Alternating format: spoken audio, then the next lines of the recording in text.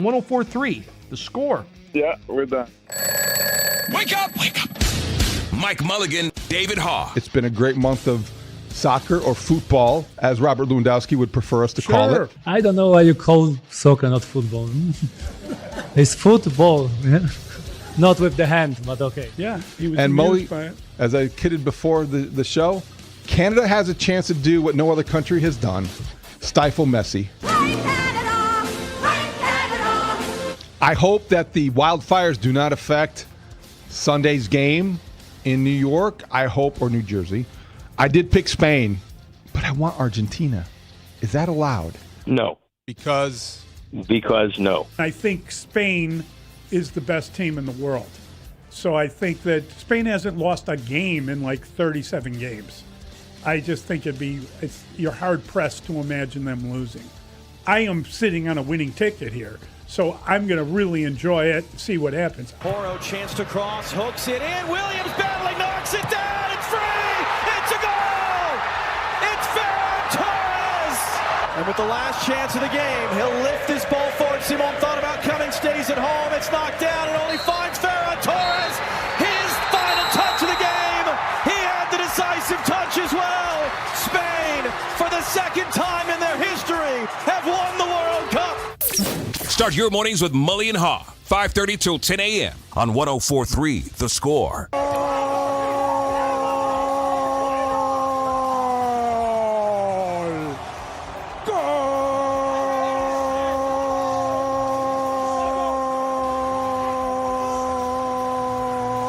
Let's go. Mully and Haugh, 104.3 The Score. I'm worried about Andres Cantor. His voice is shot there. Too many teams in the World Cup, Mr. David. good morning, Mully. Happy Monday. Yes, on that, I can see why you'd be concerned. On the other hand, there was only one goal.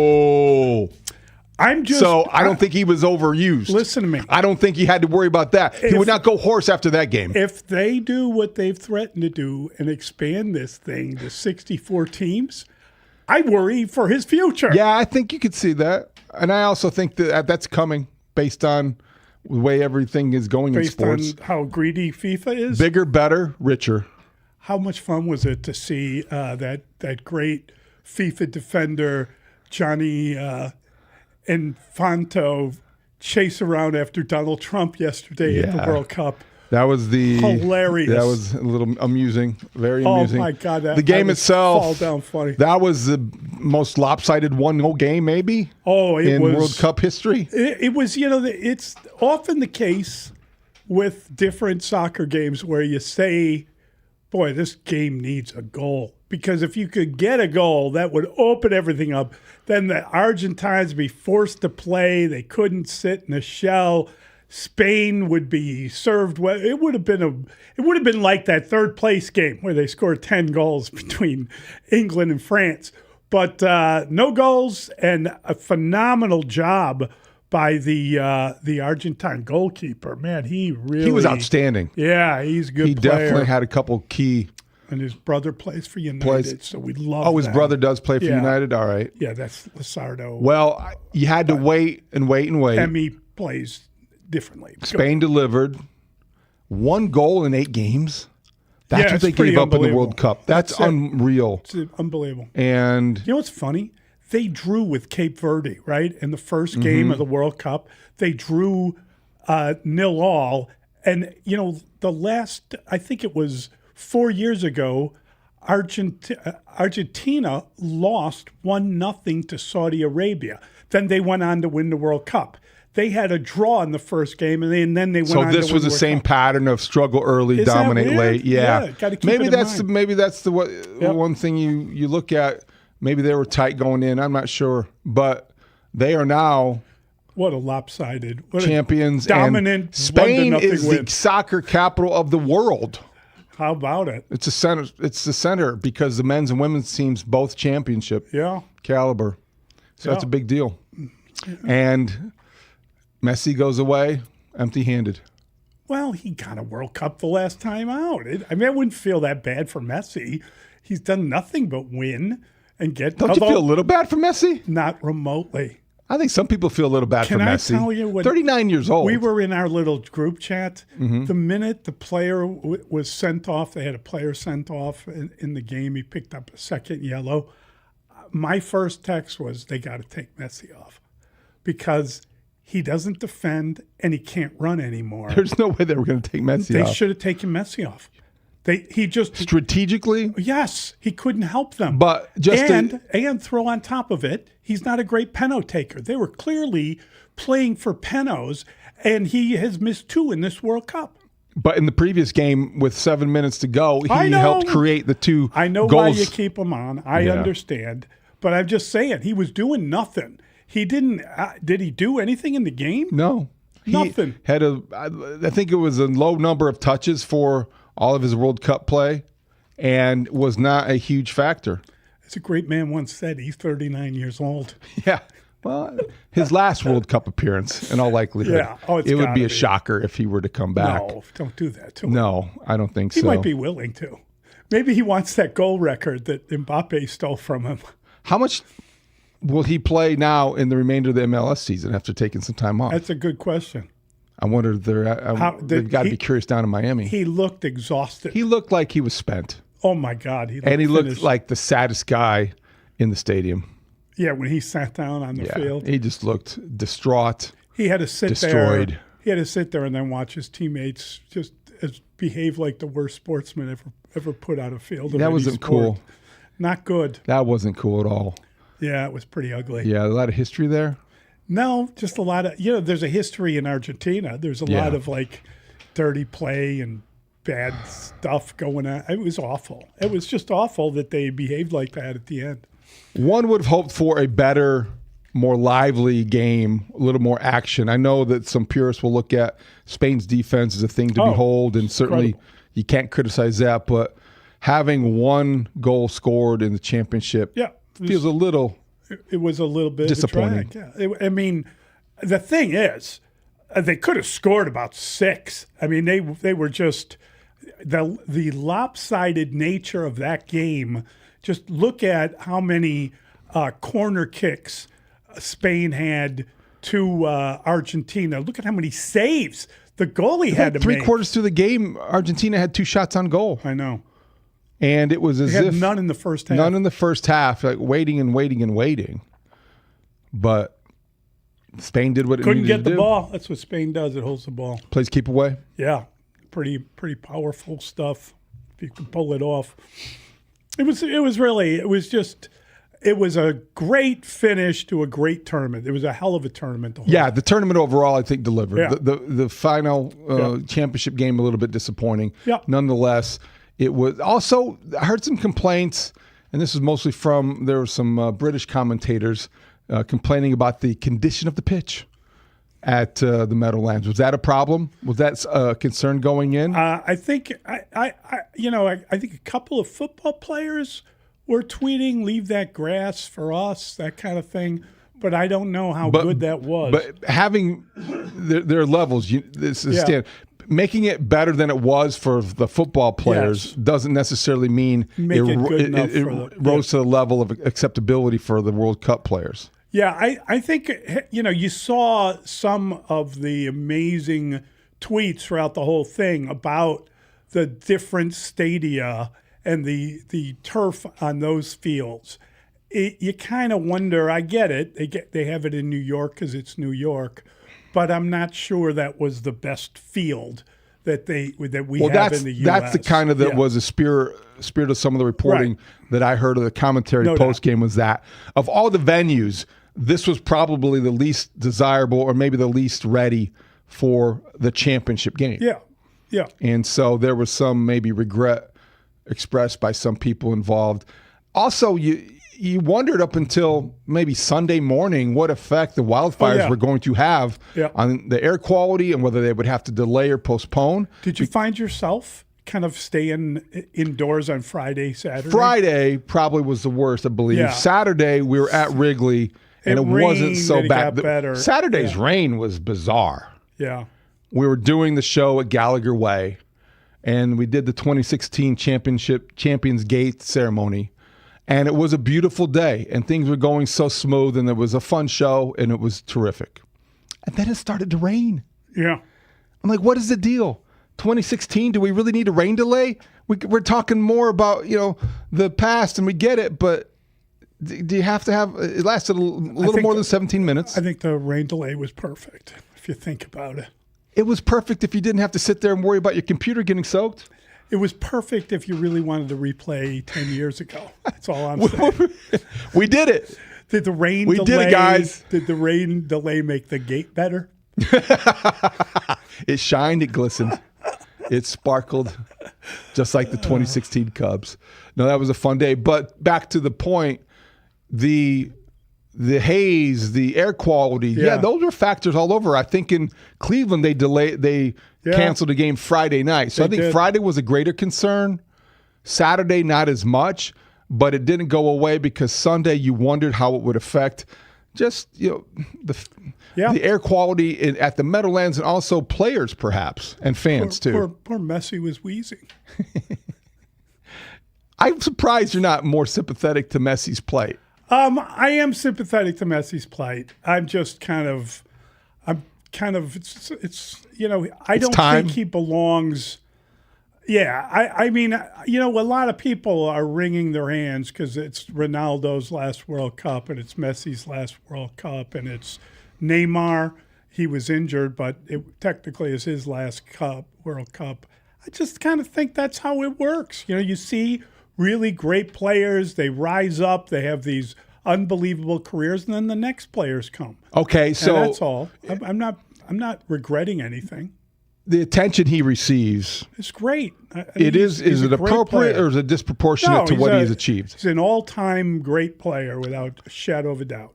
I think he appeals to the casual fan just because of how magical he can be with the ball. And also at this stage, you wonder how he can still do that at 39. In many ways, it's similar to LeBron James in basketball. Now people are tired of LeBron James holding the league schedule hostage and commanding all the attention. I don't sense that Messi has that same sort of that kind of reaction in soccer. I don't think it's all about Messi at all. Right. I mean, it just isn't. But it's it is like the argument about who was the greater player, him or Ronaldo, that was answered a long time ago. And the thing is, like what's amazing to me about Messi is that this is a guy that really struggled early in his career to play with Argentina because he had spent so much of his life in Spain. He grew up in Barcelona. He moved there when he was 11. And it was a struggle for him initially to fit in with Argentina. And now the whole team is built around him. So I don't feel bad for him. I think that he's had this sort of incredible kind of Indian summer to his career, where all of a sudden he's been the greatest international star, which he wasn't early in his career. He really struggled. Ronaldo, Messi, where does Pele fit into that discussion? Well, he was, with Pele was 17 when they won the World Cup in Sweden, the first time a South American team won in Europe. And that was, 54. I mean, but he was just this phenom that came up and he brought Samba soccer to the world. And then, there's the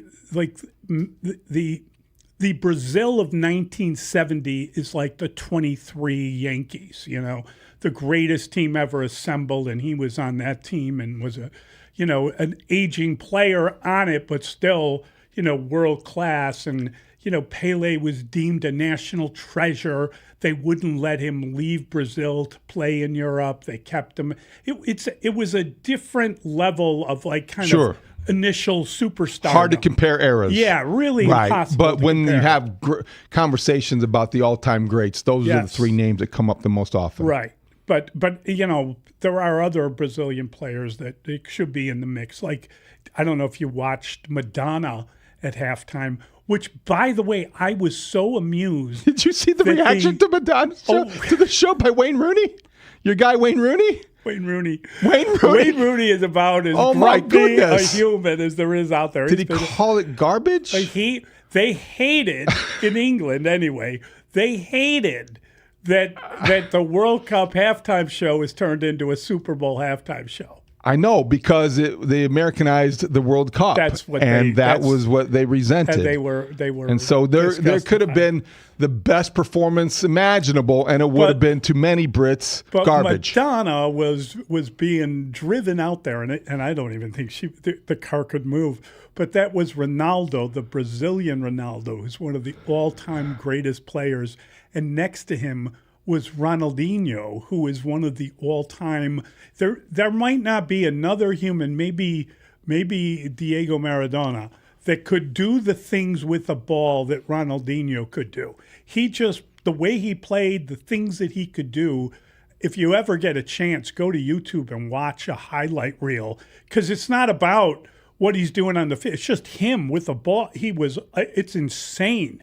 And of course, he was very close to Messi when Messi was a young guy coming up, and he was at Barcelona, and they were great friends back in the day. And did you see they did a commercial with Ronaldinho and with Yamin Lamal? Did you hear about this? I did not hear about that. Okay. I heard a lot about Lamal, but for different reasons. They did a commercial, which was them in front of a McDonald's. You get the ball, you juggle it a few times, and then you shoot the ball up between the M, like the hole in the M. You put it right there. Messi did it, Ronaldinho did it in one take. He just juggled the ball and just knocked it right between the M. It took 50 shots for Lamine Yamal to 50. Oh my God, that poor kid! I know, totally intimidated.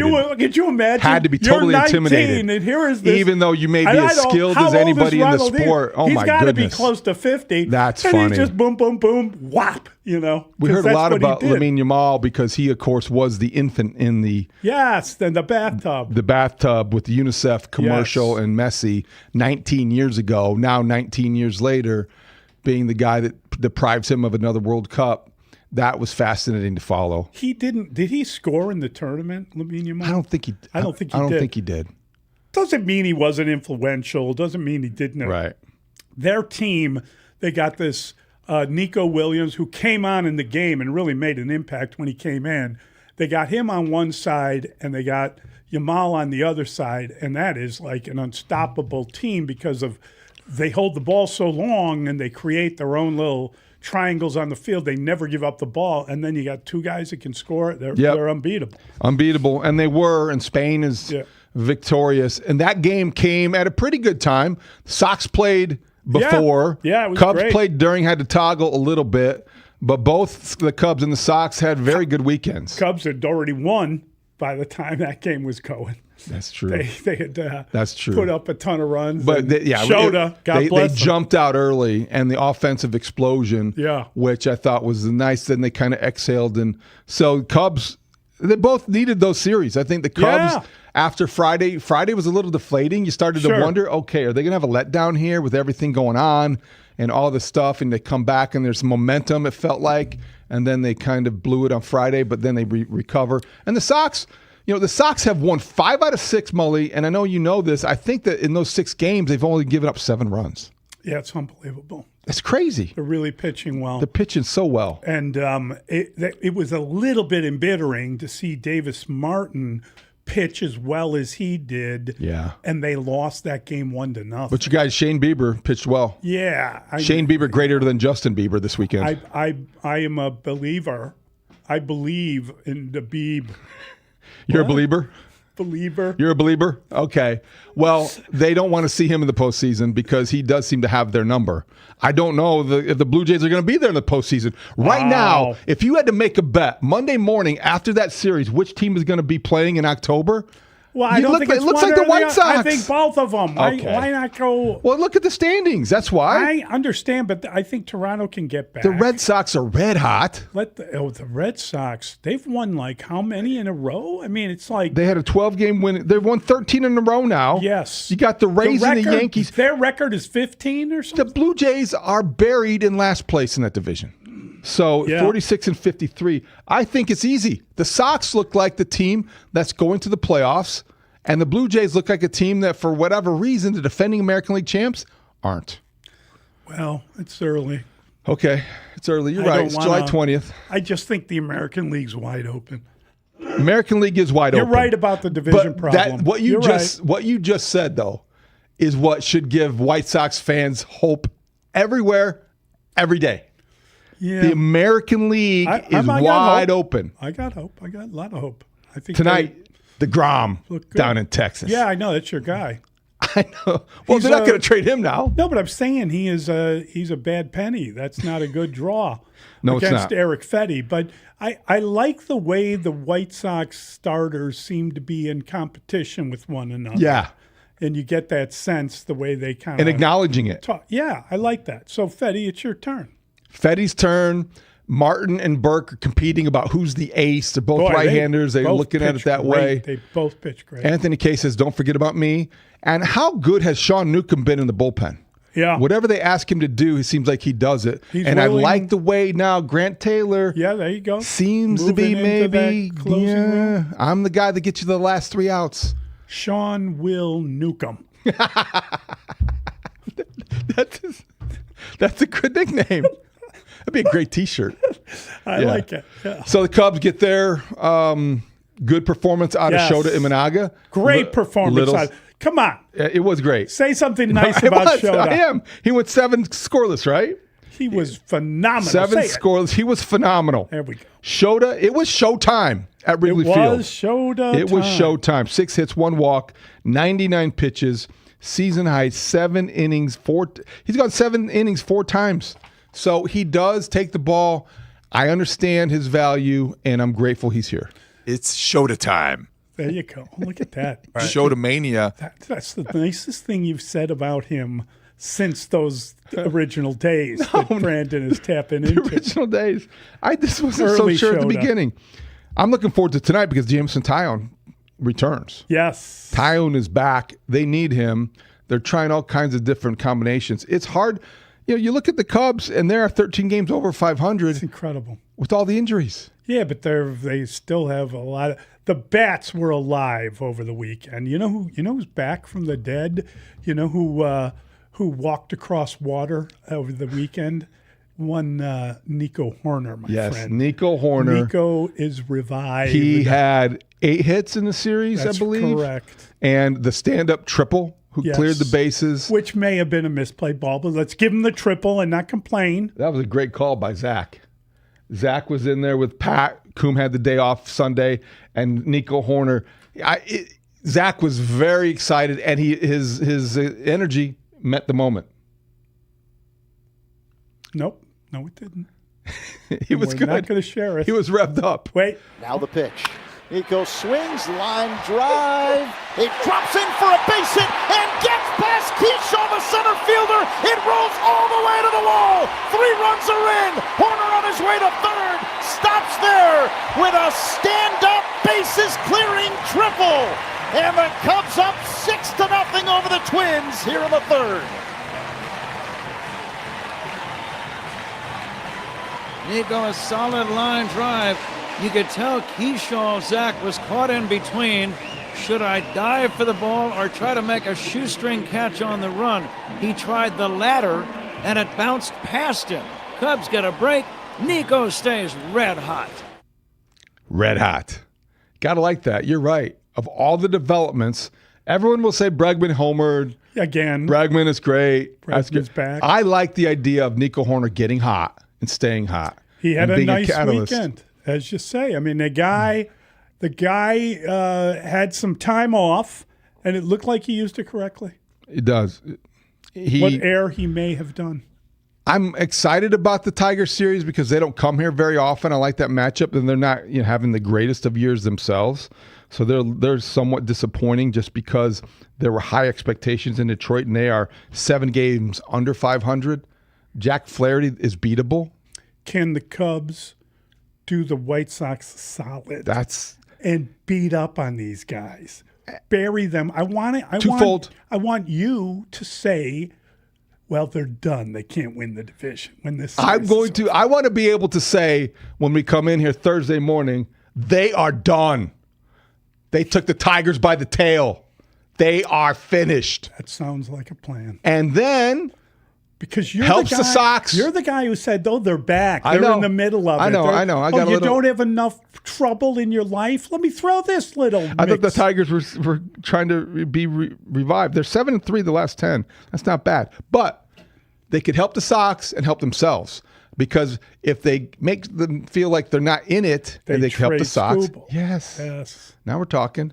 And somebody's got to jump the market on this. And where are they going for that? Who's going to jump There's in? only a handful of teams that can be in the Skubal conversation if they trade him. That's not accurate. There are only a handful of teams that can sign him long term. But as a rent a player type, there are a lot of teams that could be involved in that, including the Milwaukee Brewers. It's been suggested. Stop. It's been suggested. Stop. I didn't suggest it. Brewers are also in the Peralta conversation, I heard. Yeah, well, I think we're learning that they've got some serious pitching issues. We'll talk to Bruce about that at 9. Looking forward to Mark Lazarus at 8:25 because of big news over the weekend. Connor Bedard signs a 5-year, $75 million contract extension. Bargain basement deal, comparatively. I think everyone had thought that he would do this. I think some people were surprised at how affordable, in relative terms, it was. But, it's 5 years. It's not 7. True. That's all. I mean, he'll be able to get back in the market as a He's 21. 26-year-old. He just turned 21. Can you imagine? He won't want to leave Chicago by the end of this contract. Oh, boy. Oh, man. Famous words that shall be repeated. Are you saying title in this contract? Is that what I heard? I'm just saying he's not going to want to leave. Okay. All right. We'll be right back with the Pick Six. We're going to tear it all up. It's Mully and Haugh. It is Chicago's 104.3 The Score. This is 104.3 The Score, Chicago's #1 most listened to sports station. We're live from Chicago, talking Chicago sports. Listen live on the free Odyssey app, AUDACY. We are 104.3 The Score. Hey, Score listeners, for all station contest rules, go to thescorechicago.com/rules. And good luck. Workdays work better with That's the other thing. Can you promote Vrabel? That's what I'm saying. It's going to be the Bears. I'm convinced. I'll be shocked if it's anybody but the Bears. It probably will be. I have a very angry room service person at my door. Can you guys hold on for 30 Go. seconds? You got. We're listening to Danny Parkins go get his room service here on 104.3 The Score. They say people get promoted, and you don't really understand the lifestyle. But then he starts talking about Robbie getting his bagel, and then next thing you know, the room guy service. who's hosting your segment just abandons us for the room service. Robbie, butter my bread. That's right. That's actually hilarious. Why do you think he's listening? Maybe there's like an issue with the room Robbie service. is not in the room next to you. Is Robbie's listening right So now? sorry. Oh, I'm okay. sorry. And he's back. I called when I called for room service. I said, if this is going to come up really quickly, I'm going to be on a work call. Can you leave it outside? And I pre-charged it to the menu. They clearly did not relay that message. And so she was just banging on the door, yelling, I need a signature. I need a signature. Oh, did you give her a little cash? You're listening to Danny Parkins complain about the best room service ever on 104.3 The Score. No, again, I think it's bad room service, actually. I'm thrilled that my food got here fast and will be piping hot for me to eat as soon as this call's over. I'm just saying I tried to avoid the situation. What is under the lid? What is room service? Yeah, because our food's probably better than yours. So what we're feasting on right now. Definitely, just a chicken Caesar with a side of fries. Nothing crazy. Love a little good girl chicken dinner. Caesar. Okay, I got you. Yeah, girl dinner. Exactly. I like it. Well, Hell yeah, Danny. I got a big meeting coming up in a couple hours, and so I need to have a light lunch. Got to keep the stomach under control before any nerves set in, that sort of thing. So I'm going out big for Mexican food tonight in LA. So light lunch, big dinner is the plan. They got the Raptors at home. They got the Pistons at home. They got the Knicks at home. They got They got a bunch of games coming up at home. They are on a long homestand coming up. I mean, do they beat Charlotte on Feb 24 or the Trailblazers on Feb 26? I'm looking for the next win, and it doesn't just scream, of course you're going to. They've got Sacramento, but that's a road game. Every time the Bulls go west, that's usually that's never been a great thing for them when they head west. Memphis back at home, March the 16th. Could it be from now to March the 16th until the Bulls win their next game? Wow. You think the Bulls are not going to win for a month? I'm just buying the game. He says 5 wins. I say the over/under is 5.5. I would take the over, but I don't think that they're going to. I think 10 is probably realistic. I think 10. I want you to look through that schedule and find me 10 wins. I don't know. I'm not going to sit here and extol the virtues of the Bulls. I understand that. I don't think things do not look very promising tonight against the Celtics in Boston for Chicago's AAU team. I don't think it looks very good at all for the collection of individual talents they have put together. Collectively, they can't play a lick of defense. They're not stopping anybody. Here's how I feel about Cubs pitching right now. Mixed. There's been some really good performances, and there's been some really bad. Jackson Wiggins yesterday, Caleb Thielbar the day before, bad. Wait, hold on. I'm writing this down because I'm going Zach, to shred you during the regular season when you bring up spring training numbers. Are you going to? Okay, then that would be rightfully so. But that's all I can deal with right now. But don't be the guy that it's only game 4 when they're 4 games in and they're 1-3 and I'm jumping up and down. Don't worry, it's only 4 games. They all count. But they all count the same, whether it's September or March. You were freaking out last year. During the points where they weren't hitting, they still ended up winning 92 games and had a pretty deep postseason run. And had they not had some starting pitching injuries, who knows where they would have ended up. Zach, it's my job to freak out over these games. No, I'm a Cubs you choose fan. to. I'm a Cubs fan. I treat every game like a Bears game. They all matter. They all count. Please enlighten me. What in the world was Shota Imanaga working on yesterday? I'd love to know. Can we have Shota and the interpreter take some questions and let us all know what in the wide world of sports he was working on, allowing 3 home runs to the White Sox yesterday? Neck exercises. Very good. Free Odyssey app, broadcasting live from the Hyundai Studios. Presented to you in part by your local Hyundai dealers. WSCR, WSCR FM and HD1 Chicago, an Odyssey sports station. The Score!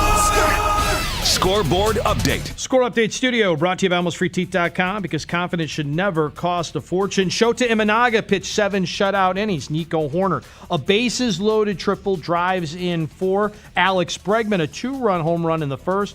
Cubs wallop the Twins 10-1. They take 2 out of 3 from the Twins. They're 56-43 overall. They're back on the score tonight, 6:30 pregame. Jamison Tyone back on the bump for the Cubs, taking on the Tigers. They have Jack Flaherty throwing. The Cubs also picked up Aaron Savale from the A's in exchange for a minor league pitcher. The Cubs 6 back of the Brewers still in the division, but good enough for second place. The White Sox all by themselves in first place in the AL Central following a 3-0 win over the Blue Jays up in Toronto. Sean Burke and 2 relievers combined on a 4-hitter. Colson Montgomery hit his 24th home run of the season. The White Sox are back stateside, but still on the road, taking on the Rangers. Eric Fetty, Jacob deGrom, the pitching matchup. Blackhawks signed Connor Bedard, 5 years, $75 million. World Cup goes to Spain, 1-0 over Argentina. Mbappe is the Golden Boot Award winner. And the Open Championship at Royal Birkdale won by New Zealand's Ryan Fox at 10 under. The hour of this program, it's brought to you by Menards. You save big money at Menards. It's Pick 6 with Mully and Haugh, where we debate the top 6 sports stories of the day and then open it up to you, the Chicago sports fan. Call us at 312-644-6767, or you can tweet your thoughts at Mully Haugh. Pick 6 with Mully and Haugh starts now. What was the highlight of the weekend for the Cubs? Taking 2 of 3 from the Twins or reminiscing with the 2016 Cubs? Well, I mean, there were some great moments with the 2016 Cubs. How about Anthony Rizzo getting another ball in the outfield? It's a magnet. That's incredible that's happened a couple of times. How many baseballs have you caught in your lifetime? Never. I've got 2. You have? Yeah, but I mean, one was a complete fluke. I don't think I've ever caught a baseball at a game. It's just amazing that he could do that as easily last as he fall, does it. last summer That's when he what was I'm saying. praised, Yes. Ballesteros hit it into left field. Yeah. And now in right field, Michael Bush delivered. It's incredible. It really is. But I thought that the nostalgia tour was really something special. The Champions Gate, that was super cool, and I think that everybody loves that team, and I think the very fact that they all seem to love each other, and you never know, you don't know how people get along, but what's amazing is all those guys are there and all their families are there, and it's kind of like about how the world kind of goes on, and people age and they have families and they got kids now, and there were so kind of many different generations on that team, and it's kind of fun to see all of them back together. That's separate from this year and the baseball this year. So I think that was the 10-year anniversary was probably the biggest story and celebration, but I think it's good to have them win a series and to kind of come back from that first game. Well, I think it was everything and all of it. On top of the fact that you're celebrating the 2016 Cubs, you're coming out of the All-Star break and you're wondering how this team is going to look exactly.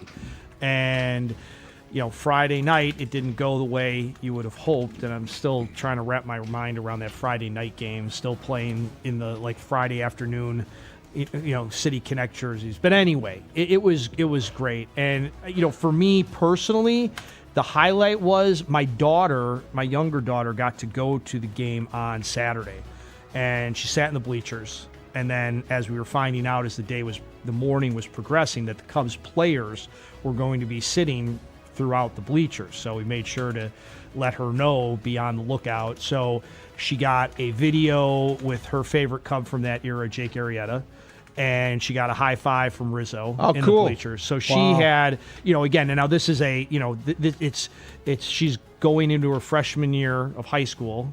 And so 10 years, she was a little kid when this all happened and sat on my shoulders on the parade day, and now is super, That's really cool. Is super into him. So it was like it was great. And I'm thankful that they played on Saturday, because back at home in the Western Burbs, the sun was out. I would have had no thought that it was raining in the city, other than having you guys on, listening to you and Bruce as I was doing some yard work. So I thought it was great. I thought Crane and his group did a fantastic job. That monument, I think, is perfect. Because it's like they talked about a statue. So how do you make a statue represent that team? And I don't think you could have. I mean, we all had an idea in our head what it could have looked like, but I think what they did, that will be there forever. As long as Wrigley Field is where it's at, and that monument will be there, and I think it represents it very well. But on the field, we talked about Bregman. The only guy that might not have wanted the All-Star break when it happened was Bregman, and he has started this post all pretty well. And if they're going to get to where they want to get to, they need him to continue to do what he's doing. Yeah, on the field, I think obviously it's great that Cubs won 2 out of 3.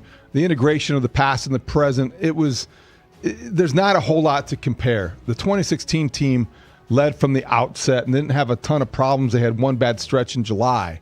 And I think as Bruce and I kind of talked on Saturday morning, there's really not anybody except only Pete Crow Armstrong looks like a player who could have started on the 2016 Cubs. Every other position, you're like, no.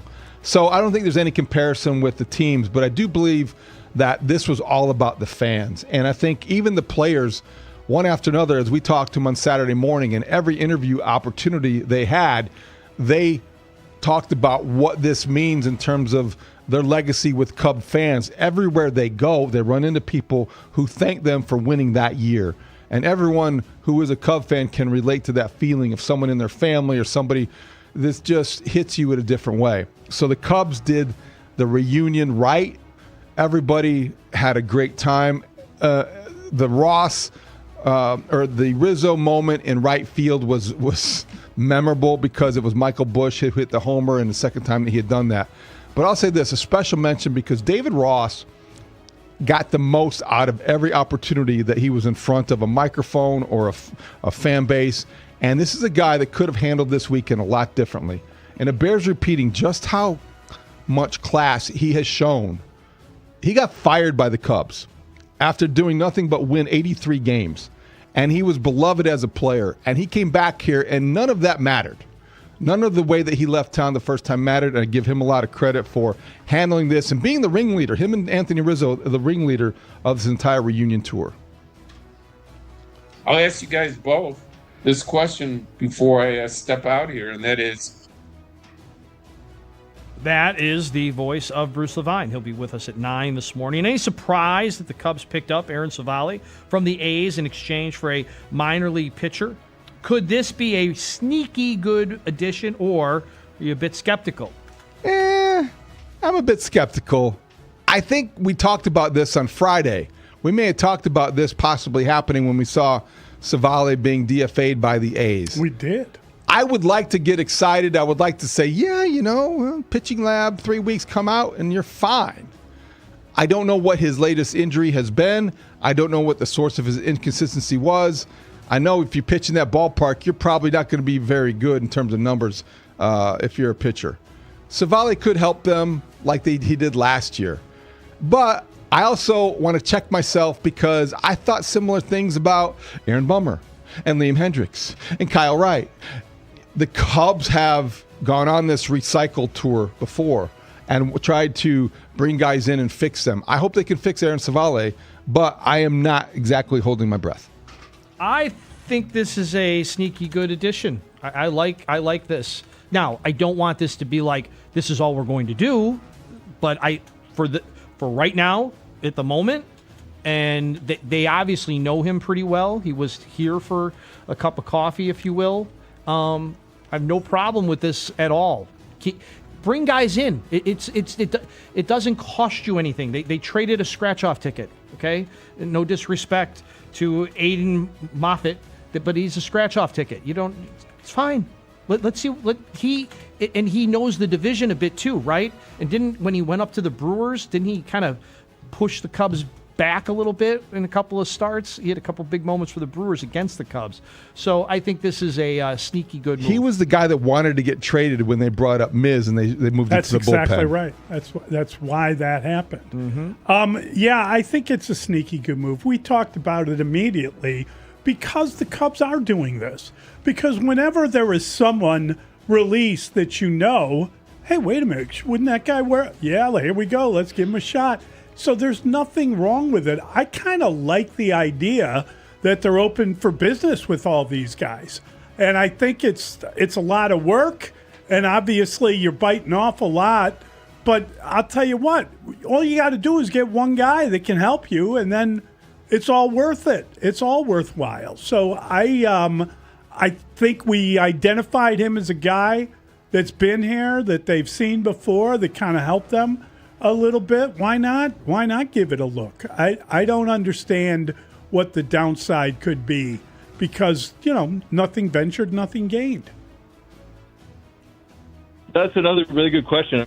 After Davis Martin's one-run outing on Saturday, Sean Burke's masterful showing on Sunday, who's the real ace of the Sox? And does Shane Smith's potential return and Hagen Smith being activated in Charlotte on Sunday make you feel differently about the Sox' need for pitching as we get into the break and the trade deadline approaching? That's an interesting sidebar to the question. I mean, I think the Sox ace all year has been Davis Martin. I think he has been excellent for the most part. Had a couple of little setbacks, seemed to get gassed a little bit, but he was really good on Saturday. Sean Burke has shown stuff all year long, and he's had some really good outings, and he's settling into a role where he seems over the last 6 games to have really improved and really be at his best. So whatever you're doing, continue it. If you could get 2 guys you could trust in a rotation. But I don't want to diss Davis Martin and all the work he did earlier in the year. But I would say right now, Sean Burke has been the best White Sox pitcher, but that's a handful of starts. You just can't really count on it, although I'm starting to count on it, and I'm starting to think it's good stuff. As far as, I'm all for bring back Shane Smith. I got no problem with that. I love the idea that Hagen Smith may be able to help or not. We'll see. The other guy, Mason Adams, is doing okay down in the minor leagues. Ooh, that's a name. Maybe you could get something out of him. He's not really a speed guy, but he's an unbelievable control guy. That might be an interesting person that could help you a little bit. Sandlin is still there. He might be able to help. Did you see Drew Cannon Thorpe through 2 innings in the Arizona Fall League Just or in saying. the Arizona Complex And League? McDougal might come in to help the relief corps. So I've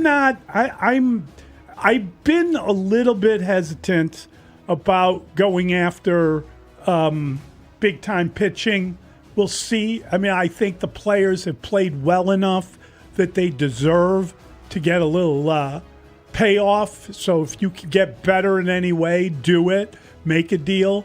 But defend those prospects as much as anything else.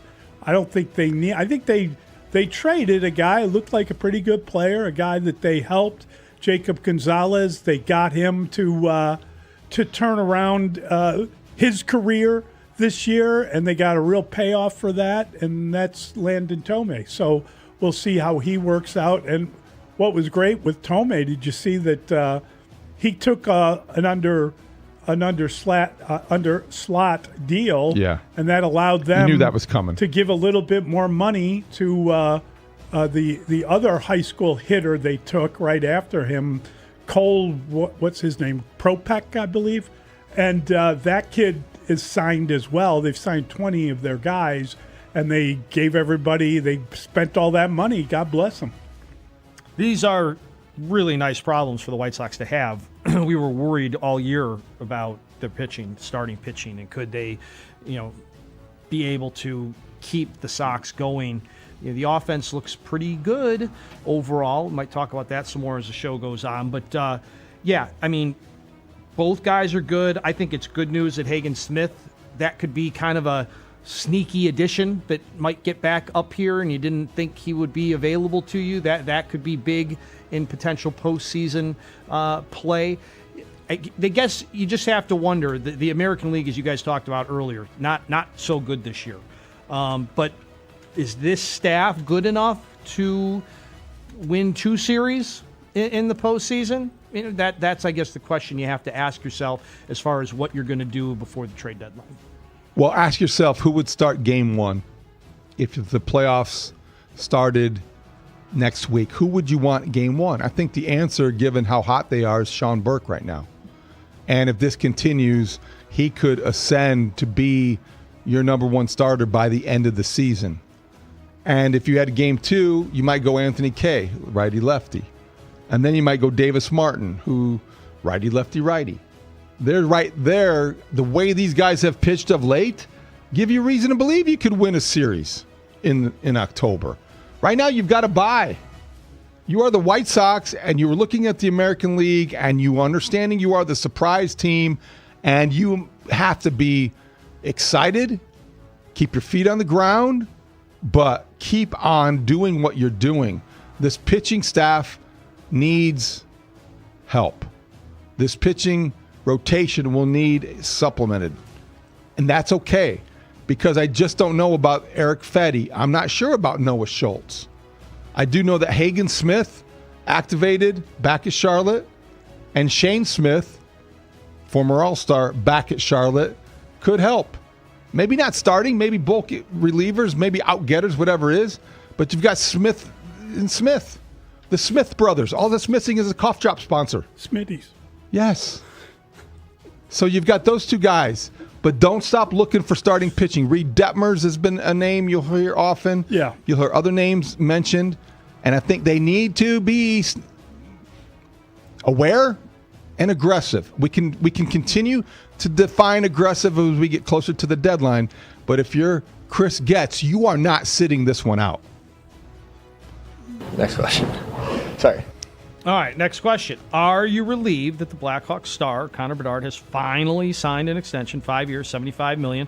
Don't believe his injury helped in the process, and now that he's under contract, will the Hawks add Kaner back to the organization? First of all, this is a great moment for Connor Bedard and the Blackhawk organization because it's one that we have been waiting for about a year. And all along, people kept saying the same things. Don't worry about it. It's going to get done. It's going to be somewhere in the neighborhood of 12 to 15 million. And then things change with the Leo Carlson offer sheet. And you thought, $19 million? Connor Bedard hasn't done enough to justify that yet. And he didn't ask for that yet. To his credit, I think this deal is fair for both sides. I think it says to Connor Bedard, we value you. We understand you are worth $15 million. If not now, you will be as you continue to get better and healthier. He's having shoulder surgery, but he still was able to sign the contract. And this is a good contract because it rewards one of the best young players in the sport. It gives the Hawks that kind of certainty and flexibility still to build around him. I don't think it's related to Patrick Kane. I don't know that it's going to lead to, oh boy, Kaner's like, oh, go, they're committed now. He knew that before. He's making up his mind. He said over the weekend, still making up his mind. But by the end of this deal, you've got to believe the 5-year plan, if you're Danny Wirtz, if you're Kyle Davidson, if you're Connor Bedard or his agent, your 5-year plan involves playing in the Stanley Cup Finals. You've got to be playing for a cup by the end of this for things to go right. And this contract positions them to do just that because it's not going to be prohibitive. The cap will continue to go up about 8% per year, and that will give them flexibility they will need. Well, I hope you're right, David, because you guys had mentioned, and I had to double check what I thought I had read over the weekend about how, this was team friendly and it's a good deal. He's third overall right now in pay, not in the entire NHL as far as what he makes on average per year. So $15 million puts him behind 2 players. Number one guy is Leo Carlson, $18 million. A winger from the Wild is at $17 million, and then Bedard. So, he's getting paid like he is one of the elite in the game. He's very good. He's still very young, but he's still got to show more than he has. He's been playing on a team without a whole lot of talent, so that doesn't help. But I think to whom much is given, much is expected. And if you thought that, well, give him some time, he's a kid, the time's clicking. To your point, David, I think he's got to get this team to the playoffs, and this would be a good year to get to the playoffs. Carlson was taken 1 pick after him. So I think that when you saw the $90 million deal, that they did match that, right? Is that over? Yes. Okay. Yeah. You thought that would happen, but it did happen. So he's back in with the Ducks. So they let someone else write the contract for him. That's the danger. That's what you worry about. In that vein, I think it's pretty good that they got him. It's what it costs, but it could have cost a lot more. He could have demanded more. I'm really glad that they got it done. It's been something that's been hanging over the organization. It's just, whenever someone's like, don't worry about it, it'll be done, it'll be fine. That's kind of when you start worrying about it. Well, what's taking so long? Why aren't you getting it done? So I guess it's going to be okay. These things take time. You just got to be patient. No, I'm glad they got it done, and it's really good news. It's great to just have your best player under contract and know that he's going to grow up with you. And I think the other thing is, that they're going to have to pay him a lot more the next time up. That's just the nature of the animal. That's just the business itself. So I don't think he's going to be third in 5 years. I think there'll be plenty of other contracts that surpass that, and he'll be looking at a lot more money the next time up. And you hope in that his prime, he's in a position to demand that, because that will mean that things have gone well here. Fair enough. I love it. I think it's really good news.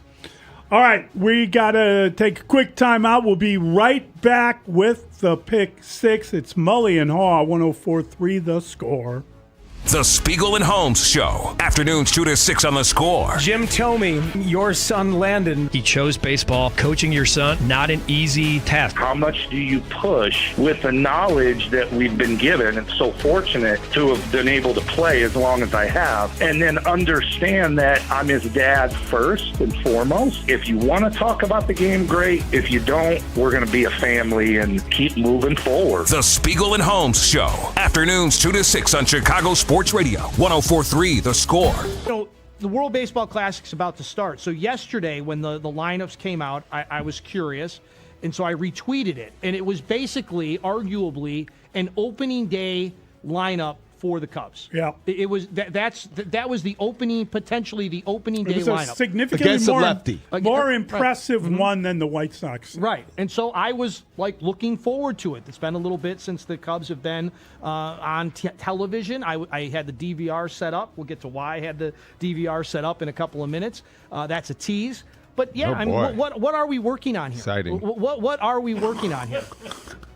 Okay, sorry, David. I'll stop. No, I'm glad. See, he took while you were gone, Mully. He took over your role. No, what did I? How I'm sorry. Continue. I'm sorry. No, I'm curious. What exactly was Shota working on? And as you told me, neck exercises. Well done. Good. Go. Is he going to the WBC? No. Too bad. I don't believe so. I can't believe I'm going to say this, but on Saturday, March the 28th, we are going to have the earliest must-win statement game by the Cubs. David's guy, Cade Horton, is going to throw. I already have to adjust my prediction from yesterday already on day 2 at 6:07 in the morning. Put away the broom. So no sweep. And now it's 94 wins. So it's not 95 wins. So it's 94 and 68. Not necessarily. 94 and 68. That was absolutely awful way to get the season started. I can't believe that the two teams combined for a 24-6 deficit. That's how imagine if the wind hadn't been blowing in like it was. The Nationals might have scored 20 yesterday. That was horrifically bad, making the third out at third base to kill a rally in the early in the game by the newest Alex Bregman. Not a great start. Looks really good. I'm glad he's got all the powder blue body armor and he looks all color coordinated and all that jazz. But come on, man, you can't take off for second when you got legs that are shorter than mine. That was absolutely awful. Saturday's game, thank you for bringing up the bright spot of the weekend for the Cubs. Well, it was Dustin. Cade Horton delivered. He's wearing his Southwest. Horton delivered. And thank you to Cubs Promotions for helping me out with the with the vest. We tried to do it the right way. Got there early enough, we thought, but we did not get in properly. I went up to the Cubs radio booth, said hello to the guys. And there was a bag waiting for me, thanks to Cubs. Hold on a second. Yes. So you did Do you know who I am? No, not at all. They listened. They listened to the show, David. They heard us talking about the fact that I had my eye on the puffer vest and was taking my daughter. I love that. I always wonder why he jumps in screaming about stuff like that, but now we get the answer. Nicely done. Where did you have your free meal? Nicely done. Look at this guy. How was the booth experience? The booth was hilarious. Zach right away said, "Wait a minute. Did you really say on the air on Friday that today, Saturday, is a must-win statement That would offend game?" Zach. I said I did. And then Coomer said, "Wait a minute. Why didn't you say that when I came on at 9 o'clock? I'd have given you a ton of grief." I said, "Guys, if you predict on the air that they're going to win 95 games, you cannot lose 2 of 3 to the Nationals." And here they lost 2 of 3 to the Nationals. I hear you. Plus, are they new listeners? Are they just joining us for the first time? I mean, of course that's what you're going to do. Yeah, that's what you do. And when they did exactly what I asked them to do. With Cade Horton on the mound, it was a must-win statement game. And he pitched delivered. like it. He delivered. He's a pretty good pitching staff.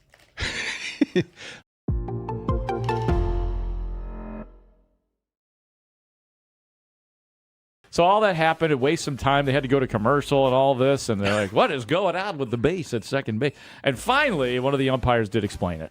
So we are ready for the problem was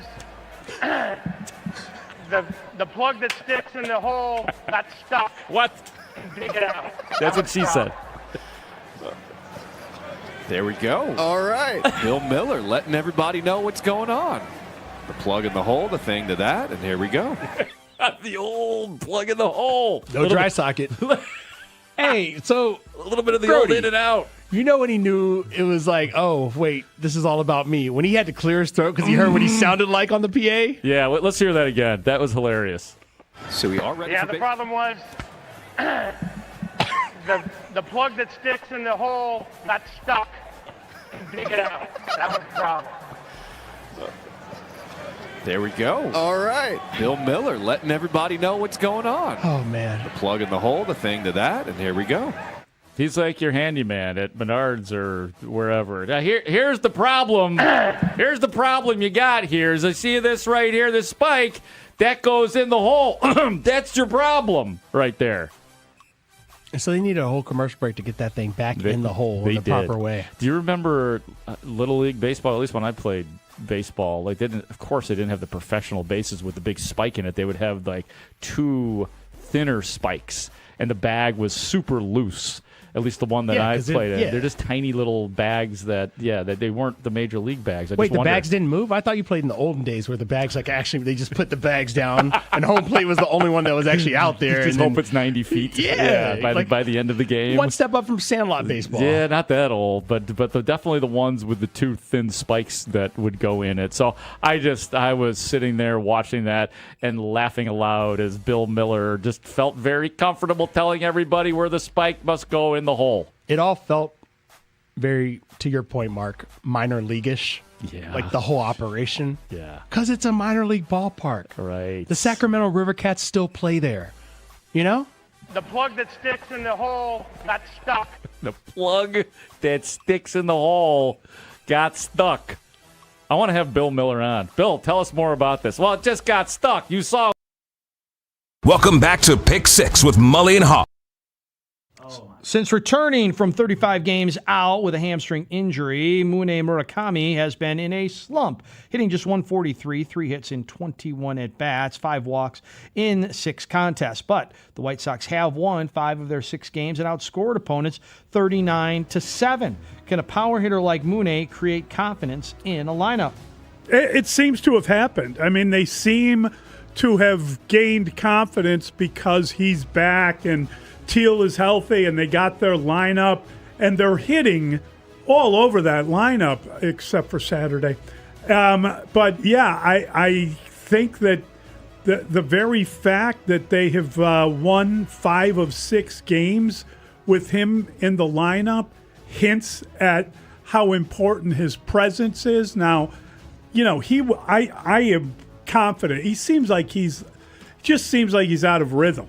Seems like he hasn't found his swing again. You know, he just hasn't played in a while, and it's coming. I feel like it's coming, and I feel like he's going to get hot, and he's going to go on a roll and put together 5 or 6 games, and the Sox are going to do very well in those games because he was carrying them almost single-handedly at one point in the year, and I feel like they look like the team that you hoped they would be, even without him leading the charge. So winning 5 of 6 to me is more important than how Mully is hitting or how often. I mean, he's striking out quite a bit. He's walking a lot. He's Mully. Agree with you, Mully. At the end of the day, it's all about wins and losses. They've won 5 of 6, outscoring opponents, as the question stated, 39-7. Of course, you want him to do better than hitting 143, but he is still taking walks. He walked 5 times in the 6 games, so that's a good part of all of this. I don't think this has anything to do with him participating in Home Run Derby. I don't think that's why. It's just he's just rusty. He's getting caught up. Let's see how he does down in Texas. Let's see how he does when he gets back over at the rate. You got to give the guy a little bit of time. But at the end, as long as they're winning, doesn't really matter at this point. He's back. He's quote unquote healthy, and of course, you know, it says also, you know, does a guy like this create confidence in a lineup? Sure, and it also it stretches it out as well, right? So it's okay. It'll turn, I believe. It also psychologically helps your pitching staff. And when they go to the mound knowing that they have the lineup that is the Sox best lineup, their playoff game one lineup, if you will, then that's got to be an advantage. And I'm not sure you can discount that from looking at what the Sox have done in these 6 games, winning 5 of them, giving up 7 runs. That's crazy. They're pitching so well. So I think definitely Mully, this is his second spring training. He had the 6-week layoff. That's a long time between competitive at-bats. And so he comes back and he's going to struggle. And so this is his restart to the season. 3 for 21, 2 doubles, and he has that selective eye. He did not lose the home run stroke. I think everything will be just fine. And if anything, what you've seen is other guys stepping up, both Montgomerys, Braden and Colson. And you look at what else they're getting production-wise. This is a potent lineup. This is one of the best teams in the American League, and I think Mully is going to be just fine. You ask all those questions, and you spend way too many hours of each day trying to figure it out. That's the voice of Jed Hoyer. When he met the media on Friday over at Wrigley Field in a dugout, he outlined the Cubs' thinking as they near the deadline. We put ourselves in a really good position, and as I've said, I think that I'm not ruling out any kind of position player transaction, but the expectation would be that we'll focus on our pitching staff. I think I've said to you guys a million times, you can't have enough pitching. You never have too much. You never have enough. And this first half has kind of proven that. We thought we went in with real depth, and we got to the end of our depth and had to trade for guys and pick up guys. And so I think the hope of guys coming back off the injured list, I don't think that's going to temper our need. I'd love to have it. We have too much. I don't see that ever really happening. So I don't think that will impact it considerably. So you heard the clip. How do you interpret what you just heard? How aggressive do you expect Jed to be, and what's the most valuable asset the Cubs would consider trading? I think that he's got measured aggression. He's going to be very calculated. He always is going to take the type of approach that he has taken throughout his tenure, I believe. Not going to be reckless, but he's not going to be irresponsible either in terms of ignoring the opportunity. And this is an opportunity. The Cubs have persevered somehow to be in a position where, despite all the injuries, they are 1 or 2 moves away from being back in the spot where they could contend for a playoff series victory and be a team that gets to the NLCS. That's what you want. Well, here's what gets complicated. All right, Jameson Taillon returns tonight. That's a welcome return. Daniel Palencia, though, he broke that news, is going to be out to maybe mid-August now. Edward Cabrera, mid-August. So I do think that there's a need for out-getters, guys who are going to be able to get big outs and pitch many innings. Starters. You need a starter. What's also maybe concerning from a Cub fan perspective, big picture, or from the Cubs executive perspective, Shohei Ohtani may not pitch this year as much as the Dodgers expected him to. That puts them in the market for every big-name starting pitcher because they will go out and make those risks. Who's the biggest name or most valuable asset they have to offer if you're the Cubs? Starts with Matt Shaw, Moises Ballesteros, maybe Jackson Wiggins, maybe the power-hitting first baseman down in South Bend. They've got a couple other infielders, perhaps. They don't have as much to offer as the White Sox do, who are scouting Clay Holmes, reportedly, according to Bob Nightingale. But I do think that if you're the Cubs, you've got to stay aggressive. If you're Jed Hoyer, it's your moment. You've got, let's see now, 2 weeks. 2 weeks. So we heard Jed say the Cubs have put themselves in a position to be buyers. That's what I heard. They're in a good position. You also heard him mention you can never have enough pitching. Pitching goes back to an earlier question of why did they pick up Aaron Savali? Why not?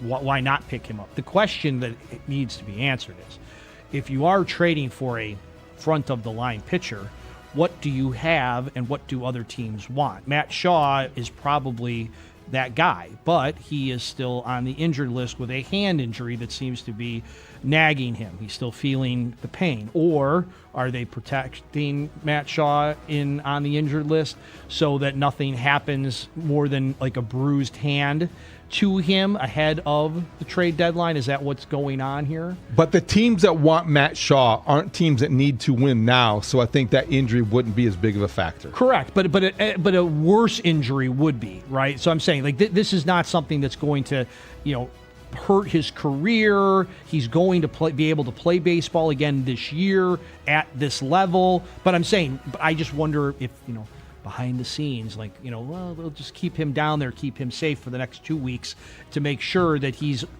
green lighted to go. But again, what is it? I'm still just wondering who's available, right? Because I just want to know. Okay, we hear Skubal, we hear Peralta. Well, what about after that? What about after that? I'm not sure Skubal. I mean, you can hopefully have a say in that over the next few days, but I'm not sure he's available. Well, again, we've talked about this. Like, he doesn't necessarily want to leave. Right. I think it's interesting for Jed to say you need pitching. Everybody needs pitching. You can never have enough of it. But you know what you need is like really top shelf pitching. And their problem is that Cade Horton is not coming back. Their problem is that Cabrera is not coming back if he is a top shelf pitcher. He is a young enough pitcher. He's not coming back until the middle of August. So you're going to have to operate as if, you're it's great you're getting veteran guys back, but you need people that help you this year and really moving forward. So you could be willing to give up a little more because you could get someone that could bleed into next year for you. I don't think it's stopgap time for the Cubs. I think that their pitching issues are going to spread beyond this year because you never know what guys are like when they're coming back or how good they're going to be if indeed they do get back. So they need pitching. They need starting pitching that you can rely upon and not just veteran guys. So feel free to jump into the market and give up what you have to and get a real answer. Get someone who replaces Cade Horton in your dreams. And then you'll be in a lot tough. better. That's an ace. Well, that's what I'm saying. He's You'll an be ace. in a lot better place if you do. Red Sox aren't trading Sonny Gray. That's Red Sox aren't trading anyone now. No, or Aroldis Chapman. Joe Ryan, perhaps, from the Twins. The names are right. similar We know the to names. what they were a month ago. But I'm saying it's not about just getting somebody. It's not about you're dabbling in the Aaron Savales of the world, No, and that's but I think great. there's a big difference. But go after a real pitcher. Aaron here, Savale, David Peterson, those guys. David Peterson's a different category than Aaron Savale. Aaron Savale got DFA. David Peterson has some value, but neither one of them are going to make a determination whether or not you finish 4 games behind the Brewers or 1 game ahead. And that's what I'm saying. I don't want them to just get a guy. Who did they get last year? Remember, you need someone that can really pitch and be a good player for you. Yeah, you have to be a little bit emboldened to make that move. That's something that they lacked last year at the deadline when they clung to Owen Casey. All right, we've got the extra point next. It's Mully and Haugh, 104.3 The Score. Hey, it's Layla Rahimi from the Rahimi Harrison Grote Show. Middays 10 a.m. to 2. We are your connection to Chicago sports throughout your workday. If you're listening from work, make us your companion by listening on your smart speaker or the free Odyssey app. If you want to watch us do the show live, check us out on YouTube and Twitch, talking Bears, Cubs, Sox, Bulls, all of Chicago's teams. And of course, when you're driving around on your lunch break, listen to us in crystal clear quality on 104.3 FM. There's no one way to listen or watch Rahimi Harrison Grote. Middays 10 a.m. to 2. So listen and watch your way today.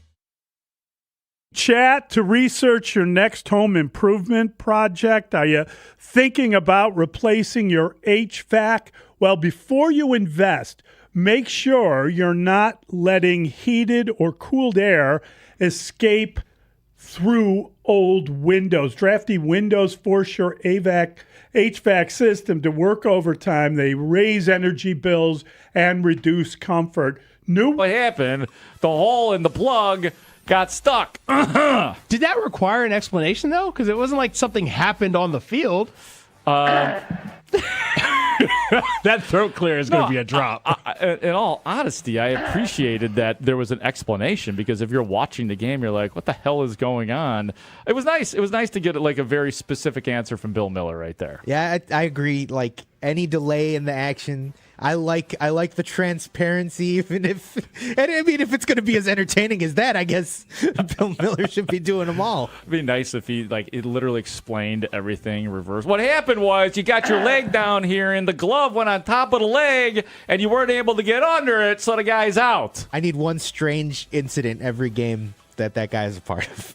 No doubt. I will say, you were talking about the NBA refs in those situations. They're pretty good. Maybe I don't watch enough NBA. I think they have real media training, because I tell you, they pull up to that scores table. Like you said, they give a little lean, all right.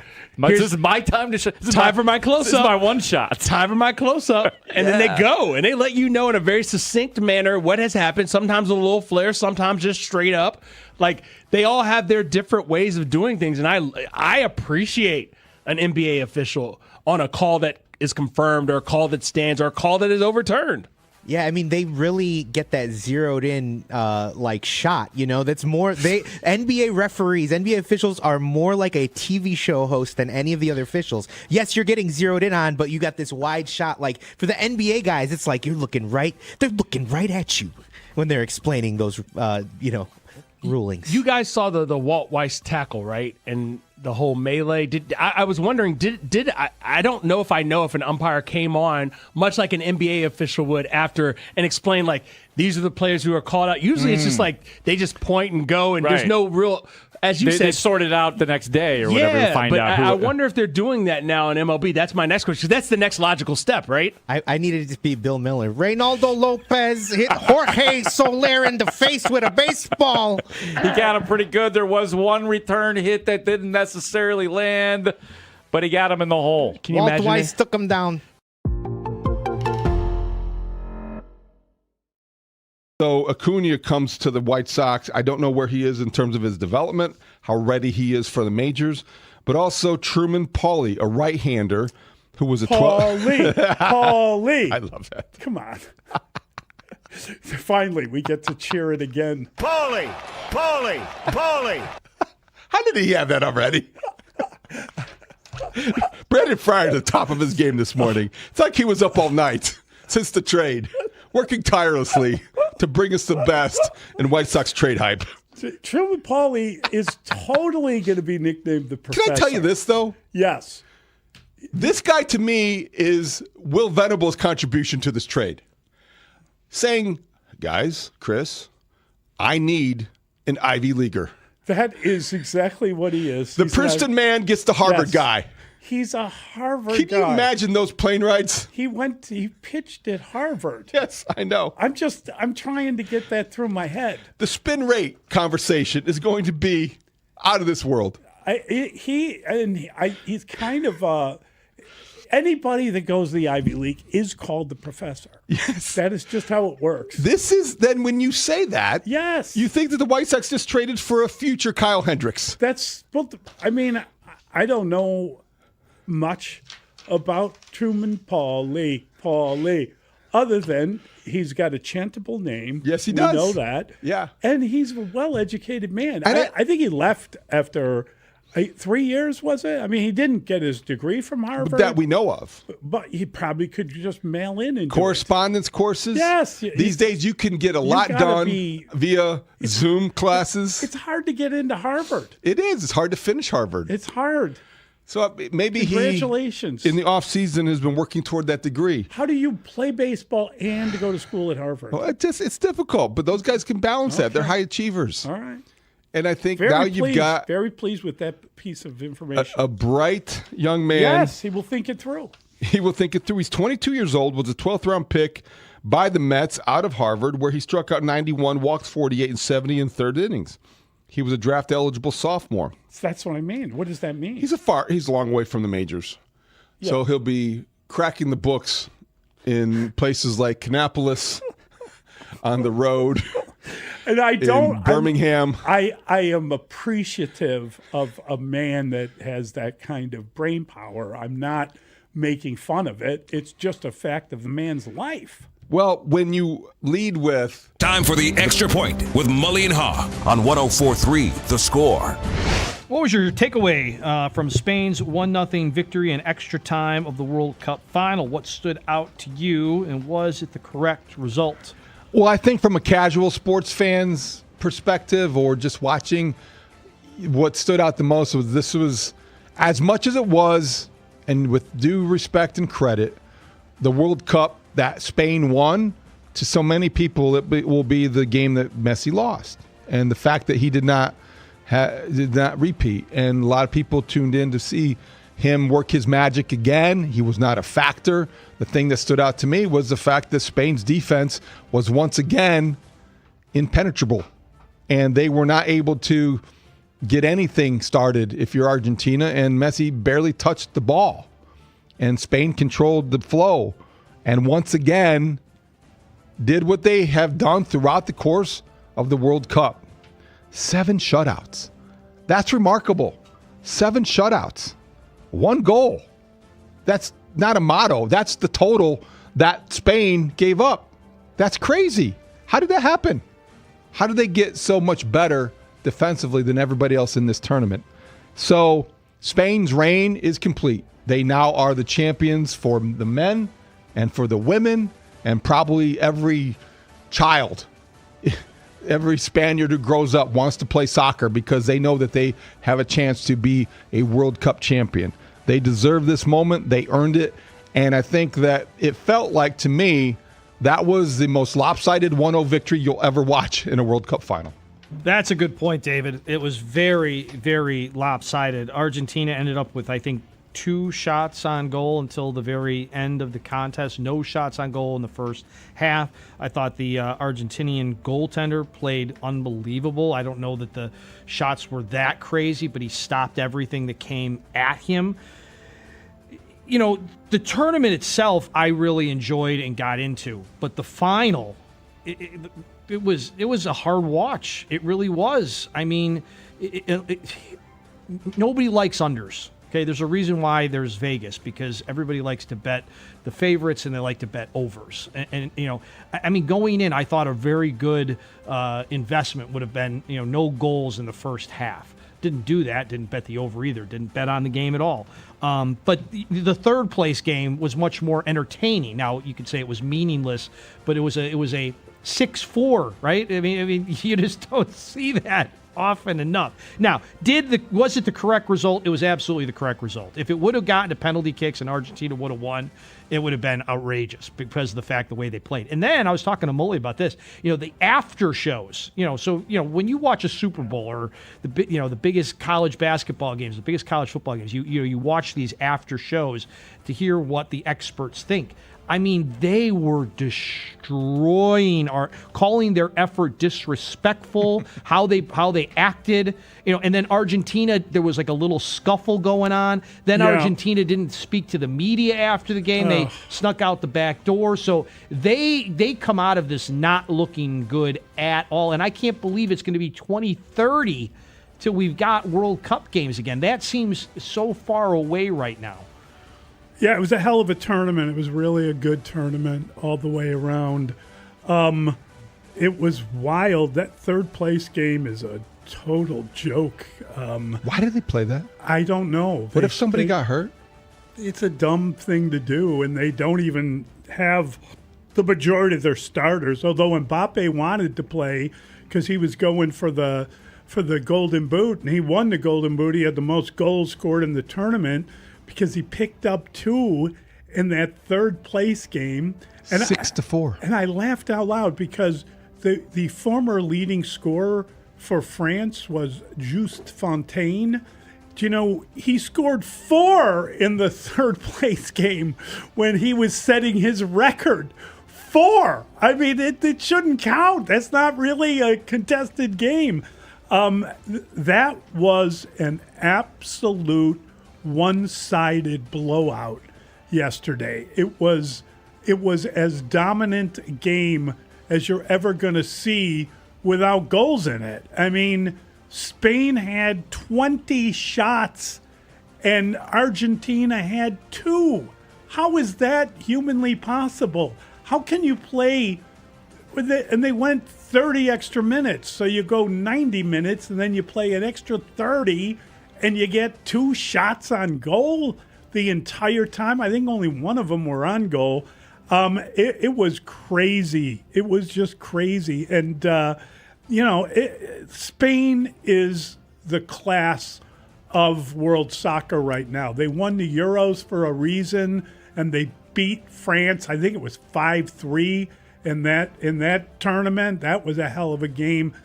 A lot of people will argue that the European Championship is the better tournament than the World Cup because all of these teams, there's no minnows. There's no really bad teams in it. It's just very competitive. And because, you've got CONCACAF, all the U.S., Mexico, and Canada, and all the other countries that are in that, it kind of waters things down. Now, we saw the African nations do a lot better in this World Cup. That was kind of cool to see. And I would really hope that we see that going forward because there are some excellent individual players. But I thought this game, it needed a goal early just to open things up. And, France was just playing for penalties. And they were playing for penalties like the entire bloody game. And so it was good to see Spain score. And you thought maybe that would bring them out of their shell, but nothing would. There was no way that they were able to kind of compete against Spain in that game. And congratulations to Spain. The poor sportsmanship at the end kind of made me sick because what's the guy's Paredes? They always have a real butcher player on Argentina that does that sort of thing. It really bothered the hell out of me watching that at the end. But that's okay. You don't have to be a great sportsman. But man, that was a lopsided, dominant performance for a team that only had 1 goal. Pretty good stuff. All right, we're going to bring in Michael DeCourcy. He was at that game. We'll talk to him next. It is Mully and Haugh, 104.3 The Score. Hey, Sox fans, what's going on the South Side? Find out with former White Sox world champion manager Ozzie Guillen every Wednesday morning at 8:25 a.m. with Mully and Haugh. Plus, Steve Stone throughout the season giving you an insider's perspective on this up-and-coming White Sox team. Only on Chicago's Sports Radio, 104.3 The Score, and live on the free Odyssey app. Tonight on Chicago Sports Network, a new series begins. Prospect they got is a Harvard product. I don't think we're talking about his fastball or his great breaking stuff. Right. And that's the most interesting thing about him. But Will Venable gets a smart guy for the clubhouse if he makes the Sox at some point. So he broke camp last year with the Mets. He has 175 major league at-bats, and he's a speedster.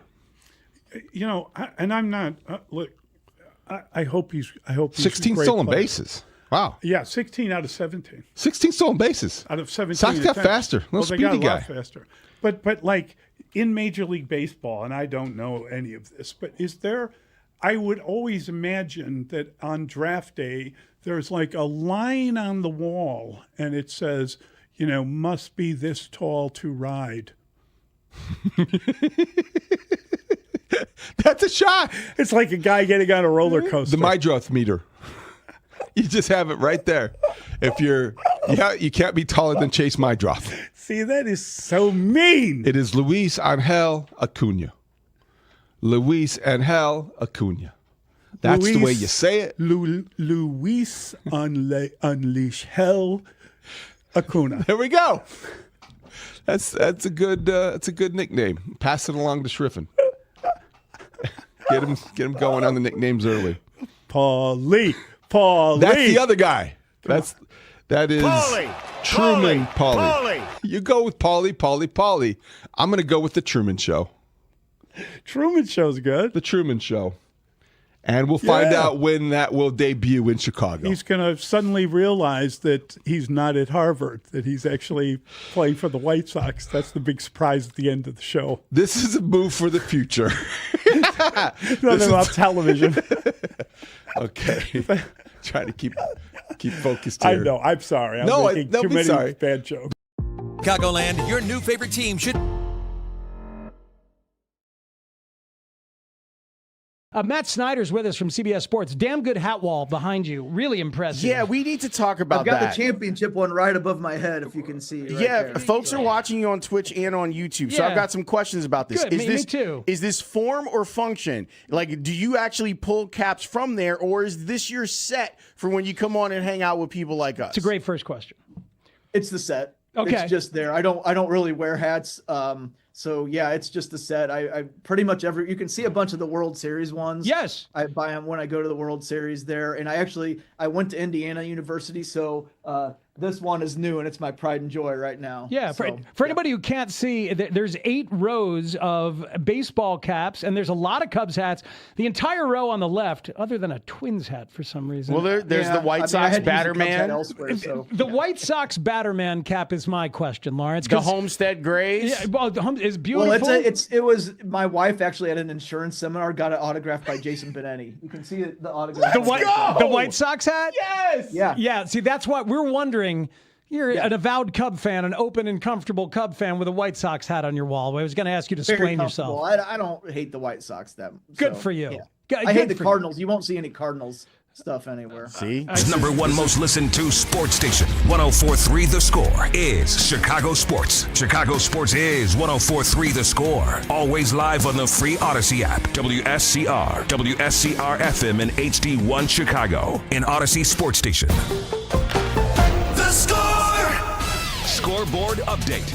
Score Update Studio brought to you by AlmostFreeTeeth.com because confidence should never cost a fortune. 90 minutes, not enough at the World Cup. And in the 106th minute, Spain would score the eventual game winner, topping Argentina 1-0. The great Mike DeCourcy was there, and he's here with us next on the Mully and Haugh Show to recap it. Open Championship, Royal Birkdale won by New Zealand's Ryan Fox at -10. The golfer from New Zealand had a 268 for the win.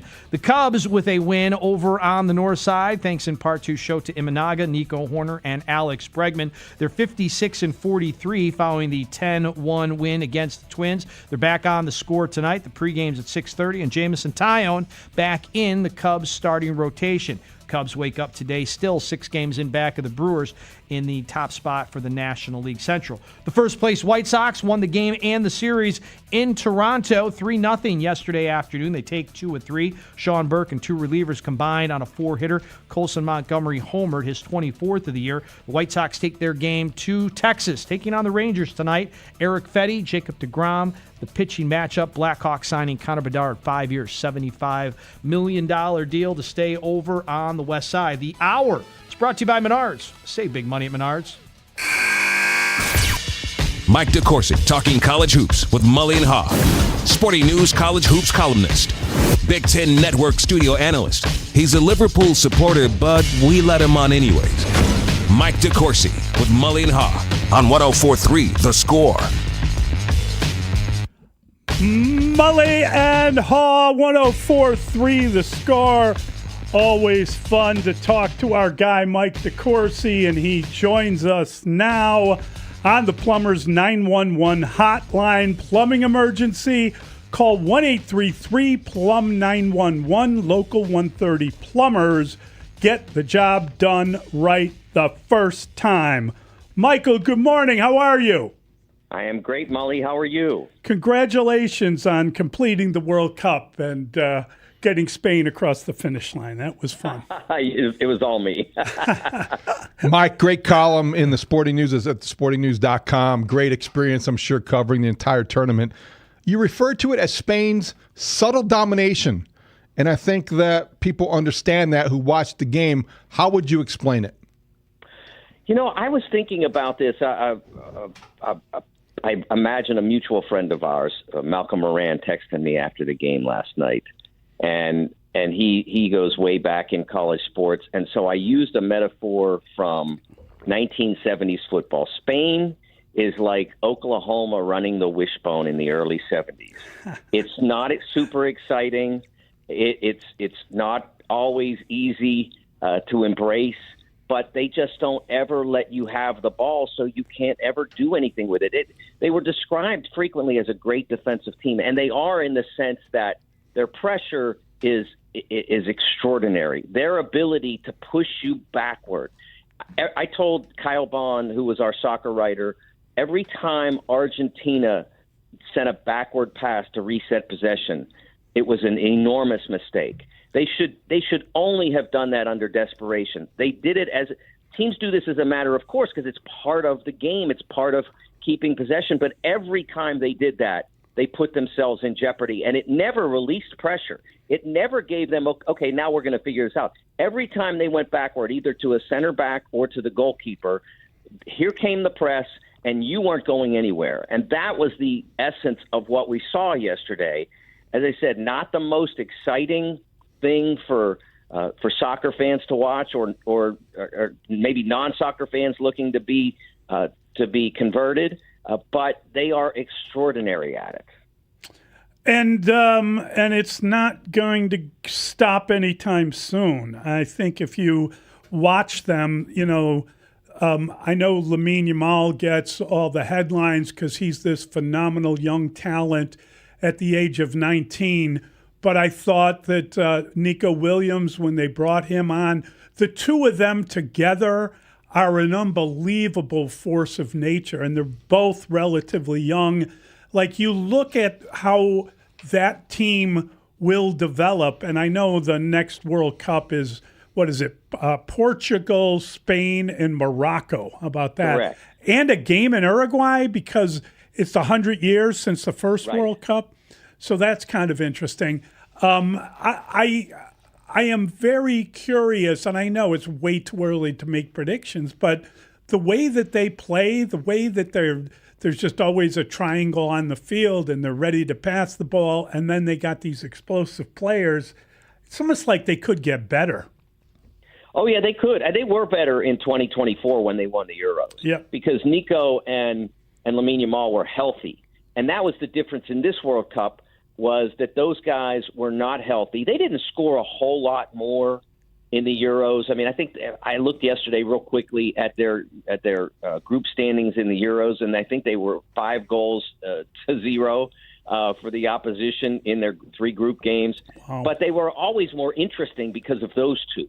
And at this World Cup, because Lamine Yamal played most of the tournament and really was just gutting it out, and he was giving you moments like where he earned the penalty, and that was maybe the most underrated play of this entire tournament, when he earned the penalty against France, because it wasn't an ordinary thing. He had a moment where he could put a burst on, and he got into a play where Lucas Digne was completely overwhelmed by Lamine Yamal's presence. He had no expectation he'd be there. Lucas kicks him in the thigh, boom, penalty, and France is never getting out of that hole. And so they still had moments. And, of course, yesterday, Nico's brilliant header to Ferran Torres for the goal. So they each had probably decisive moments in the tournament. But when they're healthy, that's when Spain can become electric. And we'll see what happens. But France is still overwhelming in talent. England still has they certainly could have come here and put on a better show yesterday than Argentina did if they hadn't blown the game on Wednesday. So there are other great teams out there in world soccer that next time we play the Euros in 28 in the UK, or next time we play the World Cup, there's still possibilities for others to get onto that stage. Mike, how did Spain limit Messi's impact on the game, and what do you think is next for him? I think that Leo will at least go to the end of this year with Inter Miami. Whether he wants to continue beyond that, I'm not certain. The look on his face yesterday said to me that that's probably it for the World Cup. He's played so well that I wouldn't necessarily put 28, the Copa America, beyond him. I wouldn't. I think he might just retire to make it a complete set, sort of thinking that that's a way to go out in a World Cup final with Argentina. But he's a lot like Tom Brady. He just can't get it out of his system, and he can't see himself diminishing because he's not. And so it's hard for him to walk away. And I think LeBron would fit into that category as well. When you keep doing this and you keep doing it at a level that maybe isn't the level that you were 15 years ago, but it's still a level that's better than almost everybody that's out there, it's hard to say that's enough. I'm curious about the U.S. team. Do you think that Pochettino sticks around, Mike, or do you think he's kind of done with it and going back to be a manager in the club circuit internationally? He could get a really good job. Or how will they recover from this World Cup? But it's such a long time between cups, and there is, there are so many players that you like, but I don't know I don't know all of the young guys coming up, and I don't know if there's another generation of players.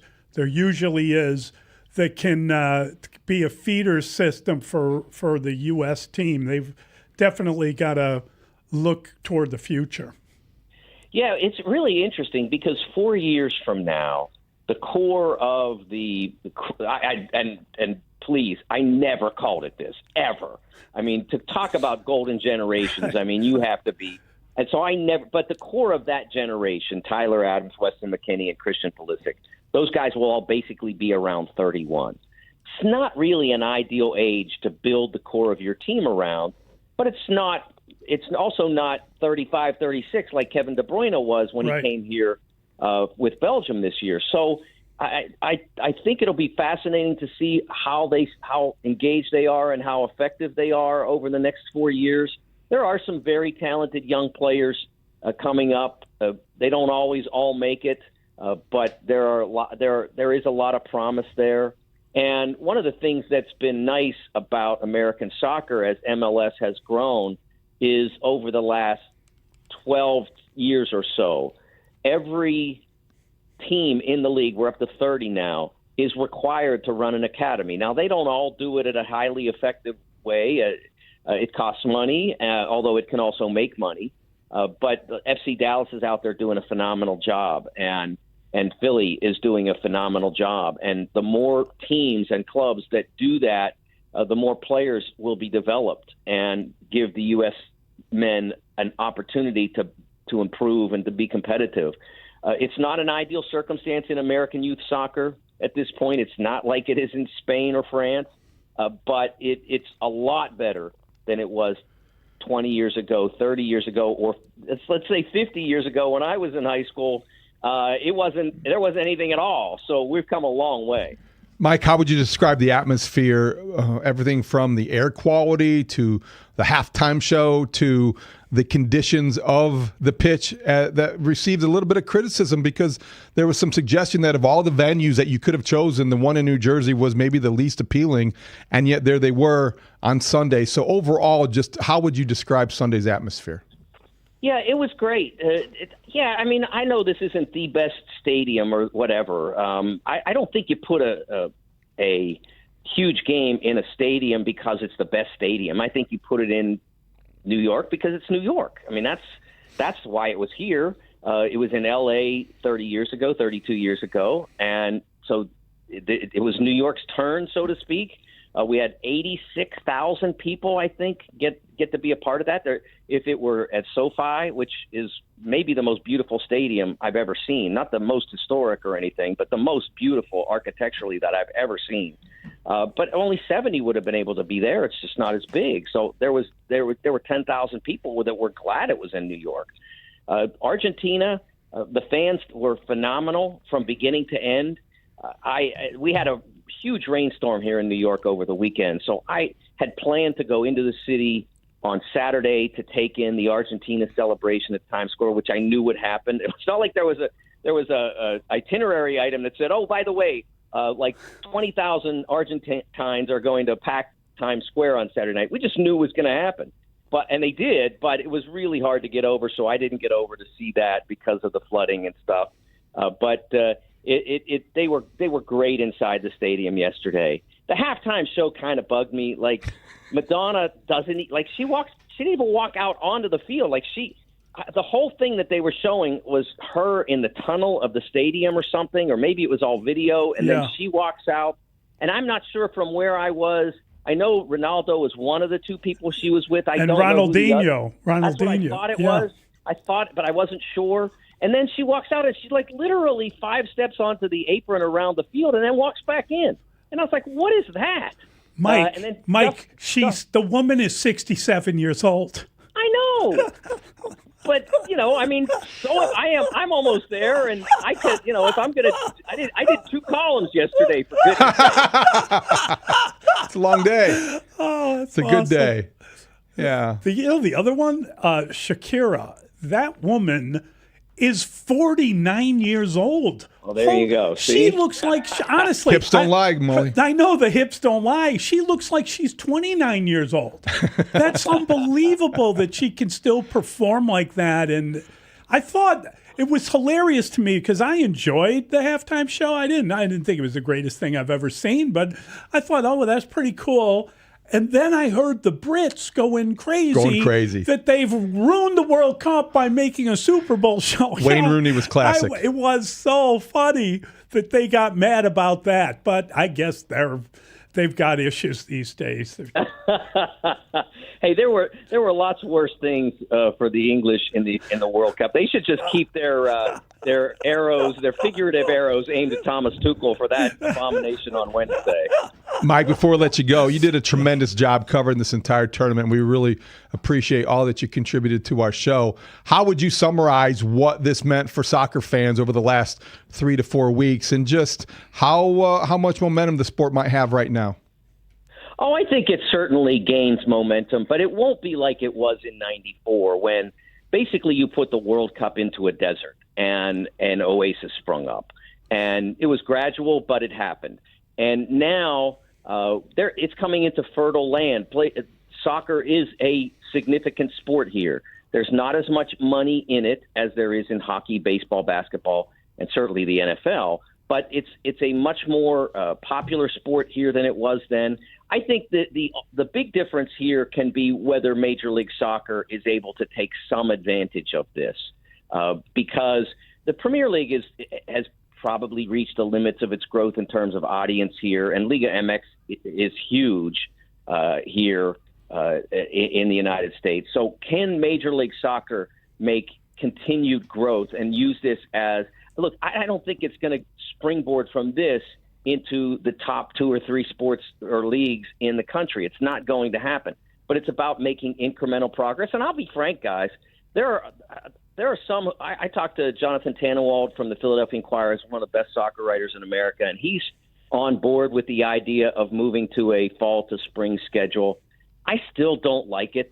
I still have my issues with it. I still don't think that MLS is ready to go head-to-head with college football, NFL, NHL, NBA, the World Series of Major League Baseball, and all the rest, and deal with the weather conditions, especially in markets like Columbus or Cincinnati or Chicago, places like that. Right. I'm not sold on that as an idea. He was totally on board now, so I guess we'll see how it goes. Do you think England wins the Euros? They're hosting. Last time they hosted a World Cup, they won it. Only time. Yeah, well, but how much did being on U.S. soil help the U.S.? I mean, they played the best tournament that they've played in their history, and then when it got to the biggest game, they completely fumbled it. So England's got to get over that. I think they're very capable. I don't know what Harry Kane will be like in 2 years, whether he can still be the force that he's been for the last 3 World Cups. But they've got a lot of really talented young players. And I'll be honest, I'm not a fan of Tuchel. I wasn't a fan at Chelsea. I didn't like how he handled Christian Pulisic then. And I didn't like anything about how he handled this team now. If he's still in charge, then my answer is no. I love it. Thanks, Mike. Appreciate your time, buddy. Thanks, Mike. Thanks, fellas. I really appreciate it. Great stuff. That is Mike DeCourcy from the Sporting News. Total pro, Great job. whatever he covers, he Yeah. covers it well. Excellent writer. Just a Good guy man. that really Just a good man. invests Yep. everything he's got into every sport he covers. Yeah. And he's right. I think in terms of, when you localize this a little bit, the MLS, if there's going to be any bounce in interest, it may be at that level. I know that that's a tough putt for some people still, but if this is going to be a World Cup, had a lot of interest, a big audience, it kind of captivated soccer fans. Can that carry over? Yeah, it's a good question. I mean, listen, the NFL is king. We're 2 weeks away, less than 2 weeks away. No, we're a week away from training camp opening. Training camp is about next weekend. to open. Saturday, Rookie Saturday. Rookies report Saturday, and then the vets next week. And it's king. I mean, that's it. That's what we care about. There are. But you can multitask. There are other sports. You can and we multitask follow as a sports everything, fan. But I'm saying, Yeah. in this country, Right. the NFL is king. We're addicted to football. Totally. The other football. So football returns, though. Are I you think the talking- Fire play Wednesday night. Are you talking gridiron? That always bugs me when people say gridiron with the. I think the English call. I know, but we're not in England. It bugs me when I see the sports word and back on the gridiron. I don't know why that does. Yeah. It does. It's a pet peeve. That doesn't bother me at It all. does I not? think it's funny. How about like the hardwood? I like the hardwood. On the hardwood. I like the hardwood. Now on the hardwood, the Bulls Summer League. I like just say the court. I love the NBA. I don't like that stuff. And I'm really looking forward to the football season. And I'm Me not- too. I mean, I will, as you know. But you just fast forwarded. You just made my watch point. Man United. You just made my point. That's about it. The Fire play, I think, Wednesday night, and you have fast forwarded to training camp for the Bears. I mean, no offense to the Fire, but that's hardly. You have just hurt Robert Lewandowski's feelings. It's hardly World Cup quality. That's all. Right? I don't disagree. Being honest. You are the expert. I agree with that. I'm not an expert. I believe just that you're right. I like but United. That's it. I would like there to be room for everything. But I don't think I get it. Do you think people are going to be a little soccered out? No room at the inn. No, I mean, yeah, I don't think. I think the problem is that you're not going to be able to see the quality of play. I think the quality of play makes these games really interesting. Mm-hmm. And I think that if you watch the World Cup final, you don't have to know a lot about it to know that one team dominated the other. True. And the other team managed to hang on and then lost. And that is about your only take. I don't think you need to know every rule of a sport to say, like, oh, wow, that guy's really good. Look I what agree. he just did. He's really Yeah. good. That's all. And we are in the midst of a baseball season where both teams in Chicago are in the heat of pennant races. Matter. Yes. They matter. Relevance. At least to me. Gotta love it. All right. Both teams. You gotta Talk love about it. that next. Yes. We'll get right back to baseball. Mully and Haugh, 104.3 The Score. With training camp coming up fast, the Bears will once again be a hot storyline in Chicago, and 104.3 The Score will be covering it all. For Caleb Williams, it is the combination of knowing he can will to win a game, where you run 26 yards behind the line of scrimmage before you pass the touchdown to Cole Kmet is the best example of it. It's also the example of the undeniable arm talent. This is where Chicago comes to talk Bears. We are Chicago's sports radio, 104.3 The Score. And where I feel like White Sox fans and Cubs fans can shake hands. They can. And be like, you know what? I don't like them neither. What, the Cardinals? Yeah. But the Cardinals Cardinals fans try to attach themselves to the White Sox, and they're like, hey, we don't like the Cubs either. And we're like, no, our neighbors are fine. Get out of here, hayseed. We're all Bears fans, so we can just talk about football then, and that's. Yeah. There's a Bears hat on the bottom of row 7, as a matter of fact. But There's a couple behind me, too. I echo the fact. I have a couple of those World Series destination hats. You or like do? certain rivalry. Yeah, I mean, there's the two that I've been to that in the stands. The Red Sox Dodgers in 20... What year was 18. that? Yeah, 18, and the Cubs Cleveland one in 2016. But those are good commemorative hats. I have like Stanley Cup hats from like being able to be at Blackhawks Stanley Cup hats. Those are excellent buys. So what's the bacon cap? The Lehigh Valley Iron Pigs. Yes. Gosh, it would have been Let's like go. 2013 or 2012. They had a promotion where they had bacon uniforms, and I wrote about how cool it was. And they just emailed me and said, "Do you want a hat?" So I was like, "Hell yes, I do. I'll put it up here." Yeah. It's a beautiful cap. So now that you have opened the door, let's talk about the Bears. What was your favorite Caleb Williams moment this past year, Matt? I think the fourth down to Rome. No, because gosh, there were so many. It's tough to. Maybe the playoff fourth down, but that came at a loss. Yeah. Fourth down touchdown. And then you think about the walk-off touchdown to DJ, but that was regular season. Yeah. Maybe the DJ touchdown against the Packers, because that would have been like Saturday. a playoff game, knocking the Packers out. We don't lose in the playoffs to the Packers. So maybe the Packers game clincher to DJ is probably that. I think that's a great answer, and I think history will probably point towards that one on the top of the list. The only one I would add is the bootleg left touchdown to Cole Kmet in Philly. I think that's my favorite. Oh my Black Friday. God, the Black Friday. It was just like after managing the game all day and getting his Jalen Hurts on, he had to be special, and that throw was special. And they announced themselves as we can beat anybody. Yeah. There were just so many. That's why that season was so great. Yeah. And that's why our Chris Tannehill decided to tune in to Green Bay Packers post-game radio. That's right, folks. Sometimes you love sports so much you got to have more sports, even when your team's not playing. But I will check out because I like to know about the North. It's sometimes turn the page is not enough for me to learn about the North. It's an old score move to use the app. Usually it's meant for bigger games than that last night, but I was in the mood to have to enjoy that a little bit because when you can check out our guy Mark Tauscher, who is I've been a fan of his for years. These Packers offensive linemen, that's the thing that sucks. They have so many great former linemen that are great in media. Bulaga's a great dude. Exactly, yeah. So I was checking them out and just enjoying the callers and people they're so over Matt LaFleur up there. Oh, do tell.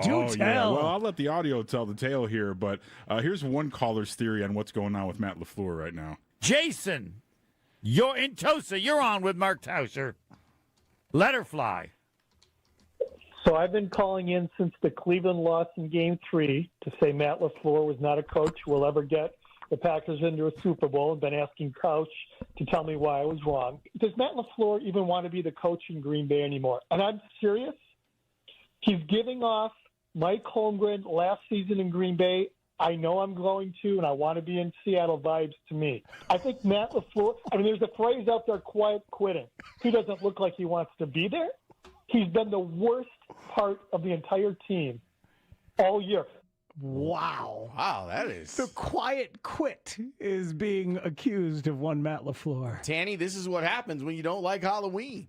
Yeah, what's that record? They're 0-2 since he said that. When you're feeling the pressure of Ben Johnson, who calls you out, and it clearly triggered him. Remember all those times that he would bring it up? Yeah, I don't know. It really bothered Ben him. Johnson, I don't even know him.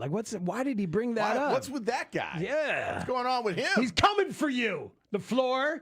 We want you to cram it up your cram hole. This is the call that followed up very soon after, which I really enjoyed. Let's go to Jeff in Milwaukee. Jeff. Hey, guys. Unfortunately, I couldn't be less surprised by this performance. Because? And because I don't think Matt LaFleur is a good coach. LaFleur is so inferior to some of these other coaches in terms of designing a game plan. When you look at some of these other teams, I'll tell you who's got a really good coach, you guys. The Bears. And you just better admit it. Because I'll tell you, Ben Johnson, the coach of the Lions, the coach of the Rams, the coach of the 49ers, these teams take on the personality of their coach. You can see it. They're aggressive, they're not afraid of anything, and they have this attitude like they're going to win. And the Packers lack all of that. Wow. Folks, this is the dream. They're afraid. Hell yeah! I mean, it's been a long time. It's been a long time coming. And we've all dreamed, however that dream is supposed to look. You know, maybe John Fox will be the guy that takes us back over the top. I mean, Lovey did hit the ground running, and he wanted to beat Green Bay and said so. He won a lot of games against the Packers. He did. And there's been moments and flashes, but the idea that you might be passing them by and they're jealous of our coach, they're jealous of our offensive system and the way our team plays. Oh.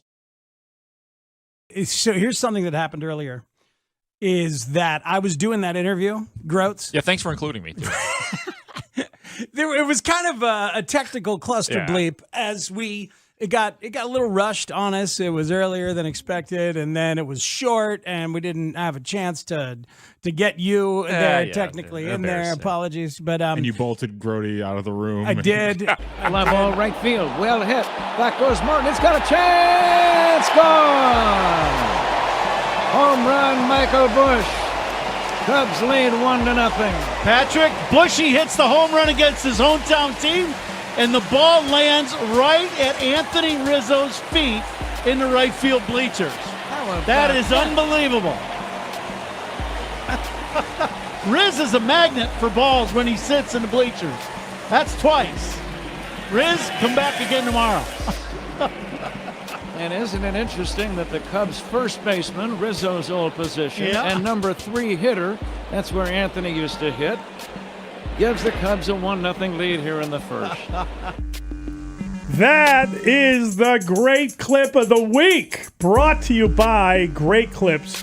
Great haircuts. It's gonna be great. How uncanny. And what a great moment of history being served by modernity. And yes. The Riz isn't very old. The past and the present, but intersecting. It is the 10-year anniversary. Yeah. You're out at Wrigley celebrating. They were having a lovable reunion. And that was a lovable moment. It was, because you had the current first baseman depositing a home run into the hand of the previous first baseman, the ringleader of the 2016 team, and it could not have happened or been any more serendipitous, because you look at what happened the last time Anthony Rizzo was in the bleachers. Yes. And it was Moises Ballesteros last summer. This summer, it's Michael Bush. They were all there in the right field bleachers. And what a moment. Because how can he be that ball magnet? I mean, that is, Ron Coomer is correct. He should go to every game and sit out there. Invite him to because sit they in all center want to field hit tonight. a home run to him, yes. right? Go deep on Jack Flaherty tonight. Anthony Rizzo can sit in the center field bleachers or wherever he wants, because as long as it's behind the home run fence. It's an unbelievable skill to attract the baseball. Well, he picked it up. It hit his hand. I think bounced off it. It was down there, and then he got it back, and then he hoisted it because he was holding his son with the other arm. Right. That is awesome. That was very versatile. And, yeah, it was a lot of fun. Did you see who else was out there amid the crowd? Our guy, friend of the program, Nick Friedel. Really? He was in the row right behind him, I believe. Yes. Were they together? I don't think they were. I'm not sure. That's wild. But I do think I saw him in the mix in the crowd. It was quite the scene. It was quite the weekend. You had so many 2016 Cubs. I think 20 players were back. Obviously, the current players who are still under contract with other teams. Javi Baez, whose Tigers are in town tonight. Chris Bryant, Wilson Contreras, Jorge Soler, and Kyle Schwarber. They were not able to be here, but there were so many other guys who were, and you could just tell they savored every moment. Why wouldn't Chris Bryant show up? I'm not sure. He's not really playing for anyone. I don't know. I don't know the. That was mean. I apologize. He's under contract. He's under contract. That might complicate some things. And I do believe when you look back at that season, he is the guy that didn't get a lot of attention in terms of the stories and the reminiscing this weekend. And he meant as much to that team as any player did. That was his MVP season. But, yeah, that's unfortunate that he's not able to be a part of this. Everyone else who showed up, though, and Saturday on Inside the Clubhouse, it was a privilege to sit there, and one after another. Wow. Oh, my goodness. How many people did you have on? You had all the heavy hitters. We had on, first of all, we started with Ben Zobrist, the World Series MVP, and Jake Arrieta. Yeah. Then we I had remember Arrieta. Rizzo and Ross together. Did he do any kind of stretching for you? No, Jake looked like he could still pitch. Yeah. He looked like he's training for the marathon. Is he's, he really? He's running the marathon. Chicago Marathon? Mhm. Wow. Yep, he talked about that, and he looked like he's ready for that challenge. Anthony Rizzo also going to run in the marathon. Is he really? Yep. He was with David Ross, and they were terrific. Then we had John Lester, who showed up at near the end of the Ross and Rizzo interview, waited patiently as we wrapped up that interview, went right to him, and they were terrific. And we had Crane Kenny at the end of the program. But from that 2016 team, we got 5 stalwarts, and those guys all really just enjoyed being back. And all of them said the same thing. Once they were around their teammates from that season, it was just picked up where you left off. An all-star break, Yep. and it was the 2016 season all over again. Who would be your dream interview from that season? Is there anyone that you'd love to catch up with again from back in the day? That's a really interesting question. I think I'd have two answers to that. Obviously, I listened to every one of those Lovable Reunion podcasts, Right. which they did a terrific job. I still would like to explore more about. I think Chris Bryant has been somewhat overlooked because of the contract. Yeah. It's uncomfortable because he's had some tough times in Colorado. I think that's the guy that I would if you're looking at what was missing, I would really explore that more deeply from an interest and maybe a fan standpoint. Now, let me take off that hat. Okay, I'm changing out of my Cub T-shirt and everything. Now, wait, where's my notebook? Okay, now I'm back in 2016 mode, and I'm the columnist and reporter, and I want to know.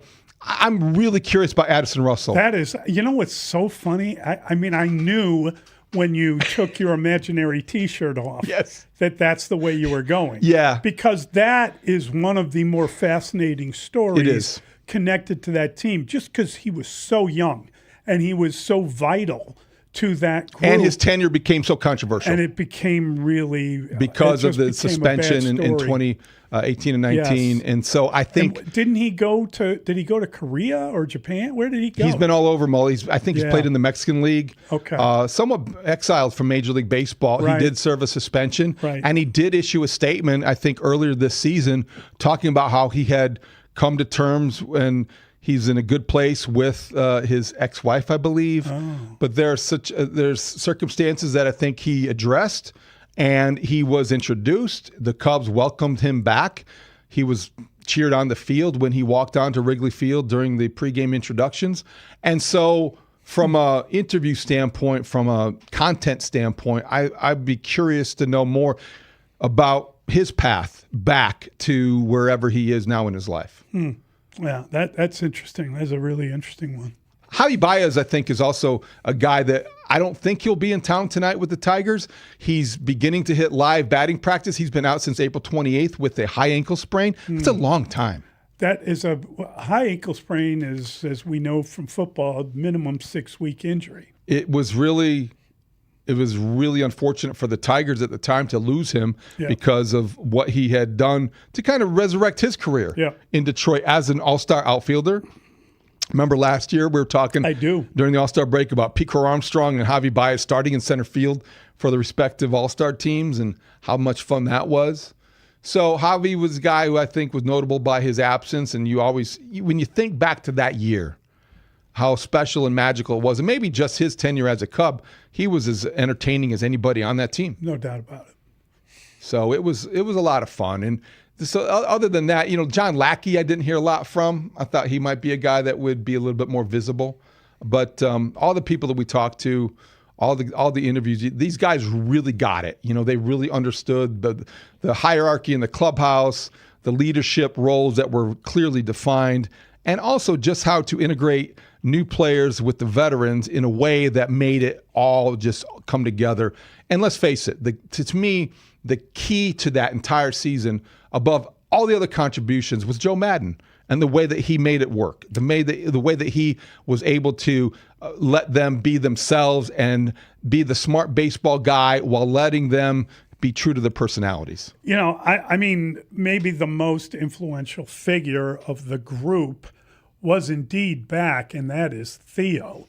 And it's pretty amazing that he did come back and that he did take part in it, just given the fact that he is back with the team he once worked for, and he is no longer connected, still has the Boston thing going. It's just wild to think of those connections not really mattering to anybody, right? Let alone Theo himself. I'm not so sure how involved he is in the Boston day-to-day. Yeah. Not really certain about that.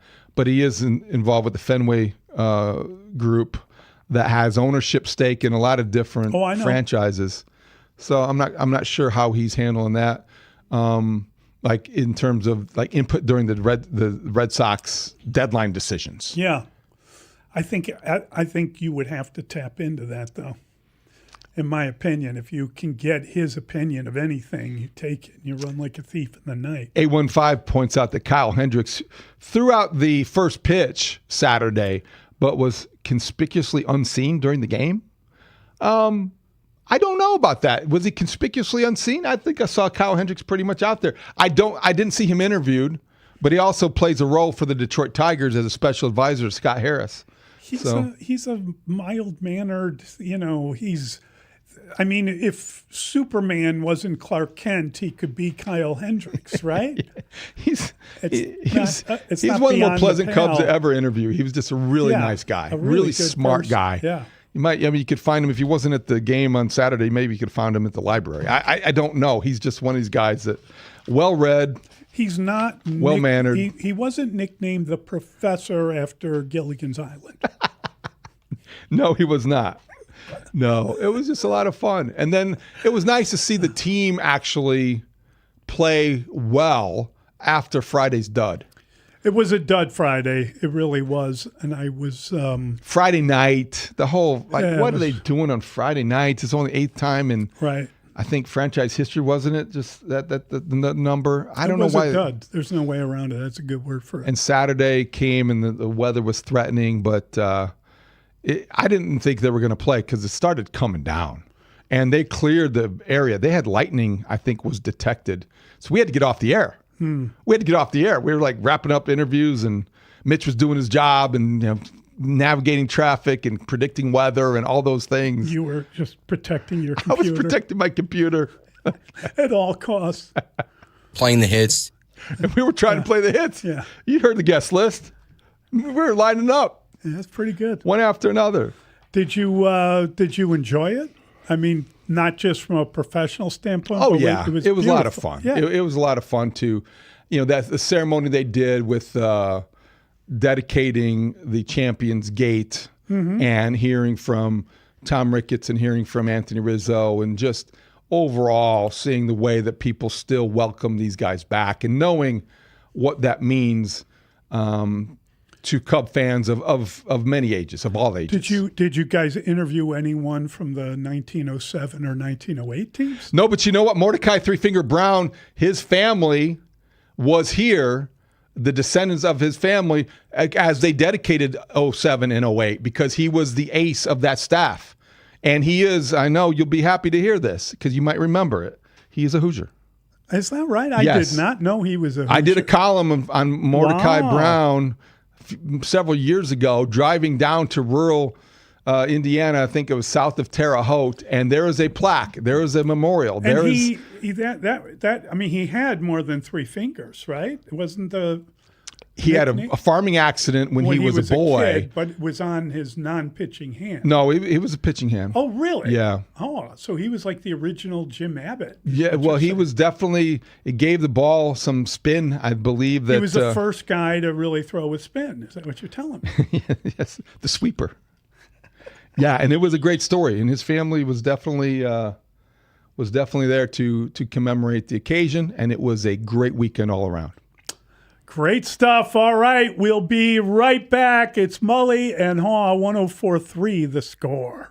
Right now, you're listening to Mully and Haugh on your way to work. And what should you do once you get to the office? It's a very difficult question. It's a very difficult one to answer. Tune into Mully and Haugh on your smart speaker or the Odyssey app, or watch the show on YouTube or Twitch. Then keep listening to Chicago's #1 sports station all day long. We are Sports Radio 104.3 The Score. This segment of the program brought to you by AlmostFreeTeeth.com. Confidence it should never cost a fortune. Advanced Hair Restoration Summer Savings Event is their best deal of the year. Address hair loss with their... Wanted to make sure that Grote couldn't get in there, and then you still got in there, asked 4 questions, but I made sure that Tanny edited those out. Right. Made sure that he edited those out. No. Do you know what happened to me at the end? No. They cut off Bilal Nichols. And I didn't realize they did. Oh no! So I just kept going. Oh, and then what are the lost questions? Oh yeah, here you go. Chris Townhill decided that should see the light of day. You've been playing this game since you was a child to have fun. Yeah, well, you've been doing it so well and playing so well and being in a good headspace and a pleasure to watch. No doubt that's going to continue. Bilal Nichols, when you do sign that deal, where's the celebration dinner?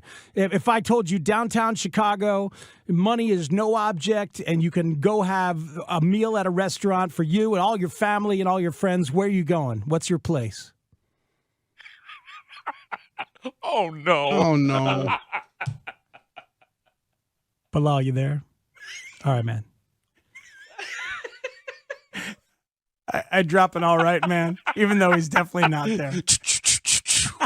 That's what I would have dropped. Bilal, you there? All right, man. Bilal. That's hilarious. That's what I would have done. Yeah. You would have been going, it was Bilal. Hey, no way Bilal Nichols would have hung up if I was involved in that. Could be. Interview. I don't think it was his All choice. your Your family and all your friends, where are you going? What's your place? I'm a big Joe West fan. Phew. Olin, we had a great conversation with Matt Bowen this week, your buddy, our friend Matt Bowen, about coaching and about the bond that gets created between the coach and the players, especially at the high school level, and how one win in the playoff season can buy you 7 more days of just getting to hang out and bond and connect and watch these kids grow. And I just wanted to... see if that resonates with you like it resonated with us. We've been thinking about it all week long. Yep, I knew we were getting to Spiegel's Feelings Corner at some point. So here we are. I am at the Feelings dinner table. I can at least use a Crown Royal shot before we get going here. But listen, Matt Bowen does a great job, man, coaching his kids. You help these guys through this, and you use football really to teach life, and that's it. For my Spiegel's Feeling Corner. Hey, man, give yourself a shot of Crown as soon as the segment is done. You earned it. You earned it yourself. I'm going to need it. Oh, we appreciate you, man. Have a great weekend, sir. Lawrence, how do you deal with all those feelings every week, man? You know what I mean? Question. Good He's question. singing music, doing art, wants to talk to you about your feelings all day. I know. Hey, listen, man, I know we're in this era now where that's all okay. I'm not the guy. Noted.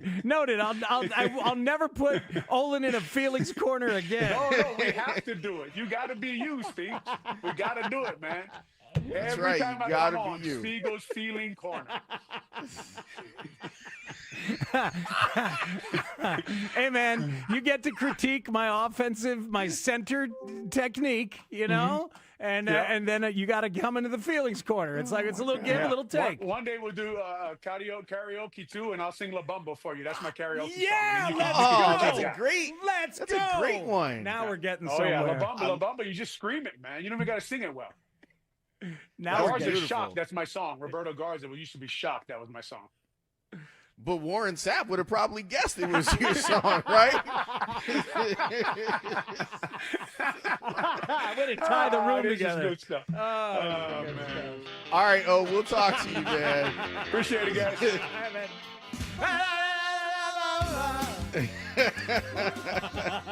Yeah, Olin, you've referenced it a couple times. 2 weeks ago, you called me out for putting you in a corner, for putting you in Spiegel's Feelings Corner. And then last week, You said I didn't call you out. I just named it. I just named what you do to everybody. Thank you. All right, that's noted. Noted, sir. And guilty. Also, I'd like to say, Lawrence said something earlier. I thought about this. Wildfire is good, man. Anyway, go ahead. Yeah, it's delightful. Wildfire is excellent. Yeah. But last week you asked for a song. You said, Speaks. I can't wait. Speaks, do we have a song for the Feelings Corner? Because, if you're going to By the way, Speaks, yes. I saw you on Twitter singing with your band. You're awesome, man. Oh, for real. you. I enjoyed that. It's very kind of you. Yeah, you got your moves and singing way better than your stance. I'll take that. But Olin, we were talking about it. Me and the band, me and Tributosaurus were talking about it. And Kurt Morrison, my guy, said, I can do a little something for Spiegel's Feelings Corner. Here you go. Feelings. Spiegel's having feelings. Trying to make people feel feelings too. This is awesome. Corner. Spiegel's Feelings Corner. Wanting even athletes to feel the way we do. I do want you to feel the way we do, O. Feelings. Whoa, feelings. Whoa, feelings. Go ahead. Sing along, everybody. Spiegel's Feelings Corner. Feeling. Come on, O, sing along. This is really good. Oh, it's awesome, man. There's a little Spanish guitar going on there. Yeah, it sounds like it. Spiegel's Feelings Corner. I thought it was Santana.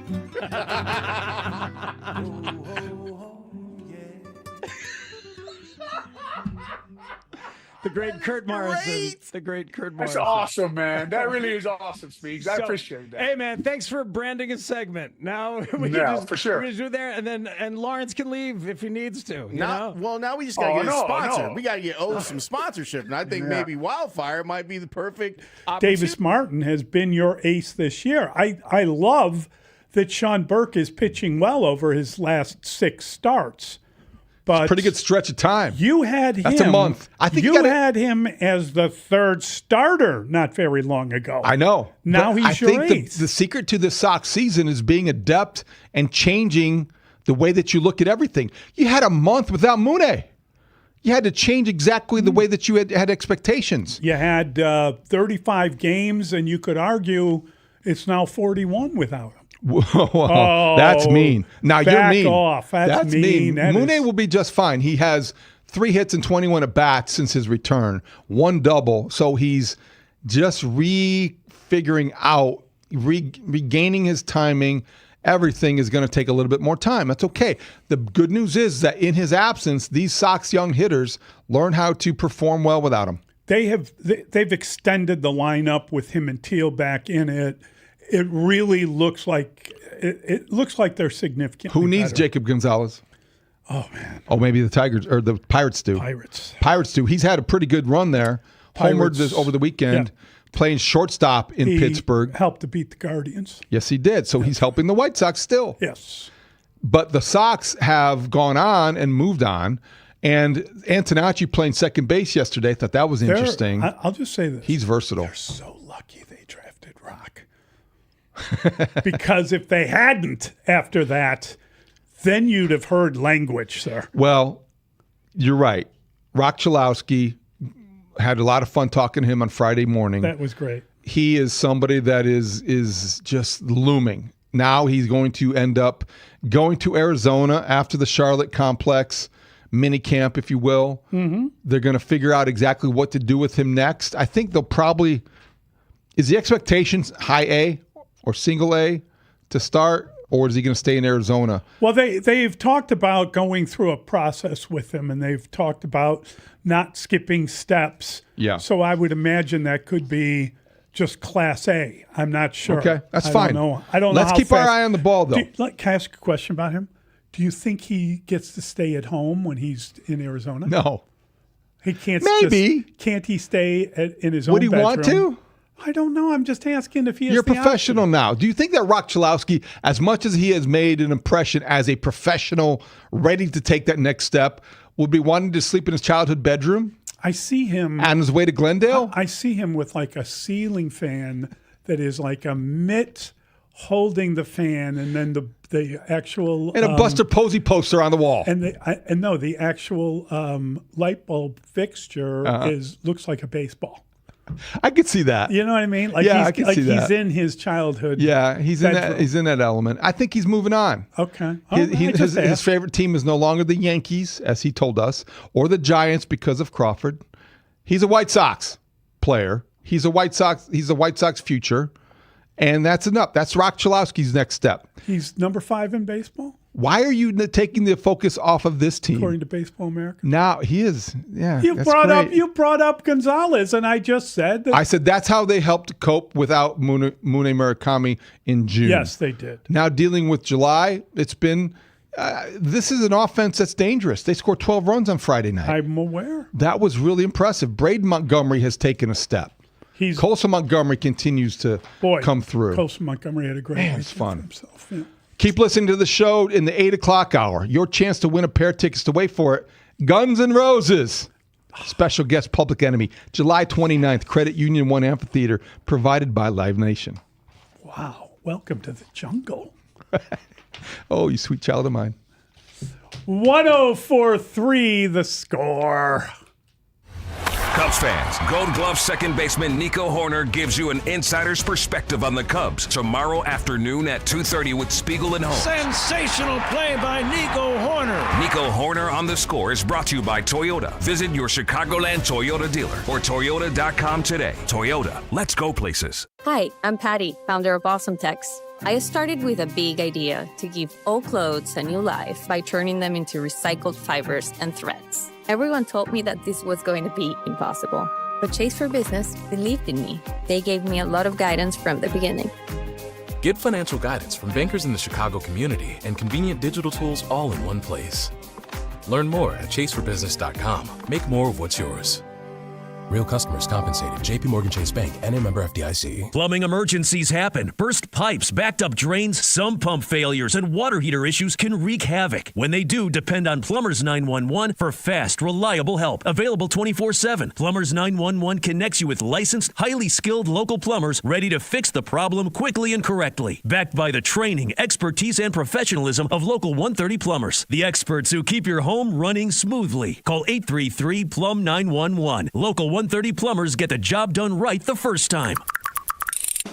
Whether you're new to the trucking industry or looking for a change from your current driving job, Schneider has an opportunity for you.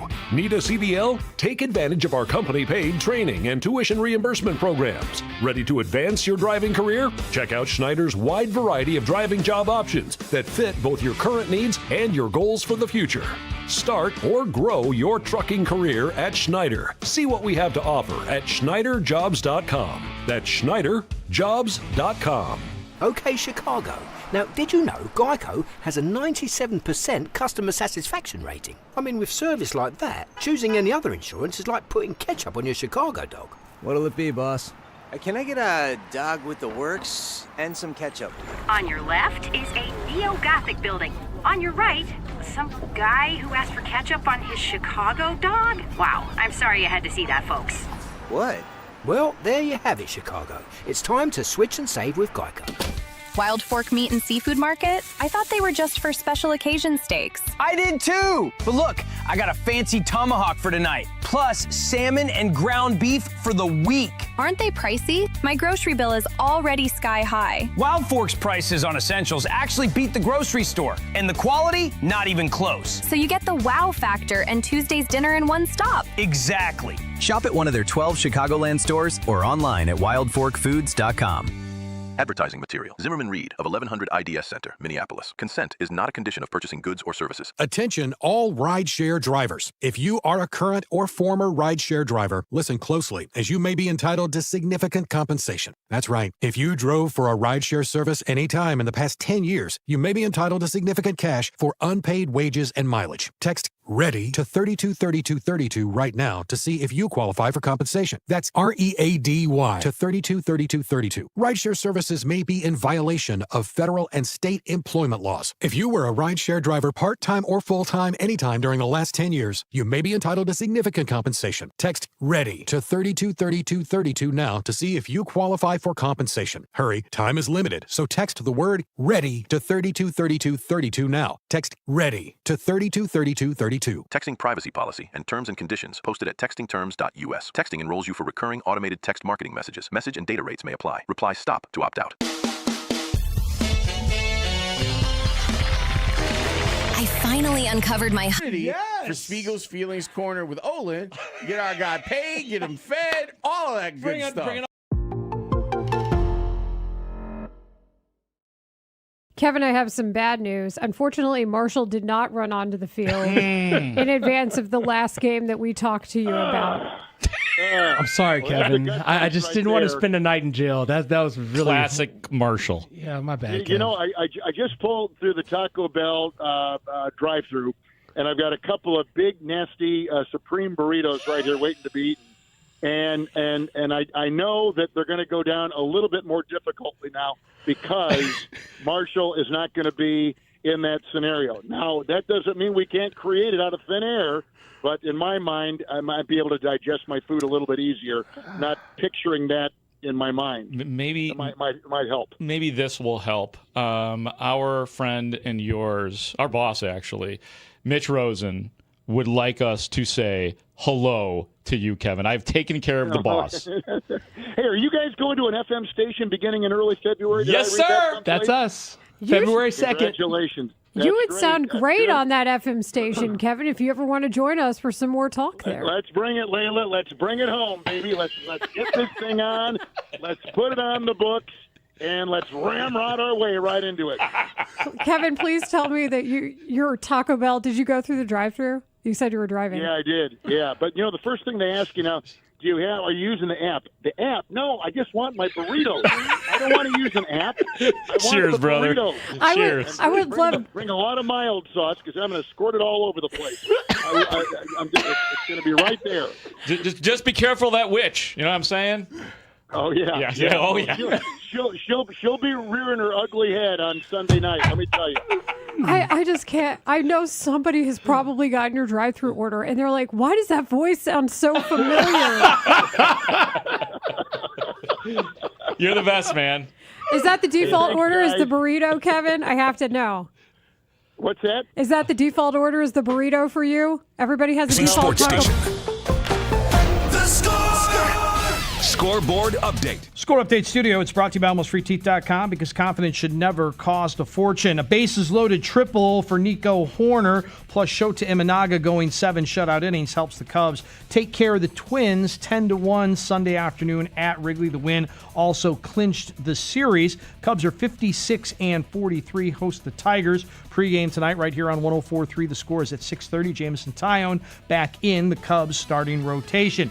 Cubs looking up at the Brewers in the standings, 6 games back. White Sox in first place following a 3-0 win over the Blue Jays in Toronto. The final score of that game was 3-0. Colson Montgomery hits home run number 24. First place White Sox taking the game to Texas. And the Rangers tonight, Eric Fetty, Jacob deGrom, your pitching matchup. Blackhawks sign Connor Bedard, 5 years, $75 million deal. The Bears rookies, they'll report to camp on July the 25th. That's Saturday, folks. World Cup Finals, Spain scoring the first goal of the game in the 106th minute. Good enough to beat Argentina 1-0. And New Zealand's Ryan Fox goes 10 under to win the Open Championship at Royal Birkdale. The Hour brought to you by Cars for Kids. Alex's team has played really good baseball the last 6 weeks now. Can you just talk about the feeling in your, as you guys have stepped on the gas here? No, yeah, 100%. I feel like we played good ball. We need to just keep playing consistent throughout the rest of the year.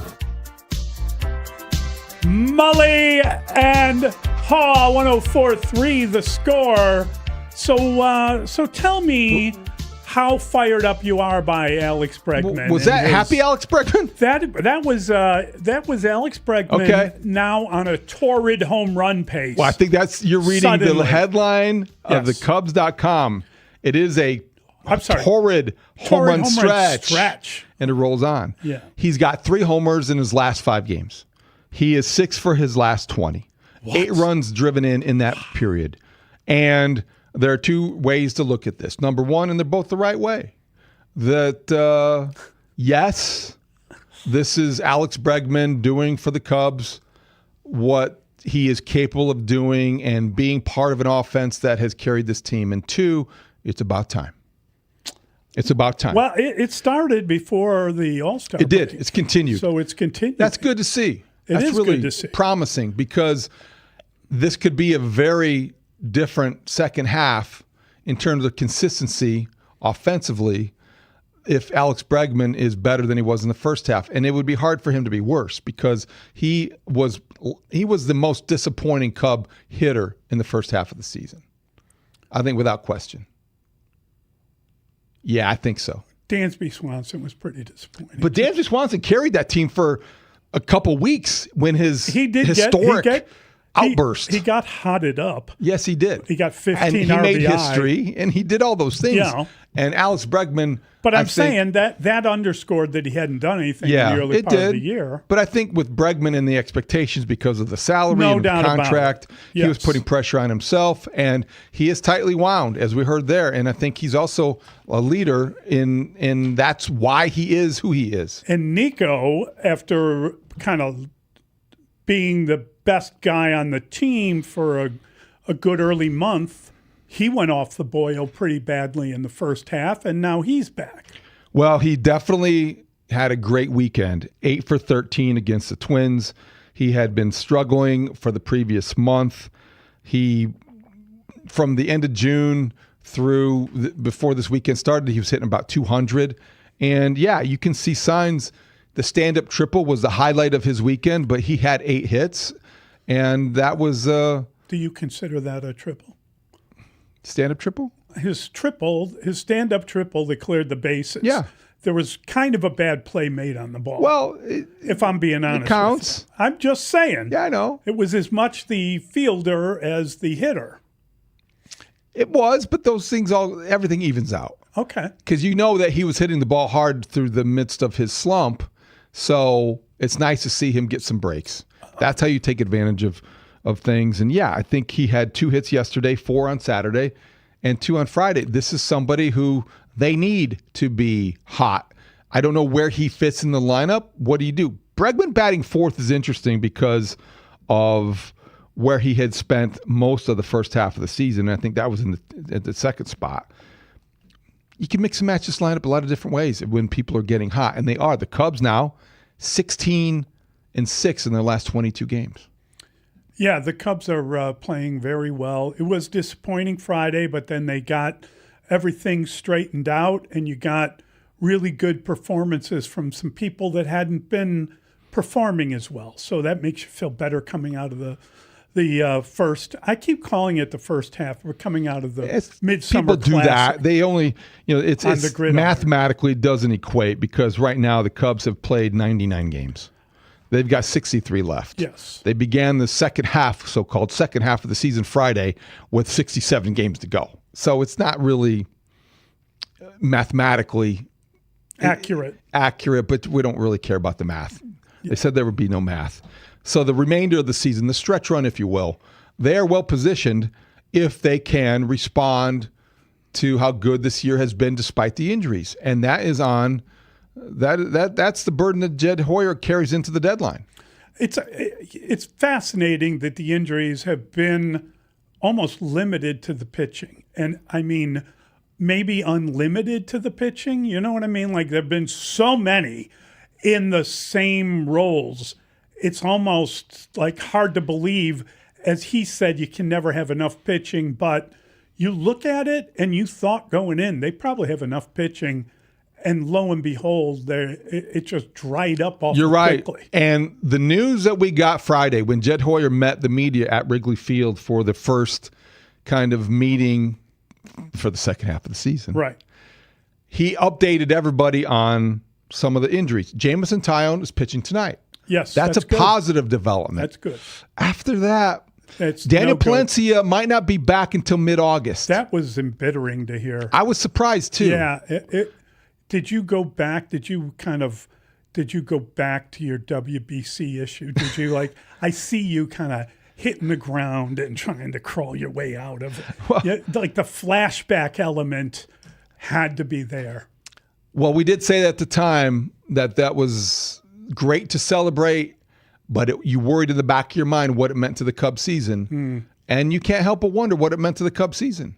It was a great moment. It announced him as somebody who was, had arrived as a high leverage reliever. Yeah. And yet you don't want to deprive him of that moment because personally, it doesn't get much better than that. But let's face it, he hasn't been effective as a Cub closer. But professionally, it impacted him. It impacted the season, I believe. Mm-hmm. Whether it was one leading to another, or he hasn't been what they expected him to be so far this year. That doesn't mean either that he can't come back in mid-August and be the guy that is like your trade deadline acquisition and be the closer that you expected him to be over the final 45 days of the season and into October. Because if the Cubs plan to do anything in October, I think they're going to need a healthy and effective Daniel Palencia. So that was the news. And also Edward Cabrera. I had expected, maybe this is my own mistake, but I had expected him maybe sooner than what was projected. And now we're going to go into August before he returns from the hamstring problem. And so the medical updates on Friday, there was a mix of good and bad. And I think you want to focus on the good with Tayo and I think Milner as well. But the bad with Palencia and Cabrera just reinforces the idea, what Jed also addressed. They need pitching, and they need quality pitching at the break. We have at various points been dismissive about updates with Steele because, even if the news is getting happier, there has been a setback. The news hasn't been good on a whole. So when you hear about Palencia taking longer than you thought, are you more worried about bad news as a whole, or are you, in other words, do you think they need to get a closer or relief help as a priority? You're wounded by those. So you're jaded, or you're conditioned to expect the worst case scenario. Yes. So I think it would be somewhat naive to sit here as a Cub observer and to say, well, they're going to be just fine because Justin Steele, Ben Brown, and Jackson Wiggins are going to be impactful in September. No. Yeah, I don't I don't know what would lead you to believe that. Yeah, I think that you want to hope for that. Yes, there's nothing wrong with hoping for it. But you can't count on it. You can't count on it. And you would love to be in a position to say, well, how am I going to fit in Justin Steele, Ben Brown, and Jackson Wiggins into meaningful roles for a pennant contender? And if that's the case, then it's a different conversation. But the one we're having this morning on July 20th is, who can the Cubs acquire? Yes. What are they willing to give up to trade for that impactful reliever or starter to make a difference down the stretch? Is it Freddie Peralta in the starting rotation and say, hypothetically, Bruce and I brought up this name on Saturday morning, Josh Hader, who's in town this weekend for the Astros and the White Sox. Yeah. But he's a relief pitcher. Bruce mentioned this because it's out there in baseball. I'm not saying it's necessarily the Cubs, but if Mason Miller is being shopped, you do want to see what the sticker price is. We talked about that, and you dismissed the possibility. Please don't use dismiss. I did not dismiss. Did I dismiss? You kind of dismissed. Maybe poo-pooed is a better way to put Brandon, you nodded your head. Wasn't there a dismissal of that? You definitely dismissed it. Okay. I just don't think it's realistic. As long as Bruce mentions it, then it's back on. Okay. No, I think fair. I think I don't. I'll believe it when I see it. Why would the Padres trade Mason Miller? Who came up with that? Do you remember, Braden? I think that was the former Mets GM. Steve Phillips. Yes. Yeah, I know. And you shot it down as quickly as we brought it up. I don't know why they would trade him. Well, I know they got a new owner. I know they have issues financially, but he's under control. Oh, I know. He's got 2 years, 3. Let's listen. Should they trade Mason Miller? Yes, they should. So if the Padres think they're in it and they're going to go for it, right? The game under 500, they're going to try for that third wild card spot. They need starting pitching and offense. Okay, their surplus is bullpen, and Mason Miller is the biggest chip that they have. So he's basically saying that they gave up a lot to get him, but now they need more if they want to win, so they should give him up because they still have other bullpen pieces, not as good as him, but that would hold up if indeed they needed to get a starting pitcher and a position player. Mason Miller is the most impactful reliever, no doubt, in the majors. Yeah. And when he's on and healthy, he's the most dominant relief pitcher in baseball. He's under control for 3 more seasons after this one. Be a great guy to get. Well, yes, but I just think that it would cost too much. It would cost. They gave up the 3rd overall prospect in the majors to get him. So I just don't know. And maybe if I did dismiss it, it's because I don't know that the Cubs have that kind of capital in terms of prospects to match what other teams will offer.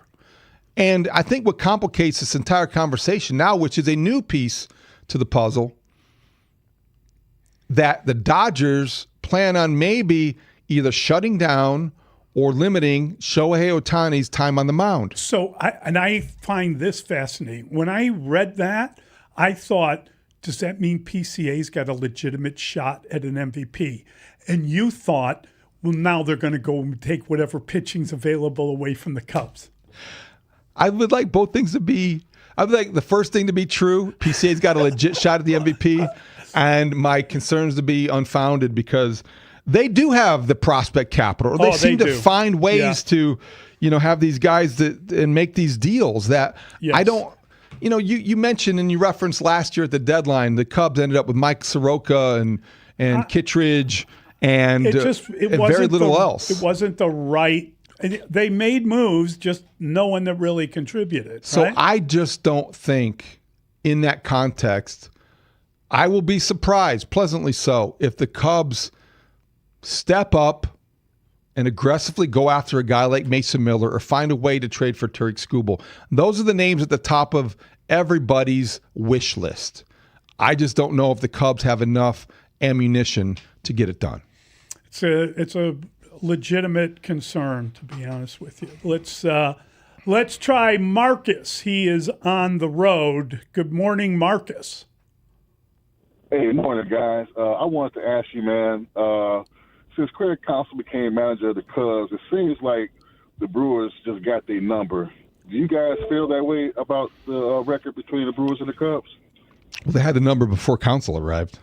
I mean, they've been at the top of the division for far too long, if you're a Cub fan. And yes, they still maintain supremacy. They have a 6-game lead on the Cubs. As much as the Cubs have done things to put themselves in a position that we can compliment their perseverance and their ability to overcome injuries, they're 56-43. And oh, by the way, the Brewers, they have one fewer victory than the Dodgers. They're 62-37 after a weekend sweep. So yeah, the Brewers, without Craig Counsell, with Craig Counsell, they have taken a step forward since he left. I think that probably just speaks to how good of a manager replaced him. But they are who they are. They're the biggest rival the Cubs have, and the Cubs are not in the position of power there. No. It is very interesting that the Mets tried to get a Brewers decision maker and rebuild their team in that fashion, and they've gone right into the toilet, so to speak. Yeah, they did. Whereas, the Cubs get the manager. They haven't been as impacted by it, but they're not ahead of the Brewers. Why does the Brewer magic only work in Milwaukee? I think because unscientific observation. Yes. Nothing that can prove it. The Brewers get things done with players that they draft and acquire who are maybe just less than marquee. They don't have the big, splashy names or pedigrees. They are guys who do every little thing right. They are guys that learn how to be grinders. They are a type. The Brewers draft, acquire, and develop a type. When you take David Stearns and you put him in New York, all of a sudden he's got all this money, all this cash. Let's go buy Juan Soto. Let's go buy whoever we want. Let's go put this pitching staff together. These are guys who have pedigrees, high expectations, and maybe more of a propensity to disappoint you because their high expectations are so high. Brewers have guys who are overachievers as a type. That's true. Overall. And maybe that in the long run is what you would prefer because you have an organization full of guys trying to prove themselves rather than guys who have to prove themselves and live up to expectations. Mets, Brewers. And I think sometimes that is what seems to happen. Yeah, it is a real oddity, though. It is. It's just really strange. Let's try Shad. Shad's on the south side. Hey, Shad. Fellas, long time no hear, man. Good to hear from y'all more. Good to see y'all and hear from y'all, I should say. Mully, my boy, I'm with you this year, man, in terms of we playing with house money, man, with the Crockpot Southsiders, man. The Sluggers seem to be in the right spot, man, for fans' bases just to kind of feel good about baseball. David's even hyping up the South Side a little bit, so to speak. So your card gets punched a little bit more on my end, cuz what I'm going to also say is if y'all going for a golf visit, you and Brandon are definitely spiffed up today to get it done, man. I like the combination you guys got going with the powder blue, and I'm sure it ties into Caleb Williams. Caleb Wilson getting drafted to the Bulls, who I expect to be a top 5 team in the East this year. So I just want to talk to my guys this morning, man. Feeling really good. And it's good to hear from y'all and good to see y'all as always. Thanks, Shad. Thanks, Shad. Always a joy. Appreciate Did he say that. Bulls top 5? He said Bulls. Is he talking Summer League? I think Summer League is over, and they went. I believe they did win a game, 1-4 in Summer League. Yeah. But they found the one. They did. That's the big news. That is the big news. Yeah, big news. I don't know about the Bulls being that good once the season begins. I'm not so sure either. I like the idea, theoretically. I think the Hawks put themselves in a position to be pretty good. I think the Hawks have done a great job by securing the franchise. Well, I was going to make a reference to the shoulder, but I didn't. They've shouldered the burden of getting a contract done. No bad puns. We're going to bring in Mark Lazarus next, and we'll find out how the Blackhawks got it done and how long Connor Bedard will be out, and we'll ask him if he thinks that Kaner is a potential solution. We'll talk to Mark next. It's Mully and Haugh, 104.3 The Score. Hey, Chicago. It's Pete Crow Armstrong. Now the 0-2 on the way to Crow Armstrong. Hit in the air to right field. It's deep. It's back toward the wall. Beavers at the wall. That ball is gone. It's a home run for Pete Crow Armstrong. You're listening to the Mully and Haugh Show. Mornings 5:30 to 10 on 104.3 The Score. It's David Haugh for Trajan Wealth. Every great team has a I'm getting it for the boss. I'm getting it for the boss, and she'll have a couple bites, and then I get 1.5. So it's easier because sometimes, you give the order and they mess it up. You get home and you open it and go, what? They got the wrong thing in there. So it's on the menu. It's right there. It's easily understood. And you get a couple of those in you and you're set for the day. And you just kind of wonder where the wind's going to blow. I know one direction it's going to blow. Yeah, it's going to blow right in our booth on Sunday night. Seriously.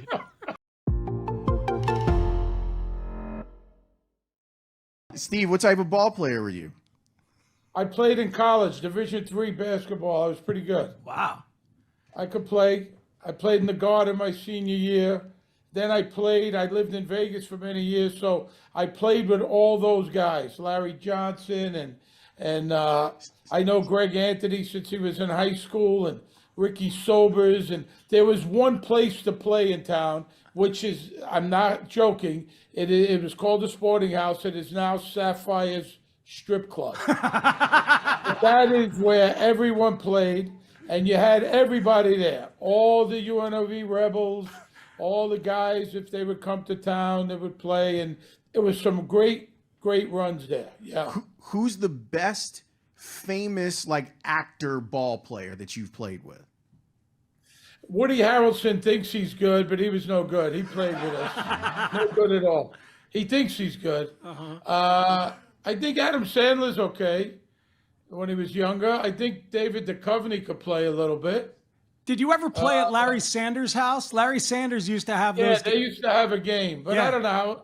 I don't know if they were any good. I mean, Sarah Silverman was in the game. Yeah. I mean, she could be good. I mean, I don't know. I like Sarah. I like them all, but they used to play on Sundays there. Yeah, I don't know. Woody Harrelson really thought he could play. He's a way better actor than he is ball player.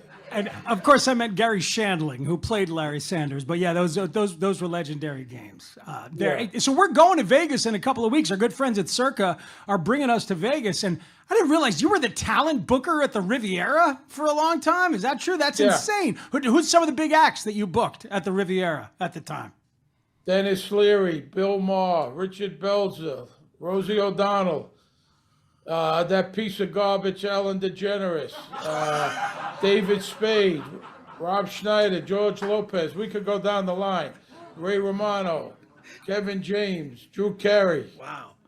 You've had on and on and on, you know. You've had a few different lives there. Well, that's how I started acting. You know, I was booking the comics, and then Bruce Baum, Kevin Pollak put me in a couple of their HBO special and Fox special, and kind of got the acting bug, took some lessons, started auditioning, and that's kind of how it all started, you know, like that. But it was those guys. I worked with comic Bruce Baum, and he was very helpful for me at the beginning. And, then I just started taking it from there, and then I came to New York for a wedding, and I auditioned for The Sopranos. When you're in Sopranos, while it's going on, not looking back, did you know that you guys had struck gold with the cultural importance of the show? Like, it just seems like the acting was so good on every level that it would have been hard to not believe that it was going to be a success. Well, you know, if you talk to the guys that were there from day one, I mean, I came on the second season. If you talk to Michael and Jim, used to tell me, and nobody knew that. You know, Michael even thought it was like a farce, like it was a comedy. He didn't even know what to think of it, on paper. And Jim figured he'd just do the pilot, make some money, and move on. He didn't think it was going to be a hit. And then the reviews came out, and they were the most glowing reviews that you could ever get. It was like incredible. They were saying it was the greatest thing in pop culture ever, and on and on and on, all these big publications. Now, by the time I got there, I remember early on I happened to be shooting that day, and that's the day they were the first cable show to be nominated. 16 Emmy nominations. It was the first cable show, and it got nominated for 16 shows, and that kind of took it to a whole nother level, And so as you're doing it, it's really good stuff, really good material. It's just kind of incredible. You're looking forward to getting the script. It's that good, So as time went on, it took a little while, but don't forget, they shot that first season. Nobody even knew who they were, It's amazing. They're shooting on the streets and nobody knew who they were. It really kind of kicks off this entire era of prestige TV on cable and on HBO, and the whole concept of the anti-hero, which was not like a brand new thing, but really building a show around it. Because then you get Breaking Bad, you get even shows like The Shield, and like other shows started to pop up where the anti-hero was the thing. You're a sports fan, you're a sports guy. Do you root for the anti-heroes? You root for the bad guys who are great, or do you root for the good guys who are nice and clean, seemingly? Bad guys in what way? Poor performers or bad people? Bad people. Like they're human. Dennis Rodman? They're human flaws. Their frailty is obvious, like Tony's was. You know what I mean? Do you root for those people? Listen, I think Tony Soprano that we need to cross off, and so we'll get to that, in short order, hopefully, and make sure that we get that right and get it all tied up. But no, Connor's so important to this team and this organization that we'll get that done, and we'll get to work soon on that. But he's, like I said, he's so important to our team. He took such a big step forward this year in every facet. And so, that's certainly an important one to cross off the list. Mully and Haugh, Chicago Sports Radio 104.3 The Score. That was Kyle Davidson, the Blackhawks general manager, talking about the contract negotiations with Connor Bedard, which brings us to our Plumbers 911 hotline. Plumbing emergency, call 1-833-PLUM-911. Local 130 Plumbers, get the job done right the first time. Mark Lazarus covers the Blackhawks and the NHL for The Athletic. He joins us this morning. Good morning, Mark. How are you? Morning. I wish I was doing as well as Connor Bedard is. No kidding. 5 years, $15 million per. And yet the perception around the league, as you wrote in The Athletic on Saturday, Mark, I think that you could make the argument, had Connor Bedard driven a hard bargain and wanted more, he probably would have gotten it. He is the third highest paid player in the league now. Why did they arrive at this contract in terms of term and value? Well, the money is whatever Connor Bedard wanted it to be. If he said, look, Leo Carlsson of the Anaheim Ducks is now the highest paid player in the league, making $18 million a year after that offer sheet from Philly, and he said, if he told the Blackhawks, I want that, they probably would have given him that. He's worth whatever he wants to be worth. He's that important to this team, the franchise. He's the face. He's going to be the captain at some point, probably soon. He is the entire team. So he had a lot of leverage for a 21-year-old restricted free agent. The term was really the sticking point, right? Because, the team wants to sign him up for as long as you can. Like Connor McDavid signed for 8 years out of his entry-level deal. Leon Draisaitl signed for 8 years. Jack Eichel signed for 8 years. That's been the new norm. But it wasn't that long ago that guys signed bridge deals so they could maximize their value. And with the cap going up as often as it is, we're talking like $8, $9, $10 million a year now. Players need to start taking shorter-term deals to maximize their value so they can stay with it and not be grossly underpaid. So at one point, Bedard apparently wanted a shorter term than 5. The Hawks were pushing for 8. They came to a compromise at 5, which is reasonable. And, Kyle Davidson made his case to Connor Bedard that the team needs to have stability and continuity, needs to project that to its fan base, needs to project that to other free agents, needs to project that to the team itself. And Connor Bedard, agreed with it. So he was willing to take a couple of more years to give Kyle Davidson that kind of continuity. And he's so young, Mark, that he will get back on the market and he will be hitting his prime when this contract ends. He'll be 26 years old. The Hawks only bought out 1 year of unrestricted free agency. It's going to cost a ton of money 5 years from now. But the hope is, from the Blackhawks standpoint, is the cap will be so high by then. So many of us are still caught in this flat cap mentality, right? After COVID and the cap just basically plateaued, it would go up maybe $1 million every year. And so many teams were in these cap crunches and nobody could keep their stars that you see $15 million and you're just like, oh my God, that's so much money in the NHL. But the fact is, by 5 years from now, when he is 26, he's going to be probably like the 17th highest paid player in the league, and he very well might be the 5th best, in the top 5 in the league in terms of actual ability and success. So this is going to be the cost of doing business now. The cap is soaring. There's no reason, famous last words, but there's no reason to think it'll stop anytime soon. And we have to get out of this whole you got to start thinking about percentage of the cap instead of the number itself. And this number in a couple of years is going to be like 11.5, 12% of the cap. And that is a good deal for your very best player when 20% is the max. We're talking with Mark Lazarus from The Athletic, who covers the Blackhawks here on Mully and Haugh. So, Mark, I also said this morning that by the end of this deal, Connor Bedard and the Hawks have to be in a position where he doesn't want to leave because they've done all the winning, because they've taken advantage of this, dare I say, team-friendly deal and surrounded him with enough talent to finally take that step back into the playoffs, deep into the postseason, and be a cup contender. That's got to be the 5-year plan. Is that realistic? It's not unrealistic. I don't, winning a championship in 5 years is a big ask, but being competitive certainly is not. This is the fourth year of the rebuild is behind us now. At some point, you need to start taking that next step. And Davidson, to his credit, is trying. The Bo Byram swing was a very big swing, but now he sees he thinks he's got a number one defenseman. He knows he's got a number one center. He knows he's got a number one goalie, and it's about filling in all those parts around him. And the Hawks had 11 first-round picks over 4 years. Those guys are coming into the league now. Roman Kantaroff is coming over this year. He's the youngest player to lead the KHL in scoring since Kirill Kaprizov. So if he could be that kind of winger for Bedard, that'd be huge for the Blackhawks. Nick Lardis shows some skill. Anton Frondel is supposed to be a very big piece. He looked very good late last season after coming over from Sweden. There's a lot to like here, but it's been a very, very slow process, and it's not going to happen this year, and it's not going to happen the year after that. So yes, at some point, the Hawks need to take that step into not just playoff contention, but true contention. And Bedard, I talked to Don Meehan, his agent.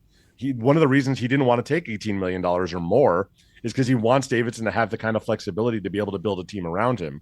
He didn't take a huge haircut. He's taking $15 million. He's the third highest paid player in the league, but he did give Kyle a little bit more wiggle room than maybe he could have. By all accounts, Patrick Kane is deciding on what he's going to do. We know Bedard will be out to open up the season. Do you anticipate a possibility of Kane returning to the Blackhawks? How much would that help them? Or do you think he winds up in Buffalo? I mean, it's certainly a possibility. He is. I mean, we reported it, and then Chris Chelios basically confirmed it, that he is considering either Chicago or Buffalo most likely at this point. Those are the two main contenders.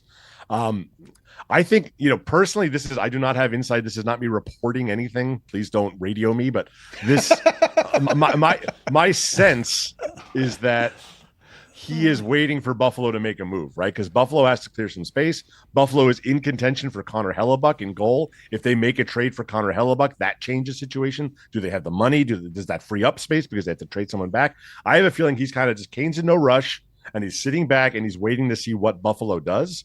And then he's going to have to decide, does he want to play for a contender in Buffalo, or does he want to have a huge role in Chicago? Because in Buffalo, he'd be like a third liner probably. In Chicago, he's playing with Connor Bedard. So I think that, again, this is just me, idle, baseless speculation here, but I feel that's the decision he's trying to make right now.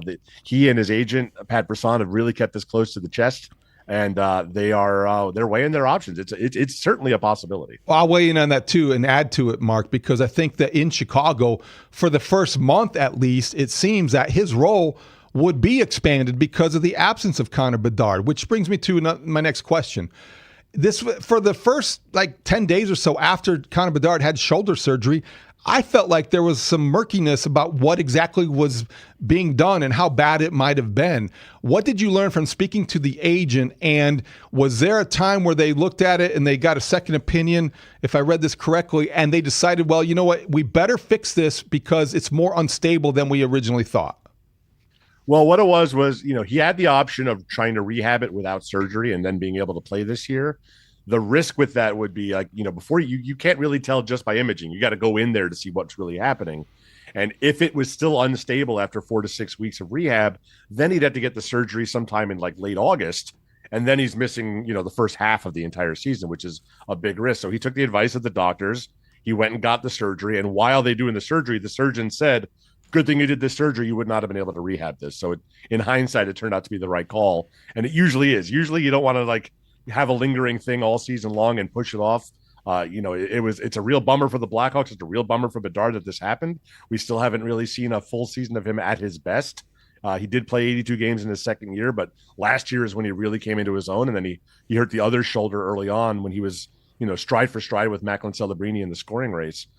So it's going to be another year where we don't see Connor Bedard in full, but there's no reason to think that he won't be fine when he does return around, mid-November, I'm assuming. Mark, do we know that the right shoulder didn't need surgery? He let that heal on its own. I mean, it's just genetically, do the shoulder injuries, is it unusual for a guy to have one that's hurt and it doesn't need surgery and the other one gets hurt and it does need surgery, especially since they're kind of non-contact injuries? Yeah, I mean, I'm not an orthopedic surgeon. I couldn't tell you exactly about that, but there's no link from what I understand between them. It's just, he broke his jaw as a rookie. That's a fluke injury. He got his shoulder separated during that face-off with Braden Shen in St. Louis last year. Kind of a freak injury. And this, he just took a hard spill, landed on his shoulder. Kind of a freak injury. There doesn't seem to be any correlation. I get people want to build causation there and say, oh, he's injury prone. Oh, he's got bum shoulders. I don't know if there's anything to that. Again, I'm not an orthopedist, but it does seem like these are two isolated incidents and kind of fluky. And I guess this one was just more serious than the last one because he was able to come back. He didn't take faceoffs until after the Olympic break, though. So it did take a while for him to play. But by the end of the season, he was not in any pain and he was not having any issues and he was taking faceoffs and his shot was still there. There's no reason to think that this is going to be a lingering thing, but you just never know. Let's go back to what you said about Bo Byram because I think it's interesting. That was a big swing by Kyle Davidson. It was a trade that received a lot of scrutiny and certainly people weighed in on both sides. You referred to him as a number one defenseman. He's never really been a number one defenseman. Why is he ready for that now?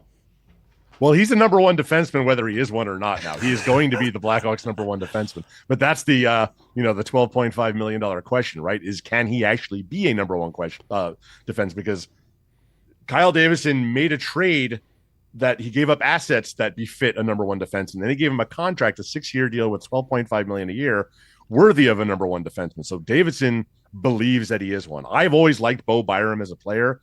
Going back to his draft year, I've liked him. I thought he was great during Colorado's Cup run. I love him as a player in Buffalo. He has never been a number one defenseman. He's never been more than a number 3. He was behind Cale Makar in Colorado. He was behind Rasmus Dahlin in Buffalo. He believes, like, one of the things I like about Byram is he is confident as hell. Like there's like a borderline arrogance there that like all the great players have, where he's like, yeah, give me the scrutiny. I'm going to show you I'm worth this money. I'm worth this trade. I'm worth the number one defenseman. But he has never played that role ever in the NHL. So it is a big swing because they gave up the number 4 pick. They gave up an NHL caliber defenseman in Louis Crevier, whom they had developed. And they threw a second-round pick in there, too. It's a huge risk for Kyle Davidson, but it's a risk he felt he had to take because you can't win without a number one defenseman. And Artem Levshunov and Sam Renzel, Kevin Korchinski, they might get there someday, but they showed in the last year or two that they're not there yet. And if there is a sense of urgency now for the Blackhawks to compete, Davidson felt he needed to do something. I don't know if I agree with the trade. I like the player. I think they overpaid for him. I think I would have rather seen that package sent somewhere for a number one winger for Connor Bedard because he has never had one. He's entering his 4th season, but I respect the swing. I like the player. And, if it works out, then Kyle Davidson looks like a genius. If it doesn't, well, then this is going to be the thing that sinks him. Mark, I'm curious if they are indeed talking to Kane and waiting to see what he does that mean they understand they need help at that position? Does that mean they turn in a different direction, or was this just more or less a one-off where they thought they could help themselves and give Kane a role that would help him? In other words, will they try to replace Bedard initially internally if Kane goes elsewhere, or will they go to some other option? Well, I mean, they know there's a hole there, and it's not because of Bedard's injury. It's for what happens when he comes back, right? He doesn't have a legitimate NHL winger. Again, they're hoping that Roman Kantarov can be that guy, but he's 21. He's coming over from the KHL. He's never played in the NHL. It's a big ask. In the meantime, Jason Robertson, they made a play for Jason Robertson. It really seems like Jason Robertson doesn't want to leave Dallas. I think they're going to figure that out. He's got an arbitration hearing in 5 days, so this might extend till next year if he gets a 1-year deal out of arbitration. But in the meantime, while Bedard's out, it's going to be Frank Nazar and Anton Frondel. Whichever one of them assumes the mantle is going to be the number one. It's probably going to be Nazar just because he's done it before. He has shown flashes that he could be that productive, whereas Frondel's played, 9 NHL games, whatever it is. So it's a lot to ask of Frondel. But I think that line with, Tyler Bertuzzi and Frank Nazar and maybe Nick Lardis, or maybe it could be Robin Kantarov in the short term. Could be Teuvo Teravainen, though he's not really a top 6 guy anymore. They're going to have to make do internally because, if Patrick Kane comes over, he'll be playing on one of those guys' wings. But as good as Patrick Kane still is, and he is still very good, he is no longer a guy who can single-handedly carry an offense. He's a complementary piece, a very good one, but a complementary piece at this stage of his career. So they're going to have to limp along for these first 6 weeks or so. Great stuff, Mark. Thanks, Mark. Thanks so much. You got it. That is Mark Lazarus from the Athletic. He does an outstanding job covering the Absolutely. Hawks in the league. Why are you happy? You're pleased to talk about these injuries? And No, I'm pleased because I think that this is something we've all been waiting for on the Chicago Bedard sports news. landscape. Yeah. Connor Bedard Yeah. and the Blackhawks coming to a long-term agreement. And I think that it suggests that they are as committed as he is to trying to get out of this hole. And they're making some progress. And it's been delayed a little bit because of this latest injury. But when you talk about adding Kane and who's next, and it's Kancherov coming over. You would love for Kane to be. Oh, it'd be so much fun. I know. It would be so much fun the first game back in that red 88 sweater. Yes, he would wear that, and I think it would be terrific. All right. Mully and Haugh, 104.3, The Score. We are Chicago's #1 and most listened to sports station. We're live from Chicago, talking Chicago sports. Listen on your radio, your laptop, mobile device through the Odyssey app, AUDACY, or tell your smart speaker to play 104.3 The Score. We're live and we're local. 104.3 The Score. Hey, Score listeners, for all station contest rules, go to thescorechicago.com/rules, and good luck. This portion of the show brought to you by AlmostFreeTeeth.com. Confidence should never cost a fortune. The Evan Scholar. He didn't look like a TV star at all, right? Here he is, the star of the biggest show. He doesn't look like that. Usually it's a slick, good-looking guy. Here's an overweight, balding guy. Looks much older than what he is, but yet he's a tremendous actor. He's a terrible, Tony Soprano is a terrible person. He does everything under the sun. He kills people. He steals. He does drugs. He gambles. He, cheats on his wife, et cetera, et cetera, et cetera. Yet we want this guy to succeed. We root for this guy. We love this guy. And I think that's mostly in the performance, of course, and the writing. I guess what I'm asking is if you're an Aaron Rodgers fan. You know what? Believe it or not, I'm not a football fan. I'm a big Yankee fan, a big Knick fan. I don't follow football. I just don't. Even though I got a movie coming out in December, Hallmark movie with the Buffalo Bills. We shot in Highmark Stadium, which was a lot of fun. But I don't know. Aaron Rodgers is kind of an ass, right? I don't know. Nailed That's what I read. Nailed it. Way to play to the Chicago crowd, Steve. You nailed that. Killed it. Listen.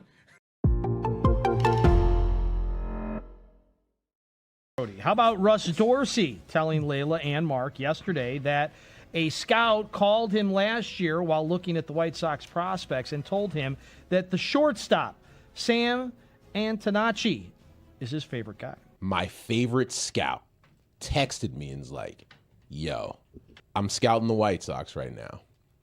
And the kid that everybody needs to keep their eye on is not one of their big boys. He's like, it's not Colson Montgomery. It's not Caro. It's not any of the pitching prospects that he's like the guy that's I can guarantee you will play in the big leagues for 12 to 15 years is Sam Antonacci. Wow. Sam Antonacci, a 12 to 15 year big leaguer. Come on the south side. Guaranteed. Guaranteed. That goes back to one of my other pet peeves, and you'll love this, Dustin. Like when we predict success for prospects, what can we just kind of 5 to 7 is fine. I'll take 5 good years, man. I'll take 5 good years. This isn't a prediction, David. Okay. It's a guarantee from an unnamed scout. Think about what he just said. 12 to 15 years.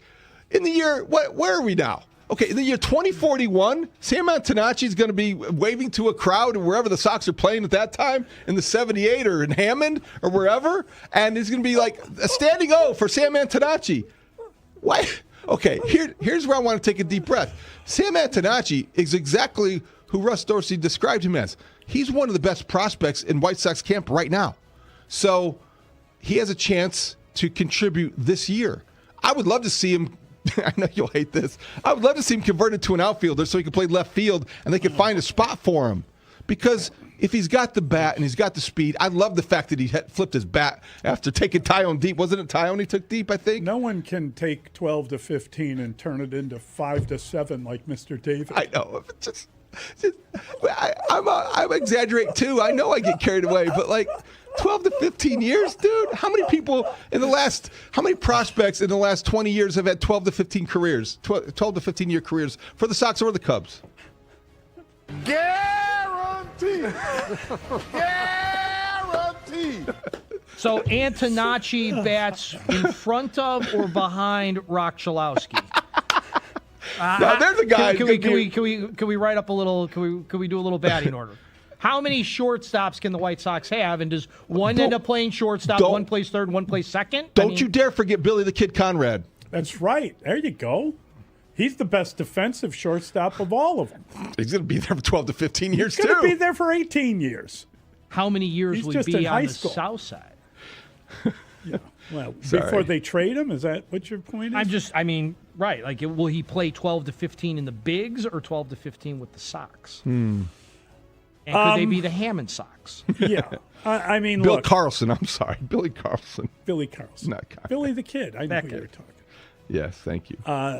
Yeah, he was. They drafted him out of high school, and he's supposedly the best defensive shortstop. Where's he going to play? They can play anywhere, all of them. The problem is you're stuck on a certain second baseman that might not be able to continue to line up there if the shortstops keep It's coming. a worthy chase. Yeah. Look, I love that idea. I thought it was a fun conversation that they had yesterday. Russ Dorsey started talking and saying it, and he got like 15 different guesses, mainly from Grote, about who he could be talking about. So that was kind of amusing. And eventually he did get Sam Antonacci. But I think it just underscores that the kid has done some good things at camp. He's a guy that Fiore Matchik, and I'm worn out from all the Sam Antonacci talk. Touch them all, Matt. It's great stuff. I just love hearing that somebody is going to be okay. Someone's going to be good. That there's more on the way. That there's a possibility of guys being in a top 100. Mully and Haugh, 104.3.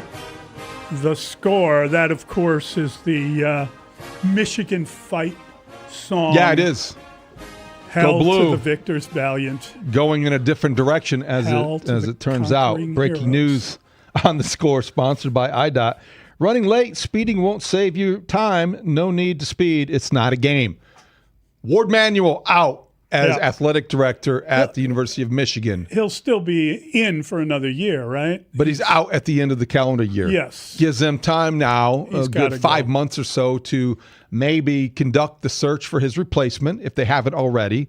He was beset by too many scandals. They had 2 national championships with the basketball team and also the football team. Yes. In 2023, and then this year, Dusty May and his Wolverines cut down the nets. But I think that Ward Manuel could not survive the investigation into the football program and the scandal that they found with Sharon Moore and that situation. So he is moving on. He'd apparently told him not to take his girlfriend on trips with him. So he clearly knew what was going on, right? There seem to be reports, Jenner and Block, who I think is the same firm that may have conducted the investigation into the Blackhawk scandal from several years ago. Jenner and Block, it revealed the actions that were indicative of a bad culture. That, when you're aware of something, then you don't do anything about it. It falls at the feet of the boss. And Ward Manuel was the boss. They had some very good times and success in his tenure. He took over in 2016. And Mully, you look at just the ledger. We talked about the championships in basketball and football. Men's and women's gymnastics, 5 throws and 4 appearances. But there was that scandal, and he just could not survive that. And this was something that was not necessarily a surprise, but it was made official today. It's interesting because you could sort of contrast that with what's going on at Illinois. No doubt about it. Where Josh Whitman just got a new contract, new paper. He will make, I believe it is, $30 million plus moving forward after making some really good hires that haven't necessarily produced championships, but produced real results, both in football and basketball. They've had great success with the women's basketball program. I believe the track and field program. They've had a lot of success. Overall under success. him at Josh the U of Whitman, I. he's signed through 2036. And you mentioned the women's basketball program with Shauna Green. We know all about the football program with Brett Bielema, the friend of the program, and the way that Brad Underwood has taken Illinois basketball and now made it into a Final Four team program that's going to be in the top 5 They preseason. look like they could be a potential national They'll compete for national next year, championship, no question. Next year. And Josh Whitman's at the front of that. And so hiring him turned out to be a very wise decision. They've invested in him in the long term. When you hire good people, you keep your job for a long time when you're in athletic administration. Yeah, I think they have hired good people who are doing a really good job, and that makes him obviously a guy that's doing a really good job. Yeah, no doubt about it. He's somebody that got the job, came from a smaller situation, I think, at Washington and St. Louis, and took on a bigger challenge at his alma mater. And he definitely loves being there, and it shows because he's made some really good decisions. So, very different situations at Michigan, which is beset with scandal, and Illinois, where things seem to be heading in the right direction. How much damage did Dusty May's departure do to him, in your opinion? To Ward Manuel? Yes. I don't know if I would connect the two necessarily. Okay. Only because Dusty May had seemingly made that program into an elite destination by mining the transfer portal as well as he did, creating an environment that was conducive to winning and being the coach that they hired away from a smaller program. I believe if you take him at his word, Dusty May would have gone to the NBA because the challenge existed and he wanted to conquer that. So they might have had maybe things were, I think he would have still gone to the NBA. I don't have any. But Manuel would have still lost his job even if May were there. I believe so. Okay. I believe so. This is more about the football scandal. Yeah. And turning a blind eye to some of these things that were obvious to people more than anything else. All right. Shout out to CHSN, everyone that watched us. We appreciate it. We're going to get to Bruce Levine next, talk more baseball. It's Mully and Haugh, 104.3 The Score. With training camp coming up fast, the Bears will once again be a hot storyline in Chicago, and 104.3 The Score will be covering it all. You want to know how good Ben Johnson is and why he's going against the grain in the NFL? If you're a defense and you're trying to figure out, well, what look is he going to give us? You have no idea. And now they're armed with 3 tight ends. And making it and actually playing and all the rest of it. I'm all for it. But Dustin's onto something. Antonacci leads off. Rock Bet second. Okay. Yeah, that's how we're doing Montgomery third. Mooney fourth. Let's go. Wow. Teal fifth. Now that's next year? As soon as we want. Is that? Where's Acuna? When is that? He's that ninth speed. Yeah. Speed at the bottom, switch hitter. No, power. He hit the dinger yesterday. Yeah, he hit a dinger. That's right. You're at the bottom of the order. You want your switch hitters batting ninth. All right.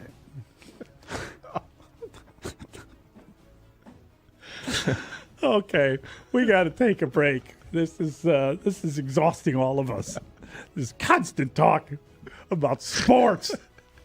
I can't hear it anymore. It's the White Sox.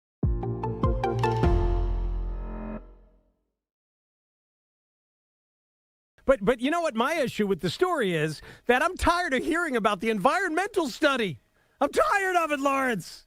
I mean, what are we doing? What are we doing? I know we have to talk about it, but what are we doing? And here's some other things as to why this is the worst story ever, okay?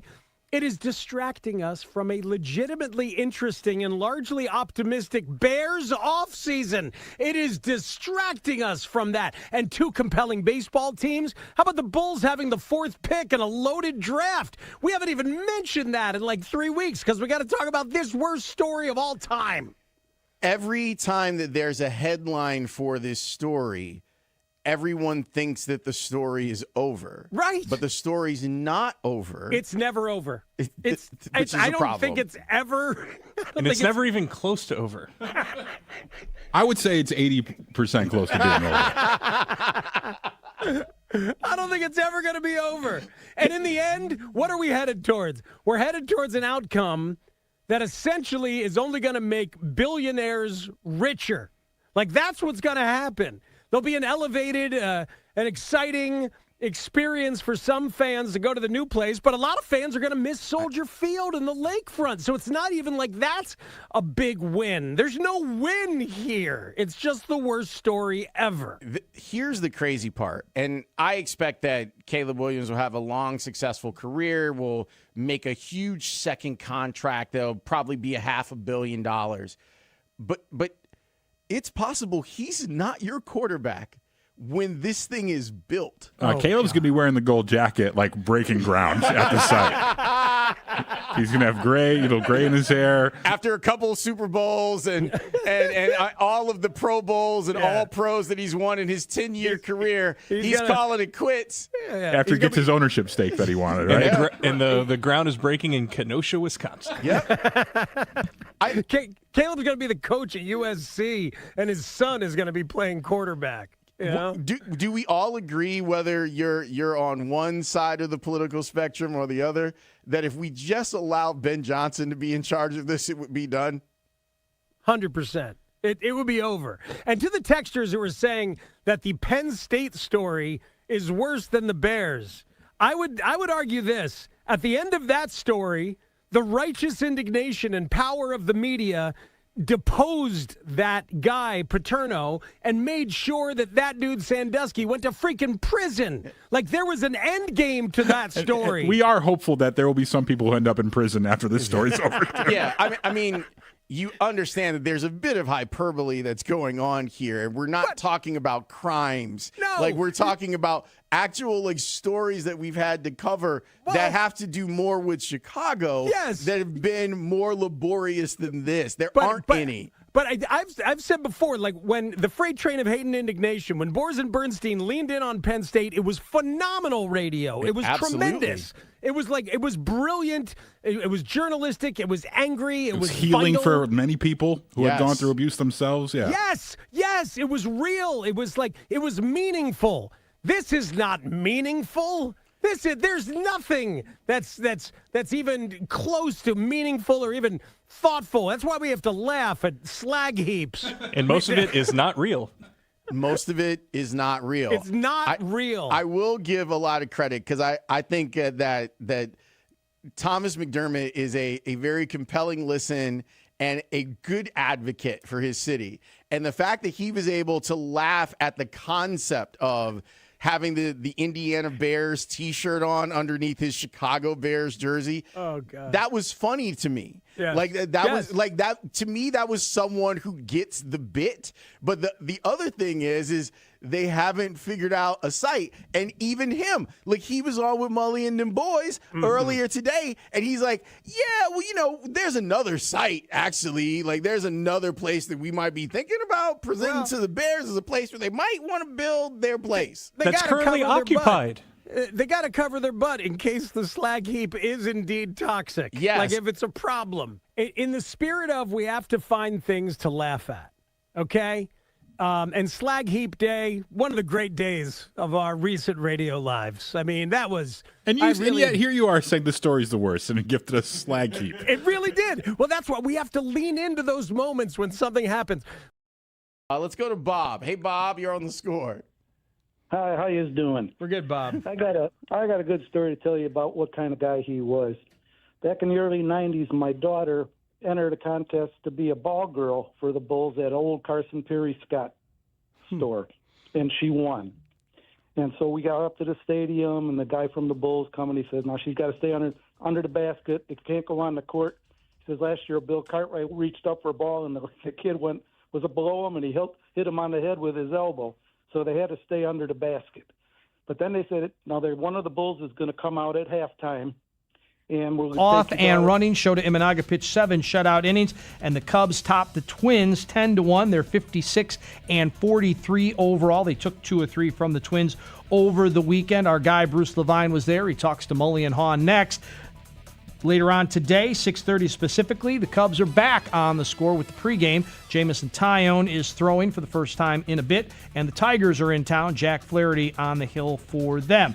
Cubs are still 6 games behind the Brewers for the top spot in the NL Central. The White Sox are the top team in the AL Central, 1-game lead over the Guardians after Sean Burke and a couple of relievers combined on a 4-hitter. Colson Montgomery hit his 24th home run, and the White Sox shut out the Jays 3-0. They also took 2 out of 3. They're in Texas tonight taking on the Rangers. Eric Fetty and Jacob deGrom, the pitching matchup in that one. 5 years, $75 million. That's what Connor Bedard is getting from the Blackhawks. The World Cup goes to Spain, a 1-0 win over Argentina.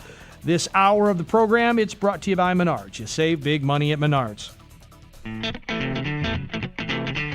I hate to talk about your game right away, but you got the team going with the 2-run homer early. What a full day for you. You make a great catch at third base, leg out a single, and you almost get killed by your teammate with a foul ball. What a day, right? Yeah, great day. Obviously, good series win. All the guys did a great job of showing up the last 2 days after getting beat the first game back from the All-Star break. So another series win for the boys, and keep it rolling. Hopefully have a great second half. Mully and Haugh, 104.3 the score. Always fun to talk to our guy Bruce Levine, and he joins us now on the Plumbers 911 hotline. Plumbing emergency, call 1-833-PLUM-911, local 130 Plumbers. Get the job done right the first time. Bruce, good morning. How are you? Good morning, guys. Good series with the White Sox in Toronto, the Cubs at home, both taking 2 out of 3 out of the break. Where do you want to begin today? Well, I think the biggest story, you talked to him after the game, but Alex Bregman, that was Alex Bregman happy, by the way. And he has hit 3 home runs and 6 for his last 20, and he's on a bit of a tear right now. What's changed, and how sustainable do you think it is? Well, I don't know how much has changed other than his timing. So you see a swing that is more like Alex Bregman over his career. The timing on he's a pull hitter. A pull hitter at Wrigley Field, depending on the weather. Yesterday, the wind was blowing in. With the leverage that he has in his swing right now, he's back to being a home run threat. And that's what he has to be if he's going to be the Alex Bregman that the Cubs thought they were getting when they gave him $175 million. There's no question about his leadership. His defense has been better than anybody thought. He's back to being a Gold Glove third baseman. The Cubs infield defensively has only been enhanced to the point where it's the best defensive team in baseball. It's certainly the best defensive infield in baseball. When you have a weekend like they just enjoyed, obviously the 2016 team was all over the place. Everybody was thrilled with it. How do the 26 guys handle that? Do they see anything? Does it make you want to win even more because you know you have legendary status in the offing? So there's only one guy left on the team. Well, actually 2 that have played with those guys, and that is Horner and Happ. And they were certainly welcomed in, and they were present all weekend in the clubhouse. Saw Arrieta and Rizzo walking around all 3 days in the clubhouse. Arrieta was still there yesterday, and a lot of the guys bringing their kids. They all, David and I talked to numerous guys on Saturday inside the clubhouse outside Gallagher Way, and they all look like they can still play. I mean, they're in great shape. So I think there's a relatability as winners, ultimate winners, by seeing that new gate at Gallagher Way, and just that they're still athletes, still guys that are going to appear in the marathon.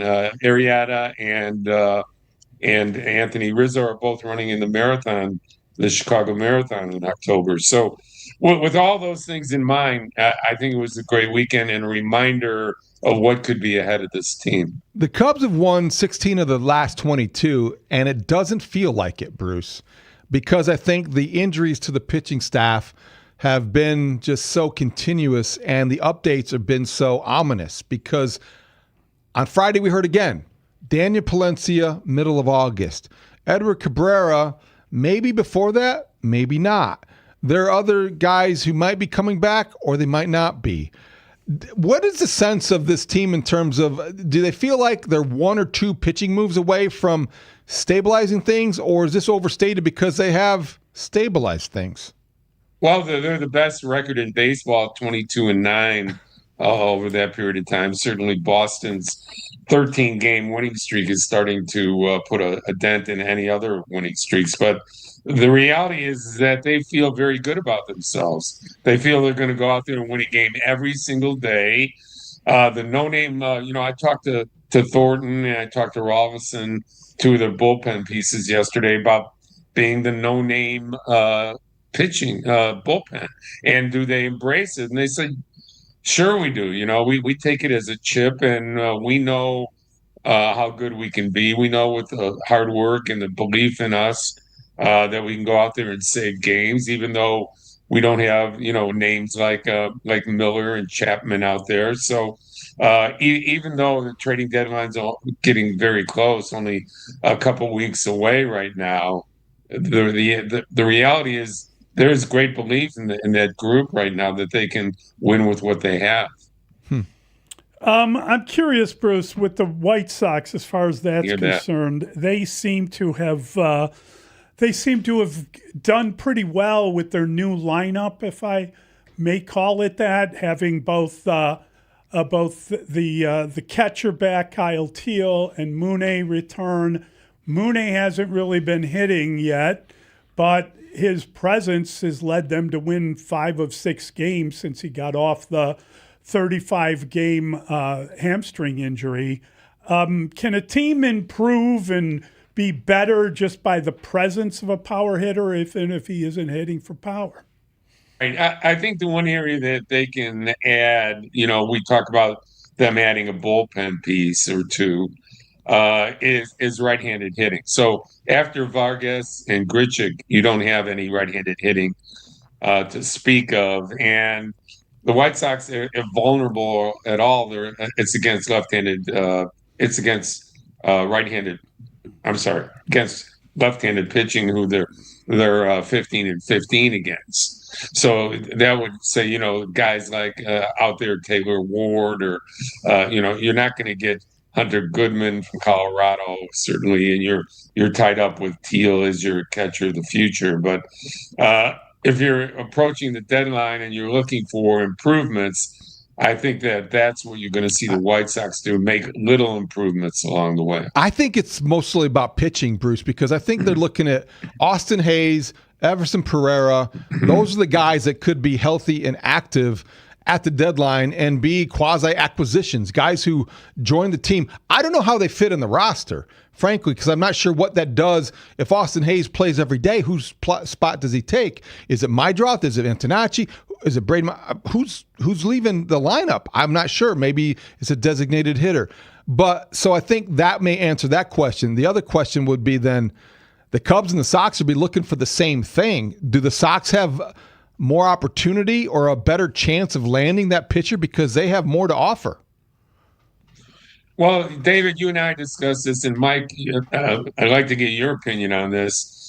Do they need the shutdown closer, the Mason Miller type, or is it a guy like Freddie Peralta who's not really pitching very well, has a 6.10 ERA over his last 10 starts? That's not the Freddie Peralta we watched battle the Cubs over the last 4 or 5 years before he went to the Mets. So what's going to be out there? You see guys like Mize and Skubal from the Tigers are probably going to not be traded, right? So guys like that were with Boston, they're not going to be traded at this point.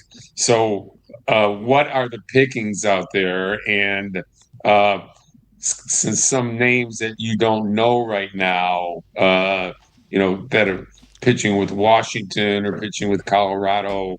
Are those the guys that the White Sox and Cubs are going to be making a deal with?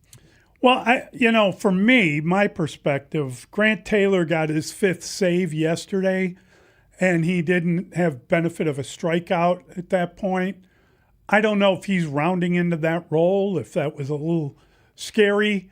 I kind of wonder if the idea that they got a lot of guys that might be able to come back and come up, whether it's Shane Smith or whether it's, even Mason Adams, whether, you feel like they could get something yet out of Tanner McDougal in the bullpen, or I don't know what their plan is for Hagen Smith, but he's returning. I'm just wondering, I want to protect their assets. I think this team has played really well, and they deserve to go out and get a pitcher. They deserve help in that area, but I would be apprehensive about giving things away. I know Billy Carlson is a guy often mentioned. I feel like they made a trade with Jacob Gonzalez, and if they were going to be procuring players, they might have been better off waiting for that rather than Landon Tomei. Although they did give out, $1 million bonuses to 4 high schoolers, including him. Mike, are you going to guarantee us that the White Sox are going to be in competition next year and the year after? I think there's a good chance. Don't you? Don't you think they did very but well in the draft? You want to be sitting here next year and saying, but Bruce, I don't if they would have believe- added that one bullpen I hear guy. that all the time, and I don't believe that they are bound to get to the World Series this year. I never have. I don't know that if Mason Miller is the added piece. I don't know if you can say that. No, if they have Mason Miller, but I don't know if you have enough to get him. 3 years, then that would be a different question. That's a different thing. That's what I'm saying. But I'm talking about rental David, players. you have enough, but you might not want to give it up. When you say inventory, the White Sox have tremendous young, controllable inventory like the San Diego Padres would demand for Miller. But the question is, how much is enough for a guy that throws 102 and maybe a year from now isn't throwing so well? Well, are you answering the question? Can the White Sox get to the World Series if Mason Miller were part of this rotation or part of this pitching staff? If the answer is yes or maybe. Who in the American League scares you? I don't know that anybody in the American League scares you this year. All right. Not until Judge returns to the Yankees. What if he doesn't? But I'm not kidding around. I mean, I think that there will be possibilities, and they should look at everything. But right now, as I look at the White Sox, I'm wondering, Drew Romo is batting like 123 he's got 5 homers, but is Edgar Caro doing anything in the minor leagues? Should you bring him back up so you're preparing him, or the fact that he can't get at bats? What about Corey Lee? I'm just those wondering, guys aren't difference makers. They would make a difference for a guy that's batting. I'll take Hunter Goodman from Colorado. Let's go.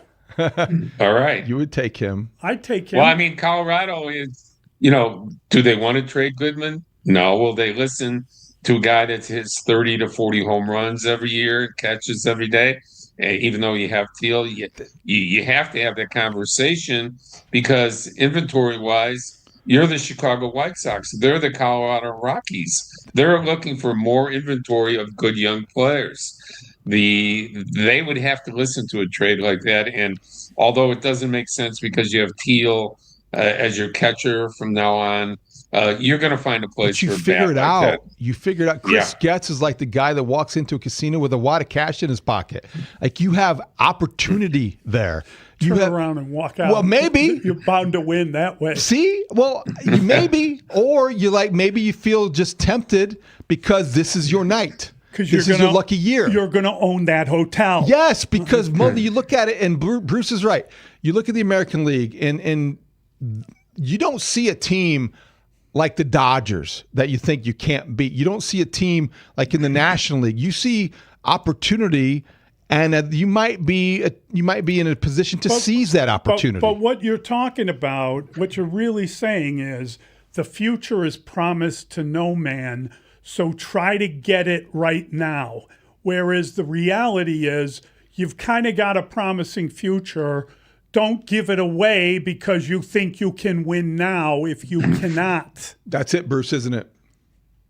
Well, it is, and you look at that run that the Braves had in the in the 2000s, and they go to the playoffs 14 years in a row, and they win only one World Series.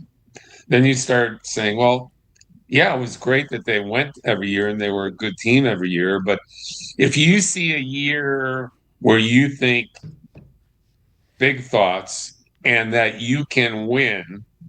And in the American League, I think this is the year. The White Sox are second in the American League in runs scored. They are first in one-run games. If you enhance some of that, okay, anything is possible. You right now in Burke, you have the best pitcher in the American League over the last what? How many weeks, guys? 6 games. Well, he's been awfully good. Okay. And then you have the resurgence of Martin. Like, I think this is the year anything can happen in the American League. And one of those things could be the White Sox winning the pennant. And if you get a bye, the way that Jed Hoyer pointed out that the teams that get a bye, then you have to look at it that way as Mully rolls his eyes and audibly scoffs at us, Bruce, for acknowledging the fact that the American League is there for the taking. You have no idea what it's like to sit there and watch a team lose more games than any team ever has before. To put together Mully, 3 years of losing 100. It's a poker analogy. You're sitting there with a straight, and you think somebody else has a full house. You fold. You end up being wrong about it, right? The pot goes to the guy that had 2 pair. So with that in mind, this is a big thought for the White Sox. But the way they played, the way they're managed by Venable and those coaches, I think this is the anything is possible year in the American League. I think you guys are telling me, bluff, go ahead and bluff. You can pull ahead. Great stuff, Bruce. Guys, have a great day. Have a good day. Great stuff. Oh, my God. Right now, 6th caller to the Scores Contest line, 312-540-0670, wins a pair of tickets to see Guns N' Roses with special guest Public Enemy on July 29th at Credit Union 1 Amphitheater, provided by Live Nation, 312-540-0670. Oh, goodness gracious. It's Mully and Haugh, 104.3 The Score.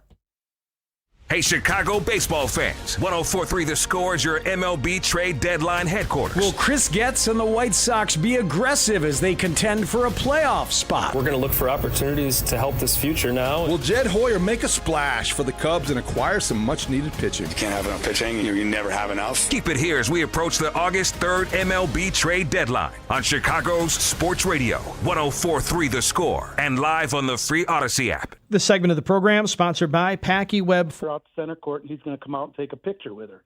He says, I don't know who it's going to be. I'm going to go in and find out. Well, my daughter's name is Stacy. And so he come out to me and he says, I went into the locker room. I says, well, we got a little girl named Stacy. And he said, Stacy King jumped up and says, oh, no, that's me. I'm going out there. I've got to take this picture with Stacy. And he ran out this mountain of a man, picked her up, gave her a hug, and shook her hand. And to this day, that was really, I probably remember it more than my daughter does.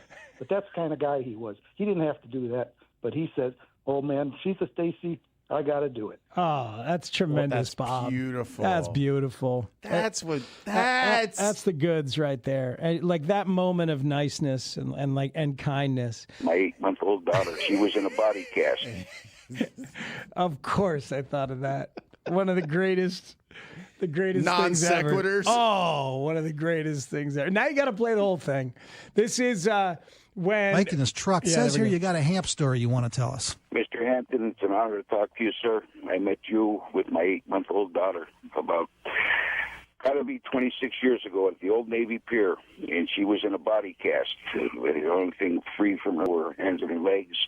And you were talking to me, and she put her arms up deep for you, and you picked her up, and she put her arms around your neck and gave you a kiss on the cheek, and I saw a smile come across that big old tree face of yours, and it looked like you almost dropped a tear. And I just wanted to thank you for that. And to this day, she's 24 years old, and she still has that picture on her wall.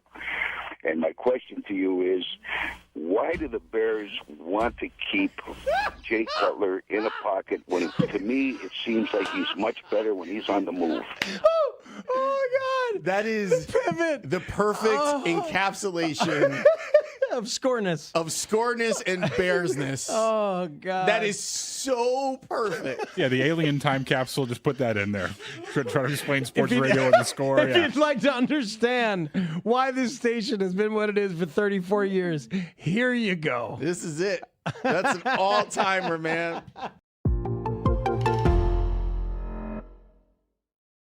It's our guy. He has left us, but amazingly, we still have access to him. To Heavenly Doug. We are the only show in town, the only media entity anywhere that has access to Heavenly Doug. And what a thrill it is to welcome him to the Zoom. He's on Zoom, too, which is incredible. Yeah, we never thought that. Heavenly Doug knows how to use Zoom. We're gone? Are we good to go? We're good. Are we back? We're back. We're live from 6-7 at 6 Heavenly, the score. I know we're not supposed to call it that when you guys 104.96 or I don't know. Go to the calls all the same. It still works. If I'm pushing, I dropped it. I dropped your Zoom. Stop yourself, Matt. I see you, little pal, laughing at me. You think I know how to do technology? No. I know how to talk to men like they're boys and make boys act like men. Well, go ahead. And I'm happy to do it. Do that. Go ahead and do that. Do whatever you want. Well, I'll tell you. Okay, all right. I got in a hell of a fight 2 nights ago with Brett Favre's dad and Paul Horning up here because they want to tell me that they still got something over on the Bears. I'm going to tell you right now, you got none, zero, nada, nothing, okay? Are there post-game shows in heaven, Doug? You deserve. I'm running them right up here. Majestic third star to the left and straight on till morning. Brought to you by Black Poles Gentlemen's Club, or Black Cats, or Pole Jacks. Something like that. I figured. Hey, if you want to take some calls, go ahead. You go right for it. It's your show. Let's go to Eric in Wakanda. Eric, are you on? No.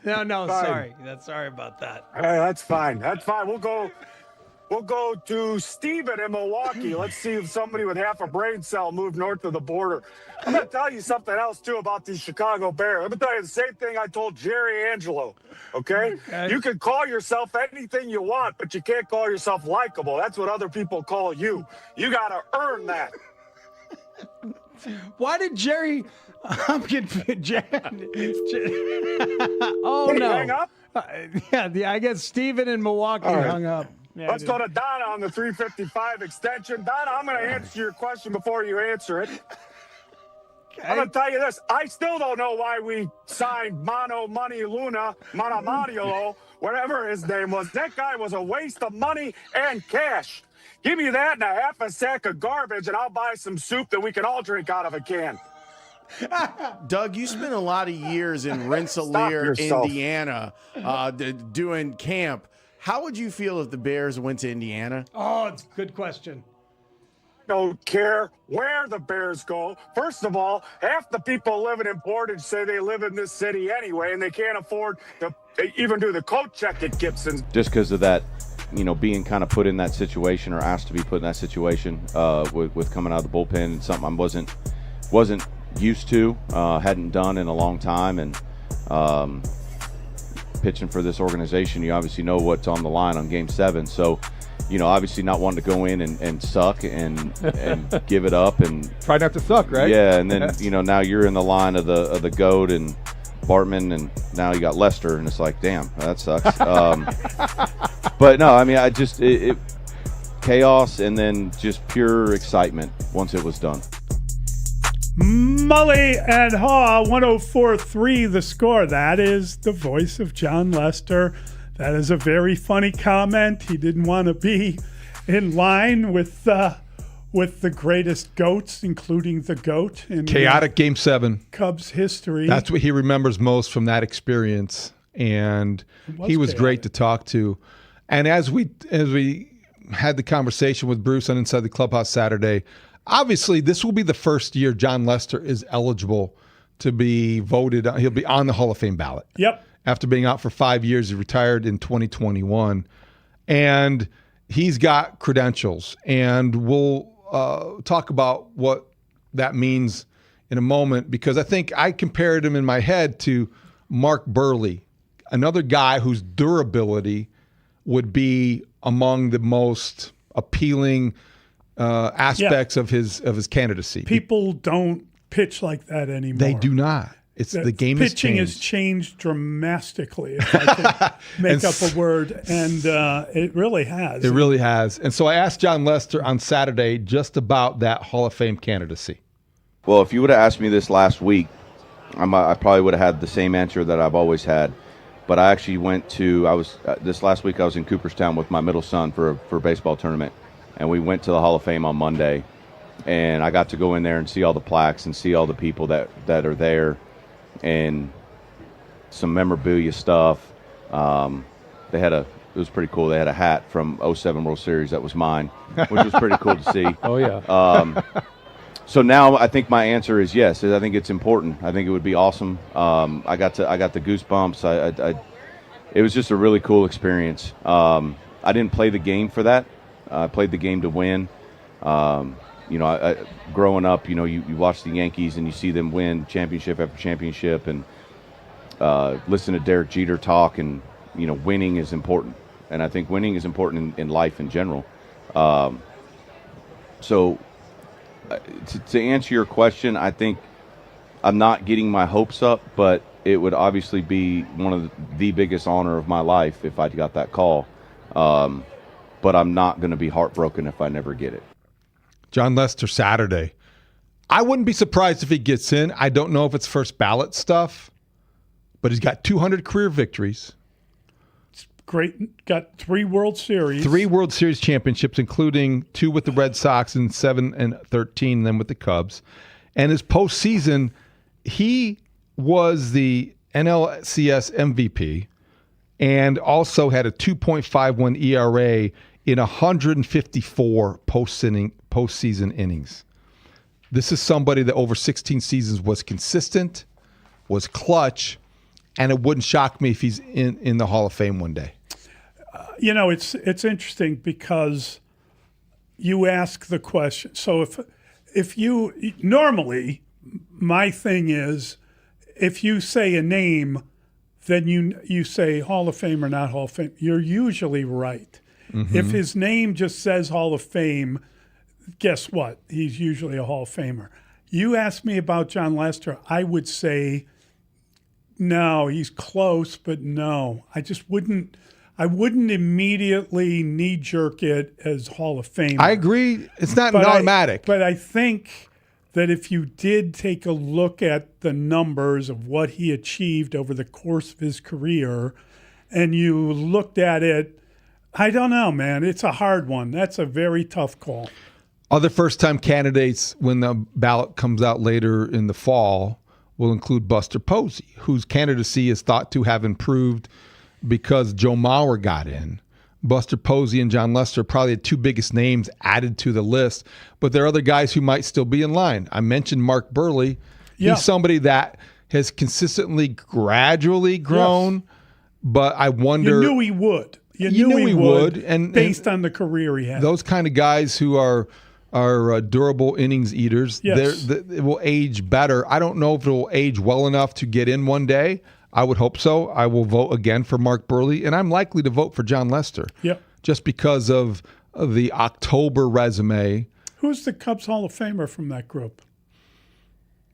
Kyle Schwarber, John Lester, And those are the only two players I think that you would likely say are going to Cooperstown. Dustin, you got another one? No, I think that's really it because unfortunately for Is Schwarber in? No, I mean, he's got to get to 500, and which is reachable. Bryant's not going to get there, No. right? He's never playing again, I don't think, No. unfortunately. And I don't think anybody else who you look at around the diamond. Aroldis Chapman, I should say that. That's Yeah, a third. that's true. Aroldis Probably. Chapman. I mean, but you don't think of. I mean, you're right. You don't think of him as a Cub. He's not going to go in with a Cub. But C on his but that's cap. that's Huge a nice part of it, and he was a Cub. and that's a World Series title. I'm just saying, if Yeah, you're let's just adding say up that the glory of at his the, career, at the 20-year reunion, maybe you have 3 Hall of Famers, perhaps.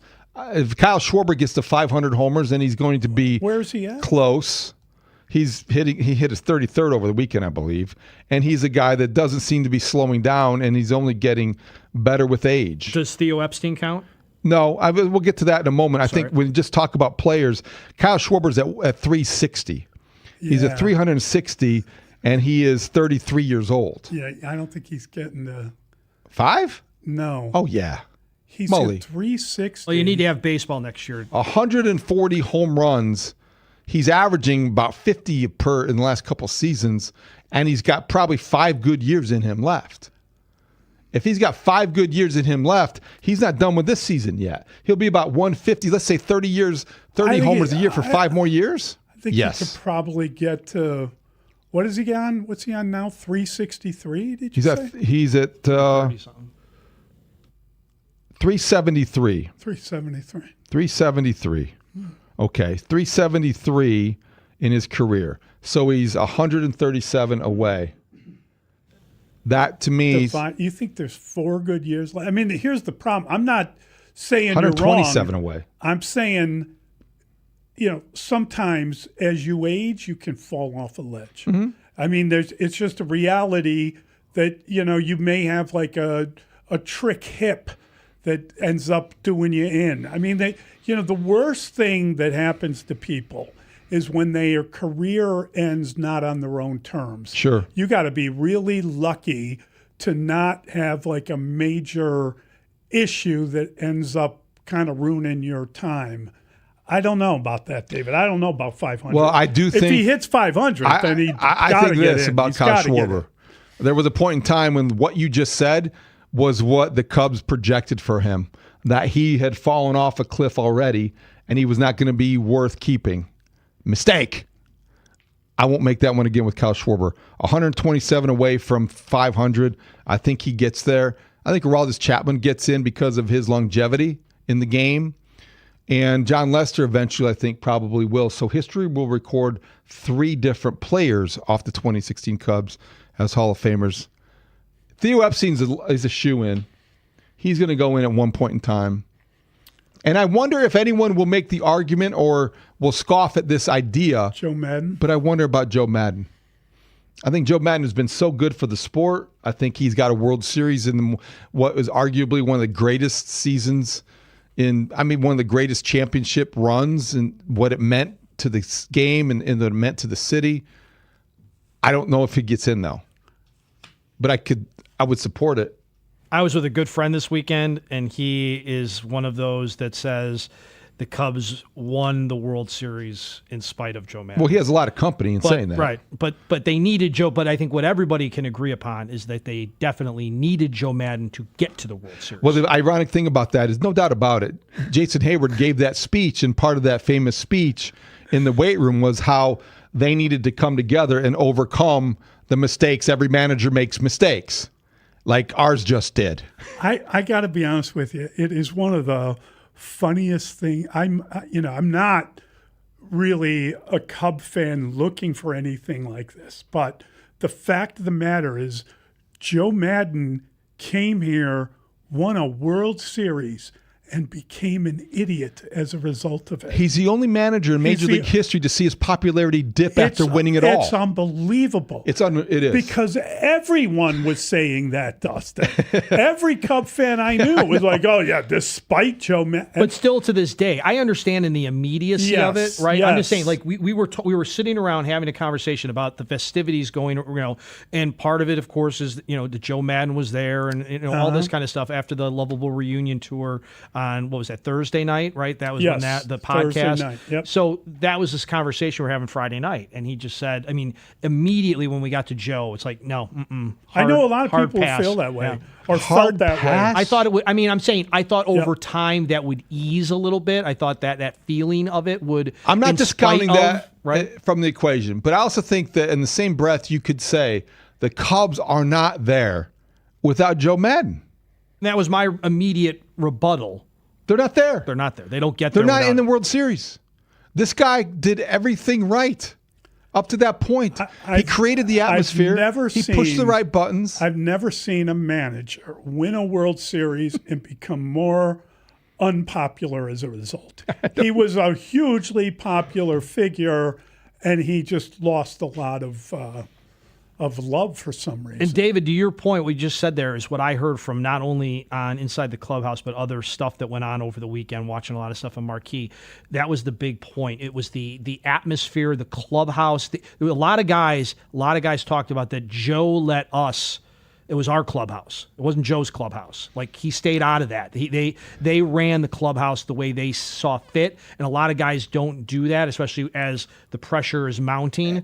So that was a lot of tip of the cap to Joe about atmosphere and clubhouse and that kind of stuff. And it was at the Chicago Theater. As somebody who was there, was not able to go, but said that Jason Hayward, when he was introduced, said before he talks about what he said during that famous speech, he wanted to bring attention and give credit to Joe Madden for all that he had done for that group. Because he badmouthed him. Is that the idea? Maybe. I don't know. That's pretty funny. Maybe, but I think Joe understands everything now. He's got pretty good perspective on things, and he's somebody that, whether he ends up in Cooperstown or not, his imprint on this franchise and city is indelible. But to Mully's point, isn't it amazing, though, that Joe never got another bite at the apple? He did. Not really. Anaheim. Not really. No, he got a lot of money. He got a lot of money. How but is that not getting a bite at the apple? I'm talking about a team that was like ready to go from the next step. That was just like maybe that was going to put a couple of fans in some seats. You sell some advertising. He goes to golf. It wasn't that was a flawed franchise, right already. So they were using with the great talent they had. Yeah, I'm just saying, like another team that thought they were close. That's what I mean. Yes, he managing it, but I mean, a team that thought they were close could bring a guy in and do that. It's largely, that's interesting. I think it's a broader conversation, but it also relates to just part of the reason why he left Chicago when he did. This is now, the irony about Joe Madden, again, is the guy who introduced a lot of the analytics to the game back in Tampa, looking at things a different way. His resistance to that intrusion from the front office wasn't always welcome here and probably other places with managerial openings, because, like, do we really want that? Theo was never going to hire him again to start from scratch with a team he was building. Right. That's kind of what the implication is. Yeah, I think that's one way to look at it as well. And so Joe probably scared off a lot of younger general managers, analytics-driven guys who looked at what he has said about the sport and the state of the game and been like, okay, but which I think is unfair, because of anything about Joe Madden, he proves is that he can get along with anybody. Theo he's a lock because he did it twice in Boston and once in Chicago. Yeah.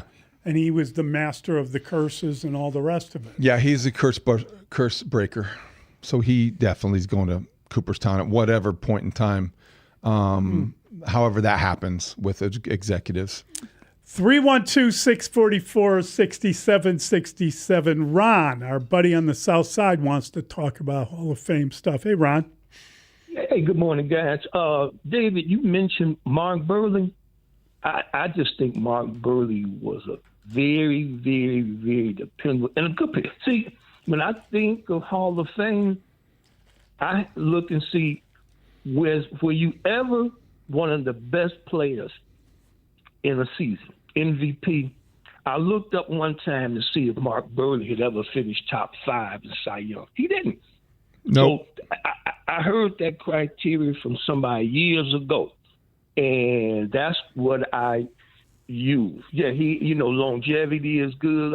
And to tell you the truth, I wasn't sure about Harold Baines, but that had a lot to do with Jerry Rindle.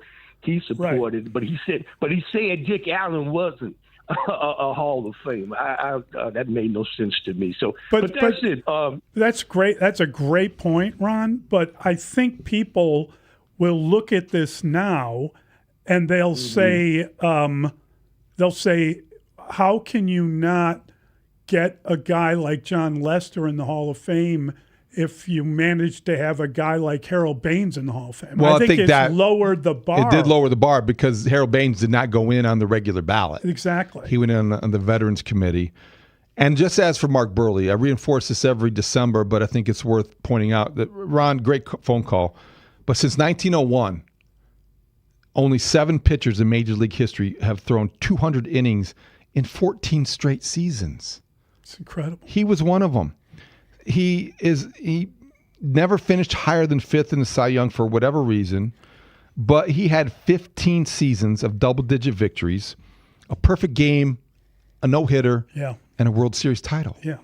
So his credentials speak for themselves. You could argue that in that World Series title, he was as important a figure, he was as good a figure of that group as anybody. I mean, are we talking about Burley here? Things have changed. Look at how good they were right. in terms of winning all these complete games. And who was the guy that was front? The guy they also got a save. It's just unbelievable. Last year, there were 2 pitchers in Major League Baseball that pitched 200 innings or more. Burley did that 14 times in a row. That's unbelievable. So I know that it's not the time to, but Mark Burley has every right to believe he's deserving of a Hall of Fame nod. John Lester, likewise. He's got 200 victories. Burley has 214. Lester has the World Series and postseason resume that's better, but Burley has a ring. I think both guys belong in the Hall of Fame. Yeah, I think that's a very fun way of looking at it. I don't know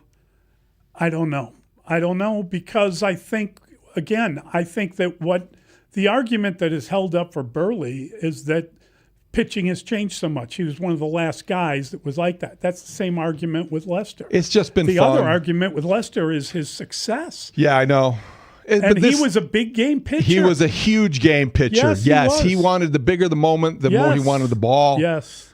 Great weekend reminiscing about 2016. Mully, we had the Sox kind of had a moment before the All-Star break. They had a great weekend, with all that going on. It's just been a lot of fun lately with the Cubs and the Sox. Looking back.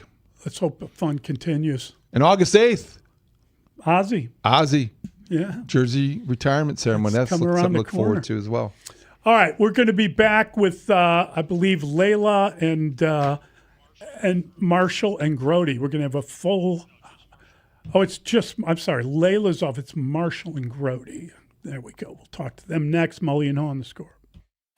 You're listening to Mully and Haugh, the most trusted morning show in Chicago sports. Get the latest Bears news with Brad Biggs. Ron Coomer breaks down the Cubs every Friday. There's a chance that we're going to see Pete in the very near future win an MVP, and I don't disagree with that. Plus, Cubs pitching coach Tommy Hotovy joins the show twice a month. White Sox legend Ozzie Guillen checks in Wednesday mornings at 8 to talk Sox. The starters, they're not going to pitch 6-7 innings every night. No way. We've seen it before. They need those guys to step it up. From Hallis Hall to Wrigley Field, the United Center to the South Side, Mully and Haugh cover it all. Start your day with Chicago's most complete sports conversation. Weekday mornings from 5:30 to 10 on Sports Radio 104.3 The Score. The Schaumburg Boomers have a huge weekend at Wintrust Field. Friday is Star Wars night with a spectacular... But they more than welcome want to claim the city. And if any other Packers fan wants to come at me who lives in Illinois and say, how dare your team crosses state lines, all of a sudden you care about a state line and whether or not you can be a fan of that team? Because I see you on the way to Rockford driving between 2 lanes and I got to go in the shoulder to get around you with your Packers decal. That doesn't stop you from having an Illinois plate. So I don't care where the Bears go. I'm going to follow them. Now, if you want to make them the New Orleans Bears, maybe I'm not as much of a fan. But when I go to New Orleans, I'll be wearing a big C when I'm walking around the Big Easy. Okay, that's my team no matter where I am or they are.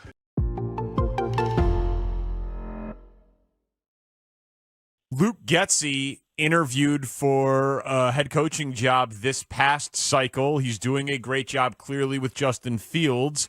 I am worried, Boomer, about Getsy taking a head coaching job, so much so that yesterday I suggested I would fire Eberflus to keep Getsy for continuity for Fields. People hated that. Yeah, they hated that take. That didn't go well for him. I hate that too, Danny. Yeah. I hate that too. That's a Narpian take, just so you know. Narpian? Yes, yeah, non-athletic regular person. Yeah, well, that's exactly who I am. That's exactly so what I am. good. I've been calling him. He's also an anti-defensive coachite. You know what I mean? Like he doesn't. Narpian rolls better off the tongue. Though. Sure, maybe, but he can be both. But like he does. He didn't give Pete Carroll any credit before or now. Really, it's all about Geno Smith. Bill Belichick's a defensive coach. Yeah, look what he's doing without Brady. See? Gee, I don't know. He just passed Papa Bear Hallis for second all time. I don't know what to tell you. I think it's pretty good stuff. Yeah, he's fine. Narpian is outstanding. That's just. Look I at call Tom my without guys that I work Roethlisberger. with in the morning. I call my guys in the morning that I work with a bunch of narps, and sometimes their take on things like Danny's is Narpian. So, and I think that's a very Narpian take on your behalf, there, Danny. Roy, I got to ask you, and I know that you have talked about this on stage. I've seen you talk about it in interviews, but for the Score audience, can you please share the story of your dad and Don Cornelius? Oh, you did some homework. So the cop's name was Don Cornelius. And so Don Cornelius eventually, after about a year, quit Chicago PD, looked up my pops, called him and got a job as a news reporter at WVON. And that started Don Cornelius' immersion into the world of media. Wow. And eventually into television. Speaks, it gets better. Well, Don Cornelius, for anybody who doesn't know, founded the Soul Train. Yes. Okay. That's where we're going. Okay, I just want to make sure we filled in that context. Go ahead. So there's American Bandstand with Dick Clark, and it's a pretty successful show. And Don Cornelius gets it in his head that, yo, man, there's no black version of this. They don't put black artists on Dick Clark enough. We have good musicians. We should have a show where black people dance and celebrate things. And this is an important backstory. My father was a civil rights journalist. He only covered conflict. He never covered a regular local news story. He covered civil wars in South Africa, in Zimbabwe, in Vietnam. He covered every riot, every civil right, anything with a dog and a fire hose and a Klan. That's what my pops covered. That's important context. So Don Cornelius comes to my pops and he goes, hey, man, I'm getting money from people to shoot a pilot for a show. I think it'll be moving and grooving like a train of soul where it just never stops. Would you like to be a part of it? And my pops was one of the people who loaned Don Cornelius some of the money to shoot the pilot for Soul Train. Oh my God. But it gets better. Long. Yes. Takes Don Cornelius too long to sell the pilot. So my pops, one of the investors, I need my money back. I give you like $1,000. To which Don Cornelius says, hey, Roy, dig this. Instead of me giving you your money back, how about you just stay on as a producer and you can be a part of the train of soul when it leaves the station? To which my father looked Don Cornelius in the eyes and said, hey, man, nobody wants to watch black people dance for an hour. Give me back my money. It is a terrible idea. And with that, my father signed away any piece that he was entitled to of the Soul Train empire. But you have to understand, there was no show this. Mully and Haugh, 104.3 The Score. We, of course, broadcast live from the Score's Hyundai Studios, brought to you by your local Hyundai dealers. Appreciate that. Thanks to them. Thanks to Jacob Stutz. He gets us up and twitching every morning. And thanks to everyone for calling and texting and emailing. Also, thank you for listening on this Monday, July 20th. Thanks to our executive producer. He is Mr. Dustin William Roots. I'll be honest, man, was when it finished. Did you enjoy it? I like a lot of the matters, but I thought it was crap. So miserable. That's it, honestly. Tell you what else you get on the BBC, honest reviews. What about the macarena? Can I get to you? I just didn't get the goal. I think it was Bieber that kind of brought you down, wasn't it? I think Bieber was a bit slow for you. A bit slow. That was David's favorite Scouser, Wayne Rooney, checking in on the halftime show. And thank you, Brandon Fryer, for that.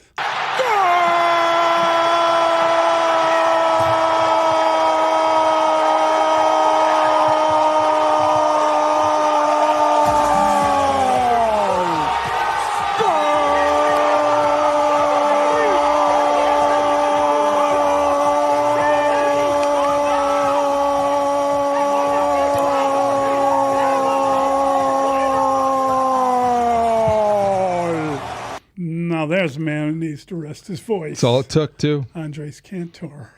One goal. Marshall Harris in the house. He's right here. What up, fellas? A victorious weekend for everyone involved. Grote time! What's up? You're the man. Andres Cantor or John Vincent for holding a note. Discuss. That would be a good one. Oh, that's good. Who do you think? Oh, that's Saw John Vincent over the weekend. I would say Cantor's been doing it longer, right? Like, how long has he been doing it, but Mully? you know what? Is that As long as I can remember. right? You know what, I think we've been doing that for a while. That's the only note he has to hold. That's true. He doesn't have a song to Good sing. point. So in the midst of that song singing, when you see Vincent holding that note, as long as he does, that to me is more impressive. Ooh, wow, okay. I'm not going to deny John Vincent. I mean, I know John Vincent. I don't know Cantor. I am not Argentine. I'm not defending Cantor. But yeah, that was his voice epic. started going, though. Have you noticed that as this World Cup has progressed, he sounds like he goes. How could it not, though? When doing the volume that he does with the team that he does, and No, if you do a lot of Spain games, though, you're not going to get a lot of goals. Okay, That's that's true. fair. That's fair. 1 Either in 8. way, It that's is right. 1-0, and I was told they dominated. That's a good point. They did I know. dominate. Yeah. The You were numbers. told. were You didn't big. see it. Well, no, I did. I watched. Yeah, I it's watched okay. every You don't second have of to it. I'm not going to come here and act like I have expertise on it. How but are we handling this glorious 20? Can you believe it's the 20th of July? wow, it's kind of I sad. believe it was your guy Bill Shakespeare who said, "Summer's lease hath too short a date." does start to see the Lollapalooza Trying to get out of that stuff lease? going up. Yeah, I got to get out of that You summer. got to get out of that lease. lease. You need a sublet. Man, Riot Fest coming. By the way, we'll be giving away Riot Fest tickets today, like we do. I believe Tool tickets, because they are essentially the headliner. We will have, gentlemen, a ton of Cubs in the first hour, including the 2016 nostalgia. 11 a.m. is a White Sox hour, including Josh Nelson of the Sox Machine for 2 segments. He will be in studio with us. 5 on it at noon, which will include the World Cup. Tribune columnist Sully, Paul Sullivan, is going to be on the show with us starting at 1 p.m. today, and then much more here today on Rahimi, Harris, and Grote. Have a great show. Yeah, Snarkfest, Fryer. Using chat to research your next home improvement. Black and this happy on TV at the time. It didn't exist. So this man who has done nothing but cover war and death and struggle and injustice, and then some Afro nerd comes walking in, hey, dig it, baby, cat daddy, shake it down. We gonna be dancing and we gonna have a scramble board and figure out sentences. Get your ass out my office. And give me my money. Give me my $1,000. And give me back my money. Like that's a serious amount of money at that time. It's like $1,000, I think, like 2,000. Like it's a lot. That's a lot of money. And yeah, man, like I was never allowed to watch Soul Train growing up. I don't know if I ever told you that. I could watch Solid Gold. Wait, your dad actively was like, you can't watch this show that I didn't Turn that invest off. in. Turn that monkey-ish off. Like openly hate it. You know how Sundays it's cartoons and then it's like Glow or roller derby. You get gorgeous ladies or wrestling or worldwide of sports or you get Twib. This with week in Mel Allen. baseball, baby. That's right. Yeah. And then Soul Train will come on before college football. And my pops would be like, turn that monkey-ish off. Just a hater. And I love it. That's how you should be. I want you to fail.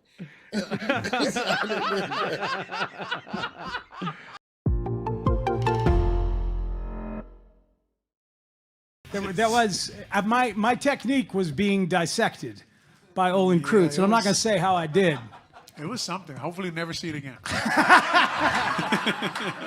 I mean, look, Lawrence, let's do some of this. It's a Spiegel and Holmes show. Some things you can't unsee. You know what I mean? Like, it wasn't that bad. You can't show it to me again. All right, you tell us. You tell us. Hold on. Let's see it. You already got this on film? Yeah, now this is on video. This is going to live forever. Break it down, though. Break it down. Here's my set. Oh, don't. See, that's terrible, man. You got to have the Z in the knees, right? I'll bring your feet in a little bit. You got to have a little better posture. I mean, you look like a camel. You have a hump in your back. We got to get the hump out of your back. We got to work on your spine extension, of your lumbar and your, mid-back. Are you about to show us your bucket step, too? Yeah. Is that happening? Just watch this stuff behind you. Yeah, really. I don't know the insurance. Oh, wow. Okay, your hands can't be out there. They got to be armless from the back. So turn so the crowd can see you. Turn back that way. So don't do that. Please, no one teach your kids to block like that. Turn this way. Turn this way. Okay, now get your elbows so tight they can't even see your arms. There. Yeah, no. Yeah, just turn your palms up, knuckles up. There you go. Perfect, man. Yeah, and we'll just hope no one comes. Wait a minute. So who would get by me? Everybody? Nobody. If no one came, nobody. Our best moment, though, Lawrence, was talking about the play calling on the Mighty Sequoias back in the day. I was telling him about the inside reverse that we used to run, where we'd fake a halfback sweep, and instead quarterback would hand the ball to the slot receiver coming back the other direction with a guard pulling in front of him. And what'd you say? What is that? That's Pop Warner's old single wing inside counter, man. That play's undefeated. It used to destroy in our flag football league. Yeah. Called that 43 counter when Little League at St. Mary's with my kids. No one could stop it. You can't stop you low it. power one side the whole time, and you run counter. And the whole time, I wait for them. The coaches on the other side are yelling, "Watch the reverse." And as soon as they stop, then I run it. So as long as they yell, "Watch the reverse," then I run power. So I think we've established that I might not be the best center on the air staff. I think Olin has that. But am I the best offensive coordinator on the air staff? I got one play. That was it. Oh, yeah, for sure, man. Okay. Yeah, and I mean, you're better than Danny Parkins, so there it is. Please make this personal. Okay.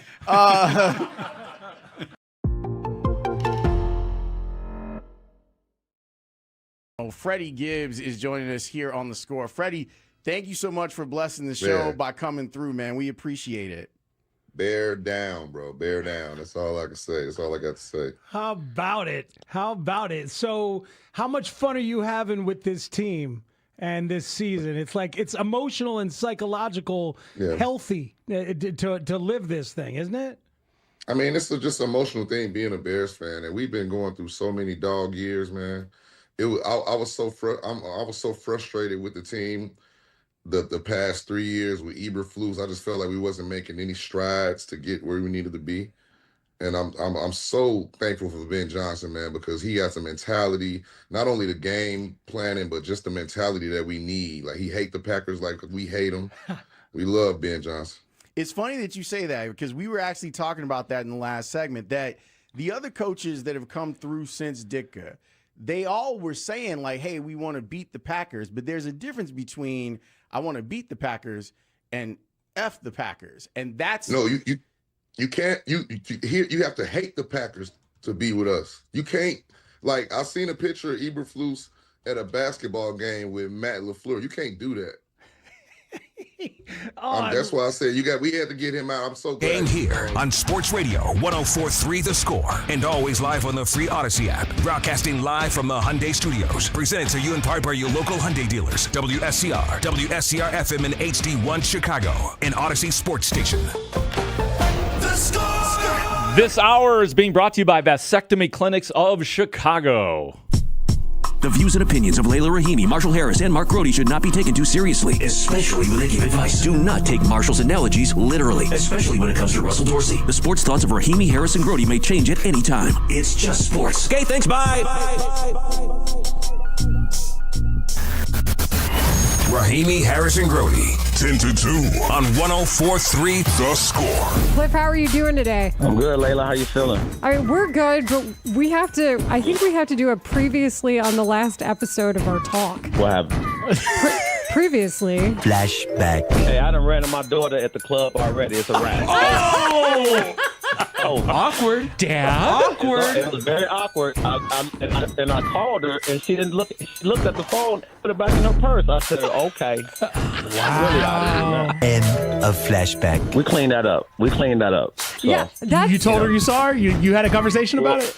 Well, Mark, listen. At the end of the day, I mean, I need her to tell me she's sorry for not answering my calls. Okay, that's fair. You feel me? Yeah. Because I answer her calls every time she need my money. What do you want from me? Tell me. Money? You want money? I'll give you money. Like, my mama get on me still to this day. Okay, yeah, that's a parent thing, right? Like, a parent wants to know that their kid is going to actually, if I miss a call from my mom, I always tell her, just text me, Mom, because I miss calls all the time. Just text me and I will get right back to you. My mom has passed those days of, well, Mom, I'm at work. So the boy, you ain't the TV on. You ain't on it. No one messes with Mom. What was her reaction when she found out that you saw her? She was like, Dad, this is like reaction. She goes, Dad, it's time for you to stay out the club. I go, you know what? Okay. All right, that's your answer, huh? I'm like, well, I mean, and it wasn't even a club situation. It's just like, one of those vibes little spots. I mean, it wasn't like a lounge. It was just a bar that happened to have some better music and a better ambiance. People moving a little faster. Yeah, when you get over 50, man, you need a little, jump start every once in a while. Make sure you make sure you're still living. So I just told her. Every once in a while, you might bump into that. You got one of the coolest dads, I told her. Now, listen, I ain't going to come out there and, make you look bad now. Excuse me, I got to go to the bathroom. I'm hip. Hip to what? To the whole scene. Layla Rahimi, Marshall Harris, Mark Grote. Middays 10 a.m. to 2 on Chicago Sports Radio. 104.3 The Score. I can attest to the fact that when you turn 50, when one turns 50, I have turned 50 in my life, that's when you give it up. Like, all chances of those last gasps in your 40s of being hip and doing hip things, they got to go out the door, because 50 just says 50. Well, I knew that when you started using the word hip and said it multiple times in the same sentence. Yes, I agree with you. I'm not 50. I can't relate. I know. I understand. Can't relate. You got time. Enjoy it, man. I'm already acting like I'm 60, though, so it's all good over here. You're living a good life, though, I am Marshall living Harris. a good life. I thought 50 was the new 40, though, Grote. Maybe, but I need it to be, because 40 then is the new 30, and I'm good. Just literally the visual, though, of seeing 50 or telling somebody you are 50, it is then impossible to convince somebody you're cool anymore. That's all I'm saying. And maybe Marshall Harris will be the exception. I'm not trying to be cool. I know. I'm trying to enjoy what I believe to be the best time to be a Chicago sports fan. I'm letting it wash over me each and every morning when I wake up and get ready to come into work. My walk to work every day is like, you know what? A year ago, I wasn't talking like this, but I am blessed to be in Chicago during this particular moment in sports. It's Rahimi, Harris, and Grote. We are live on 104.3 The Score. Yeah, things are good. Both of our baseball teams out of the break. Both teams winning series. The White Sox do it in Toronto, and we'll have a full, basically, White Sox hour starting at 11 o'clock. We're going to talk a lot of Cubs here in the first hour of the program. Oh, and then, by the way, just lurking there with big arms and happiness are the Chicago Bears. I mean, that is right around the corner. That's what I'm saying. As well. Good times, and the need for the Bears is heavy, because we have officially gotten into the twilight zone of Bears and the lists and all that stuff. It's like, we need a damn training camp practice. But the thing is, and this is the beauty of the whole situation, Grote, we need the Bears, but we don't need them as badly as we did this time last year. That's so true, because we have the White Sox. We were like, last year was very difficult on this program, trying to figure out when to and when not to discuss the White Sox, because there wasn't a whole lot of interest in them. So we will talk to them. They are doing their part. The Cubs, well, they're doing their part as well, as we know. The Cubs right now, 56-43. They find themselves still 6 back of the Brewers. We'll address the Brewers a little bit later on in the program. Have to address the Milwaukee Brewers because they're just not going to go away. There's just nothing you can do about the Brewers, but we will address that later, except for a dud for the Cubs on Friday. The 5-2 lost with the Ryan Jeffers 3-run homer off Colin Ray did in the Cubs on Friday. They rebound nicely with a 6-2 win on Saturday with Matthew Boyd giving a second straight strong appearance. That was Nostalgia Day. That was 2016 Day. That was Rizzo catching the Bush ball in the bleachers day, which was just astounding. Can we clean up that Rizzo catches the ball thing? Because I've seen it posted. I've heard it said. Rizzo recovered the ball. He did recover the ball. He did not catch the ball. It was actually handed to him by somebody that we know. Nick Friedel, yes. Who's a frequent visitor on our program. He's an Odyssey NBA insider, and he'll be joining us on Wednesday to talk about the moment. But I'm glad that Nick Friedel caught the ball, or really picked up the ball, and just handed it to the guy in front of him, Anthony Rizzo, because that's a much better story than what really happened. Yeah, it is. It's a much better story. I said in the text thread, because you immediately said that, guys, let's tamper this down a little bit. General vicinity rule. You know what I mean? Okay. It's like football. He was in the general vicinity, so can't we just, and you know that as the years go on and the stories go on, in 3 years from now, Rizzo caught the ball. Even though we can go and review the tape, it doesn't matter. Rizzo will have caught the baseball. But the beautiful thing is the live cut, it looks like Rizzo caught the ball because they cut to, and he's right there and he's holding the ball. Here comes the 0-1 to Michael Bush. Fly ball right field. Well hit. Back goes Martin. It's got a chance. Gone. Home run, Michael Bush. Cubs lead 1-0. Patrick, Bushy hits the home run against his hometown team, and the ball lands right at Anthony Rizzo's feet in the right field bleachers. That is unbelievable. Riz is a magnet for balls when he sits in the bleachers. That's twice. Riz, come back again tomorrow. And isn't it interesting that the Cubs' first baseman, Rizzo's old position, and number 3 hitter, that's where Anthony used to hit, gives the Cubs a 1-0 lead here in the first. I love how much Rizzo loves sitting in the bleachers. Like, it's not just like a one, like this is multiple times now that he has obviously done this. He likes being in the stands with the fans, so you know that he kind of envied those guys out there. Anthony Rizzo, who's living a better life these days than Anthony Rizzo? He is embracing post-baseball life like none other. I don't know what his postseason duties are with NBC, like how often they have games. But if he's not on the air for NBC or Peacock, he has to be in the bleachers at Wrigley. He has to, because there's an old baseball adage. I'm sure most of you have heard it. The ball will find you. And that's what's happened to Anthony Rizzo on now multiple occasions. And it's gone in the Cubs' favor each time. That's amazing. He is Marshall Harris. I am Mark Grote. It's Rahimi, Harris, and Grote here on 104.3 The Score. So the Cubs win the series. So impressive yesterday. The 10-1 win over the Twins. Marshall, it sure feels like with Alex Bregman legitimately hitting now, had the early 2-run blast yesterday.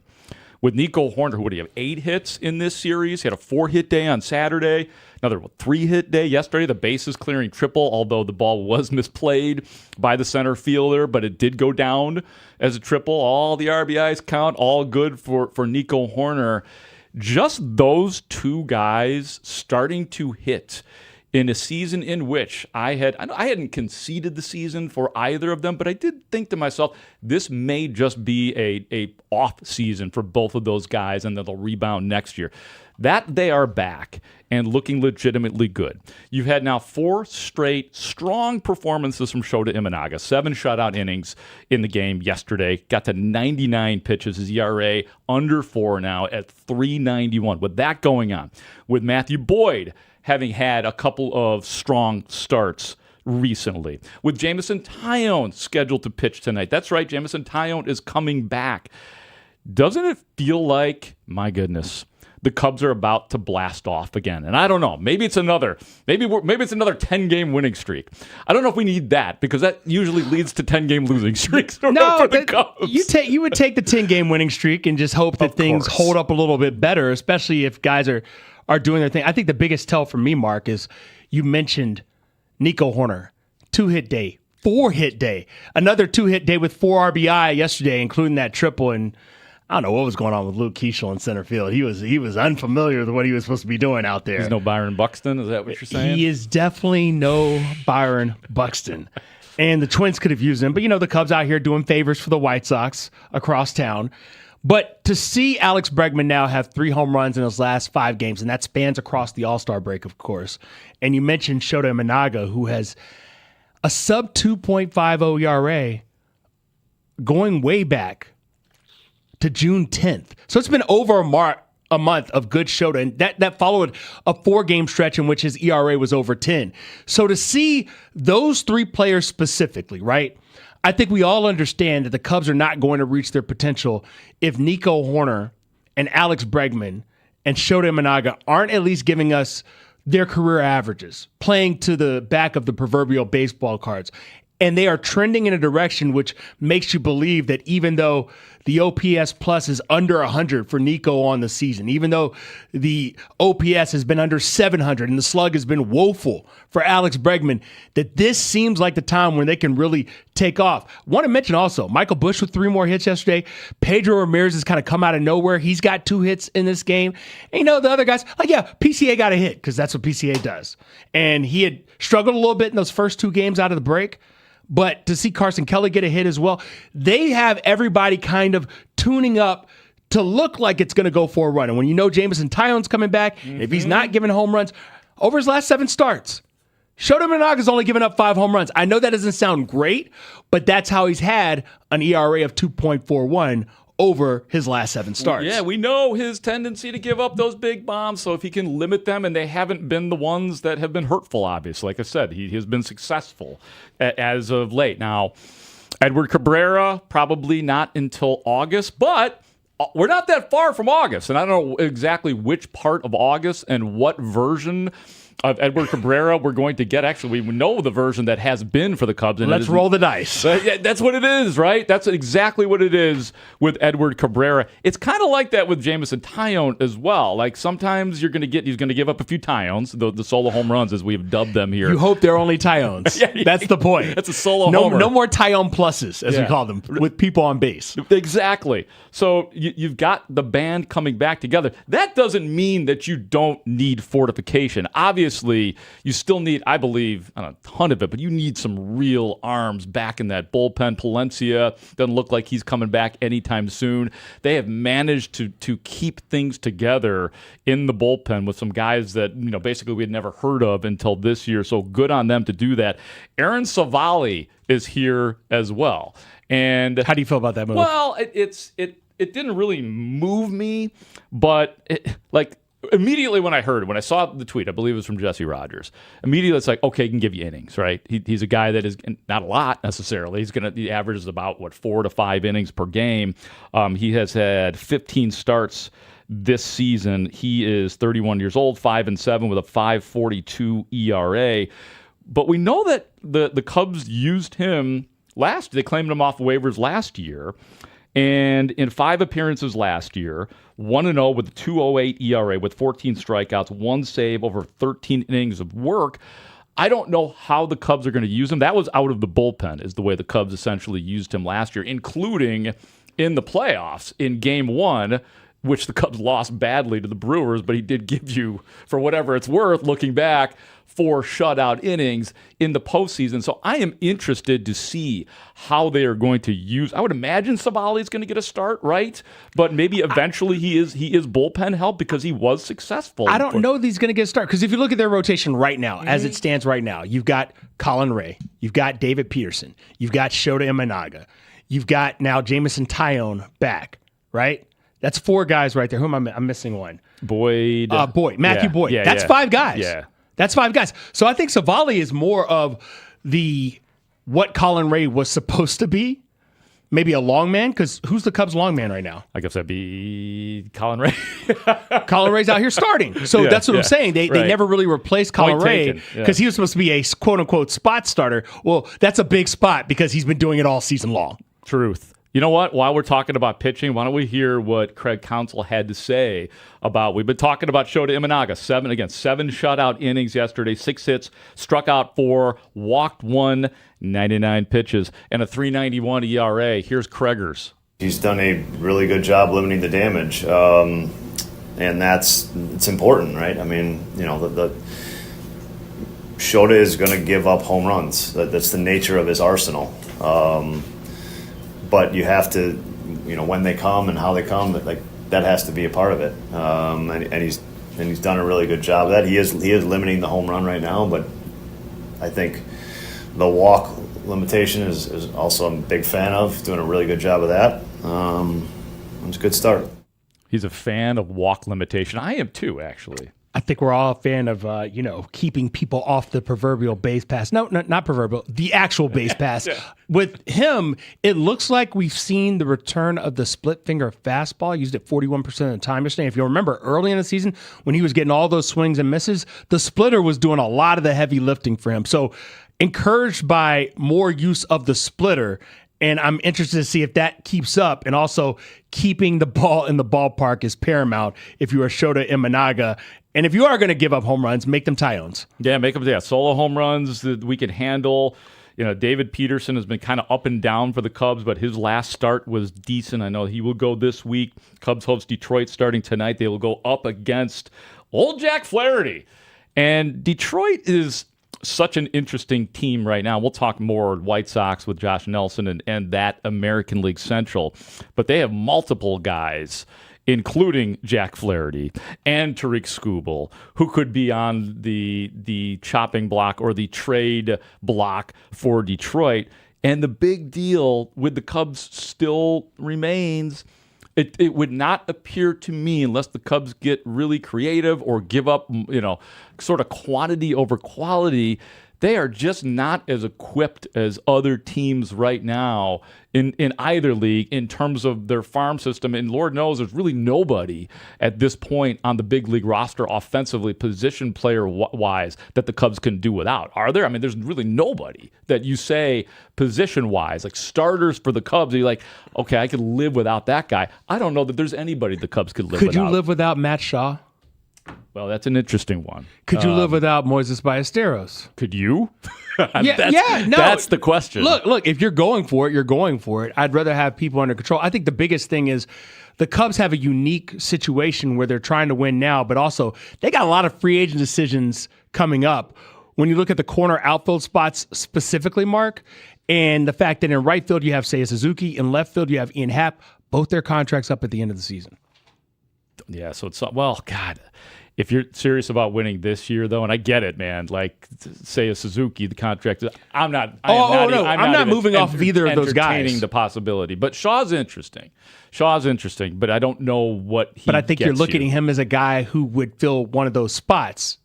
Ian Happ, Seiya Suzuki leaving in free agency. A lot of great texts coming through here today on Rahimi, Harris, and Grote. 312-644-6767. Yeah, Connor Bedard, too. We didn't even include that in our headline of great Chicago sports things going on. He gets his big deal with the Blackhawks, which is awesome.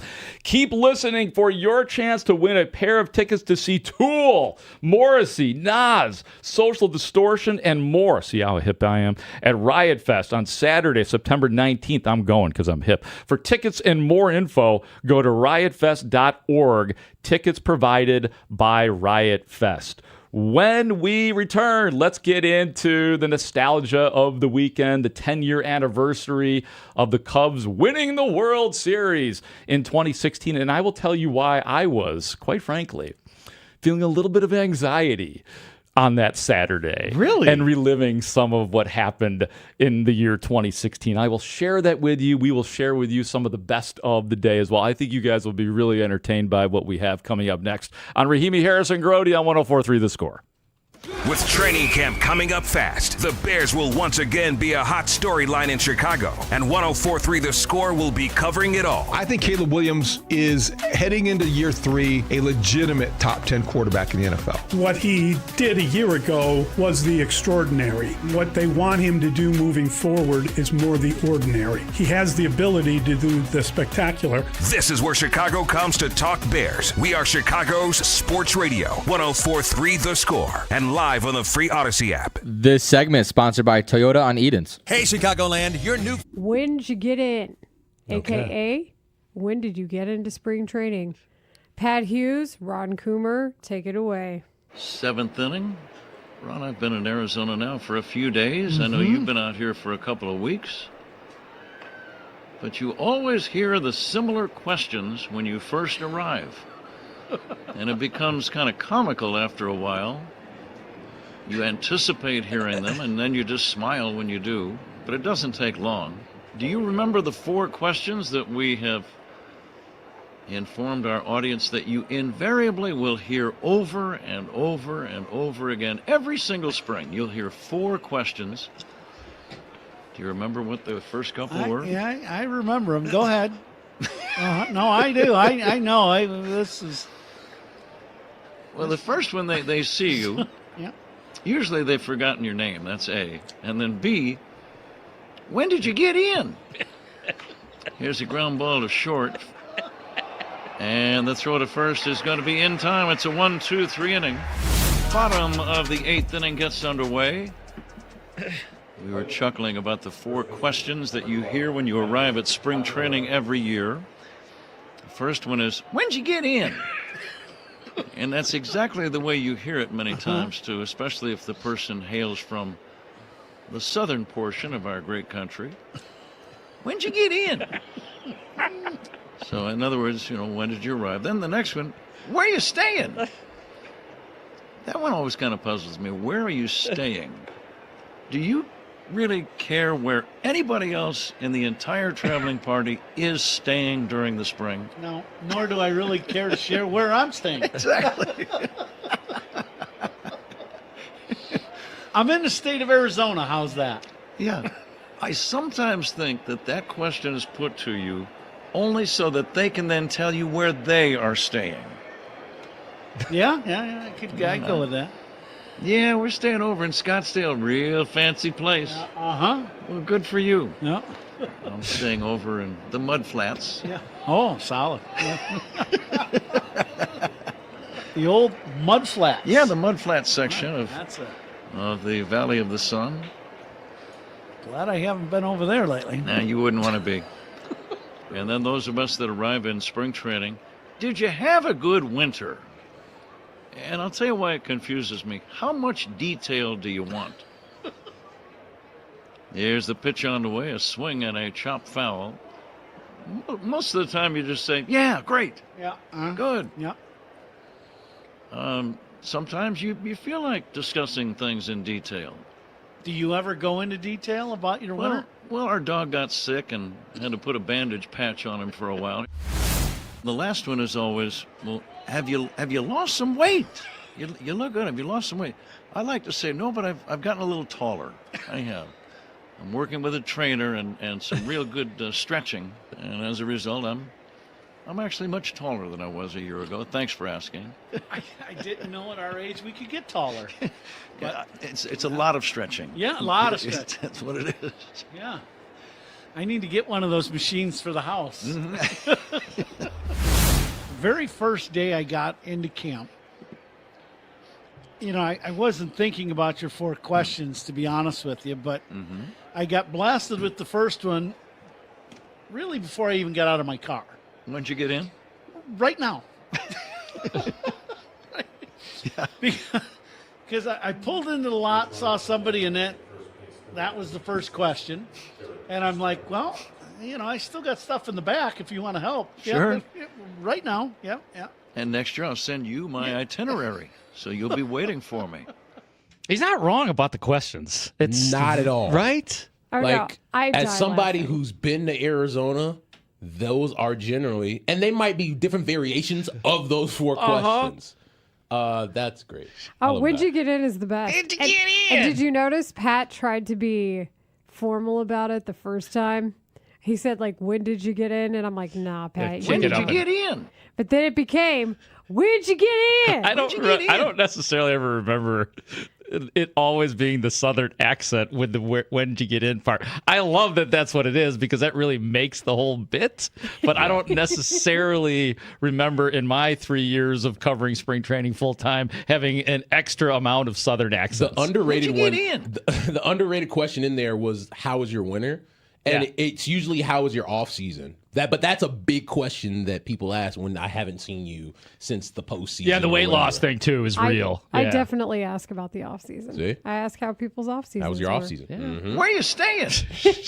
That's a safety concern. I don't know if I like that one. Huh?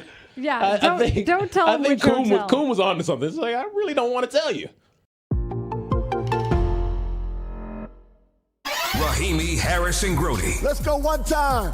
Who let the dogs out? Middays 10 to 2. I don't know how many times I got to tell Mike to stop doing that. Sorry. On 104.3 The Score. When we won, we thought we knew how much this meant to the fans.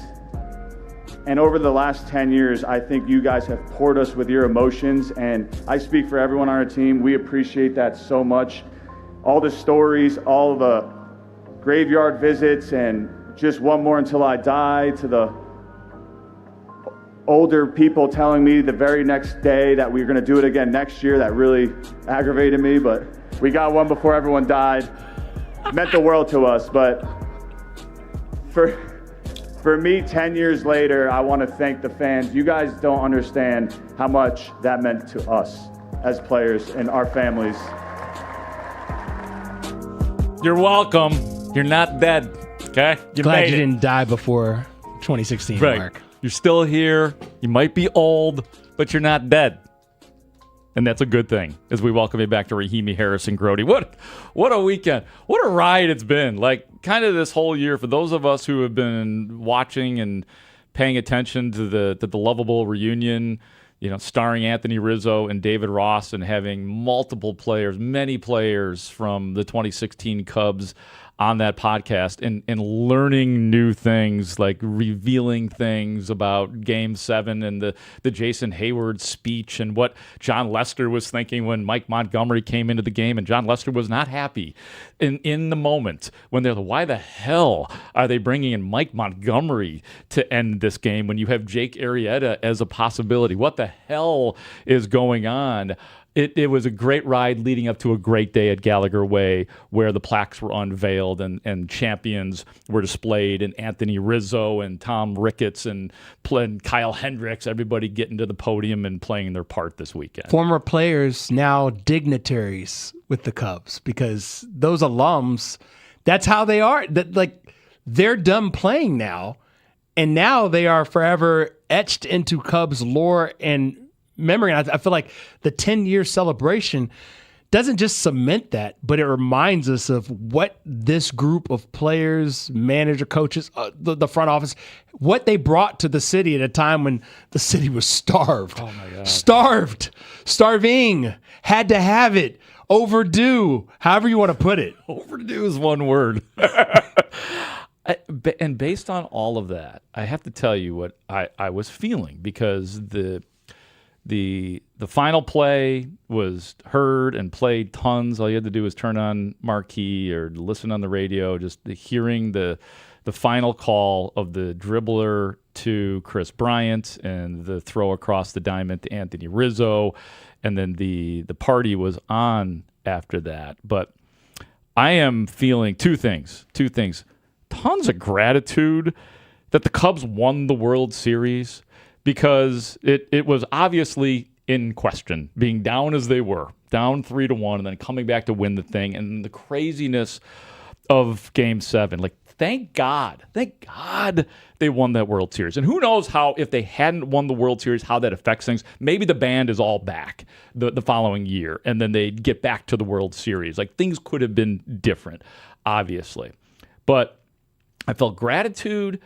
And I did feel like some anxiety watching all of that because of the fine line, because of hearing about the rain delay so often. I don't know if you know this, Marshall, but I was doing, at the time, I was there because I was doing pre and post. And I was the one responsible for leading us through the rain delay. Obviously, with lots of help from Pat Hughes and Ron Coomer, that's because that's just the way they are. They are one of those play-by-play teams that is always there to help you through the rain delays, unlike a lot of crews, I think, in Major League Baseball. But it was so stressful at that moment because bad things had happened. The game had been, there were moments where the game had been mismanaged by Joe Madden.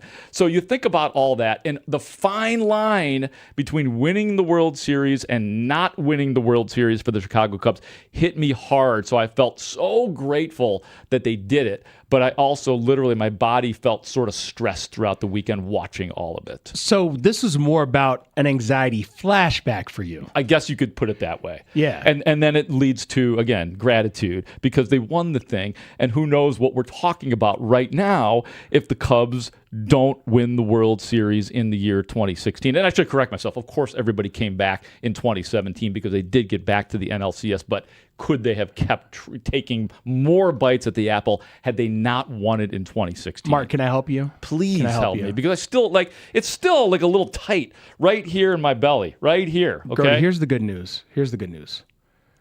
2016 can't hurt you anymore.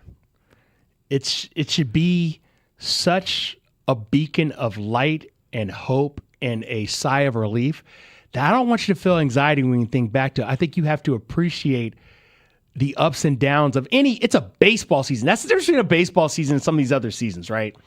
When there's 162 games as opposed to 82 games or 17 games or back in the day, 16 games in the NFL, you're going to go through some rough patches. Teams don't just go and just take off and remember the Mariners when they won all those games and still didn't even win the World Series? Damn it, you saw the damn game. That's Lou Piniella. Yes. So I just want you to be able to remember 10 years ago and not get the anxiety flashback. Okay. I want you to appreciate that if you don't go through that darkness of, first of all, being down 3-1 in the World Series. Secondly, going through the questionable managerial decisions along the way to get to the end result. The important thing is Joe Madden and the 2016 Cubs, they landed the plane. While you were on board the plane, granted, you were probably sitting in the back next to the bathrooms, but you were on board that plane as part of the official Cubs radio broadcast. They landed the plane. I'm sorry. You got a ring, didn't you? I did. Think about the ring. Anytime you want to think about anxiety, just think about the ring that you don't know where it currently is, but you possess. I think when I think about early retirement, sometimes I think about the ring. You know, the irony of you saying 2016 can't hurt you anymore. One of the things that I have spouted when I felt less anxiety was that 2016 made all the hurt from the past go away. It made 2007 and 2008 not winning a single game in either of those Lou Piniella playoff years. It made that go away. It made 2003 and the Bartman silliness, all that stuff washed away. It made 1989 go away. It made 1984 go away. It made 1969 go away. And yet I'm feeling anxiety from the year they won the World Series. Am I a Cubs person or what? Mark, Will Clark can't hurt you anymore. Oh my God, boy, did he hurt you, man. And we had our guy too, Mark Grace. 1989, Sound of the Funky Drummer. Yes, that was a, my God, that 1989 pissed me right off. It's okay that Greg Maddux left. You still got your World Series. See, that's true. All of that did get wiped away, yet somehow, some way, I was feeling anxiety over the year 2016. But you're helping me through this. I I'm a helper. That. That's what I do. You are. I got something for you. I got some things for you. What you got? You want to be entertained Yes. a little bit here? Let's go through some of the best audio from the day out at Wrigley Field because it really was an absolutely terrific day. I thought Marquis did a great job at Gallagher Way on Saturday. I thought the game was perfect the way they had Elise Menaker out in the bleachers, Boog and Ryan Dempster, who was along for the ride in 2016. He was omnipresent with the Chicago Cubs through all that. And, of course, the Cubs do win the game on Saturday 6-2. to in the home run that we talked about, Bush to Rizzo. That said, here is Marquise Elise Menaker catching up with Anthony Rizzo in the bleachers after catching Michael Bush's home run in the first inning. Riz with little Anthony in his arms. Oh my gosh, I don't even know what to say, Elise Menaker. I don't either. Anthony, do you know what to say? There's magic in the ivy. Angels in the outfield. I don't know. We sat down, and I literally was like, there's going to be a ball hit to us again today. I had a feeling. How do you have this instinct? I don't in the opposite outfield. It's a magical day. This place is, we have all literally Chicago living legends here today. So it's awesome to be a part of. What were you thinking when it's coming this way? Well, I said to myself when I sat, I was like, all right, I'll go two hands this time. I can't try to go one hand. But I had the baby in my left arm, so I had to go again with my, I don't know. Is that the excuse we're going with? No, I will say, J.A. did say with the baby. It's better TV. At least it popped right to me again. Yes, okay. So can I just get your final reaction when you pick up the ball and you have your son and you have this again? I think it's very fitting that Bushy hit it too. He's been so good for this team, anchoring down first base, and I've gotten to know him a little bit. So first time with him, second time, a couple times with him here at Wrigley, but second time in the bleachers with him catching this. I'm gonna have Bushy sign this for me. It's going right in his room. I was just gonna say, where are you gonna? Not for me. He's signing it for the baby. So yeah. Thanks, Bushy, in advance. And then what's it like with all of the guys now being back? It honestly feels like yesterday. It's crazy how fast time goes, but at the same time we enjoyed it, and getting back with everyone now, the friendships, you could just see why we were so special. I think it's evident with everything that's been going on, but if we get back together, it's like we never left. Okay, so this is it for this interview, but there will be another time. And Anthony, third time's a charm. So when you get another home run ball, you're going to catch it. I honestly might start bringing a glove to the game with me from now on. You're going to be that guy. It's fine. Yeah. Back to you guys. Line drive, base hit, right field. Hey, Elise, real quick, is he wearing his Game 7 jersey? Is that the blue jersey he's wearing? So, to confirm, you had mentioned in the ceremony, this is your Game 7 jersey?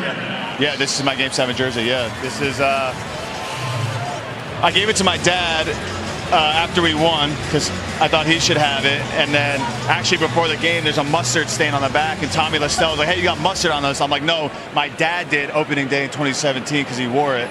So this is the second or third time it's been worn since we won. Do you wash it? No, it still smells like a little bit of beer and champagne, so it's... baseball smells. Yeah, probably the only time I'll ever wear. I had him in it, my baby in it the other day, so yeah. Yeah, I love it. We don't even frame it or anything. We wear it. I don't have much. I don't wear my ring or anything, but it felt good to put this on.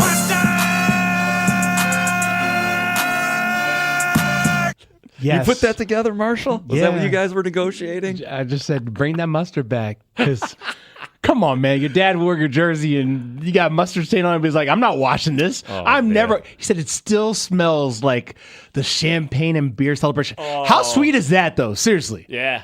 To have the jersey, the game-worn jersey. The dark blue. To have never washed it. And every time you get around it, takes you back, right?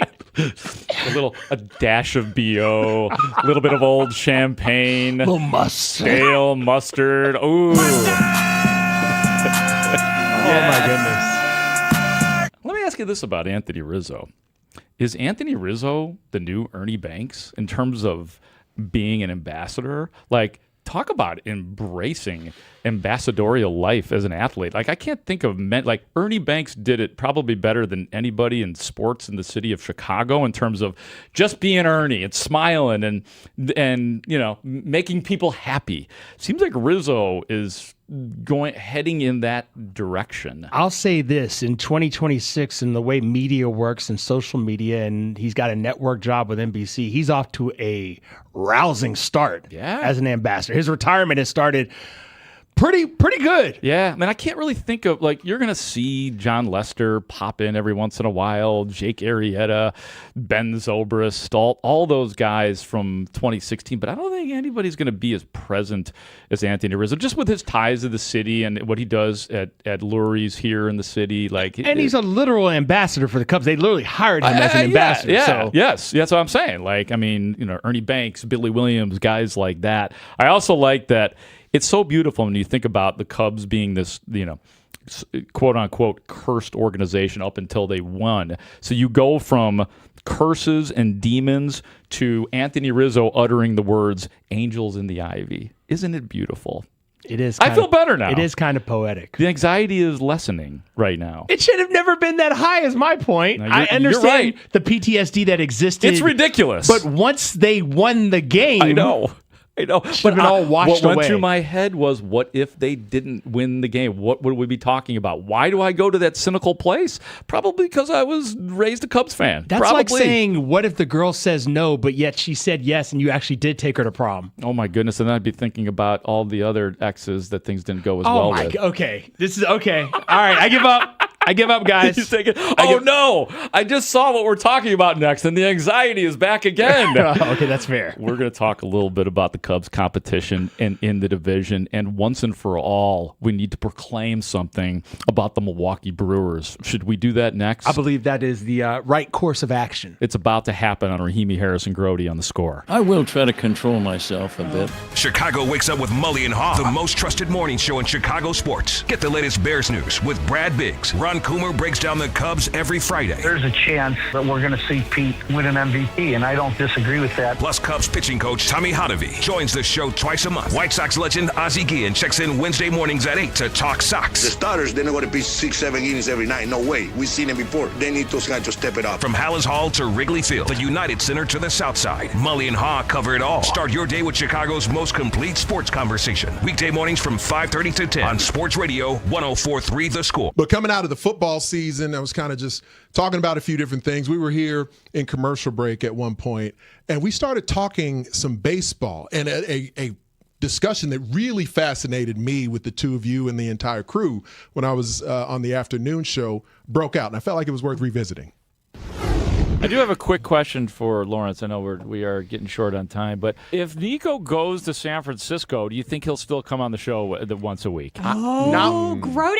Not once a week, but I suspect he would still come on the show occasionally. I bet he would. Just who can you count on week in and week out to deliver? Now, It's PCA Nico. could turn into that, I think. I think that he's capable of turning into that when you look at how good he was defensively, but he goes into these slumps where he doesn't hit the ball for a while. I doubt he'll ever be. I doubt PCA will ever be as consistent as Nico. Bregman is obviously incredible. I don't know that he's the level of multiplier that you say adding him means get rid of maybe your best player as well. I don't think he multiplies you by, that exponential degree where losing Nico is worthy of the fact that you added Bregman just to avoid the tax. Nope. I don't think they're getting rid of Nico. I think this organization has shown themselves in recent seasons to try and operate.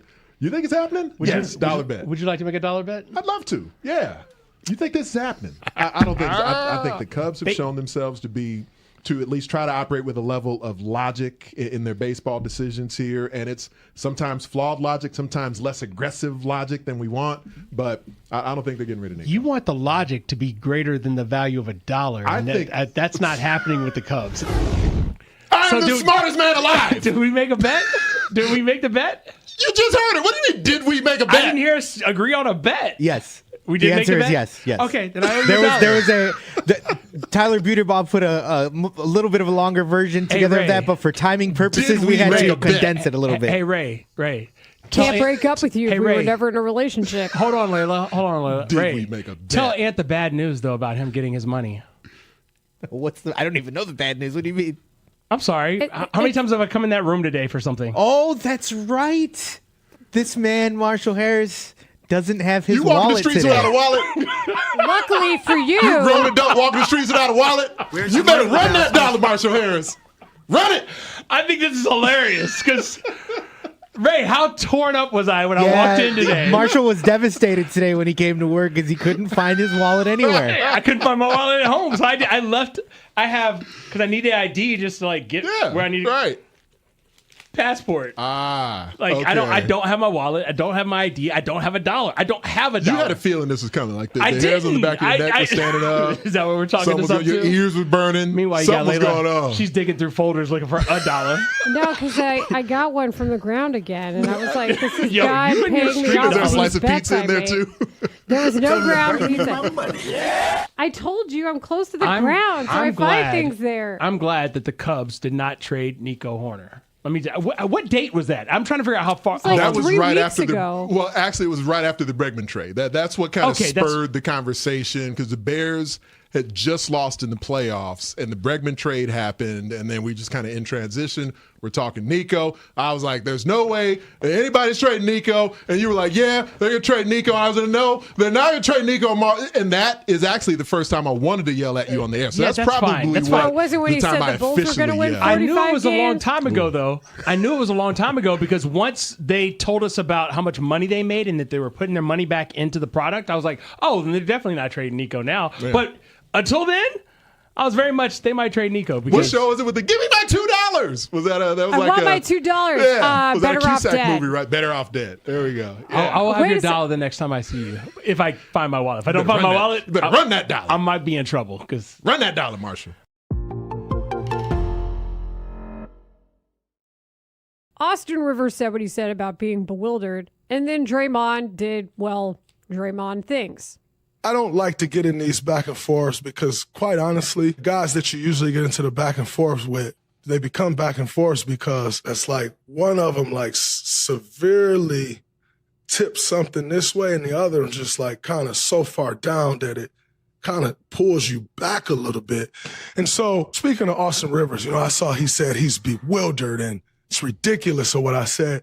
And I just find it interesting that a guy who was the 10th pick in my draft, I was 35, who's on his second act, still on act 1, he goes, Draymond, never been a scorer. Austin, you and I averaged the same amount of points in high school. And I say high school because that's when you were at your best. And then in college, he was still good. He was very featured at Duke because NBA careers, should he really talk about my NBA career? I'm still with my first team. He was gone from his first team in 2 years. You know what he did? He played defense. yes. He played better defense than Austin Rivers. I think Austin Rivers would tell you that. In fact, Austin Rivers had a lot to say in On response Chicago Sports Radio, 104.3 The Score.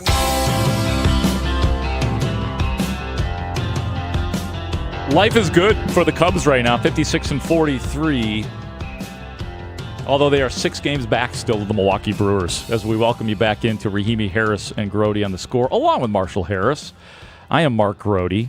Cubs take 2 out of 3 over the weekend.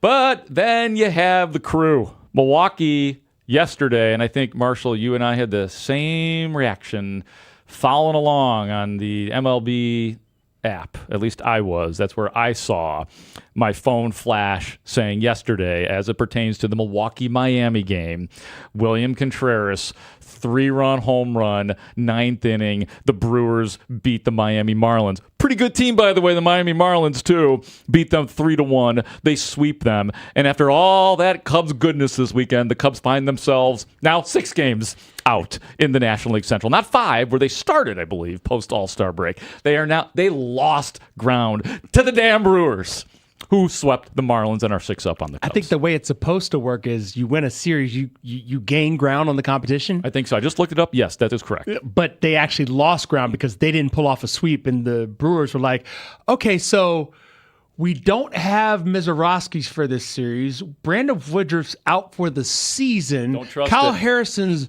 on the injured Get list. out of here. Don't fall for it. We're going to go Can't ahead and trust just it. throw these other, like Robert Gasser and Shane Drohan. And What? we're going to just use Logan Henderson and say, you know what? I think we're good. And guess what? They were good to the tune of not 1, but 2 walk-offs against the Marlins. And I don't know if you know who they have next. It's not gonna make you feel any better. I think I do. They host the Mets. They've got the New York Mets. They've got the New York Mets for a series. And so I'm telling you this, Grote, to let you know, no matter how good you feel about the Cubs right now, no matter how well the Cubs are actually doing in all reality, because you win 2 out of 3, that's a good series. It is. It's a winning series. You're going to have to pull off some magical stuff that I don't know if you can do to catch the Brewers. Understand this.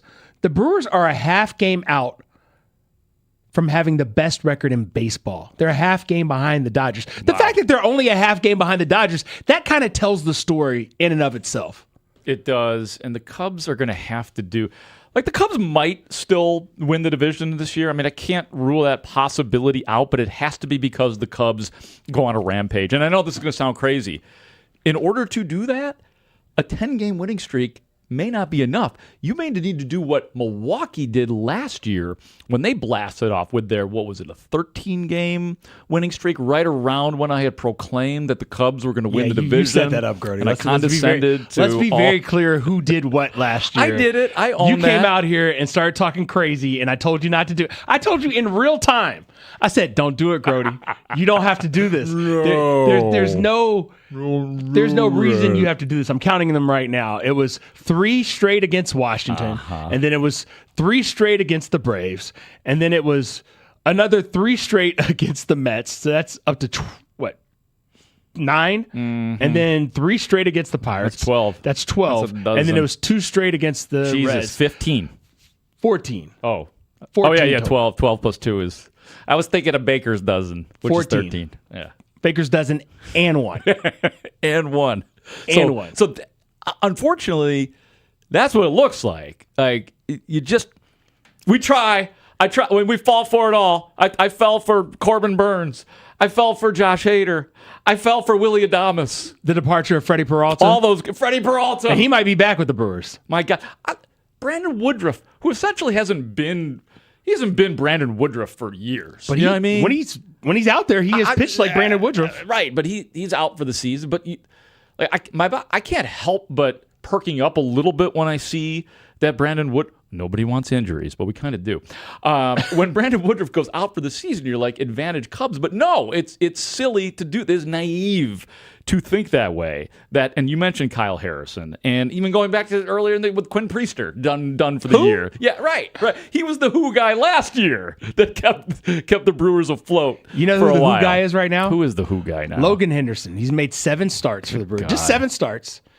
He's 3-1 with a 2.97 ERA. He's got 38 strikeouts in 33 1/3 innings, and he's got a whip of .93. And he hasn't given up more than 3 runs in any of his starts. In fact, he's only given up 3 runs once in his appearance. Do you remember our opening day broadcast at Wrigley Field this year? Cubs and Washington Nationals. Do you remember what the breaking news was that day per the Brewers? There was a gentleman by the name of Jackson Churio who was Going to miss time. Going to miss time. Big time. Right. Well, again, we don't want injuries, but we did perk up a little bit. You're like, this is an opening. This is definitely an opening. It's something. But like I keep saying it's naivete on our parts, but I think most baseball people or most people who observe the sport would say year after year, how can you continue to overcome the losses of these massive names? And after a while, it's just an exercise that is impossible to participate in anymore. So the moral of the story, the moral of the segment is Cubs, you got to do it on your own. At least that's the way you have to look at it. And maybe the Brewers lose 3 games in a row. God forbid that the Brewers lose 3 or 4 games in a row. The Cubs have to they're on their own. Nobody is going to help you. The only help the Cubs are going to get is from Jed Hoyer and Carter Hawkins trying to beef up this team to keep up with Milwaukee in the division. 3 bullet points here. Bring it. Jackson Churio missed 34 games, and the Brewers have only lost 37 games all season. That's 1. Okay. 2, they're 32-18 at home. They're 30-19 on the road. They don't care where they play you. They will beat you. And then number 3, this Brewers team right now, if you want to beat them, if you want to catch them, there's only one way to do that. You got to dominate them head to head. Wow. Okay.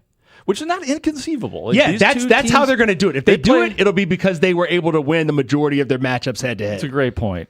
By the way, speaking of weird stuff, home and road, did you know that Vladimir Guerrero Jr. has 0 home runs at home this year? I did know that because, That's I'd be watching the wild. White Sox. I don't know if you know about me and the White Sox. Hey, Our group chat dominated by Cubs talk, and here I am telling you what's going on with the other team in town. I'm sorry, the first place team in town. Oh, lone wolf Marshall Harris out there on the text line. I say that to tell you that the White Sox have now spent more days in first place than they have in second, third, fourth, or fifth place in the American League Central. All perfectly leading up to the man I see on the other side of the glass behind our producers, by the way, Ray Diaz and Tyler Buterbaugh. But I see Josh Nelson. He is of White Sox Machine, the Sox Machine, and more, too. We'll talk about their latest endeavors over at Sox Machine. We will talk about White Sox for the better part of the next hour, as a matter of fact, trying to figure out this team, where they are going, what moves they might make. Maybe we'll even talk a little bit about the draft with Josh Nelson of Sox Machine coming up next on Rahimi, Harris, and Grote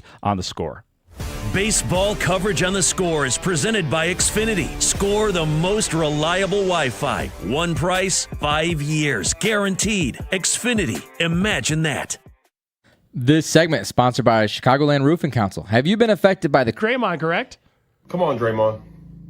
This is ridiculous. Seriously. Ridiculous. But you know what? I'm going to address it because you crossed the line and you were mad disrespectful for whatever reason. You've been around too long. We both were drafted in the same class. The fact that you don't have the wherewithal to do your due diligence and actually understand I was being highly complimentary of you on the Dan Patrick Show. But it's you, and I shouldn't be surprised. You always act irrationally, emotionally immature, and your anger always puts you in hot water. So here I am having to address a video of you belittling my career. First off, Draymond, we weren't the same players in high school. I don't care about our numbers being similar. I did it at the national level, the top level. Hence why I got the Naismith Award, and I got pretty much every award you can think of in high school. I was ranked number 1. You were ranked, I don't know. So cut it out. Next. College, you actually were a really good college basketball player, but it's hard to compare because I was only there for 6 months, something you could never do. Talk about I was, one of the featured guys. No, I was the guy. I led my team in scoring. I was first team All-ACC, freshman player of the year, lottery pick. Stop. Next. The NBA, hey, man, you got it, Dre. I mean, listen, I played in the NBA for more than 10 years, more than a decade, but 11 years, but I'm not a Hall of Famer like you. So I'll give you that credit. All right? You got it. But let's peel back that onion and understand why. Easy, Tiger. Okay? You have the delusion, the non-wherewithal, the irony of you saying I'm part of the biggest bailout in NBA history. Draymond, you were the luckiest basketball player I think I've ever seen, especially in modern day history. Let's talk about that. You were drafted to a franchise with the Hall of Fame front office, Bob Myers, Hall of Fame coach, Steve Kerr, the greatest shooter of all time, and perhaps the top 5 player of all time, Steph Curry, Hall of Famer. One of the greatest shooters, top 5 shooter of all time, another Hall of Famer, Klay Thompson. The Swiss Army knife himself, the guy who could do a little bit of everything on the floor, Andre Iguodala, another Hall of Famer. I know, keep up, it's a lot of talent. Not to mention one of the most lethal scorers of all time and arguably a top 10 player of all time, Kevin Durant, the same guy you chased off because of this, your mouth. You talk too much. And that's not even counting the plethora of talent around those guys. The Sean Livingstons, the Barbosas, the Andrew Wiggins, the Jordan Pooles, who you also chased off. Cut it out. Draymond, you're the backpack jump shooter. You're the guy that everyone leaves open. No one guards you. There are hours and hours and hours of film of just you being left wide open. In fact, anybody can just YouTube or Google or watch any Draymond game ever, and he's open all game. There are clips of you getting a rebound and just driving in a straight line and just getting a wide open layup because everyone's fanning out to guard the actual talent on the team. Talking about Steve Kerr ended your career. Bro, Steve Kerr made your career. How dare you? Coming at me? Are you kidding me? I wish I could give my son $200 million if I was a coach. Yo, the NBA doesn't give coaching jobs to guys who may or may not sucker punch one of the players and staff. You need to fall back, Dre. Let's just be frenemies. Let's just be frenemies. Backpack jumper is what really just woof. Because imitate yourself trying to shoot a jumper with a backpack on. Austin Rivers told no lies. He left no room for notes. I was ranked number 1. You were ranked, I don't know. The pointing to the Naismith Trophy. Yeah, it's in the background. So when he's talking about his high school career being different, he literally has the Naismith Trophy for top high school player in the country directly behind him and references it.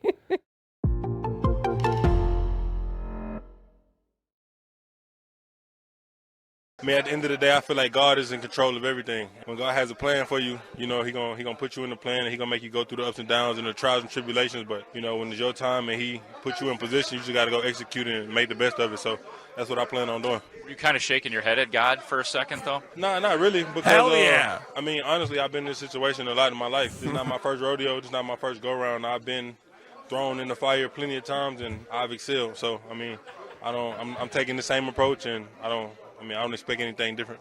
Mike Wallace Grote.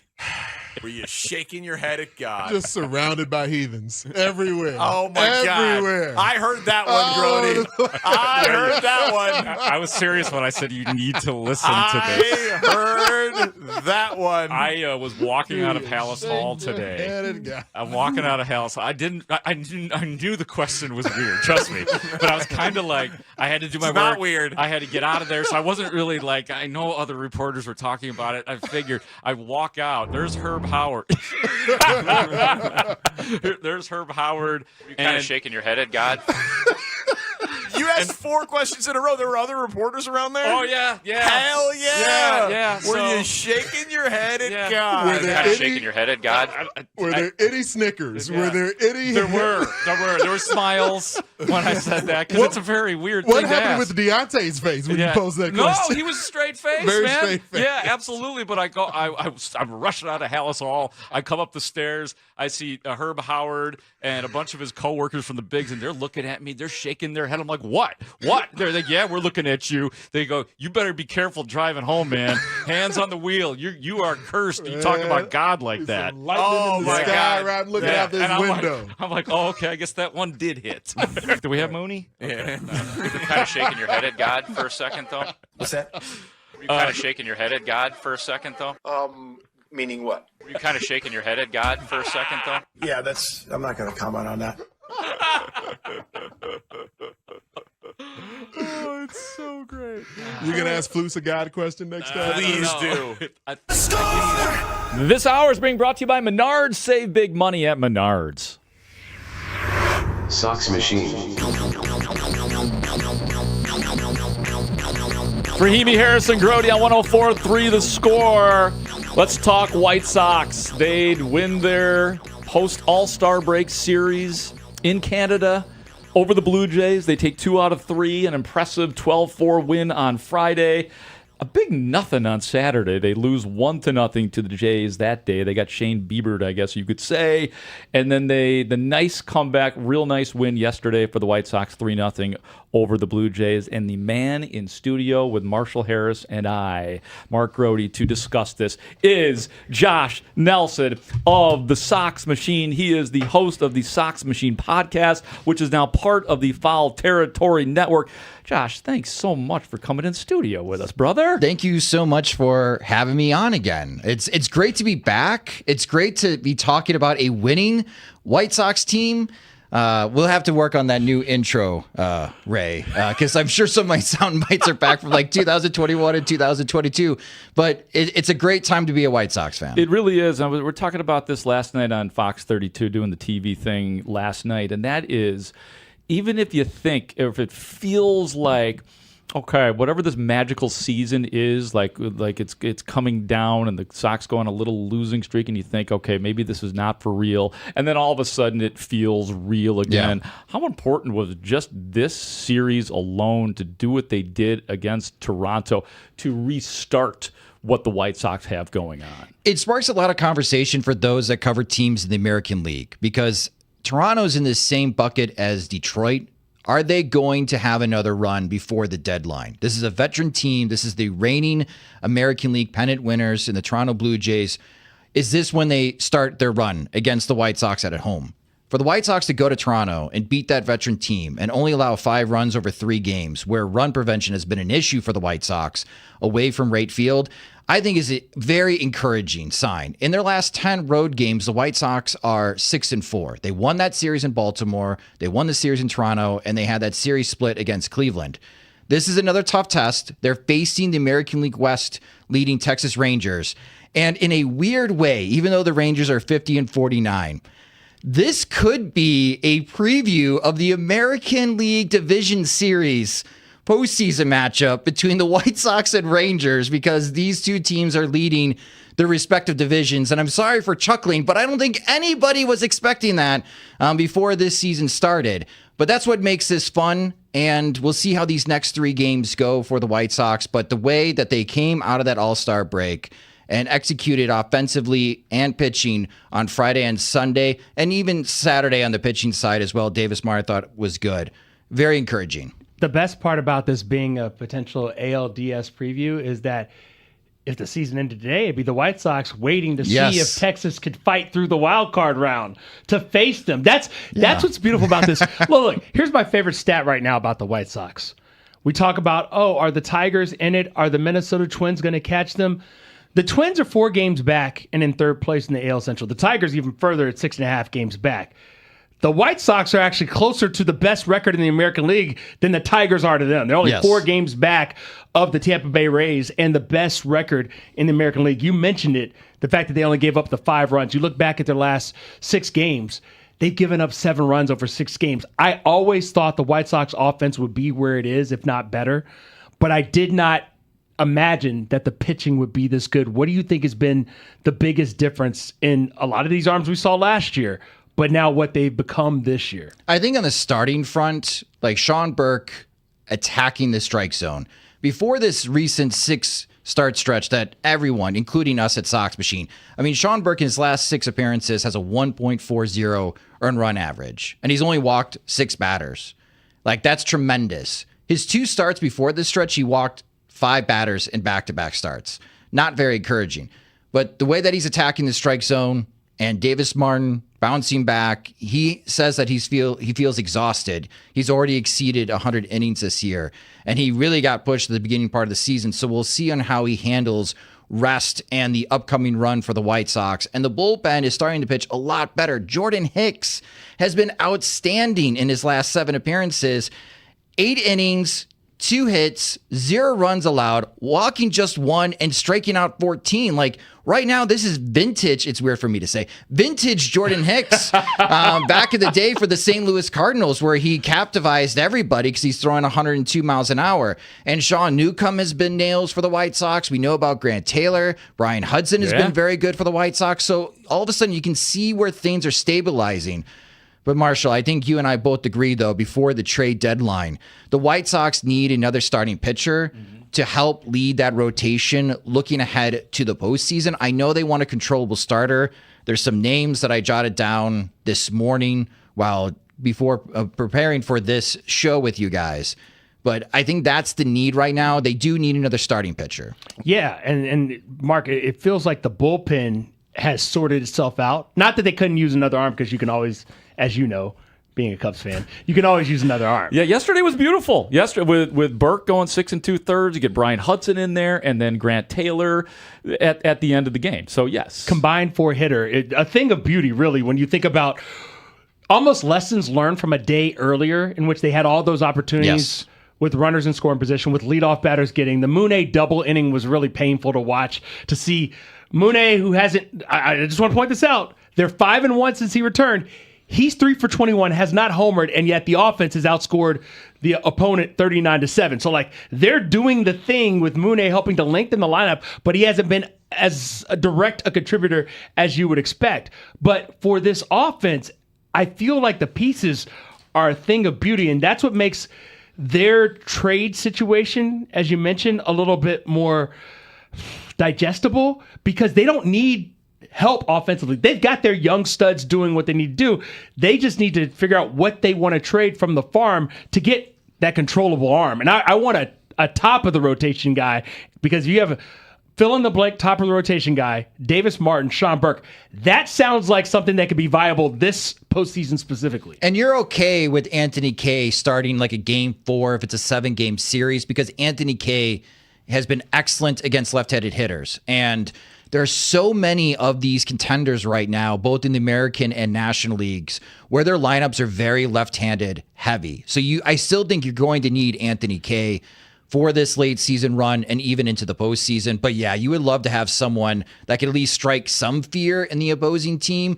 Maybe that's Sean Burke. I don't think it's so much Davis Martin, and I think Davis Martin is solid to be like a game 2 or game 3 starter. But yeah, a front of the line starting pitcher for the White Sox would be great. Okay, so let's do this then. Who are some of the names you were thinking? And more importantly, what are you willing to give up? Because that is the real question. Is it somebody on the major league roster? Is it the minor leagues? It is a combination of both, Josh Nelson. I think it's going to be more of the minor leagues with the White Sox recent draft and getting Rock Chalowski and Cole Prosek and Landon Tomey. It does make, if you want to feel frisky and you really want to get someone like Reed Detmers, maybe Billy Carlson, your first round pick last year, could be available in trade. I'm not so certain about Caleb Bonham. Caleb Bonham right now across the entire industry is viewed as a top 20 prospect, and he certainly displayed it this year. He may hit 30 home runs this year across multiple minor league levels. Very impressive, but I don't know what his defensive home is. There's some that, like a little jab, what if you trade Caleb Bonham to San Diego for Mason Miller? I think that's a little crazy. I don't know how Mason Miller would fit for the Chicago White Sox. I guess you'd try to attempt to make the super bullpen again. But as far as like long-term rentals, yeah, Reed Detmers and Jose Soriano with the Angels, popular names. The issue is trying to understand what the Angels are going to do. That is an impossible task. Impossible task, because it really depends on how Artie Moreno, their owner, feels waking up, and they're working with an interim GM, and I don't know how much power that they have. If the Blue Jays do not improve, does Kevin Gausman become available? And with the Giants situation, could Robbie Ray be a possibility? Yes. But with the Giants situation being as messy as it is, and I cover college baseball, there is a lot of noise about one of those SEC teams possibly pursuing Tony Vitello to come back to the college baseball game. If the Giants don't have a clear direction, is it possible to get Logan Webb? Logan Webb has 2 years of control left. It's $47 million. That seems to be more suited to Jerry Reinsdorf's spending habits. And Logan Webb raved about working with Brian Bannister in the past. Is that someone that if the Giants could make available, would the White Sox be okay moving Billy Carlson for? I think that's like your front of the line type of starting pitcher that I would be aiming for as Logan Webb.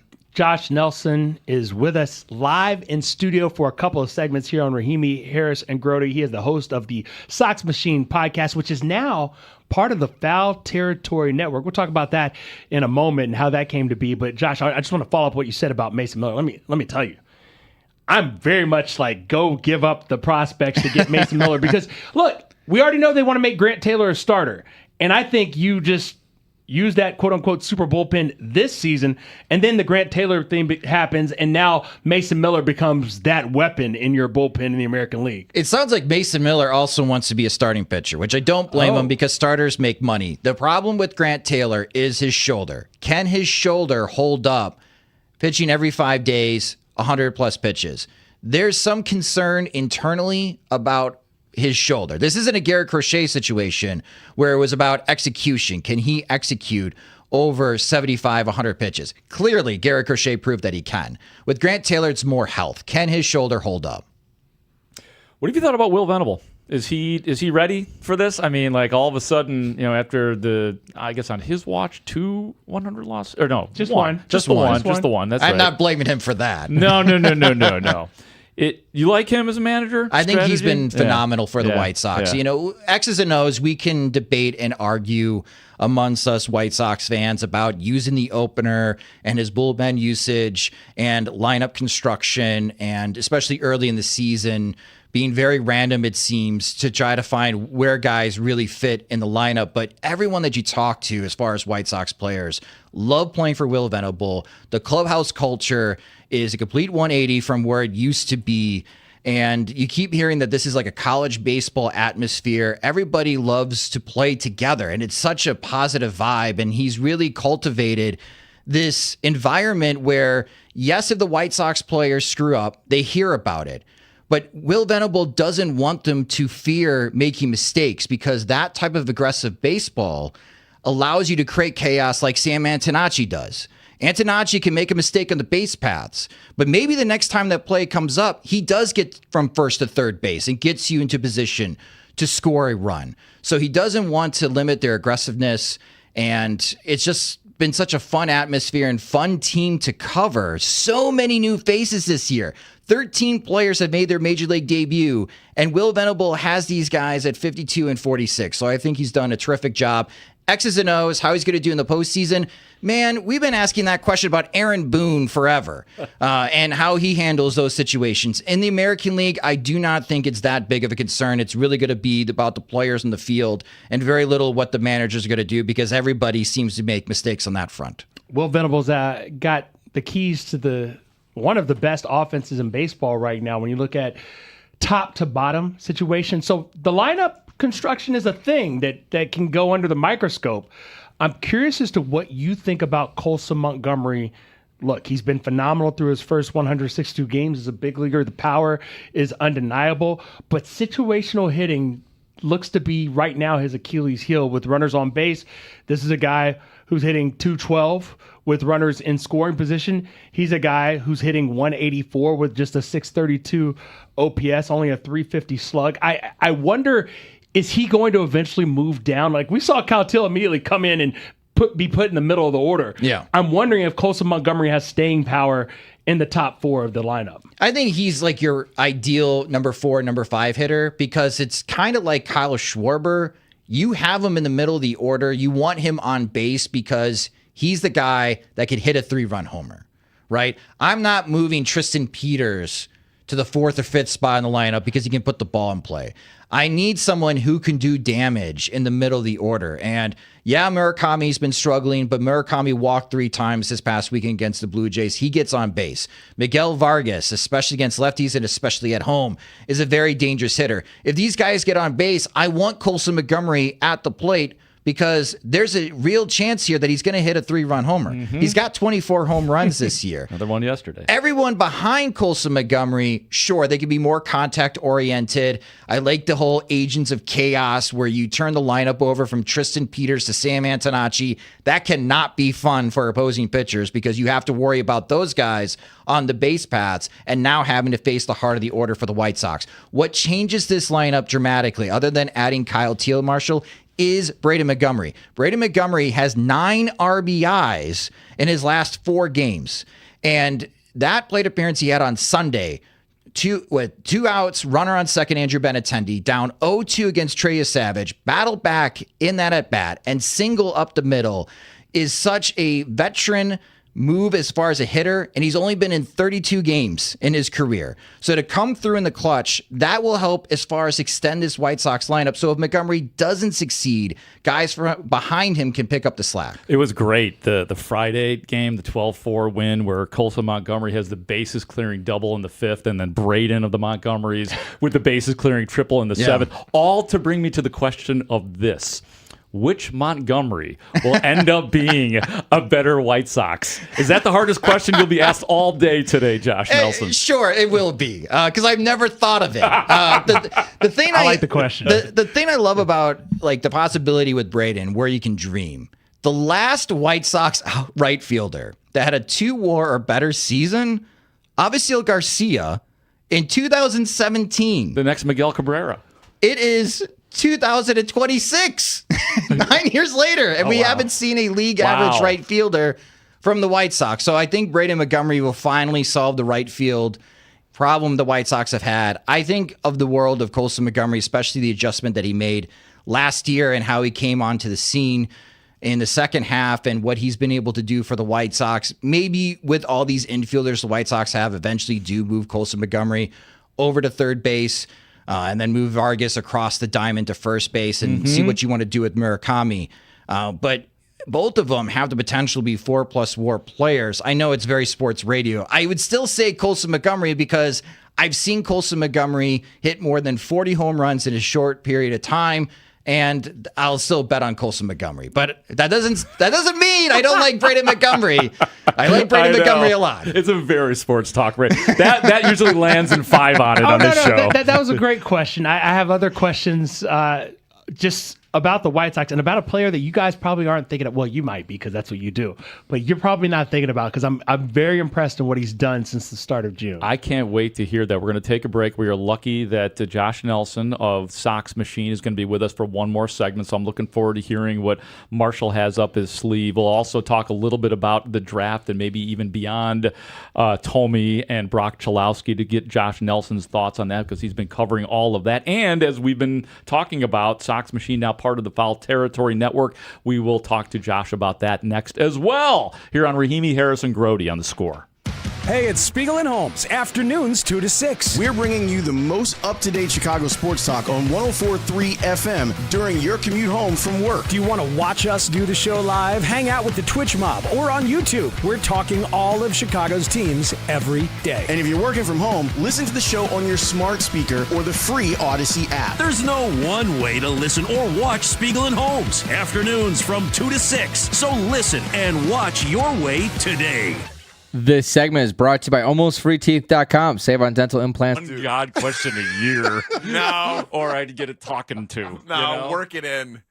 Work it in. Yeah, I'll that see could what be I your can do. beat. They have a chapel at Hallis Hall, so maybe I need to spend some time there tomorrow. All us guys are accustomed to you types. We're used to it. We'll I deal understand. Hey, look, you know, well, I'm not going to give you my church resume. Forget it. I stand by what I asked. Can you see us? Because we have some stuff in the studio here, Nico. Yeah, I can see you. All right, good. There's this picture of Pyomai right here from season 4 of The Sopranos. I can't believe that we have this. Yeah, we thought maybe you'd enjoy. No, yeah, not Pyomai. That's a sad death. Yeah. What happened was that. Spoiler alert. Yeah. Oh, yeah. Yeah. Seriously. Spoiler alert. The horse dies. Everybody. The truth is that Danny Parkins got this picture of Pyomai as a gift for Chris Tannehill, and Tanny didn't want to put it in his house, so it lives here in the studio. And then Lawrence is holding a canvas that a listener made of me looking at the picture of Pyomai. So now all we need is a canvas of you looking at the picture of me looking at Pyomai, and then we're really getting somewhere. I think we got the clip art to be able to pull that part of it off right now, off of the 3-shot. Yeah, that's just one quick AI ChatGPT request away. Yeah, and Pyomai is the sad one. I mean, Tony and his animals, he's always had a strong bond, and nothing sets that man up like a departure or death of a 4-legged creature or a duck or whatever it is. So yeah, interesting psychology going on there. Yeah. R.I.P. Pyomai. Our pal Boog Shambi reported this morning that he met a kid in St. Louis whose favorite player is Nico Horner. That's huge. And that's huge. You got one. And got one. And he went out and he got himself a dog, and he named the dog Nico. Wow. I will say that's not the first. I'll brag on that. I've gotten a weird amount of DMs saying we named our dog Nico. And I don't know I guess it's a good thing, but it feels a little like, I don't know if it's a dog name.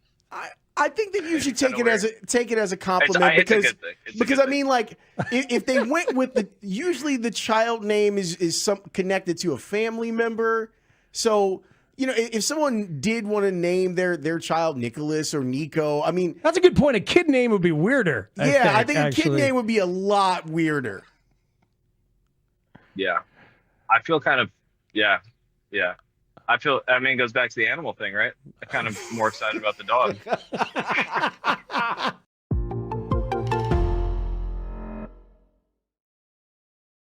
At what point do we have to bring in Malort so Dustin can chug it? Or I brought it up and I was accused of never making a wager. Dustin is showing. No, you changed the bets. You said I have to drink a half a bottle of Malort. No, it's 2 shots. I think he said he was guzzling half a bottle. I think the 2 shots is fine, but it isn't something you're necessarily going to make that a memorable. I think I have a better. If Moises Ballesteros catches one more game, I think that Dustin's going to have to come in the next day and do the show tarps off. Oh, God. I love that one. Like that. Anthony Rizzo. I'll look better than his friend with my shirt off, I'll tell you that. Boys on the carbs off, Riz.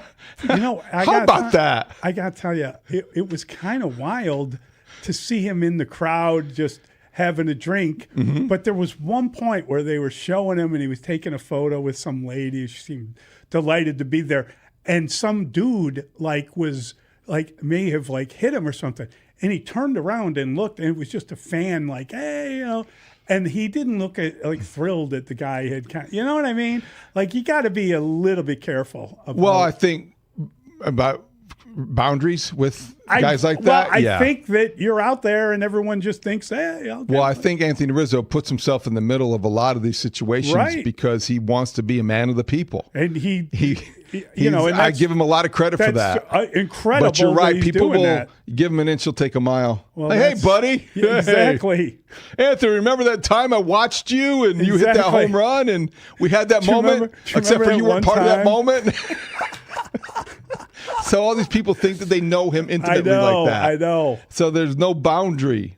Maybe he needs some security. I don't know. I mean, I think it's super cool that he was doing that. It was great when he was out there and caught the ball earlier in the year. I mean, it's just wild to see. Peoria Matt has a better idea. No shirt, but wearing a vest. Dustin should come to work. Tarps off. I do wear a vest every day. Except for a vest. That's a really good one. That's a good one. Maybe just to upset the apple cart, I'll wear that Cubs vest that I'm not supposed to have. Oh yeah, that's right. Right, because I had to retire that. I wore it the one day, took grief, so that one isn't. I don't wear that one to work anymore. What were the circumstances of the Cub vest? How did you take Harrison Grote, middays 10 to 2 on 104.3 The Score. Rahimi, Harrison, Grote, 104.3 The Score. We have in studio with us talking White Sox, Josh Nelson of Sox Machine, the Sox Machine podcast, which is now part of the Foul Territory Network. Congratulations. How did this come to be, and what does this mean? So Mark Weiner and Scott Braun of Foul Territory about a month ago were like, well, the White Sox are good and they're interesting. We need more than AJ Brzezinski to talk about the White Sox. It's about time to add a White Sox show, part of our portfolio. And a few weeks of transition, and I just want to give a shout out to the Foul Territory team. Thank you guys for being so patient with me, because I'm kind of like an old dog in the podcast world. I've been doing things a certain way for like a decade, and it's like, well, no, you got to do it completely different, which has been very fun, and they're a fantastic team to work with. So what it means at Sox Machine, we'll have 3 shows a week. You can subscribe to our YouTube channel at youtube.com/Sox Machine. Ryan Fuller, the White Sox director of hitting, will be joining James Fegan in an upcoming episode later this week as we talk about the recent draft picks and what adjustments that they want these hitters, especially like Rock Chalowski and Landon Tomey, to go through. But we're really excited. I love that for you. Congratulations. That's a big step, not only for you personally, but just for White Sox Nation, right? Like to be a part of something bigger on that good. level. Yeah, absolutely. Here's a name for you. And I didn't think I'd be talking about this name for a while, but here we are, because he's been more important than I thought he would be, especially after the way the season started. Luis Angel Acuna has quietly, since the start of June, hit .413. He's slugged .522. That's an OPS of .947 for him. And he has become this super utility guy who went from playing every day and not being it to now he looks like a dangerous weapon, although he got caught stealing over the weekend. A dangerous weapon for Will Venable in his mix and match, I'll hit anybody at any time lineup. Yeah, and it's something you have to think about, because if the White Sox are down by a run, he does have Acuna that he can go to try to create havoc on the base paths. With Luis Angel Acuna, and as far as like managers, it's about picking the right spots for players. And he's not an everyday player, but to your point, the fact that he can play shortstop, give Colson Montgomery a day off here and there, or even give Miguel Vargas a day off here and there, or if Murakami's hamstring's like a little sore, you have ways to use Luis Angel Acuna. Just don't overuse him like Lurie Garcia. That's the problem with the super utility guys, where Tony La Russa is like, oh, they're an everyday player. I just play them wherever. No. Not necessarily. So I think the White Sox have figured out the right spots for Acuna to succeed. And that is great because, again, when he bats in the bottom of the lineup and he gets on base and you have these power hitters coming up, that's where the White Sox put up these crooked numbers offensively. 7 stolen bases to 3 caught stealing since the start of June. The other guy, much more household name, Mully. Are they going to get this done? Like, I'm scared that they're going to find a way not to get this done. Are you talking about contract extension? Oh. Like, get him hitting again? That was not a good response. No. Has he lost it? He's not going to hit home runs anymore? That's not it. Josh knows exactly what I'm talking about. Here's the fear for White Sox fans. Freddie Freeman's contract also expires at the same time. Meaning the Los Angeles Dodgers will be in need of a power-hitting first baseman. And if you do not think that Shohei Ohtani will play recruiter this offseason with Murakami, you're sorely mistaken. Look at his face. Your timeline, and for those that watch WGN, I'm going to repeat my talking point here. The key to sales is to strike when the iron is hot. When Murakami in the All-Star break says, I would love to stay in Chicago, this has been the best decision I've ever made in my life, Justin Ishbia has to come out from the shadows with Jerry Reinsdorf and have a meeting in his suite at Wright Field and try to figure out how do we make this work. There's both on and off the field reasons and why you want to keep Murakami. James Spiegel in our recent show pointed out from a baseball perspective, maybe that contact rate doesn't age well.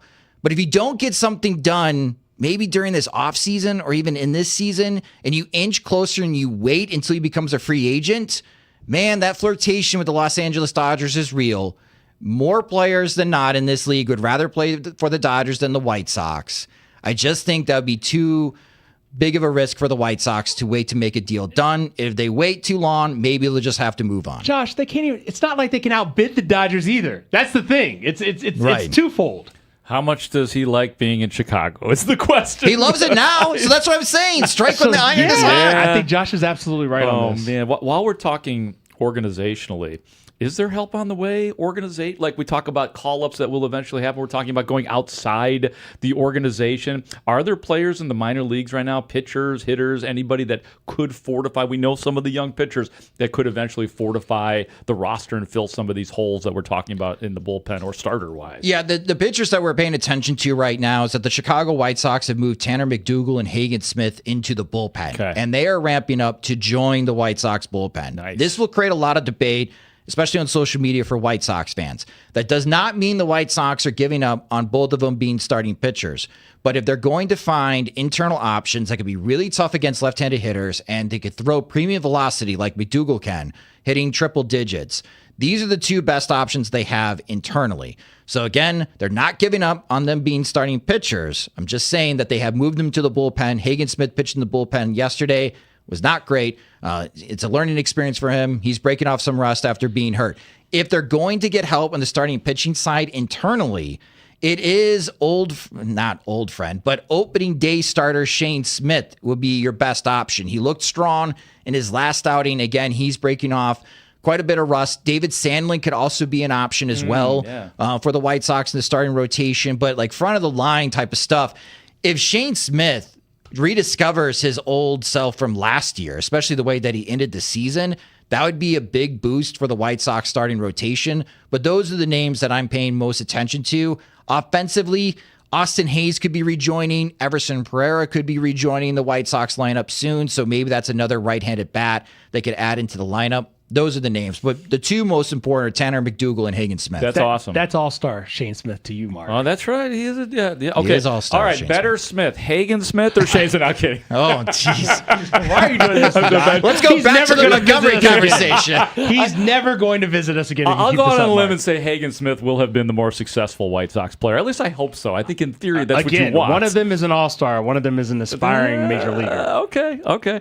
Speaking of aspiring major leaguers, the draft happened. I know you covered it closely, yes. Josh Nelson of Sox Machine. I assume that you were on board with Rock Chalowski and Landon Tomey as the first two picks. Were you Team Chalowski? I assume that is the case, or no? I had Grady Emerson as my number one really? prospect. Oh, well. I did, because I saw Rock Chalowski 6 times. I saw him in Arlington for that college series tournament against the 3 SEC teams, and I went to Omaha to cover the Big Ten tournament and saw him there. And in the second half this year, his swing decisions were problematic for me. And I think that he was chasing too many pitches in the outside corner. Lo and behold, he comes to Chicago, meets with Ryan Fuller. A 45-minute lunch becomes a 2-hour lunch, and the White Sox have a game plan. I have a lot of confidence that the Chicago White Sox will make Rock Chalowski a much better hitter than UCLA can. So I am excited on that front to see what the White Sox can do. And Landon told me I saw him 3 times this year. He hit a home run in 2 of those 3 games.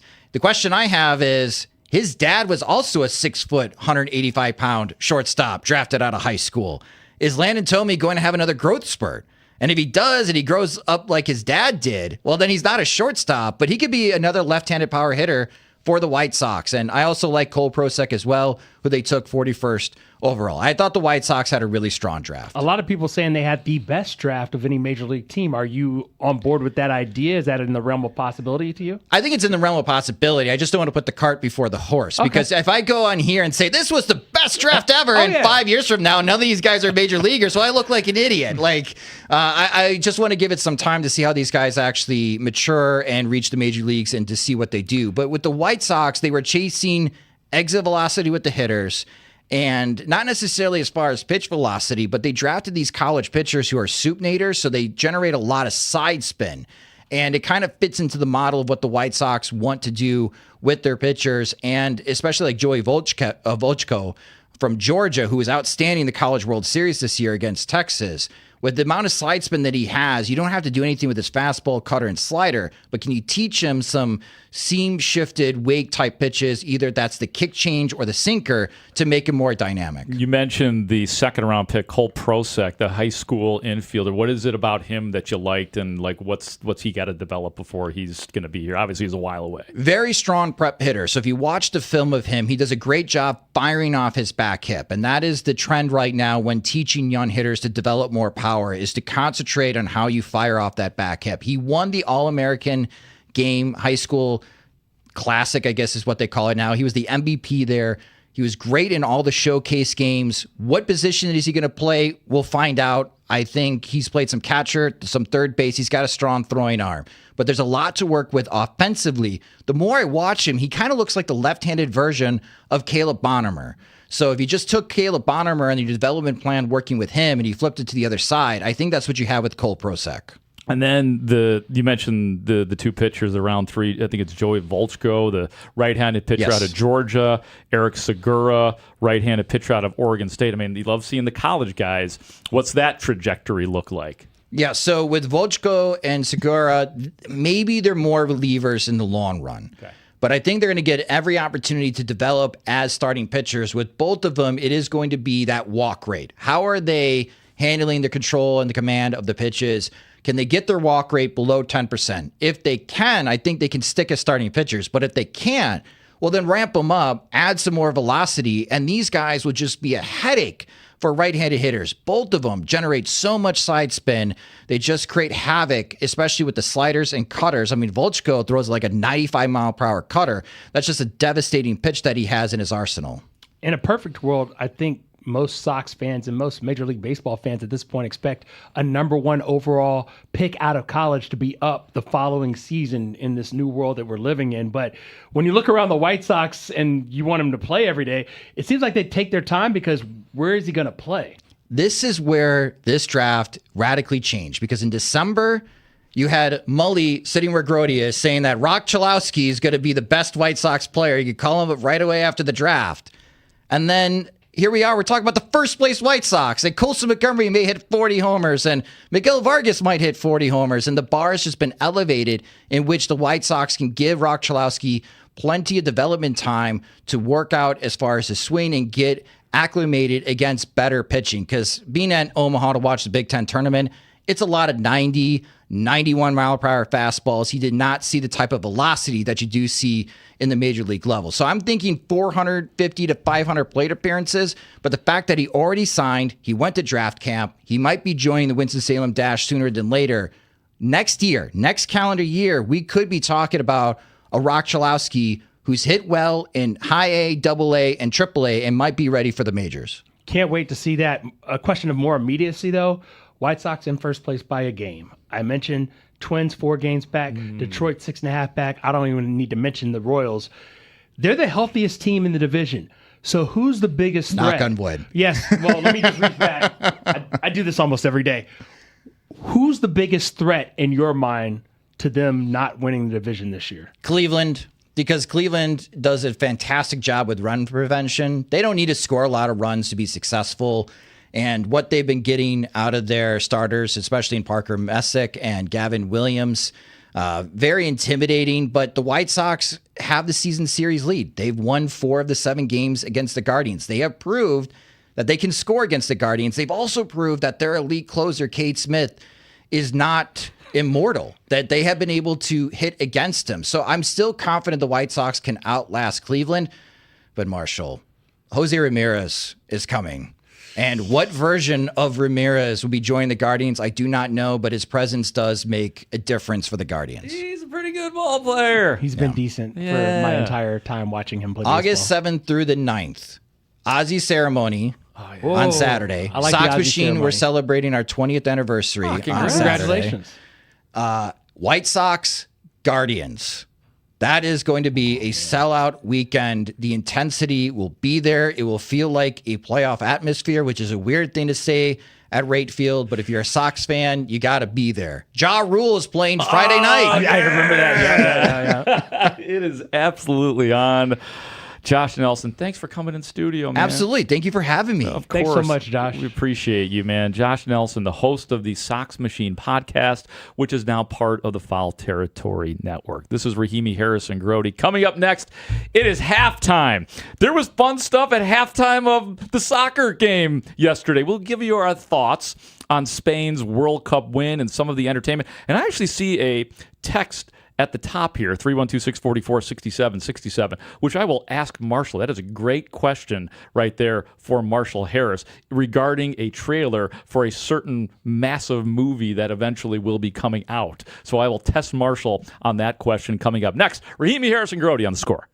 Mully and Haugh, Chicago's #1 most listened to sports morning show, 5:30 till 10 a.m. How about Anthony Rizzo getting another ball in the outfield? It's a magnet. Champions Gate, that was super cool, and everybody loves that team. They all seem to love each other. The 10-year anniversary was probably the biggest story and celebration, but I think it's good to have them win a series and to kind of come back from that first game. Mully and Haugh, mornings 5:30 till 10 a.m. on Sports Radio 104.3 The Score. We'd have to rewind. That's right. We got that. You got a vest at You the gave game. me. At the You game. gave me grief that I was gifted. I went to the game. Mm-hmm. I went to the game. Went like 2.5 hours early To get the vest. To get the vest. The vests were gone. Then I got a text from Mitch who said the Cubs were listening to the show, heard that you are a vest wearer, and there is a vest for you up in Pat and Ron's booth. Oh, we love the fact that they listen and they responded that way. And you got grief about that? I did. So Who right gave now, you grief? You.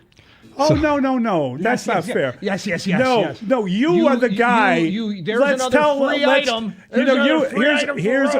Here is a guy. That's not how it works. This is the guy that will not wear any logo on any shirt. Okay, because boys. he doesn't support anything. And I was giving you grief because you were wearing logos. That's what happened. So the next time Moises Ballesteros starts a game will be his 4th start at catcher. And then the next morning, Dustin will come in shirtless with the vest, and we'll have some Malort, and we'll do shots in the last segment. Malort and McUltras.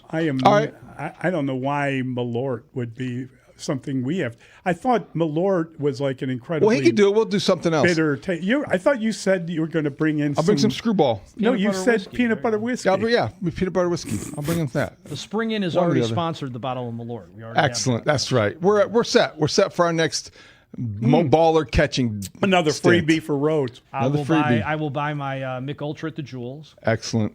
Did you pay for the Malort? I did not. Okay. Point taken. That's okay. Doesn't matter. The bottom line is if he can. Didn't ask them to sponsor it. Is the name Malort on it? Is it on the bottle? Yeah. There's a label. You gonna wear of it? course. No.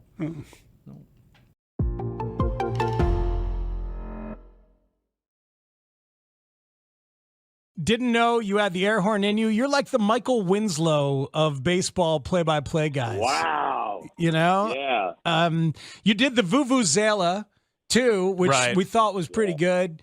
The air horn was okay. Oh, I thought the air horn was really good. Actually, my favorite thing about the air horn is JD's response. It's so dismissive. No. Yeah. There was affectionate approval of the air horn. He admitted. He said, "That's a pretty good air horn." That's good partnering, isn't it? From Jim DeShays right there. There's always good partnering from Jim DeShays, 100%. What other sound effects do you have in the arsenal? That's a good question. I feel like I could give a really good vuvuzela if just given just some time to warm up, and I also I do a decent one-line Sean Connery impersonation. That's kind of it. Well, hold on. Okay, no, it's a good point. Please. Give me a finger, Shelley. One thing only, please. He does these impersonations. Really I good. swear, you would think it was the real people. Yes. It's not bad. It's really good. May I suggest some Untouchables?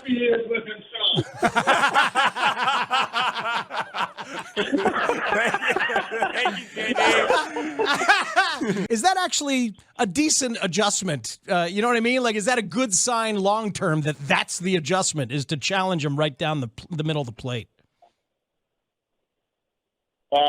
Are you really asking me if the adjustment is to throw it right down the middle? I am. I'm asking if the adjustment is to challenge him more, because that seems to be what they're doing. Right. God. Boog, I'm going to ask you a different question. You guys just stink today. I mean, you just stink. I think I've been great. I was going to ask how you grade Spiegel. You've been kind of stinky too, Danny. I'll be honest with you. Really? Well, our audience thinks you're being very difficult. You're being difficult. We've had a great show. For your information, it's been a really good show. Okay. Maybe we're bad now. Our It's audience possible. is biased, but yeah, they're on team All right. Parkins and Spiegs on this one. What, because they're live tweeting the interaction? They text. Yeah, we have a text line. Boog. Constantly. Yeah. The text line.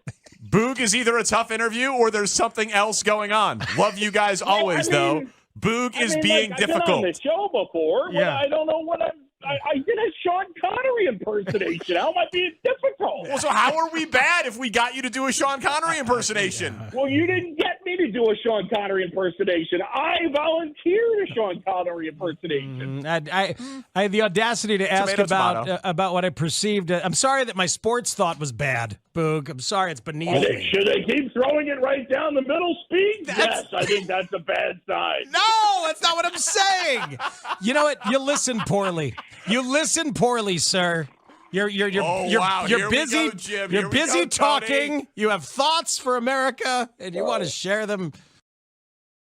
I look at Tom Dore and I hear Tom Dore, and all I think about, Danny, I've told you the story before when I was Feels like bartending. the Cubs are gassing up right now for what could be a great stretch. And if for nothing else, the fact that finally Alex Bregman is getting hot. Nico Horner scalding.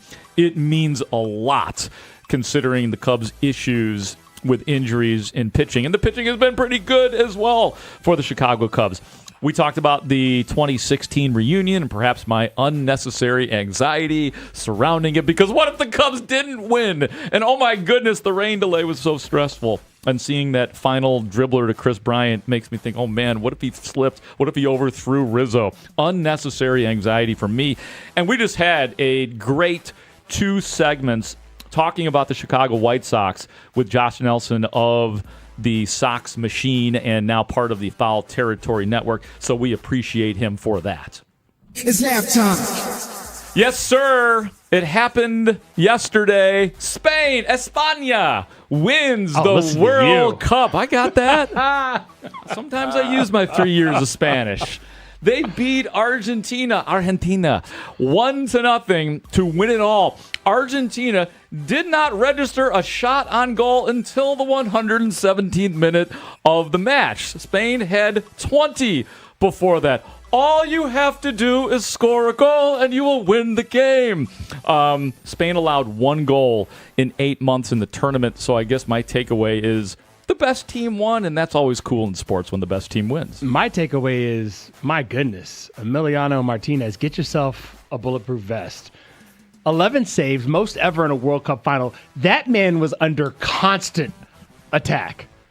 Every time I looked up, they were in the box. I was like, is Argentina ever going to do anything? I was like, oh, that's right. They don't do anything until after they give up goals. That's how it worked all throughout the tournament. And then they get to the final, and Spain's like, no, we're better than that.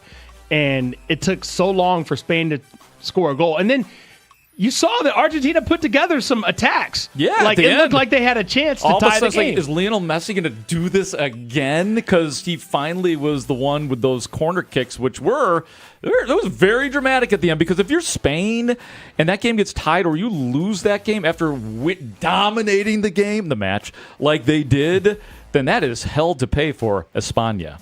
39 years old. Have we seen the last of Messi in the World Cup? I don't trust it. I mean, I'll adhere to the folks who really know what they're talking about when it comes to World Cup soccer, because that just ain't me. But I don't know. I mean, like, doing this conserving of energy that he's doing, which is very smart, how much more of that can he continue to do in 4 years from now? That's a good question. What's also interesting is there was no action through the first half. None. But then halftime came. Where is he? Where's this guy? There was all the action at halftime. Okay. That's a halftime show. Over here, Madonna.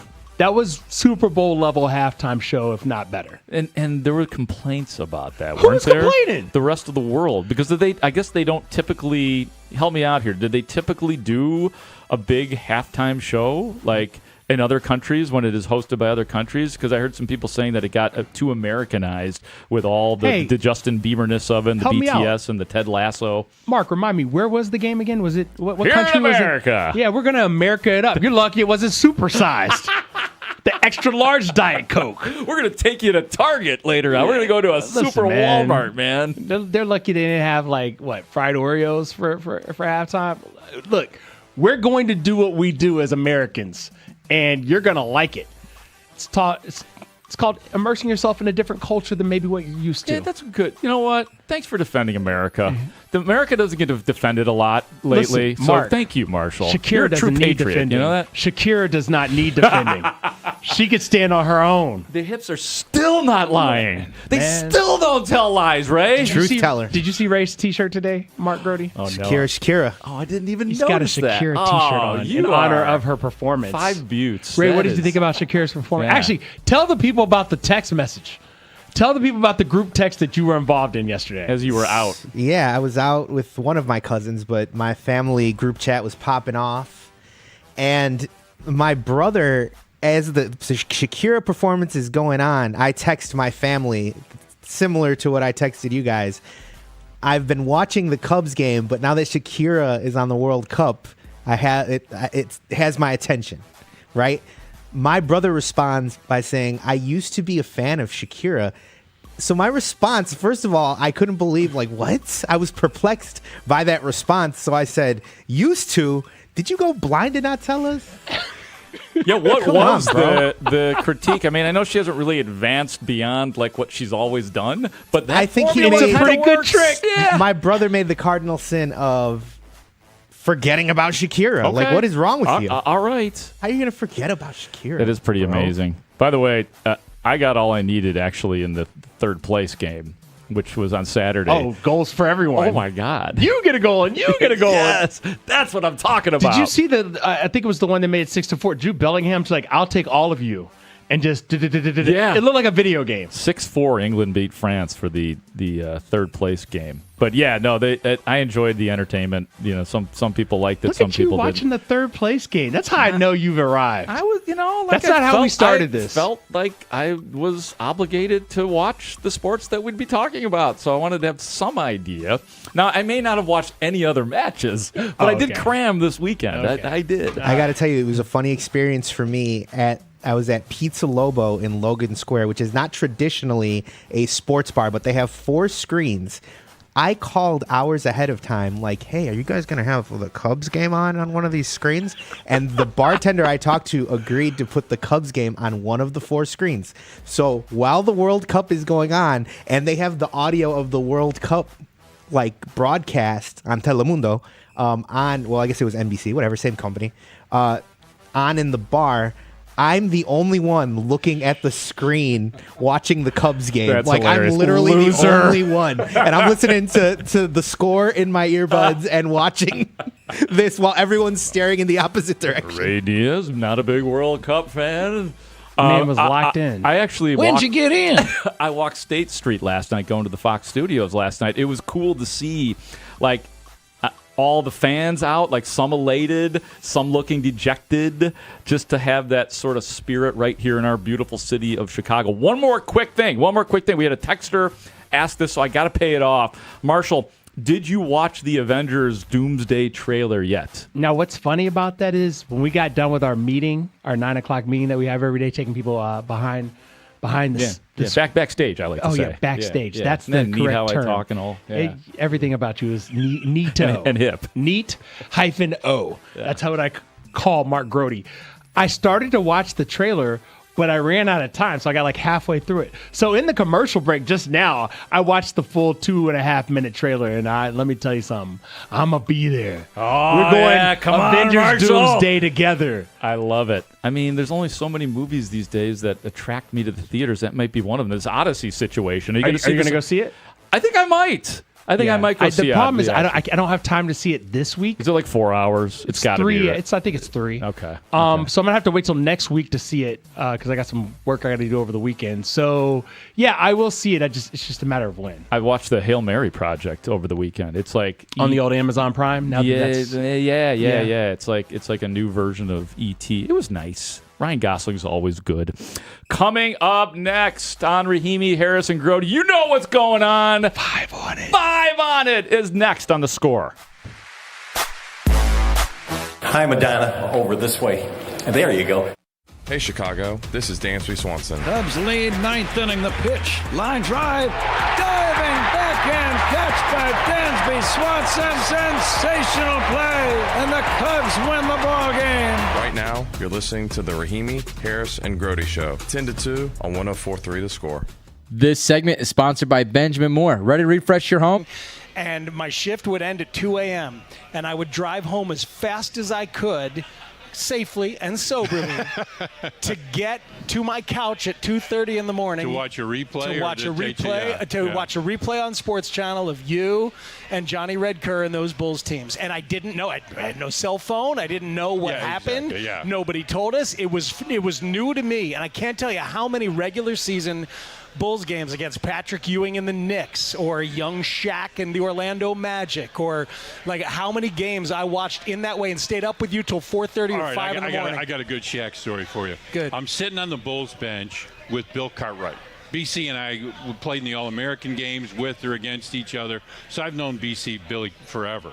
And he looks at me, Shaq runs by, and he's like, said things you don't say on the radio, but it's like, oh my God, you've read about this guy, but you've never really seen him. So BC's eyes got to be as big as they could be, and you watching young Shaq, and there's nothing like him. Run all the way across Chicago Stadium to go to the other basket and start warming up. And I looked at BC and I said, Billy, you know what that is? He pauses for a second. Yeah, retirement. That's awesome. That's about right. That is about right. But did you have a lot of people watching Bulls games overnight, like me, and you would hear from people like that, right? We had people. We'd get people from Australia. I bet. We'd get people from Italy. We'd get people from England. Michael was a global icon. He really was. Our ratings were off the charts, and Michael would get on the plane and he'd be like, you owe me a lot of money. Yeah, he wasn't wrong. And then I'd say, he'd do the dust off. I was just going to ask you. I've always wanted to ask you, how did the dust? How did it start? He did it one time, right? He did it one time before I got there with JD, and they did cough, and Michael liked it, because it was a big reaction. And so we'd bring the umbrellas. We'd bring one time Red brings a fan, right? He brings these fans, and these little handheld fans. And so Michael does the dust off, we hold the fan, and the dust blows in his eyes. Oh, God. There's a timeout, and Johnny hits the talkback so nobody could hear us on his and mine. And he says, can you see the headline in the Tribune tomorrow morning? Former Bulls announcers Tom Dorr and Johnny Kerr. He said that's going to be the headline because we're done. We got this stuff in Michael Jordan's eyes. We're over. It's done. It was a great gig, wasn't it, Tommy? I told Grote, I just like it when you two mess with each other. So sorry in advance if I just listen and giggle for some of the time where you two talk to each other. It just makes me happy.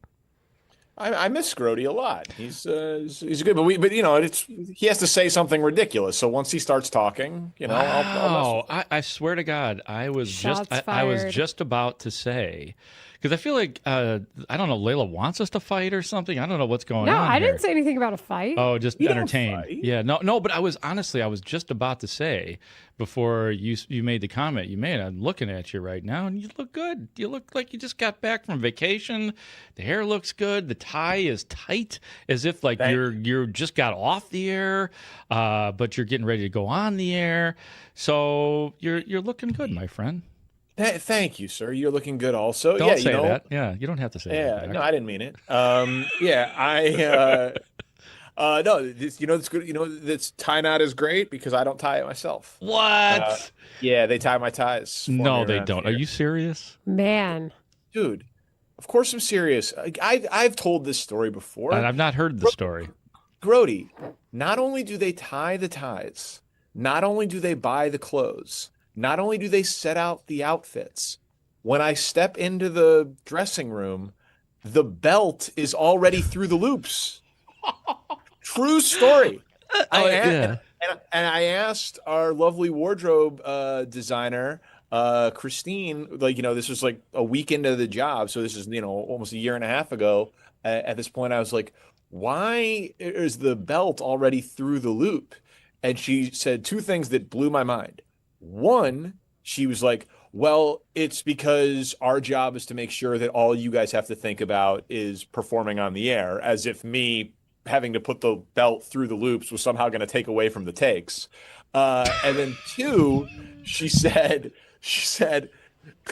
no one had ever asked her about that before. Of course. I was like, wait, what? So all of these TV people are just so coddled and so spoiled that they think that is normal. And she's like, yeah, you're the first person that's ever asked. She's like, I've worked everywhere. I've worked at SNL. I've worked at Fox. I've worked at NBC. And she's like, you're the first person who's ever asked me that before. I'm like, oh, wow. Okay. Well, this is clearly different. So, yeah, I mean, people are like, oh, you look good since going into TV. I'm like, yeah, none of it's me. Well, okay, here's the question then. Do they also derobe you like a boxing trainer? Like you get off and then they pull the mouthpiece out? Like, do they derobe? Good question. Yeah. Mm-hmm. Yeah, no, good question. Mm-hmm. No, I have to do that myself. Oh. Maybe, but on my next contract. I was gonna say. Yeah, on my next contract, that's something that I'm going to be looking for. Well, then what the hell does Triano do over there? If he's not derobing you, what exactly does? Send him back. If that's all you can get out of him, then send him back. Why do you think I put in the recommendation? I mean, the guy is excellent at tying my shoes. He's really good at it. See, that's true. Rahimi, Harris, and Grote bring you 5 topics on their minds today on 104.3 The Score. Number 1. What was your favorite part of the Cubs series win over the Twins at Wrigley Field? I'm going to tell you what. It was Saturday's game, which was a Cubs 6-2 win over Minnesota. But there was, in that game, there was some what I would call, I don't know that you guys have called it this, Layla has referred to it this way, there was some sexy baseball at a moment in that game. Let me take you to the Cubs' second inning. That is where the kicker is that Miguel Amaya gets a 2-run double. It makes it 3-1 Cubs. But what led up to that was downright sexy. That is Nico Hoerner on first base with 1 out. Pedro Ramirez at the plate challenges strike 3. He wins the challenge. Instead of striking out, he walks. So the Cubs now have first and second with 1 out instead of a man on first, Nico Hoerner, and 2 outs. The Cubs eventually in that inning have runners on first and third with 2 outs, and Dansby Swanson, because of Minnesota allowed for it, says, you know what I'm going to do? I'm going to steal second. He steals second. Runners on second and third. Miguel Amaya with the 2-out magic. 2-run hit. That is smart, sexy baseball by the Cubs. Yeah. Oh, yeah. I felt all of that. That was my favorite part about the Cubs' winning weekend at Wrigley Field against Minnesota. The 6-2 win over Minnesota and that specific moment right there. So my favorite moment of the weekend is the 6-2 win, but in a different way. Yeah. Less sexy is what you're saying? It's less sexy. It's more workmanlike. You wish you could be Oh, sexy. Tyler, like put me. away the sexy music. All right. No more sexy. You continue to play Yeah. the sexy. You Yeah. can continue to play the Bring sexy. the sexy back, Tyler. Oh, yeah. I'm bringing sexy back. Yeah. Write that down. Listen, when Matthew Boyd Hips don't lie. walked off the mound after the 6th inning, I was like, oh, that's probably it for him. He threw 91 pitches. He gave up 1 run on 3 hits. He walked 1. He struck out 4. He gave up a home run. He gave up a tie-on. But he only gave up 1 tie-on, and that's all the damage that was done. Yeah. And here's what I realized in watching that. I was like, wait a minute. Matthew Boyd. Wait, I am too sexy. Am I looking at this right? Matthew Boyd, every time he steps on the mound, the Cubs, they score runs. And now, when Matthew Boyd pitches in a game, they're 8-2. Okay. More workmanlike performances out of Matthew Boyd, who, by the way, has gone at least 6 innings in each of his last 3 starts. That's what the Cubs need if they're going to do what we think they're about to do, which is launch, take off. Might not catch the Dodgers, might not catch the Brewers, but if they just secure the wild card spot, the top one, you get to host a series. And that means more money poured into the team next year because we know how that formula works for Jed Hoyer and company. Yeah. So it's not as sexy, but it's still a little bit of sexy. A little bit sexy. Matthew Boyd looking like all-star Matthew Boyd. Okay. And I'm signing up for that. So is Nico Horner. Honorable mention Nico Horner with the 4 hits on Saturday. That was pretty sick. Is 8 hits in a series, is that generally a good thing? As 8 Pat for 13? Hughes says, that never goes out of style. Bears. Number 2. What was your favorite part of the White Sox series win in Toronto? Oh, the White Sox. Was it that 2 double barrel segment we just had with Josh Nelson? You know what? That was awesome. That was an amazing segment. If you didn't get a chance to listen to it, use the old rewind feature in the Odyssey app and go listen to what the host of Sox Machine, now part of the Foul Territory Network, had to say about the White Sox. We covered all the bases. We went nooks and crannies on the White Sox to find everything we wanted to talk about. But as far as this past weekend, look, man, Sam Antonacci has been my favorite White Sox all season long. That's established. That is documented. I said, once they call him up, they're going to start winning. They called him up. What'd they do immediately thereafter, Mark? They started winning. But seeing Braden Montgomery in back-to-back games, or sorry, not back-to-back games because nobody did anything in that middle of the game, but in both those wins that they had, come up with big hits, the 3-run triple in the first game of the series in which they scored 12 runs, and then having a workmanlike, that's my word of the day, workmanlike. It's good words. It's a compound word, hyphen in the middle, workmanlike. For him to fight back from an 0-2 count, to bring in Andrew Benintendi, who had already made his contribution with the sacrifice fly before doubling to get himself into scoring position, and to get that particular run after Colson Montgomery's 24th home run of the season, for that 3rd run in the game, which got me to excel a little bit. Yeah. I'm loving Braden Montgomery and what he's bringing to this team, and I think by the end of the season, he might be in the 5 hole. He might be in the 5 hole. And Braden Montgomery, switch hitter, power. Let's take you back to his debut. Walk off the, hey, Rock, do you want to come play here? I think you do game, is what I like to call that. Bob Costas. Bob Costas on the call. Mm-hmm. He didn't necessarily want to be on the call, but he was on the call. It's funny because at the beginning, Connor, where are you? No, listen. Connor! At the beginning of the game, Steve Stone said, "I'll be doing the play-by-play. Bob Costas is here for more like historical reflection." Right. Next thing you know, Bob Costas is calling a strong 9. Bob was hilarious. He's calling a strong 9. I didn't sign up for this, Connor. But he look, at the end of the game, he was glad he was on the call. And so the Braden Montgomery, that RBI single with 2 outs, that sealed it for me. That was pretty good. I'm struggling between 2 things, so I might Tell me just your 2 cheat things. and give Tell you me 2 your 2 things. things. My number 1 is, I suppose, I got a 1A and a 1B. It was the Friday game because it's after the All-Star break. You just never know. Especially with the White Sox, where it's all discovery this year. Will they keep it going? Will the break hurt the White Sox? And they had a strong finish against the Oakland A's. I was there, went to one of those games, enjoyed it immensely. But you just don't know. You go to Toronto, where I know they've struggled, but you keep thinking the Blue Jays are a team. What better time for them to get rejuvenated, even though Vladimir Guerrero has 0 home runs at home this year. The Colson Montgomery bases clearing double in the 5th. The Braden Montgomery bases clearing triple in the 7th. Just beautiful Montgomery action. I mean, just fantastic. The honorable mention one is this revelation that is Sean Burke, and seeing him do what he did yesterday, going 6 2/3, no runs, 5 strikeouts. He had the 11 strikeout performance recently, a 9 strikeout performance recently. Something is going on with Sean Burke. And then just to see the beautiful bullpen work after that as well with Brian Hudson and your guy, Grant Taylor, who comes in for the save. Gave up a couple of light hits to make it a little bit nervous. Oh, it was dicey.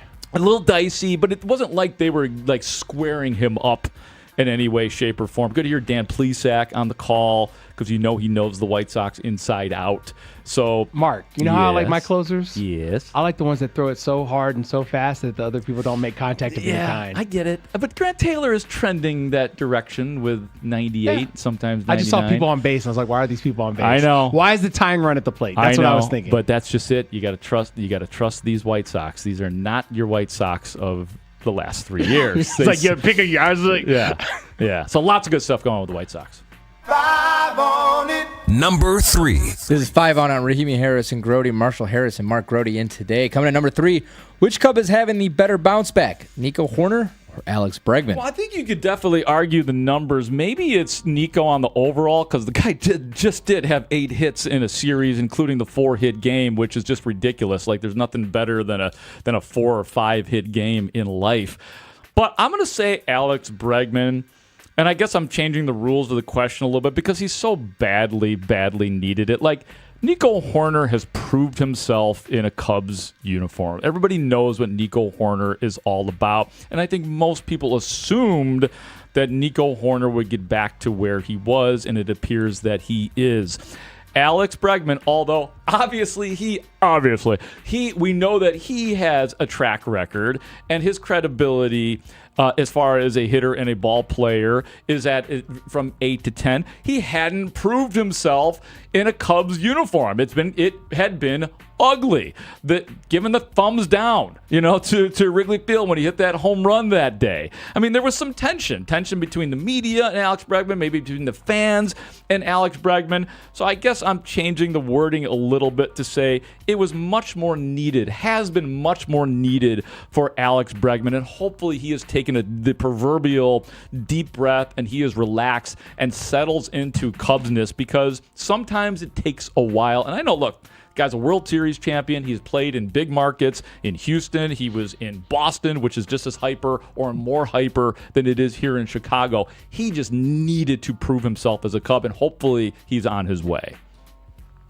One of those guys you just mentioned is 2 for 11 since we got back from the All-Star break.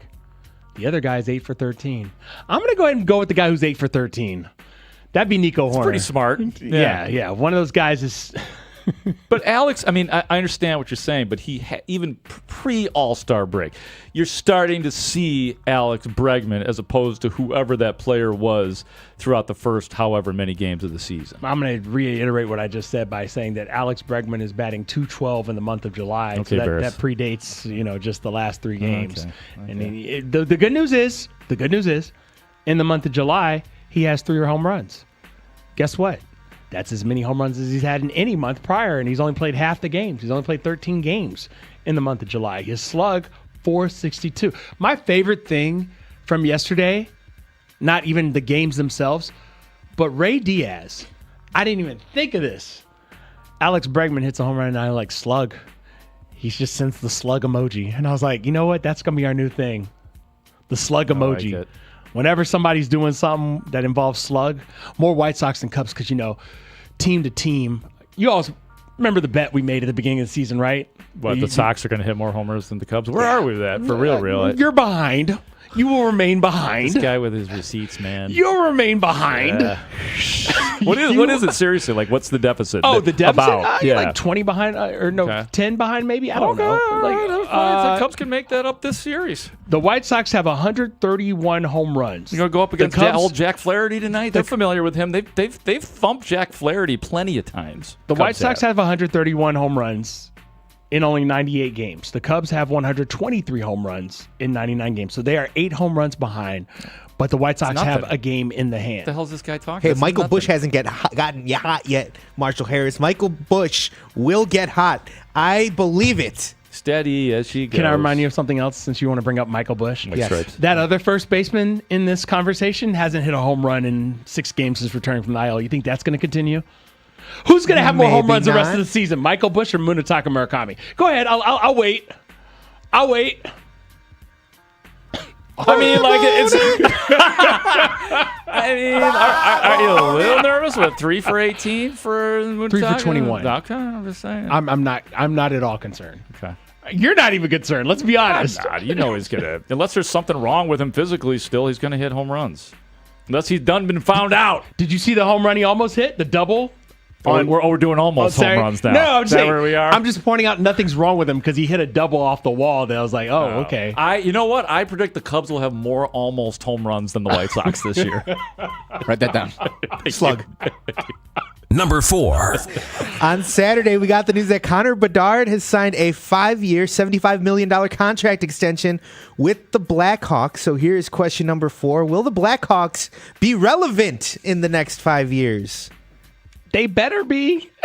That's my answer. They better be. What year is this? Year 4 of the rebuild? Is that where we're at? That sounds about right. I'm sorry. I have a question. How many times have they been to the postseason? Checks notes. 0. 0. Yeah. Connor Bedard just got paid $15 million a year for the next 5 years. And also, I'm pretty sure he's the 3rd highest paid player now. That's like the 3rd biggest contract Yeah, I heard that. in the NHL. I heard Mark Lazarus saying that. So, yeah, they better get to it.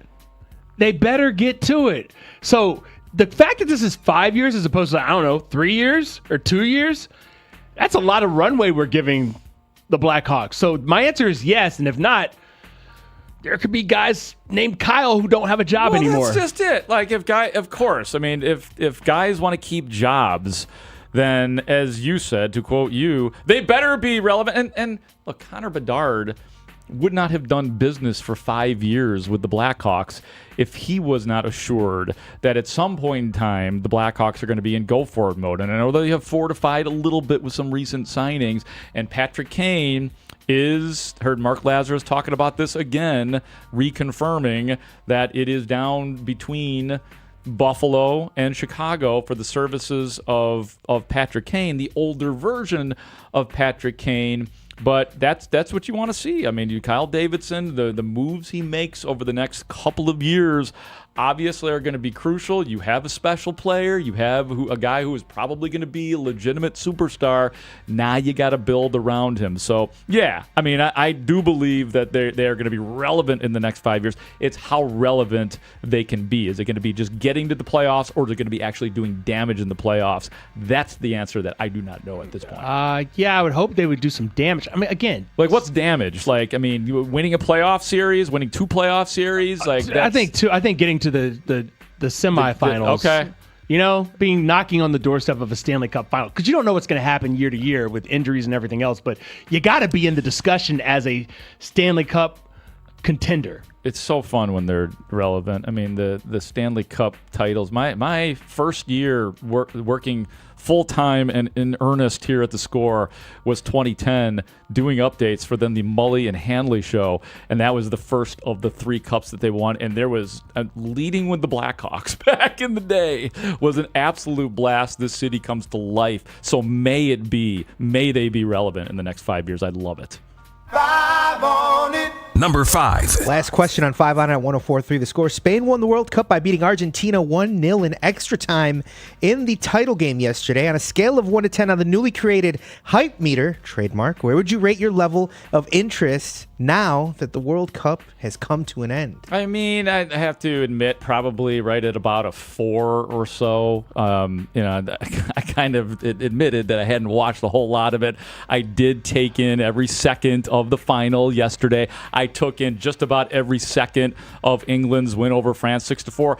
I did think about how I would be feeling if America had been playing in that final. Why were you doing that to yourself? And just, I know. I do. Obviously, I create anxiety for myself. You really do. That You from really my do. talkings about the 2016 Cups. I do unnecessary things. It would have been an absolute blast. Just like the hockey.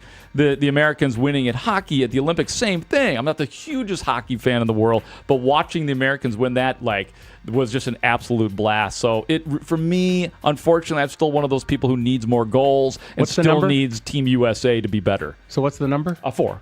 I'll give it a 4. Oh, 4. Yeah, I said it right away. You got to listen, man. That was a long time ago. 5. Give me a 5.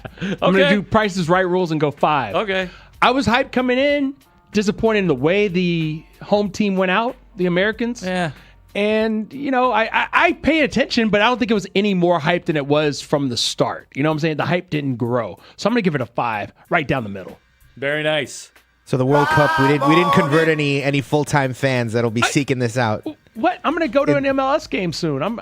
Okay. Gabe Ramirez told me I could come on down anytime. Oh.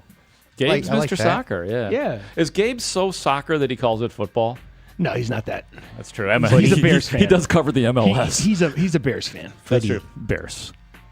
Coming up next, can Pete Crow Armstrong, can he dethrone Shohei Ohtani as the king of the hill, as the MVP? Marshall seems to say yes about it. And I'm hearing about a documentary, too, that is forthcoming that we may have to report on relative to Shohei Ohtani as well. If anything can bring him down a notch, we'll report it right here on the Score. So that's all coming up. Pete Crow Armstrong, PCA, is next on 104.3 The Score.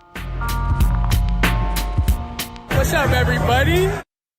With training camp coming up fast, the Bears will once again be a hot storyline in Chicago, and 104.3 The Score will be covering it all. You want to know how good Ben Johnson is and why he's going against the grain in the NFL? If you're a defense and you're trying to figure out, well, what look is he going to give us? You have no idea. And now they're armed with 3 tight ends. This is where Chicago comes to talk Bears. We are Chicago's sports radio, 104.3 The Score, and live on the free Odyssey app. This segment sponsored by Packy Webb Ford. This is what I needed. This is what I came here for. The Bears have an offensive lineman by the name of Ozzie Trapillo. Yeah, you got scared, didn't you? I did. It's Ozzie Trampaio. So anyway, Anthony, honestly, when I don't know a name, obviously there's a pronunciation guy, but I always go to a broadcaster, right? And I heard it 2 different ways. One of them, I shouldn't have trusted the podcaster. Well, yeah, why would you? I don't know. It's because you podcast love. Take noise. Right, I guess so. This played out in real time, by the way, as well. They make the pick. We're live on the air. In real time, exactly. So basically, Anthony and I are going back and forth mispronouncing this guy's name. And then we had Chris Emma on, who was going to try to set us straight. And here's how it went down. We now, Big Ant, get to go out to Hallis Hall, Bears headquarters. That's where the war room is, and that's where we find the Score's Chris Emma. Here, we literally had 2 different pronunciations given to us for Ozzie. Is it Trapillo or Trapillo? I didn't want to correct you, buddy, but it's a pillow. Okay. What? All right. Wait, huh? What? Oh, you said Zapillo. Jesus. Now we correct you. That's radio magic right there. Church, let's go Trapillo. Chris, look at me. You and I know each other well enough. If I mess up a name, you know that pisses me off when I do that. You are allowed to correct me. So, again, it's Ozzy Trapillo, yes? Yes, you're in the meeting room tomorrow. I will see you tomorrow, my friend, and I will correct you the first thing when you walk in the door. Okay. That's amazing, actually. What He loaded up the gun. Shout out to Dan Zampillo, who didn't used to work here at the school. Where was that going? You keep using this name. Hey, I do not guys, think it means what Grote, you I don't mean. want to correct you, but it's Zapillo. I don't want to correct you, buddy, but it's a pillow. What do we call that? Loud wrong? Wrong. I mean, wrong. I still love Max Rustopher. Like that's Oh, still yeah. one of my That was a favorites. Perkins stuff. Oh, yeah, Max Rustopher. And then Max Rustopher became a thing, as it should have. They call me Layler, and I love it. Layler. I think it's really cool. I like Layler. I was like, oh yes, Layler, I don't even know her. Oh! Are we still on the air after that? Hey, Is this man. thing on? I'll tell you, man, it's the big ant factor. That's what I bring out of It's people. a foursome now. Earlier, Ant, we were talking about our relationship. Ant has taken his headphones off. He's That's it taken for the you. jack out of the headphone Can't jack. take the heat on this show. And is already packing up. This is what we're bringing. He We're just left drove with the all the throuple. way from the suburbs for this, and that has ended Ant Heron's time on the show. I'm going back to my safe life in the burbs. Well, we're excited for you because that's got to be a thrill knowing that your jersey is going to be you're up in the rafters and that everyone's going to be able to look up and see your name on the back of it. What does it mean to you to get your jersey retired? It's surreal. Still learning. It's surreal, but at the same time, knowing that I put in the work and listen to the OGs, all the teammates, my old coaches, everybody that gave me knowledge, I made a way to implement that into my game, and I took advantage of it. So thank you. It's for all of us.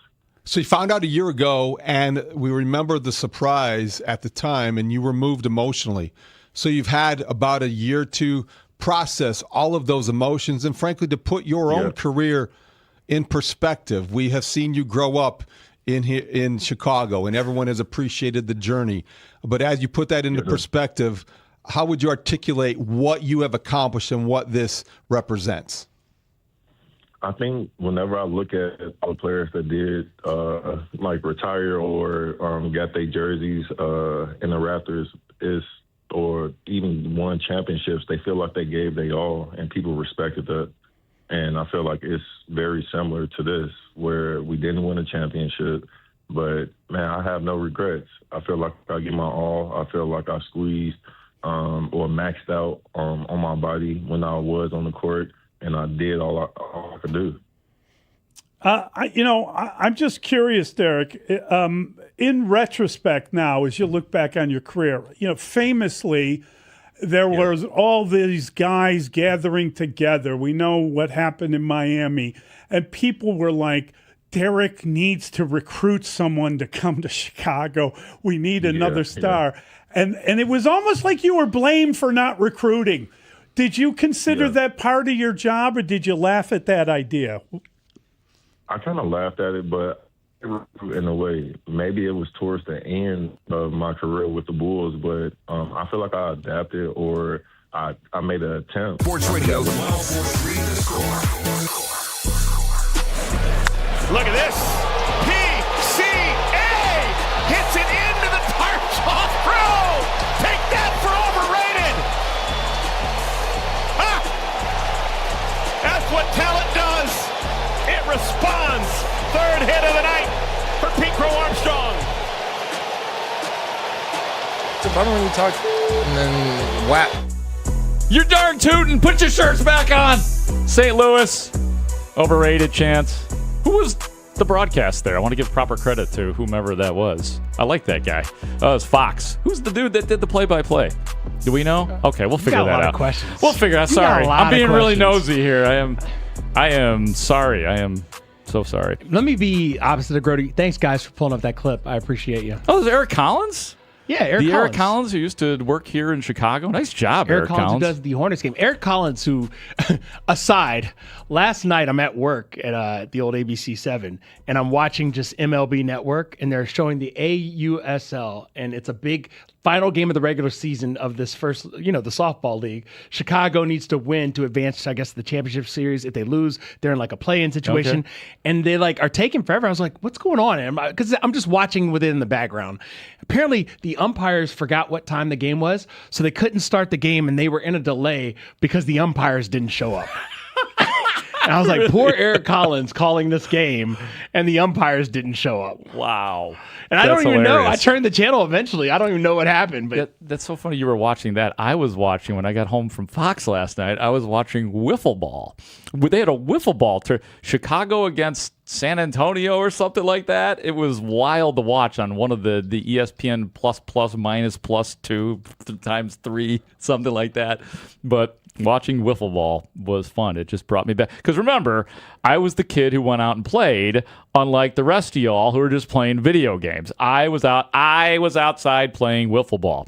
This question here that we have for this segment is kind of like almost like a bonus 5 on it. So I am going to read this question, and then I would like you to have the first crack at it. I love when you are going to read a question and you pull the glasses out. So like, this is serious stuff. I'm putting the glasses on. I want to make sure I get every word right without stumbling. So I'm putting the glasses on, and now I can't stumble. On a scale. Sorry, I forgot to cross that one off for you, Mr. Grote. Sorry, Mr. Grote. I should have crossed it off for you. That's amazing that you went through all those troubles in the first word that goes for you too, Tyler. Spain. Damn it, Dykstra. You're bringing Dykstra into this? Oh, man. Poor David. Where's old Dave Poor Dykstra? David. I need a dose of Dykstra. We should just have him around. Put him on the third mic today. Here it is. On a scale of 1 to 10 on the "So you're telling me there's a chance" meter. So you're telling me there's a chance. 5 buttes. Where would you rate Pete Crow Armstrong's shot at winning NL MVP now that Dodger star Shohei Ohtani is taking a break from pitching? Mr. Marshall Harris, would you like the first crack at this question? I would. Because on a scale of 1 to 10 on the "so you're telling me there's a chance," I already thought there was a chance even when Shohei was pitching. Because if you look at two of the most standard things that voters tend to look at, F-WAR and B-WAR, one of those is a Fangraphs WAR, one of them is Baseball Reference WAR. On the F-WAR, Shohei has a 6.1 WAR. 3 of that is through pitching. Right behind him at 5.9, just 0.2 behind him, is Pete Crow Armstrong with the second highest F-WAR in baseball. And then when you go over to B-WAR, Ohtani with just a 5.8 B-WAR, Pete Crow Armstrong 5.7 right behind him. It comes down to a couple of things here. Can PCA really keep this up? Can he be a 900 OPS player? If he can be a 900 OPS player, he's going to have a shot to get a 9+ WAR on the season, B-WAR, maybe even higher F-WAR. And PCA's defense is unfreaking believable. That's why the Twins got caught up like they did in their loss, where it was a double play to in the 9th inning, because they thought PCA was going to catch the ball. Josh Bell's like, I can't take another step towards third base because PCA is probably going to catch this ball. He didn't, but he recovered, and then all the base runners got confused. Yeah, it was bad. But for PCA to do this, he needs Shohei Ohtani to not only not come back and pitch, but I have to remind you, Grote, 2024 was the last time Shohei Ohtani was out here not pitching. Do you know what he did in that season? He not only won the second straight of 3 MVPs, he put up a 50-50 season. Yeah. So without the stresses of pitching, he typically becomes a better hitter. Now, this year hasn't been as good, just a 938 OPS, but all things being equal, if Shohei plays the way he's played this season offensively and Pete Crow Armstrong plays the way he's played this season offensively, then Pete's defense is going to be the difference, and PCA is going to win the MVP. I put it at a 7 only because I fear the possibility that Shohei Ohtani reverts to, I don't pitch anymore. Watch me start running, hitting, doing all the things on offense. Unfortunately, I have it much lower. I put it more like at a 4. The 4? chances of PCA. So less than half and half. Yeah, and for several reasons. Yeah, you're talking about the OPS. Right now, Ohtani 938 to PCA's 899. The slash line just a little bit, and not crazy better, but a little bit better at this point. There's 2 other parts of this that worry me for PCA, and that is I think we're seeing a definitely pretty close to real version of Pete Armstrong, but like he's going to have another slump. Can he control that slump this time around? I don't believe that he's going to go through another slump like he did at the beginning of this season, nor what he did post All-Star break last year. I'm not counting on that, but can he? How is he going to respond during that? This is what worries me. The other part that worries me is the history portion with Shohei Ohtani. I think the baseball writers and those voting on MVP, and justifiably so, they like voting for him. And you hear it more and more from, going back, a couple of years ago when I started hearing guys like Ken Rosenthal and, Tom Verducci, fill in your big-time baseball scribe guy, saying that this is the greatest player of all time. Like, that's entered the conversation. We can debate that if we want. But that has entered the conversation that he is the best of all time. And when you have that as the spot that you are looking towards all of this, I think it's going to be really hard for, if it comes down to it, giving the benefit of the doubt to PCA over somebody like Shohei Ohtani. And I'm not saying, like, if the numbers are drastically conflicting, of course PCA gets it. But the benefit of the doubt is going to always go to Shohei Ohtani. I don't think there's going to be voter fatigue like there once upon a time was, like in the NBA, for example, when Karl Malone and Charles Barkley took MVPs away from Michael Jordan. I think it's different with this guy because they're looking at him as maybe the greatest baseball player of all time. And, by the way, it's still possible that Shohei Ohtani pitches again this year, right? I mean, he's going through the knee issues, minor knee issues, they're calling it. So I think he's possibly still pitches, right? Based on what we know about the Dodgers and how they treat their starting pitchers specifically as it pertains to, I don't know, getting ready for the postseason and a 3rd straight World Series title. When those ran out of pitchers last year. They will definitely have him ramping up in the month of September. Yeah. But there's no need to bring Shohei Ohtani back to pitch in the regular season. They need him for one thing and one thing only. Hit the ball over the wall? Do that, but when we get to the postseason, they just need their arms to be ready to go then. Heard. They've done that with other pitchers. We've seen it work for them. They're like, yeah, regular season's cool and all, but we got enough hitting just to get through the regular season. Like, their lineup is killer. And Shohei's a big part of it as a guy batting leadoff and hitting home runs and doing all the things. But if we're being honest, I agree with you on the voter fatigue thing. Yeah. I don't agree with you on the whole greatest player of all time. I think that's already been debated and sorted out. He's the greatest player of all time. Okay. So you're saying definitively there's no other competition. He pitches, he hits, he does Babe Ruth things, but in 2026 it's hard to compete with that. Yeah. So I do think PCA, though, unlike Shohei, he plays in the field. And he doesn't just play in the field, but he's got Gold Glove defense, different making outs above average defense in center field. And that's where, if Shohei isn't back out there pitching, PCA can almost lap him to a degree. Like, if PCA comes up with a 9 WAR and Shohei's sitting there to 6 or 7, yeah, I'm telling you, WAP. It's fun to think about. I mean, it's amazing that we're thinking about it relative to the start that PCA had this season, and just because it's Shohei Ohtani. Let me ask you another impromptu question. Wait, before you ask the question, let me say one more thing. Yeah. If the Cubs do come back and win this division, yes, that could be the difference maker for PCA in the MVP conversation. That's a great and point, one more quick note on this. The reason he is Ohtani is out of the rotation, it's left knee irritation. Irritation. So he's irritated. He's right. Right, so that doesn't say to me that it's major. I mean, irritation. No, but it's the Dodgers. So when you say it's not major, it's just like, I don't want any problems with Shohei Ohtani's ability to pitch once we get to the postseason. We're not taking any chances. When this Cubs season is all said and done, who are going to be the top 3 players on the Cubs? So if it's PCA as number 1, with Nico starting to hit, with Alex Bregman starting to hit, who are we going to look at and say the 3 position players? Leave the pitchers out of it, and we'll even leave. We'll say PCA is number 1 because I think we could probably both agree on that. And I guess I'm asking you, is what we're seeing from Bregman real? Is what we're seeing from Nico real? Will Michael Busch just start, he's consistent as hell, but will he start hitting more balls over the wall? I think it's real from both Bregman and Nico to be better. I don't think they're going to get back to their, let's say, career averages as far as OPS plus by the end of the season because it's already been too long. Is Swanson going to get hot again? Like, is he going to be back again? Let me answer your actual question. Okay. The answer to your actual question. Yeah. Michael Busch 2, Seiya Suzuki 3. I was going to say guys. I was going to go Seiya 2 actually, and my 3. It's Michael Busch. You can play with. No, I'm just thinking. I'm just going around the diamond here. My head. I'll wait. Yeah, and it.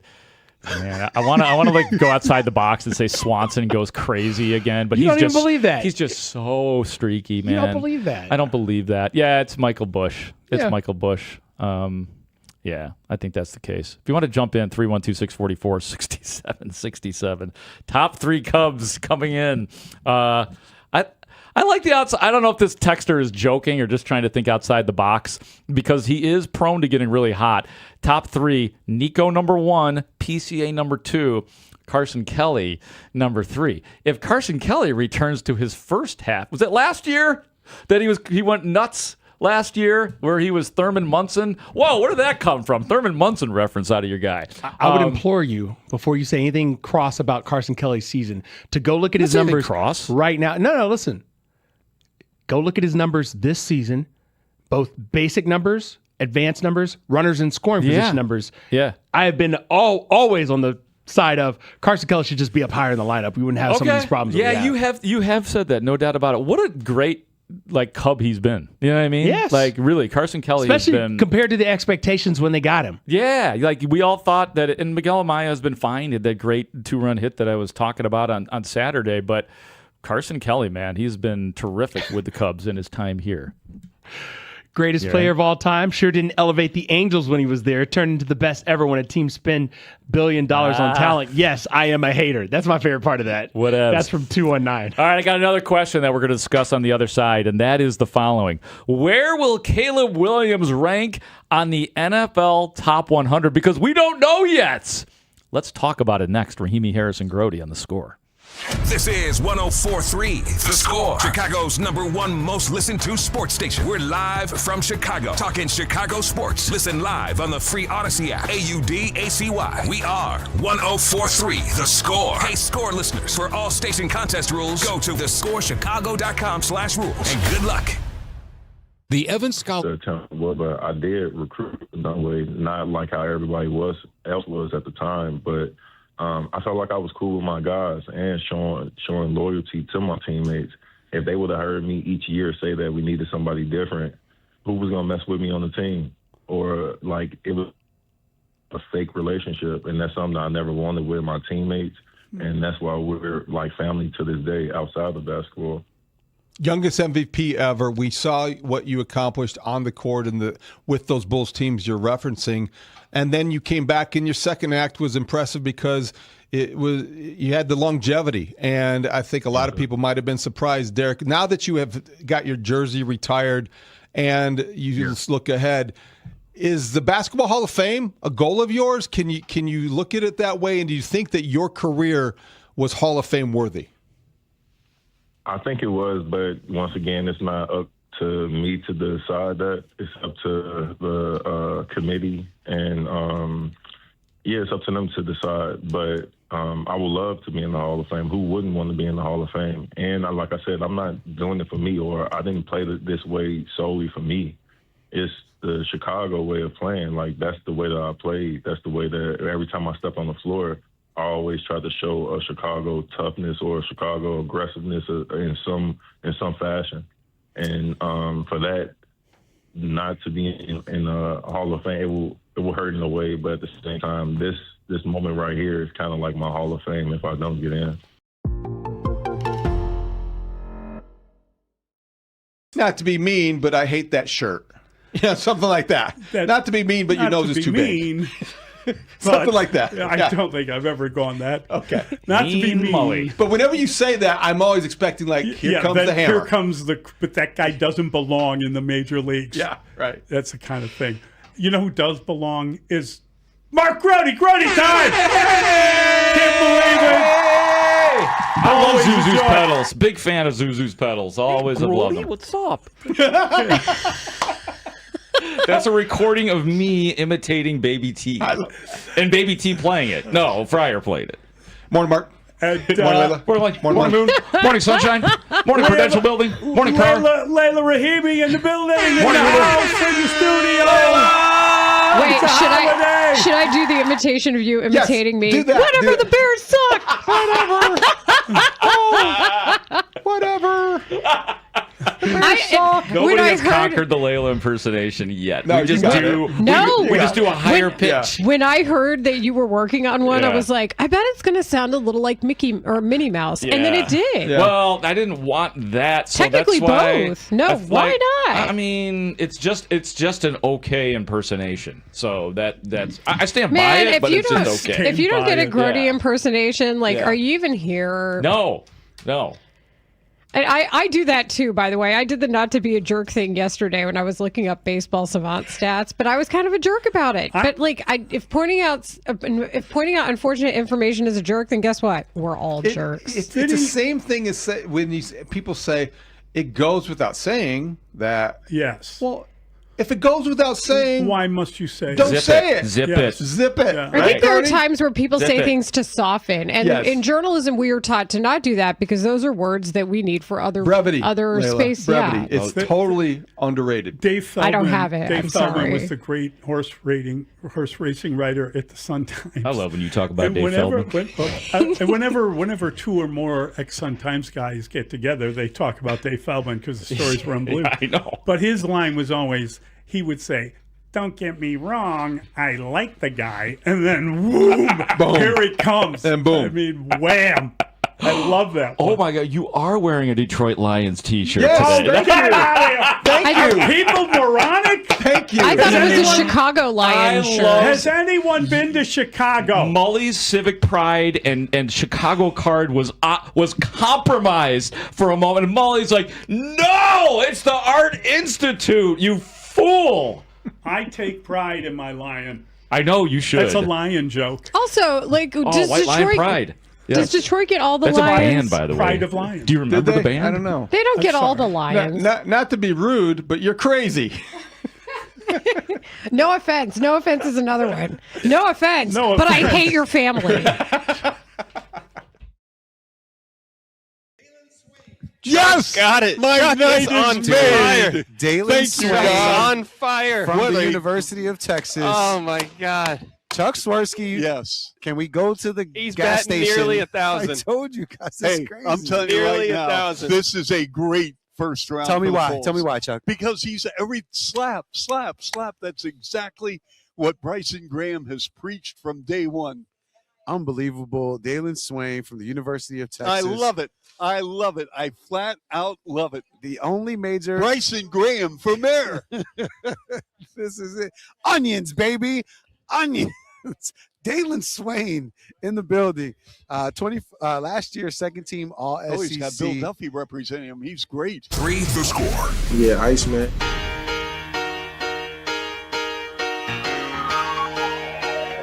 It's Rahimi, Harrison, Grote on the score. Top 100 players in the NFL by the NFL. All the rage right now. Where is Caleb Williams going to end up being?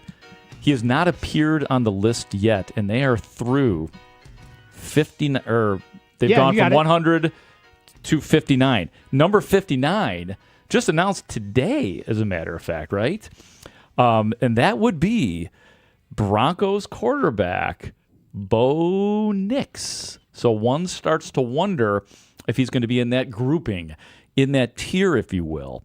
If I may, if you will allow me, I do want to go through some of the names. Let's go through the quarterbacks that have already made the top 100 list. They are as follows.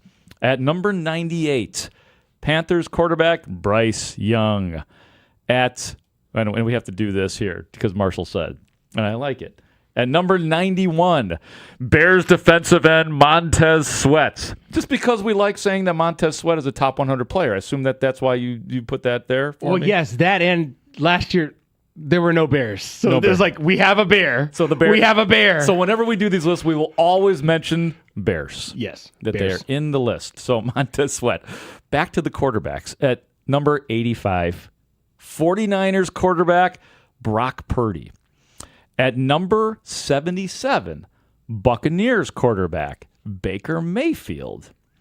Moving on, number 72, Fridge. Packers quarterback Jordan Love. That's right.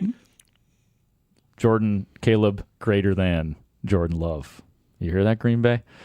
Number 69. Nice. Thanks, Ray. Ravens quarterback Lamar Jackson. Wow. I'm thinking he should be higher. Wow. He was number dropped 2. 67 spots. What? Yeah, Last year over really just- he was number 2 last year, and now he's number 69. What? Man, they don't know. But wait, let me interject. Actually, finish that, and I'll Okay. explain the voting process so people can really understand. Okay, because that's ridiculous. Wow. That one stopped me in my tracks. All right. Number 62, Jaguars quarterback Trevor Lawrence. And for my Jaguars people, I just want to make everybody comfortable. Jaguars quarterback Trevor Lawrence. Couple more here. Actually, just one more. At number 59, Broncos quarterback Bo Nix. So here's what you got to understand.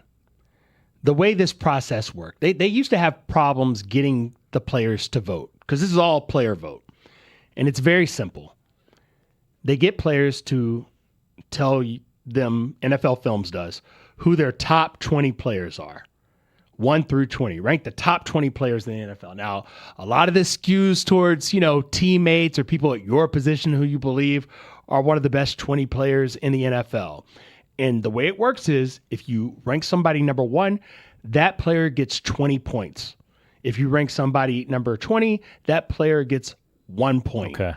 And you're just tabulating. They used to only get about 300 people that would vote out of all the people. There's a lot more than, 300 people in the NFL. But now they get upwards of 1,000 votes because they started actually going from facility to facility during the season to collect the votes. Because just waiting for them to show up and send off the votes was not working. I have been in the Bears locker room multiple times when I have seen the person from the usually a very, very young person comes into the locker room and is going locker to locker and dropping off the ballots. So I've seen the process happen. I was there. Uh-huh. And so why I share that process with you is to understand how a guy like Lamar Jackson can go from being number 2, because a whole bunch of people had him as, maybe a top 5 player in the NFL a year ago, and then he gets hurt and isn't as effective. There's a big out of sight, out of mind. And then he's left off of ballots altogether, Right. so that drops you all the way down to 69. So the question is, a guy like Caleb Williams, who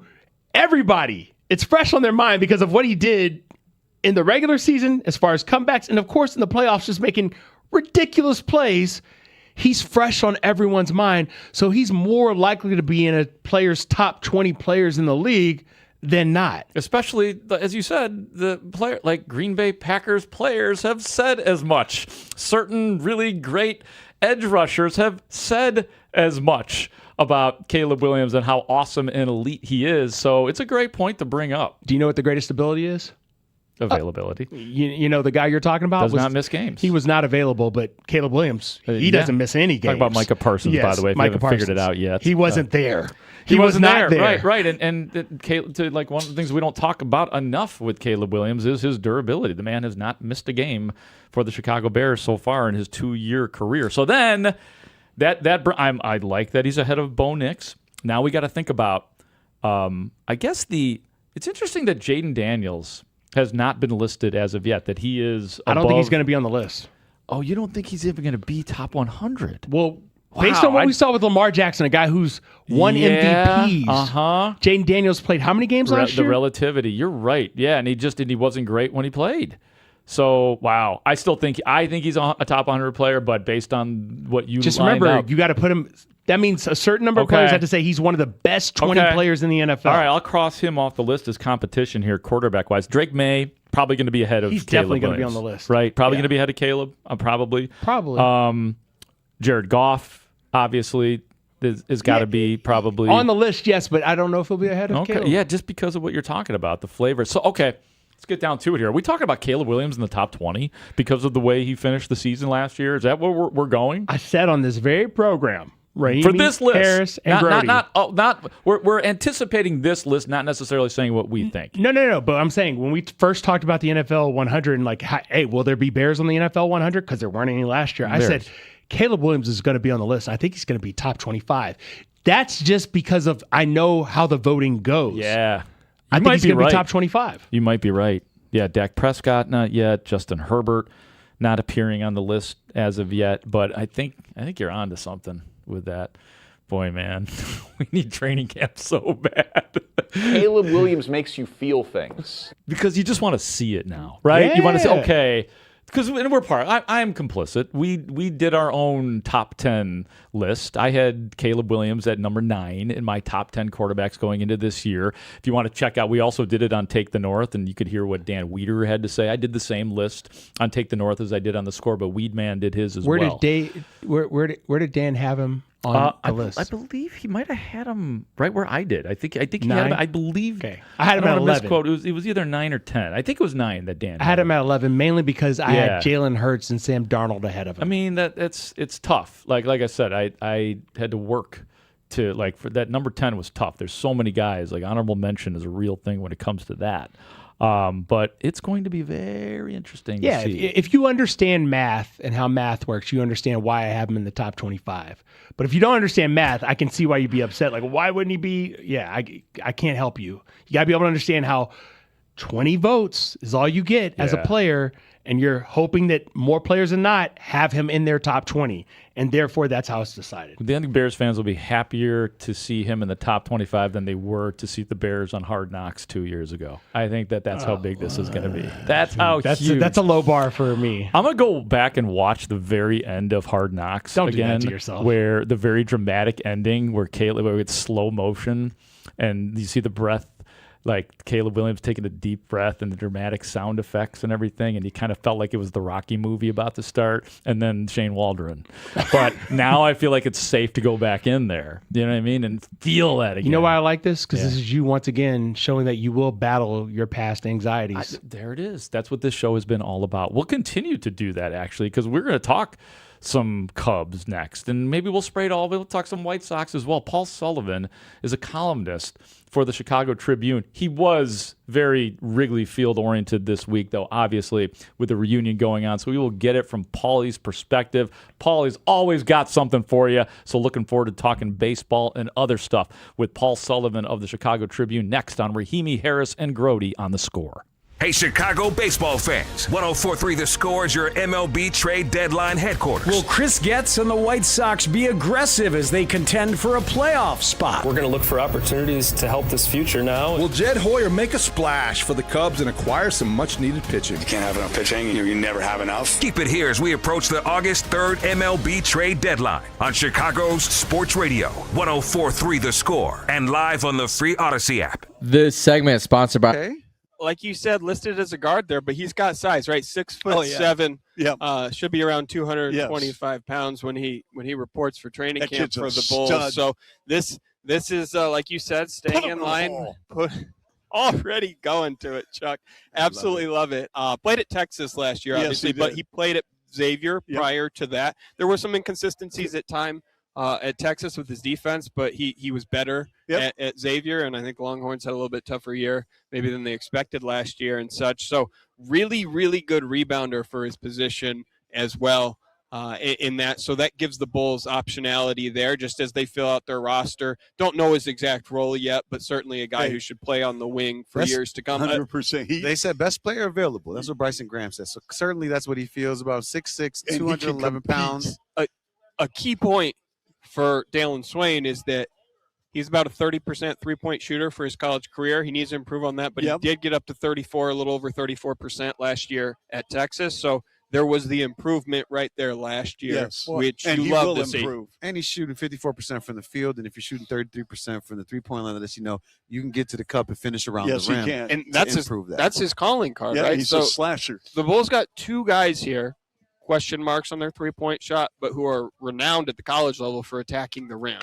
Well, right? So that's an interesting dynamic that they're adding there and what they prioritize. It also lets you know, obviously, that both Bryson Graham and Thiago Splitter have complete faith in the coaching staff that they're about to put together, right? Saying, I know I can help this guy with his shooting. I just need him to have the other intangibles that are available to you. He's averaging over 7 rebounds a game in college basketball. So not only are you getting the scoring with him averaging over 17, but you're also getting the the rebounds, averaging over 3.5 assists a game. So someone that can fill up the stat, a versatile guy that can fill up the stat sheet. But Cody, are you surprised it's not a guy like LeBaron Fillon? I mean, there's still guys that are being passed up to take a guy that Chuck so beautifully called in Dalen Swain.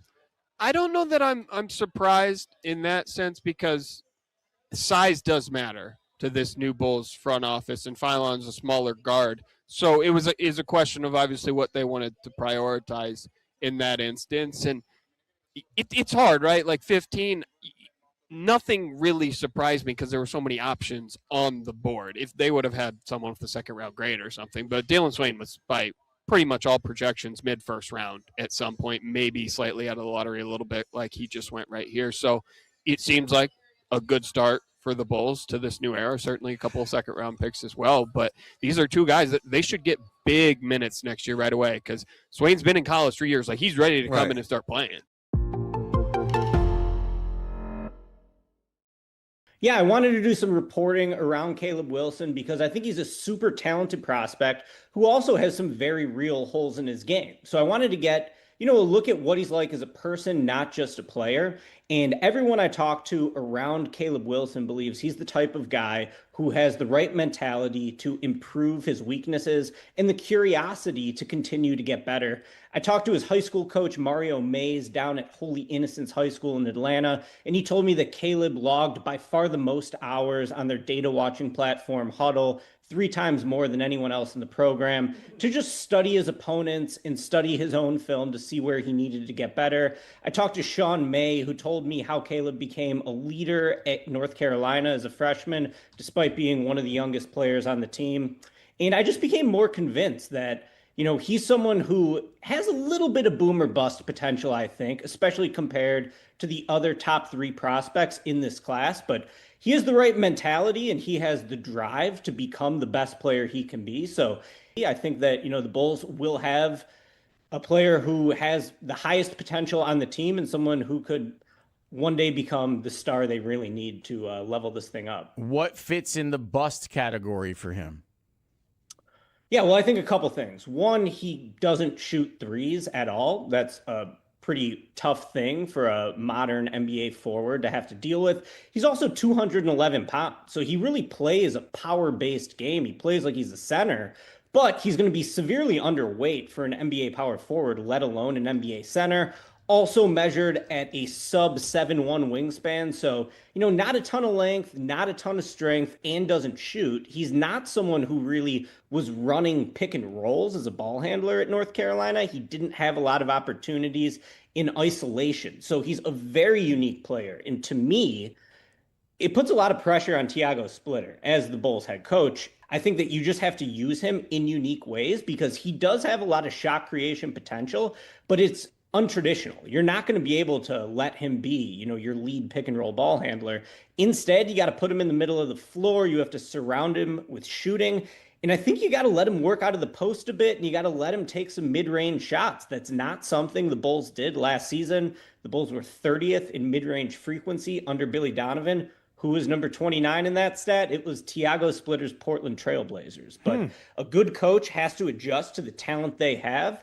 And Wilson is such a unique prospect. I think that it's worth it for the Bulls and for Splitter to sort of bend his philosophies to suit him as best he can. That's really interesting stuff because, we've heard the Kevin Garnett comp thrown out a lot.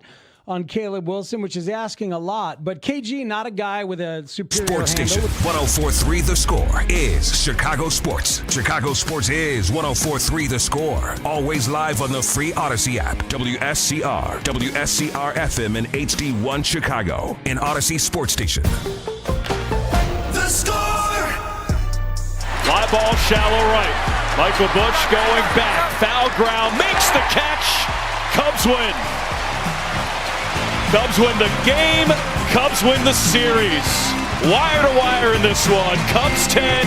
Twins run 1. It's a good way to start the post-All-Star break for the Chicago Cubs. And that'd be a 10-1 win over the Twins. And that highlight courtesy of the Marquee Sports Network. Rahimi, Harris, and Grote here on 104.3 The Score. Great weekend for all sorts of reasons. The winning weekend, most importantly, for the Chicago Cubs. And the fact that they had the 2016 10-year reunion with the majority of the players coming back. Great ceremony at Gallagher Way with the plaques and everything, and honoring all the Cubs World Series championships through the years, of which there have not been many. But a perfect person to talk to today, because he was around in, of course, 2016, and he's around now, and he was around Wrigley Field all weekend long. It is our friend Paul Sullivan, Chicago Tribune columnist. Paulie, what's going on, brother? How are you? How you doing, Grote? I'm doing great, man. How was the weekend? Was the nostalgia thick? Did you enjoy it? Did you get goosebumps? Did you shed a little tear? How was it for you, Paulie?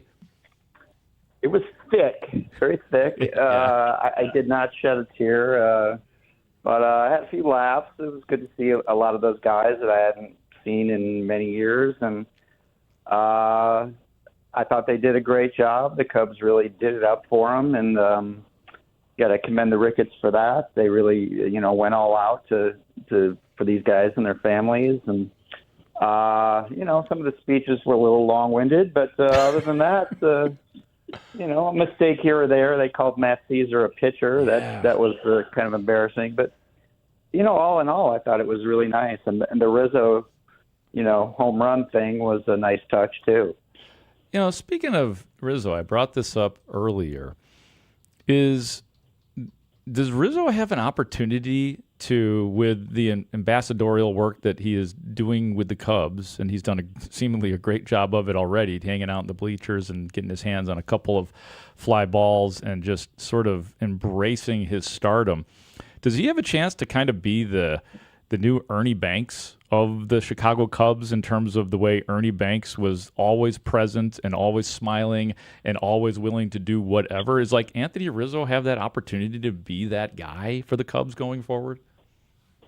Well, he certainly could be that guy for that era, that team for sure.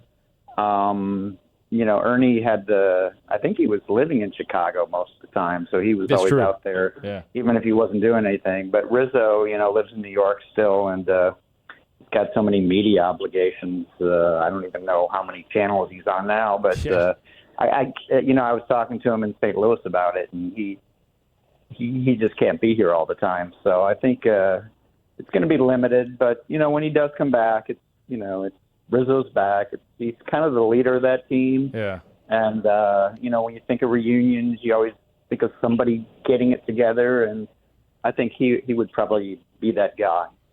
Paul, it feels like when there is a reunion of this Mark. nature. Hey, what's up? And by the way, I completely understand the Matt Caesar thing, because the dude was out here playing football, wide receiver, wildcat quarterback. Who knows what position Matt Caesar really plays? I get it. I covered him at Villanova, so I get all of that. Oh, that's right. That's right. So I wanted to ask you, when a reunion comes by, I feel like it reminds all of us, while we all have like flashbacks to that time, it just kind of reminds us that time does truly fly by, right? Oh, yeah. Yeah. And, everyone's a little bigger than they were back then. You just, don't want to say it to them. You say it in the car ride home with your wife. Wow, he put on a few. But, he got some gray hair there. But, I wasn't at all the events. Obviously, I only saw the Wrigley Field part. They went to RPM. They were out in boats. They were at Butler. they were Murphy's, all these bars. They were all over the place. And just from the guys that I talked to, it was just nonstop fun. And, the fact that they had their families there was nice because, these kids were, probably 5, 6 years old or even younger at the time. And now they're teenagers and they're getting to see where their dads played and won it. So, I can't think of any one of them that would have come away from that and said, boy, I wish I didn't go. And I'm sure guys like KB and, Schwarber, Wilson probably wish they were there too. Does that not make it ring hollow or anything, but does it leave something to be desired, the fact that Chris Bryant, who was such a big part of that team, wasn't there? I think he's got a pretty much a built-in excuse. He's not playing. He's employed by another team on their injured list. And, I think that probably would have been in bad taste for him to be sitting in the bleachers at Wrigley Field with his buddies.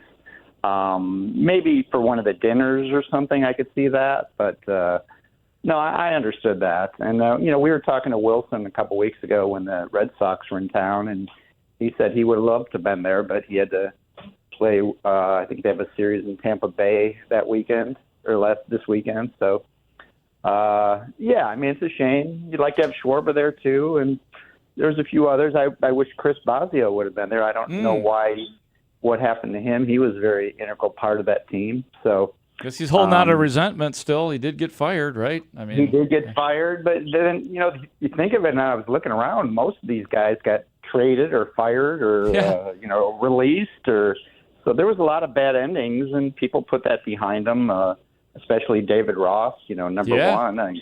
He had every reason not to come after, getting fired by his manager. And he came, got a great ovation, had a good time. And, I think, these reunion things, they're a little awkward at times. Even Theo going back to Boston for their 10-year reunion in 2014. I was at that one, too, and that was a little awkward for him since he left the organization for the Cubs. And he was in the thick of losing 100 games with the Cubs at that time. So, these things happen, but I think when you look back on it, you got to put the endings behind you and then just remember all the good times you had there. Absolutely. Would Joe Madden have been one of those that you thought the speech may have gone a little bit extra? Joe's was a little long, I have to admit, but he had a lot to say. He did. He usually does, as you know from many press conferences. I thought Ricketts was a little long, honestly. I wish they would have had Jason Hayward, great speaker, as we all know. He would have been nice up there. Or Theo or, Kyle Hendricks. They may not have wanted to either. You know what I'm saying? Like because you're right. Hayward, the guy gave the most famous speech as it was, it would seem, in Cubs lore. Why not him being up there giving a speech? So maybe he didn't want to. I don't know what happened, but you're right about that.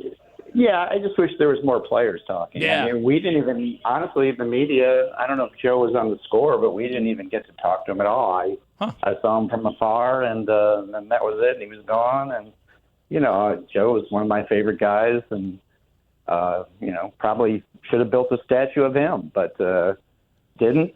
I wish there was a statue, too. I wrote that the other day. I don't know why. The gate's fine. It looks cool, but, they really should have had a statue for that team, and hopefully they will one day, but, that's a whole other story. You think Joe gets a job managing in MLB again? I doubt it. I don't even know if he's looking anymore, honestly. I think when he wrote that book a few years ago after the Angels experience, it kind of he was very honest about his feelings towards upper management, kind of changing the way it operates in not just the Angels, but in many organizations.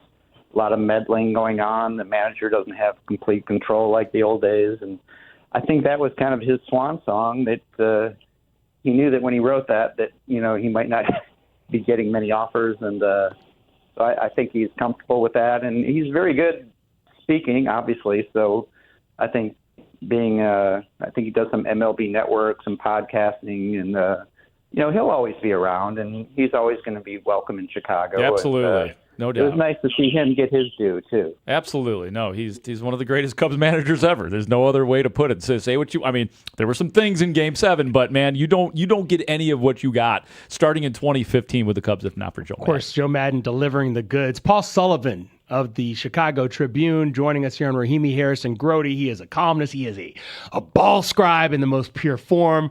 And we are talking a little baseball with him. And Paul, I'm just curious, after witnessing what you witnessed over the weekend and seeing what the White Sox have been through and where they are right now, I mean, it feels like a pretty good time to be a Chicago sports fan compared to maybe the previous 3 years or so. How are you taking in where we are now as a Chicago fan base compared to where we just were? And Bears. Yeah, and Bears. Yes. And it looks like even the Bulls might be back. Caleb is looking good. But, I think I've written this many times, that stretch from probably after the Sox playoff run and ended in 21 until maybe 24, until the Bears started getting good. That was probably one of the lowest points in Chicago sports history when you're looking at all 5 of the legacy teams combined. And now it seems like at least the Bears totally are back, and the Cubs with the playoffs last year, they look like they're going back. The White Sox, cross your fingers, they're going to keep this up. I think people do forget that it's still a rebuilding year. They're not these guys are young. They're only like 6 games over 500, and they're very fortunate to be playing in a very terrible American League. But hopefully they can, keep this up, make a few trade deadline things, and get in the playoffs. And it kind of reminds me of 77, that summer of 77. Grote. I don't know how old you were back then. I was 5 then, so man, just a little bit below my sports consciousness, but not much. I mean, just go look at it. It was just nonstop fun on both sides of town. It didn't end well for either team, but it was a great summer, and I think. How about 08? 08 too, right? Wasn't the White Sox and Cubs both playoffs that year, right? I mean, obviously the Lou, and then that was the blackout game, right? Yeah, 08 was great. John but Danks that was and another. Yeah. Lou and I think Ozzie, right? Ozzie was there in 08. Yeah. It would still be Ozzie, the Tommy home run, 1-0, right? And then they get into the playoffs and didn't do so well. Yeah, and the Cubs got swept by the Dodgers. Didn't win a game in 2 years, Paul. And that was the start of the end for them. And and then a bunch of rebuilds later, and here we are again. But. No, it's fun. I hope people enjoy it. And, we've still got maybe a month and a half left of summer before Bears. And let's take advantage of it. So Sully, I'm glad you mentioned the other Caleb. And he's making his own name right now. Which one, Caleb Wilson? Caleb Wilson and the Bulls. I'm curious as to your perspective on what this young man has done by being drafted number 4 overall, having a huge chip on his shoulder about the 3 guys taken ahead of him, and just his attitude since becoming a Bull. Yeah, honestly, I didn't follow him much in college, and then he was injured, this year a lot. So I just knew of him, but hearing him speak, he's just so fun to listen to. He came out strong with, he's going to be the greatest player ever thing. I thought that was a little over the top, but hey, if that's the way you're going into it, I'm glad to hear it, because it shows how much confidence he has in himself. And talking to Casey Johnson, he's really impressed by him. That just the fact that he wasn't really a big scorer in college because he wasn't called on to do that, and now he's going to probably hone his 3-point shooting a little bit more. And summer league doesn't mean a whole lot, I would think. But, he definitely got off to a good start. And the main thing for me is he's got Bulls fans excited. And when was the last time Bulls fans were really excited? Since, they traded Caruso probably. Yeah, it's usually the way it works. All right, we're an equal time radio station, so we talked about Caleb Wilson. Now I have to ask you about Caleb Williams. Are you bought in, man? Are you in the he's a top 10 quarterback hype train that's going on right now? Oh yeah. I mean, how could you have that many comeback wins and not be considered among the top 10? That's not easy to do for any team, and for this team, I thought it's going to be hard to top something like that, especially with a tougher schedule this year. But no, I'm all in, and I do think you'll miss DJ a little bit, but hopefully Luther Burden steps up, and I think he will. I watched him at Mizzou, which is my college, and I like Colston a lot. There's some worries there, obviously, but Rome has got to stop the drops once in a while. Yeah, every once in a while. Yeah. But I still think he's a really good player. And no, I'm all into the Bears. I think this is going to be a great season, and it's just a great time to be a Chicago sports fan. Let's face it. Like Marshall said, we've had some hard times the last few years, and now that it seems to be turning the corner, let's enjoy it while we can. Yeah, no doubt, man. Paulie, it's always good to hear from you. I know that you're busy and they got you covering baseball and doing all sorts of stuff. Any chance that you put the training camp hat on, put on a little bit of lotion, suntan lotion, and come on out to Lake Forest and take in a day at camp, or is the parade of tribuners that are there enough to keep you out of the fray? Honestly, it's an open question that is asked of me that you want to go to do the Bears, and I did. People forget I did the Bears back in the Wani era, and that was enough. It was pretty much enough for me. Yeah. But I'd like to cover a few games here and there, so hopefully they'll invite me into the press box a Sunday or two. Okay. All right. Well, Paul, it is always good to hear your voice. Keep up the great work, and we will continue to read your columns and reporting in the Chicago Tribune like we do, like everybody does, Paulie. Thank you. All right. Thanks, guys. Thanks so much, Paul. I appreciate it. Yeah, that is Paul Sullivan. Always good to check in with him. Absolutely, man. That's an award-winning journalist right there. One of the nicest guys, too. And he knows the history, man. I count on him to always have those tidbits. Take you back to 1977, the year before I was born. So, was that the We Are Family Pirates? Is that 77, by the way? Willie Stargell and 78? Dave Parker? I think it was that's where it is actually where my sports consciousness does start to arrive. And I do remember one of my early memories, bad Cubs baseball and really good Pittsburgh Pirates baseball. 1979. Oh yeah, 79. I knew that too. Kent Colvey and the Pittsburgh Pirates. Coming up next, oh man, while we were talking about great things and getting to high places, there was a prediction made on this radio station on Friday on the afternoon show of Spiegel and Holmes that we must hear regarding the White Sox. Is this a Grote level prediction?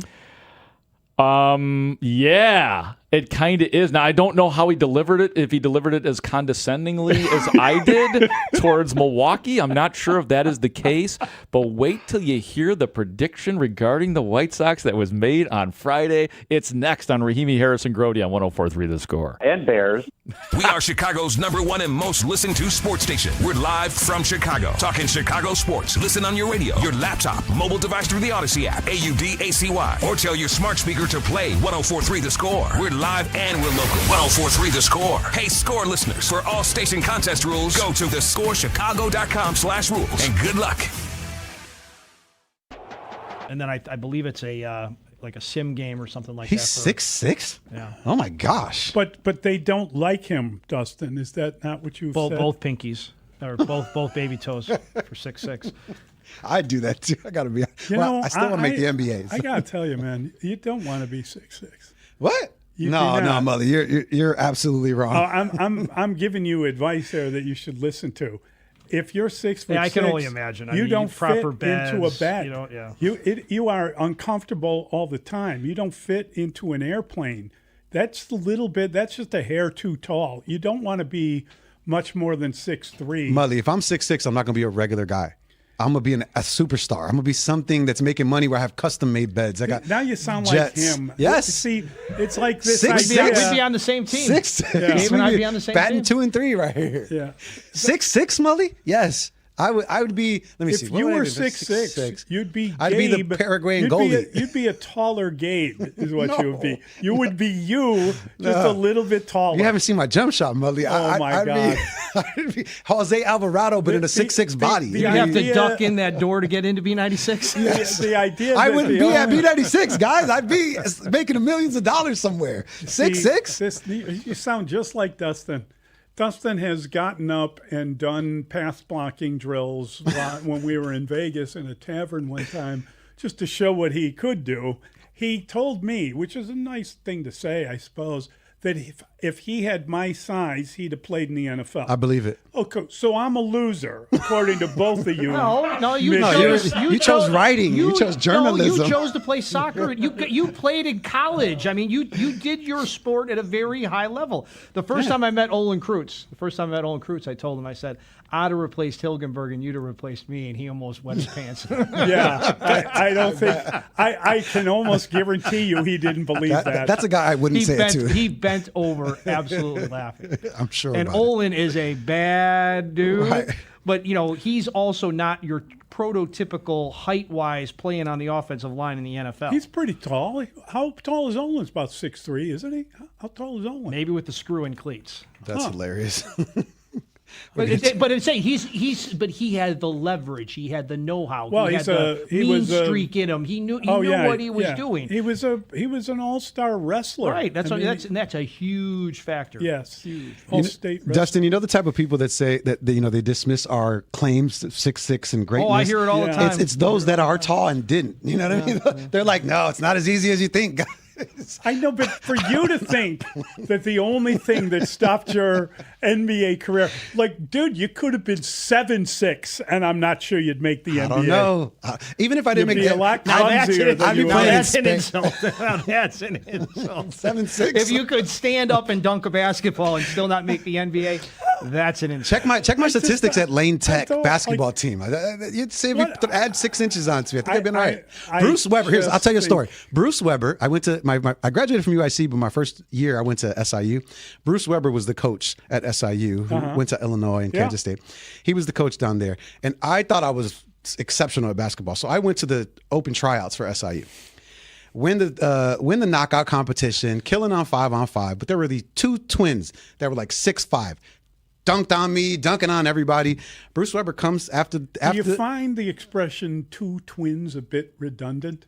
Oh yeah, you're right. Twins that were 6'5". Thank you, Mully. Twins that were 6'5", dunking on everybody. Bruce Weber comes up to me at the end, because obviously I didn't make the team, and he's like, "So there weren't two sets of twins?" No. Okay. One set of twins, but there was. Yes, you get it. Bruce Weber puts his arm around me. He goes, "If you were 6'5", you would have made this team." See, Bruce Weber, get him on the phone. Maybe he might remember that story, Mully. I'm getting defensive. How did you get dunked on though? Like was it Noah Essengate type dunk? Like no, not that bad. It was we were doing 3-on-2 fast break drills, and so I thought and then I didn't make the team.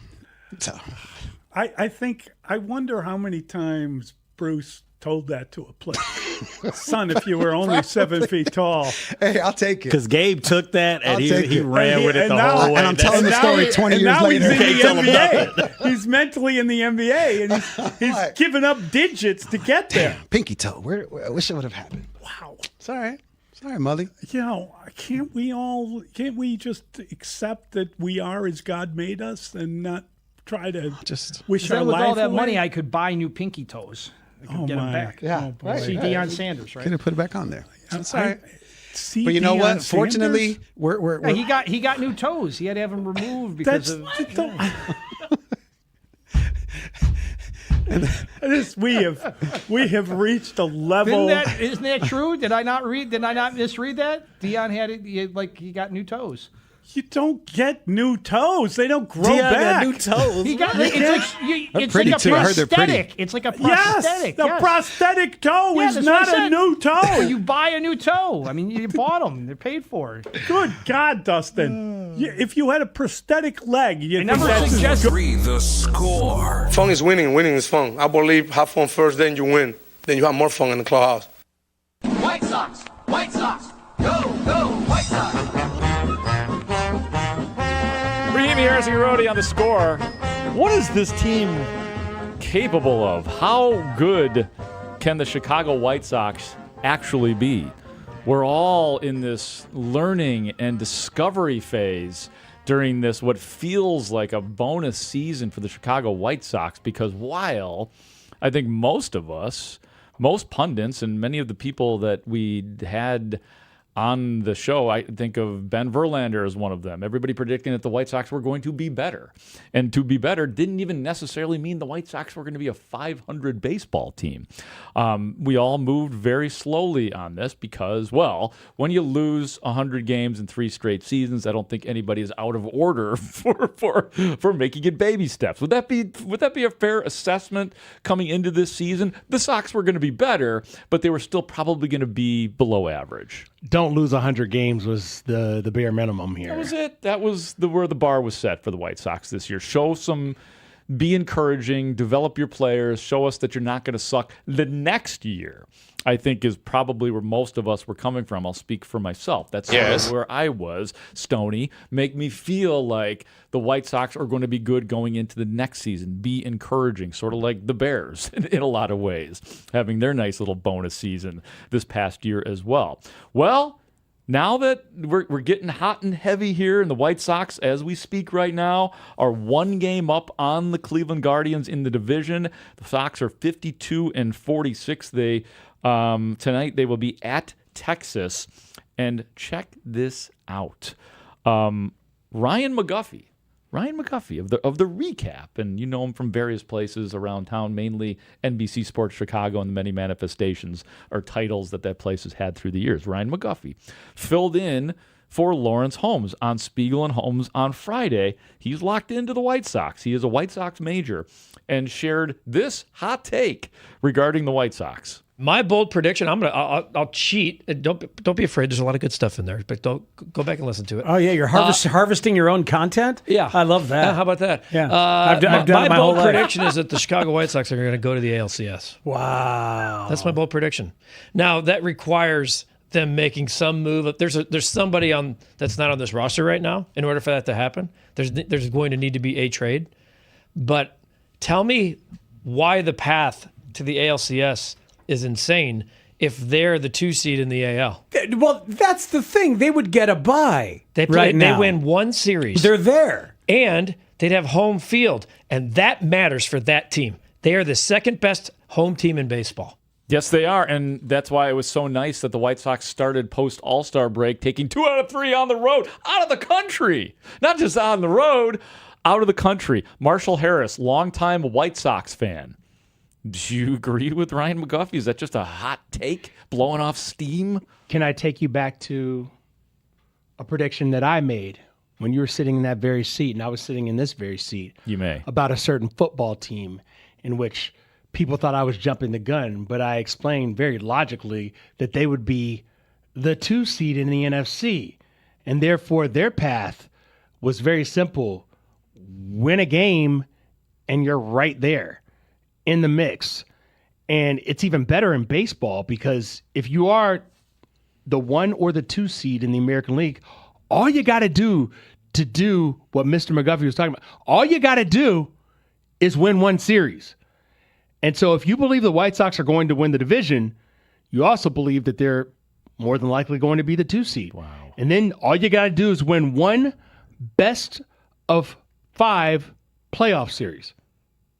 He did say, though, in there, if I heard correctly, he said the roster will not look the same. They're going to go get a top-end pitcher. I need everyone to accept that, to embrace that. They're going to get a How control. top-end are we talking? Are we talking Freddie Peralta top-end, or are we talking Reed Detmer's top-end? Someone on their staff who will be the number 1 starter on the team. It can't be what they have right now is what you're saying. That it can't be Sean Newcomb. I'm sorry, Sean Burke. I get my Seans mixed up Now, sometimes. if Sean can't Burke... be Davis Martin. If Sean Burke it's definitely not Anthony Kay. If Sean Burke replicates what he's done over his last 6 starts, a 1.41 ERA, if he replicates that for the rest of the season, then Sean Burke can be your number 1 starter. Okay. And then this guy would be 1A. Right. It's a matter of or whether maybe he can 2. Keep that up. But a guy who can, when he goes head-to-head against pretty much anyone in the American League, you're like, the White Sox have a good chance to win this game.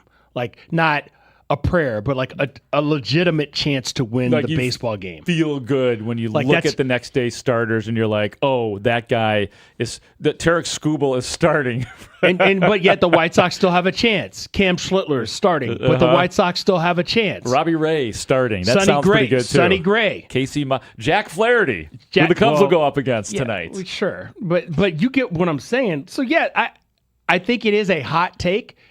But it's not a scalding hot take. It's just like... Yeah, no, I mean, he laid it out correctly. Things still need to happen for the White Sox to get to that point. I mean, it's baseball. Anything can happen. Could they do that with their current roster? Yes. It would be very difficult, though, I feel, if there weren't extra hands.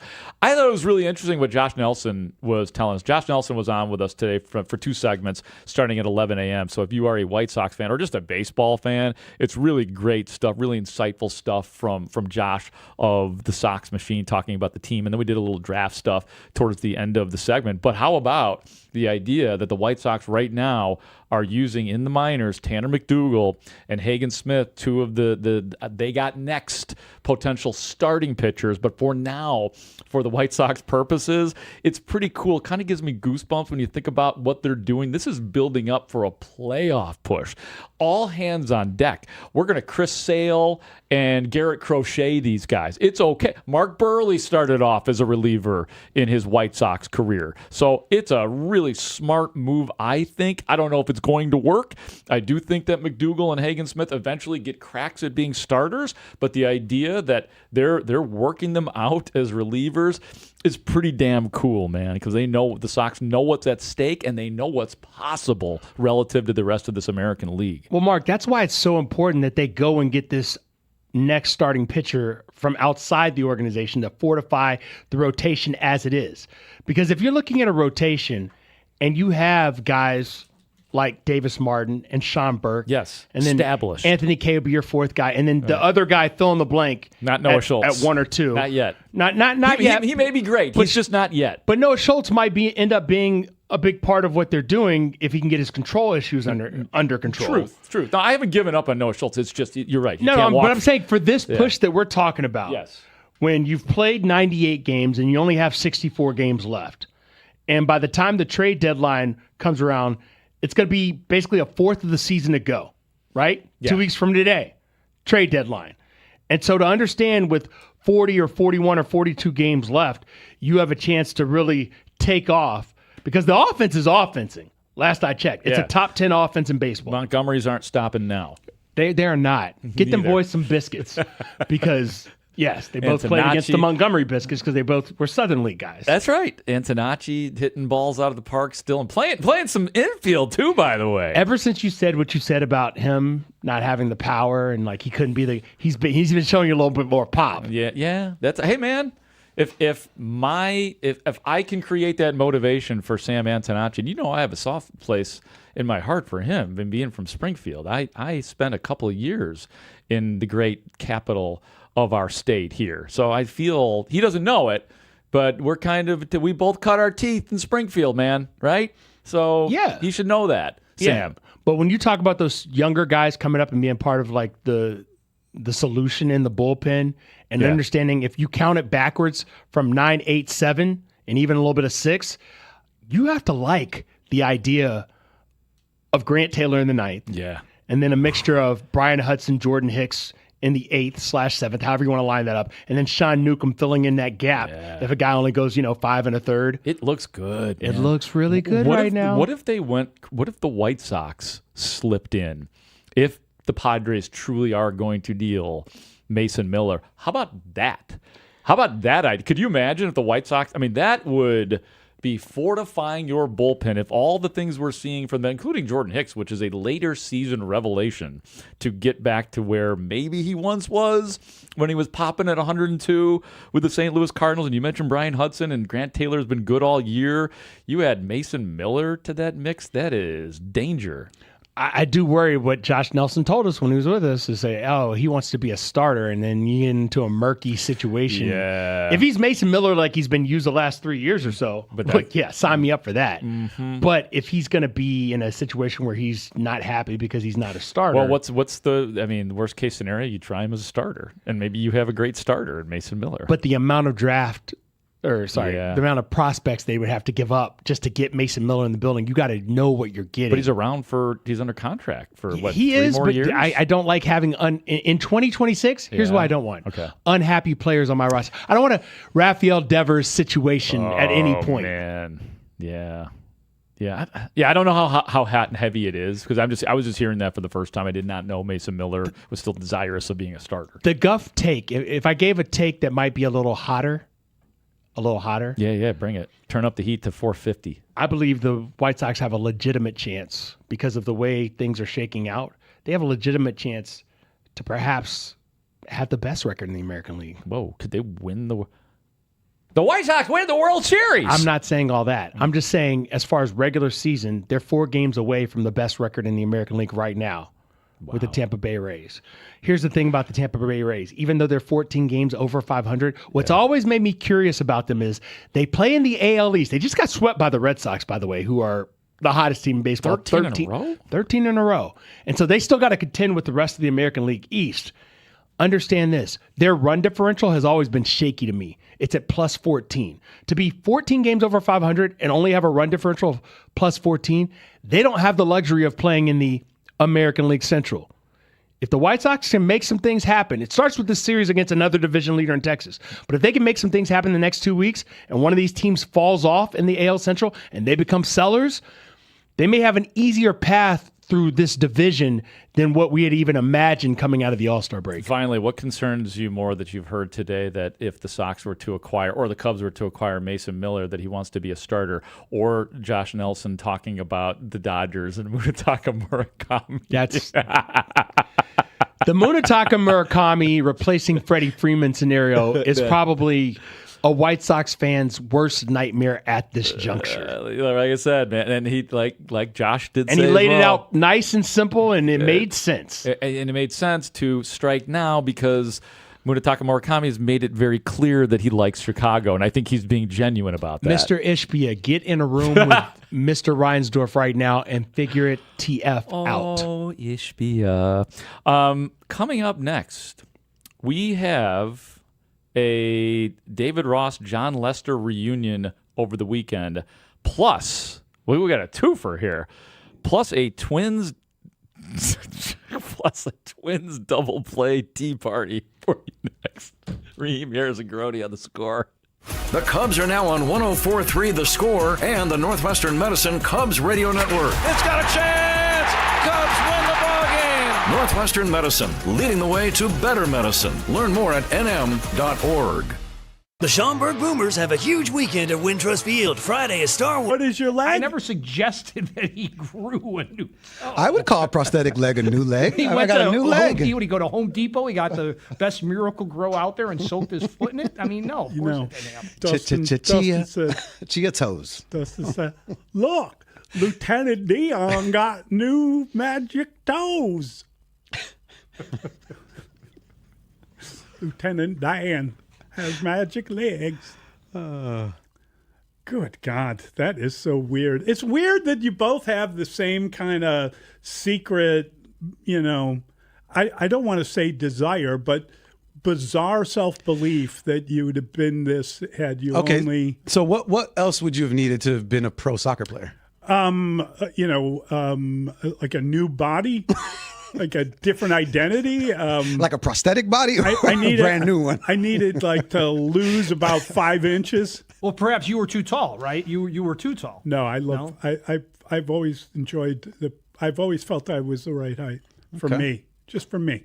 And comfortable in your own skin. Yeah, I kind of accept how I turned out. Yeah, that's it. What are you going to do? I've never wished, oh, God, if only I was 7 feet tall. Or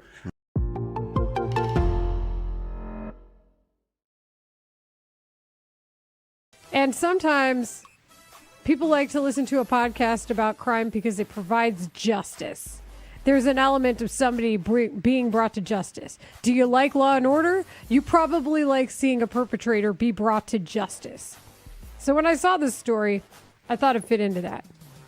U.S. man, this is from The Guardian, Alabama man, dies while discarding body of girlfriend he fatally strangled, officials say. Justice. Wait a minute. Eye for an eye. Can you read that headline one more time? Man dies while discarding body of girlfriend he fatally strangled, officials say. Well, you can't ask him. A man died in Alabama from a heart attack while trying to discard his girlfriend's body after he strangled her, according to authorities. At the center of the unusually macabre case was Daniel Robbins and Jessica Folds. Chambers County Sheriff's deputies reportedly found them dead next to each other on the morning of June 10th in a wooded area nearing an abandoned vehicle in the town of Lynette. So, he died of a heart attack while he was trying to bury the body. Investigation by local and state law enforcement combined with autopsy results determined Folds was strangled, the woman, and appears the man, Robbins, was attempting to dispose of her body in a remote location. The truck near the bodies was still running, and the driver's side door was open when deputies arrived to find them. The tailgate was down, and there were drag marks into the dirt, into the woods where the couple was found. So he wasn't like covering up the tracks or anything. I'm guessing he's an amateur murderer. 574. Can we even read that on the air? Marshall, aren't they all amateur murderers until they become serial killers? Well, yeah, 574. I had the exact same thought. It's true. You got to kind of build up to that status. Not that you should be aiming for that. Okay. How about this? What I was asking is... It's not a murder-suicide because they didn't plan on dying. Yeah, nobody planned on dying. One man planned on the woman dying. Look. The amateur... And it's not tempers. A lot of times it's related back to shame. Did you know that?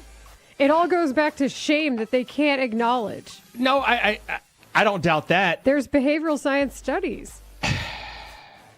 Now we're just getting these text responses. 630, he was keeping his amateur status so he can murder in the Olympics. Can't have the United States lacking in that category. Come on. Everybody, because Layla was laughing so hard, might not have heard that. 630 texting, he was keeping his amateur status so he can murder in the Olympics.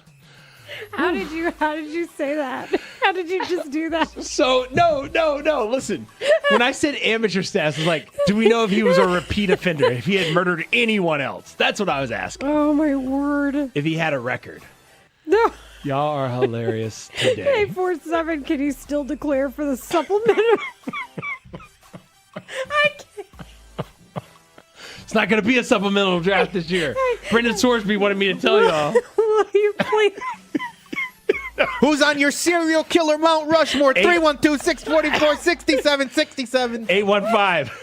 His record is 1-1 now. Okay. Can we handle more Anthony Herron? Middays 10 to 2 on 104.3 The Score. Oh, it's that one song that we always play when we talk about David Ross. Forever Young. Actually, this reminds me of, I do believe it was Mully and Haugh who used to have David Ross on weekly for a while when he was playing with the Cubs, and this was the intro music. We welcome you back to Rahimi, Harris, and Grote on the score. We got a couple of, if we have time, cool pieces of audio to play for you. We didn't get to everything we wanted to get to in terms of the 2016 10-year reunion party because Marshall and I, well, as usual, we had a lot to say. So why don't we make good on a little bit? This was fantastic stuff. I don't know if you guys got a chance to watch the ceremonies from Gallagher Way before the game or just to watch the game broadcast. It was absolutely outstanding. Great job by Boog and Ryan Dempster and Elise Menaker doing the hardest of the work and doing great work as a matter of fact. But here is, and all the Cubs players are sitting in the bleachers and throughout the ballpark, so they're trying to talk to them during the games, which is not easy, by the way, to make it entertaining and to pay attention to the very relevant Cubs game that was going on.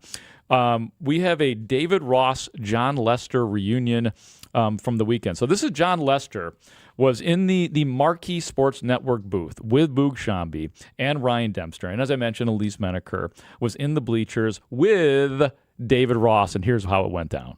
Is it true, John Lester, that in Game 7 you warm up, you're getting ready to come in, and Rossi started throwing the I love yous at you, and you were like, don't do that? Yeah. Not right now. Yeah, it was. Yeah, I love you, man, and you were like, not now. Yeah, it was. I mean, obviously Rossi and I have been through a lot of battles and a lot of games, grinds, and all that stuff, and arguments and hugs and all that. And he warmed me up for a minute and then went back to the dugout.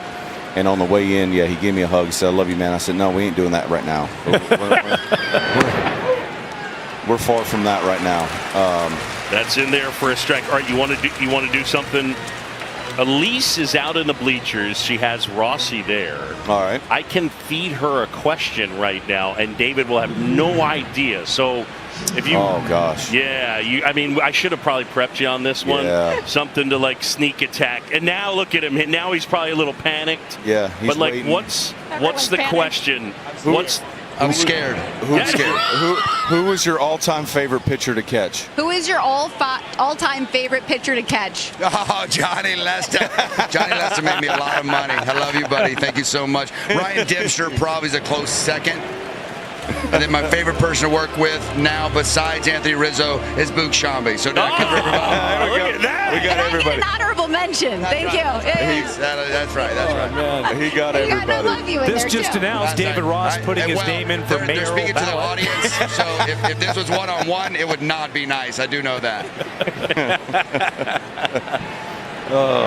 John, never quit. Never quit, bro. John, Never quit. charity shout out, never quit. That's right. I love that. That's the foundation right there. Rossi representing always. I will say David Ross, I don't know whether it's an original, but in a way to compliment John Lester, has one of the all-time lines about your bond. He said, John Lester did more for my career than I did. John Lester did more for your career than you did? That line? Facts. I had somebody ask me the other day, who made who more money? I started laughing. I was like, are you serious? This guy kept me around for 4 more years, you know? Thanks, John. You're the best. Love you, Dad. Love you, Dad. Love you, Dad. Love you, Dad. Love you, Dad. I mean, it's perfect and it's true. I mean, the Cubs signed John Lester in 2015 for $155 million, and it was like, oh, just one more thing. I need David Ross here to be my catcher. Personal caddy, if you will. Yeah, kinda. You know, like Wilson Contreras was young and, you know, and weren't really sure if they trusted him yet as the receiver. So I was like, I got to have my guy. Watching that, did you feel like Elise had let him know who was in the booth, though? And that's how he was tipped off to say all the things that he said in response? I feel like that's what happened. Yeah. The pandering was heavy. Yeah, the pandering was heavy. So I was like, I think in Boog's mind, he was like, sneak attack because he won't know what's about to happen. But I think Elise had already, not knowing what the Boog plan was, told him, oh, yeah, right now in the booth, it's John Lester. And he was like, oh, I got it. Okay. Yeah, that's my guy. I'll say one thing about John Lester. One thing that I have noticed about him when hearing him, like in interviews and talking, nobody is more done with baseball than John Lester. Like they said, hey, you look great. You get out there and throw a pitch. I think it was inside the clubhouse with Haugh and Bruce, and he was like, hell no. He wanted no part of that, and it makes sense. That guy was maximum effort every day of his baseball life. So you're saying there's no old-timers games in his future? I don't think so. I mean, think about it. Like Kyle Hendricks threw out the first pitch at the game. It was in like I imagine it was like they probably say, hey, Johnny, you want to do this? Hell no, I don't want to do this. That man has thrown his last pitch, and it's understandable. I want to make sure we have time for this. Do we have time to do this or not? If we don't, guys, it's all good. Okay. We're gonna skip that, but we are gonna do this for everybody because not only am I gonna give you something, I'm giving you something that I will be attending to. So if that boosts it, if your motivation is to find me amongst hundreds and hundreds and thousands of people, then this is for you. Riot Fest, baby. That's right, Riot Fest. Don't let Lollapalooza fool you with Lollapalooza going up down Michigan Avenue right now. Caller 6 to the score contest line, which is 312-540-0670, will win a pair of tickets to see Tool, Morrissey, Nas, Social Distortion, and more at Riot Fest on Saturday. I have never seen Tool, and I am looking forward to seeing them. They're essentially the headliner. But it's on Saturday, September 19th. For tickets and more info, go to riotfest.org. Tickets provided by Riot Fest. Again, 312-540-0670. If you want to rock with us at Riot Fest, that is absolutely the way to do that. So good luck to you on that. Marshall, well, I see. No, that's Riot Fest is not your jam necessarily. It's not necessarily my bag. Okay, all right. I might have an extra. Maybe I'll drag you out there one of those days and get you out there for it's an in hour. the daytime, right? It's daytime. It's nighttime. Nighttime. I'm out.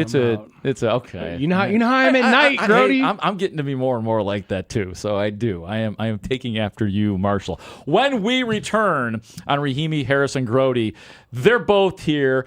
Lawrence is back. Spiegel and Holmes reunite, and we transition with them next on Rahimi, Harris, and Grote on The Score. Cubs fans, Gold Glove second baseman Nico Hoerner gives you an insider's perspective on the Cubs tomorrow afternoon at 2:30 with Spiegel and Holmes. Sensational play by Nico Hoerner. Nico Hoerner on The Score is brought to you by Toyota. Visit your Chicagoland Toyota dealer or Toyota.com today. Toyota, let's go places. This segment is sponsored by Benjamin Moore. Ready to refresh your home? Benjamin Moore offers premium paint in over 3,500 colors backed by unmatched quality and durability. Try to just read these so they His make record sense. is 1-1 now. You went out even. I can't do it. I can't My read these goodness. enough. Speaking of can't do it, the guy that used to do that segment on this radio station coming up at 12:25, Danny Parkin. Okay, I'm gonna try that's a good this. update. That's a good date.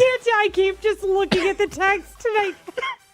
815 premium membership at Naperville Top Golf. Oh my goodness. Nope. I can't. Now his record is 1-1 now. Might be the top that might be the top text. 847. Can he still declare for the supplemental murderer draft as an amateur? I can't breathe. Oh my goodness.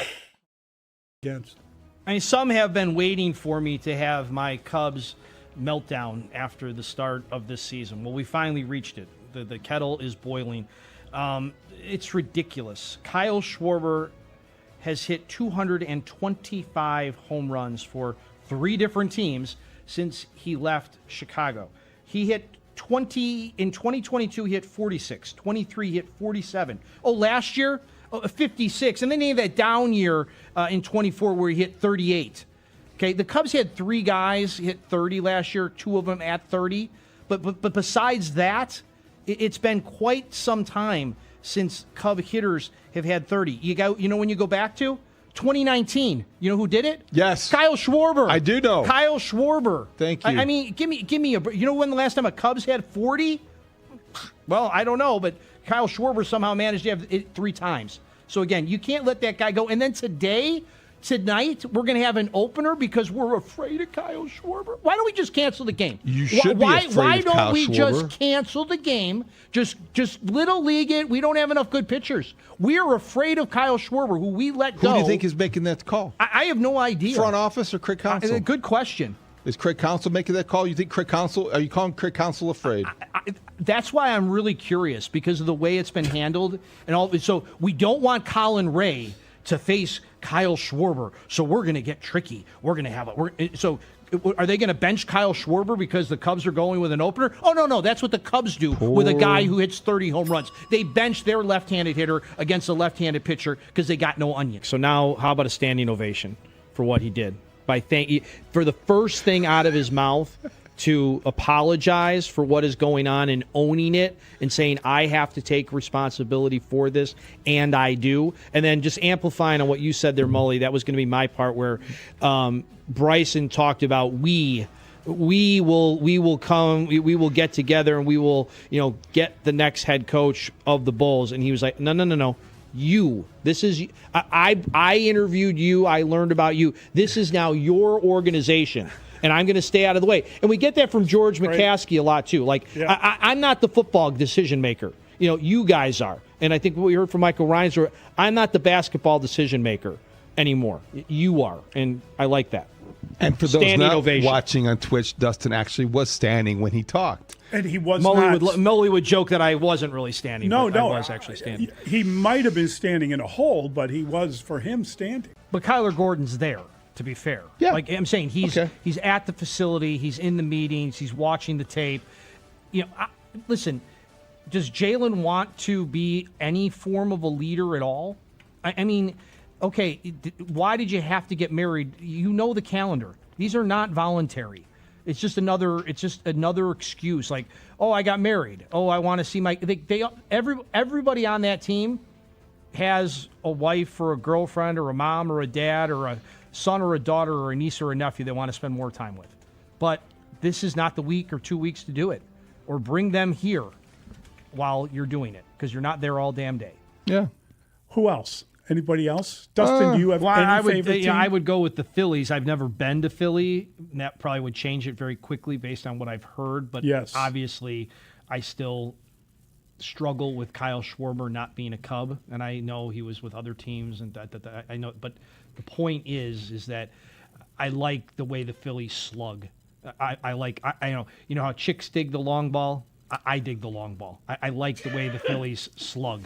Okay, that's what I like. And you are beautiful. Let me just say Appreciate that. Compliment. Mark that down. 554. Holy compliments, Dustin. It's Friday, clearly.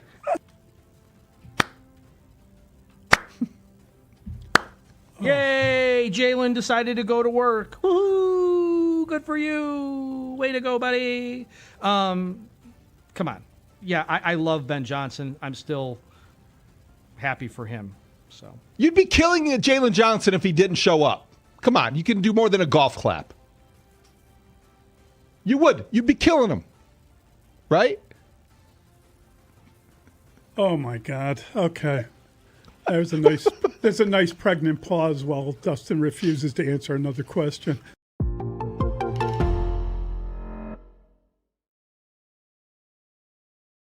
We have wanted, hoped, prayed, and dreamed for some of the things that have ended up happening. This is the 6th best offense in the NFL in terms of yardage. Lotion, suntan lotion. I mean, when you said put on some lotion, I was like, whoa, where you going with this, Grote? I knew I had to clarify. Put it in the basket. That's where the lotion goes. Puts the lotion in the basket. Don't you make me hurt your dog. Oiling and lotioning and lotioning and oiling. I can't take it anymore. I'd love to see Paul Sullivan put the big camp hat on, come on out there, but he's too busy covering good baseball. Oh, it's so nice. Great baseball. It was a pleasure working with you today, Marshall, like it always is. I had a good time talking about the first place team in town. You guys both sounded surprised. It's a pleasure working with you. I had a good time. Who would have thunk it? Well, we sometimes we have a good time. Sometimes we have a great time. I feel like today we had a great time. You never know what's going to happen at the beginning of a show. That's the beauty of radio, right? It's impromptu, and we don't know what's going to happen. We don't know who we're going to make angry. We don't know whose feelings are going to be hurt when we walk out of the studio. You just never know. But thank you to Paul Sullivan for coming on the show of the Chicago Tribune, talking baseball. He was at the big reunion weekend for the Chicago Cubs. Josh Nelson of the Sox Machine joined us for a couple segments today. We thank him for that. Sox Machine. Credit for, it was so good. A couple of double barrel segments with Josh Nelson. Credit for this well-produced show today goes to the guys on the other side of the glass. I see them right there, Ray Diaz, and a 5-Butte day for Tyler Buterbaugh. Good job, well. Tyler. Great job, Tyler. I said it too. And then Brandon Fryer, who we owe a lot to for producing this show here today, right? Brandon Fryer? Pre-game speech. The show would be nothing without the Brandon Fryer control room pre-game speech. I gotta tell you, that's a guy that needs more exposure here. I completely agree. That's Brandon Fryer is funny and interesting, and he's behind the scenes. He kind of hangs. He likes being behind the scenes. I know he does, but he's got theories too. Yeah, he's got theories and opinions. Yeah, he does. They pop up every once in a while on 5 on it. Yeah. I'm definitely gonna ask him about Dalen Swain next month. Wait, 5 on it? I think you mean pick 6. I'm sorry, pick 6. I'm sorry. 5 on it. Those are very different segments. It's very different. I'm conflating. Okay. Yeah, one of them is at 6 o'clock. Correct. And the other one is at noon. Yes. Very different. Starting point. Yes. I would like to hear the Fryer, because the guy that I want to hear more from, producer-wise, is David Dykstra. I know he's got He's only going to talk to you about Penn State. That's a good all point. that he wants to talk about And is his Penn cousin. State football. And his cousin, he was like, I was talking about Joe Carter having the statue unveiled. Lawrence was there. But I was talking about that, and David was angry because if Carter doesn't hit that home run, his cousin would have won World Series MVP. That'd be Lenny Dykstra.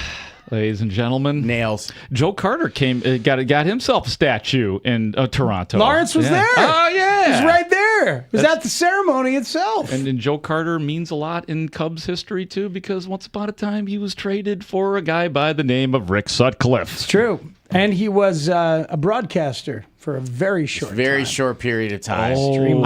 I think he'd be much better at it now. You know, like listening to him and listening to, I think that he'd be more comfortable doing that job now than he was back then. But yeah, man, like that's a cool thing. So yeah, more time for Brandon Fryer, and only more time for Dykstra if it's football season and if Penn State's any good. Okay. He can only talk about the Bears tight end situation and be like, they got it wrong because they should have taken Tyler Warren at tight end. That's the only time. He looked good for 7 games last year in that prediction. Still ranked ahead of Colston Loveland per ESPN and their front office and coaching sources. And I was like, that's a little surprising to me. Because I know. Because I think that you're right, Grote. I think if we had stopped the fight in the 7th round, he would have won. Absolutely. But the fight kept going. Kind of like that Jaden Daniels, Caleb Williams fight. Yes, there are some people out there who apparently didn't see the second half of the season. Did you guys hear that Mark Schlereth take? Did that bounce its way around? Oh, no, what you got? I've been as hesitant as anybody on Caleb to make him a lead in top 5, but the crap he was saying about you Caleb, heard the Schlereth? Of course I heard it. Unbelievably embarrassing. Like, it was like, didn't watch a game after November began. That he's not a good quarterback, right, basically. He basically said that he's all athleticism and outside the pocket and, miracle plays outside of structure. Said he's all that. And he didn't... There was a lot of development that went on if you were paying even a modicum of attention. I want to hear the clip, but it's worse than I'm making it out. Okay, I didn't know if you were hyperbolic, or if he was hyperbolizing. Oh no, it's even worse than I'm making it out. I screamed at him. Screamed at him on the television. He'd scream at you if you were even there in person. That's fine. Tell you to get into the gym because that's what real men are. He'll stink you. That's what he'll do. You've been stunk. No, that's not a shot at you, You've been stank. That's a shot at like he says it all the time. Yeah, even when we would have him on, he would literally be in the gym. I applied that to myself. No, that's not what that was meant. I appreciate that. I brought my own issues. He's Mr. Globo Gym. Sometimes he sounds of the sphere, if that makes sense. Yes. Yes. Sometimes he sounds very of the sphere. Like I've had him on, and he sounds I like whatever. the guy. I'm on the overall, but sometimes he just he takes a hard turn, and I'm like, and you're like, where did that come from? Yeah. And you're like, oh yeah, well, all right. He's a play football, got hit in the head a bunch of times. He did, and I mean, and he was also taking people's knees out because that's what they did back in those days. That offensive line that Alex Gibbs thought, like that's what they did. Yeah, man. They were out here cutting you. Do that stuff. Thanks to Connor O'Donnell and Jacob Stutz and Max Curtis as well. They are our video producers doing a great job like they do. And in case you didn't figure it out, it's Spiegel and Holmes right here. Gentlemen, it's so good to see you and hear you. And we were actually going through the top 100 in the NFL today. And considering the way the voting process is for that top 100 list, Marshall Harris here surmised correctly, we might see Caleb Williams in the top 25 on that list just based on NFL players definitely having it imprinted in their brains what Caleb Williams did in the second half of the season. Well, you always weight the quarterbacks more than other players that are on the list. That seems to be a theme with that list that comes out. I don't know if he'll be in the top 20, top 25. Top 25. Just because of you only vote for 20 people. Where are we now? What number are we at? We're all the way to 59, and Bo that Nix. was Bo Nix. Yeah. See, I feel like like 48. Yeah, I was going to say 42. Sounds about right. So in the I was go too 42. until you kind of talked me into it. I'm just telling you, only because of the number of players who now vote, what Caleb Williams did, because unlike Mark Schlereth, they actually played the whole season, so they understand what Caleb Williams was doing on the back end. I think he's going to be etched in people's minds, players' minds, in a way that he might over-index because of... That's it. Yeah, right. that's fair. Like I think that's fair, but I do think that there will still be some like, you know what? Like they still had a losing record in the division. I don't think players are thinking that though. I agree with you, but well, some of them will, especially the ones that are in the division. Micah, and especially Micah likes him, but he loves him. But is he Hey, Micah, you saw Jordan Love where him. he popped up, right? You saw where Micah's quarterback popped up. Yep, a long time ago at 72. Long time ago. Love that. Isn't that fun? It is fun. I knew it. As soon as they beat Green Bay in the playoffs, it was like, all right, here we go. We got an off season where we can say the team is better, the coach is better, and the quarterback is better. And you know all off season long, and it is freaking glorious. Well, I got to tell you, the irony is, I think I have fatigue now because you're right. It has been fun. Like making all our lists and talking about how great Caleb can be. I'm ready for a training camp practice. Mark, just change your focus. Pick a different time that they beat the Packers to focus on. Just choose one, right, Lawrence? We toggle back and forth between the multiple times that they beat the Packers. You guys are going to make that poor young man in Milwaukee like lose his mind because he's already losing his mind. The young man that's on radio up there, and he's just like, they're not any good. Thunder? Sparky? It's not our guy, Sparky. Sparky's our guy. I forget the guy who does it, but he is very aware. Rami? It's not Rami. Is it Rami? The quadruple agent? It could be Rami Makloff, like a quadruple agent Rami. It's Weekend Rami. Where he changes his name to Rahimi. This is the right guy. You're a double kid. So he can get away with it. Yeah. That sort of thing. Gentlemen, who had a better weekend this weekend, the Cubs or the White Sox? You know, I mean, the Cubs because of the pageantry added in. Yeah. In terms of the overall and the ballpark and stuff, and it was home. Only one of those teams lost ground in the standings. Let's take the 2016 team out of it. Yeah. Well, then that's easy. I think it's a wash, but I think that I would lean. Here's why I say it's a wash. Because you got some of the stuff for the Cubs that you were hoping for. Alex Bregman started hitting. Yeah. Nico Horner started hitting. Shota Imanaga has been phenomenal. On the White Sox side, though, the bats have come back, and Sean Burke was money in the bank. Yeah, Sean Burke's been really good for a while, and that was a coming out of sorts for, I think, some national people were like, oh, hey, this Sean Burke fella. And like, pay attention. It's been there. But the bats on Friday night, the White Sox bats on Friday night. The Montgomery. You get a hit, and you get a hit. I enjoyed that quite a bit. It's the way they go about it, which is just freaking beautiful. And it's like, it reminds me, we had Jim Tomey on Friday with Guff. That was great. I listened to all that and enjoyed that. But Lawrence, we asked him about the 91 and 90, or the mid-90s Indians, the mid-90s Cleveland team. And he said this bunch does remind him of that Cleveland team because they had sluggers. They had scrappy guys. They were aggressive. The lineup top to bottom made you work. This White Sox thing, man, they'll take every extra base. Colson Montgomery taking extra bases on hits. Braden Montgomery taking extra bases on ground outs. And then all the left-on-left crime that was going. Colson clearing the bases left-on-left with a double. Which is huge if you think about the White Sox in the postseason and all the lefties that they are inevitably going to see. Yeah, that offense is real, and that's fun. The only thing is, and people get mad at me because I think that Sean Burke has been great. I think that Davis Martin has been great. I would love it if they added top down, and then you have Sean Burke pitching game 3 of a series. Like that sounds real scary. Sexy. So that sounds American starts League. Game 1. Let me ask you guys a philosophical question. Okay? If we are to assume that there's no baseball at all in 2027. Enjoy the season. Yeah, that's what Tom told us. Enjoy the season. How does that change how you look at the trade deadline? Wow, like more go for it mode. Well, I think for the White Sox, it doesn't change it at all because all I really want is what Lawrence just described, but in a years of control way, and they have the prospects to do it. But the year of control that much more less valuable? I'm not talking about through 27. I'm talking about through like 29. Okay, well, but like guys who are through 26 and 27 and 28, Logan Webb, okay?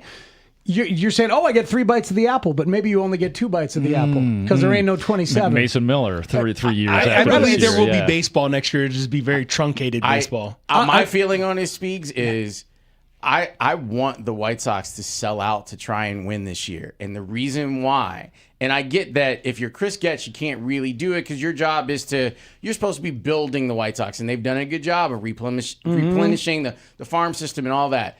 It's two-pronged for me. One, there could be a stoppage, and whatever you think of like the idea of team momentum, I don't like the idea of it stopping at the end of this thing. 2, the American League is down. No, I agree. It's down, and it's there for you. It keeps offering itself to you. Now, maybe the Red Sox end up fighting their way all the way back, and they're the team that you have to deal with at the end of this. But the American League has never been more vulnerable than it is right now. And if you make the right couple of moves, you can find yourself in the World Series. Now, maybe that means you end up running into the Dodgers, but who cares? But how heavy do you want to give up a prospect for when you might not have that year? That as part of your mix. That's the part that's challenging to me. I completely understand where you're coming from. It's just that I hate when this is a gift. Like, this season is a gift. Yeah. And it's precious. And they worked hard. Like, this isn't luck. Like, I've been an anti-Getz guy, but almost everything that he's done has been phenomenal. How about they've earned it, right? The players have earned it. How about this, Lawrence?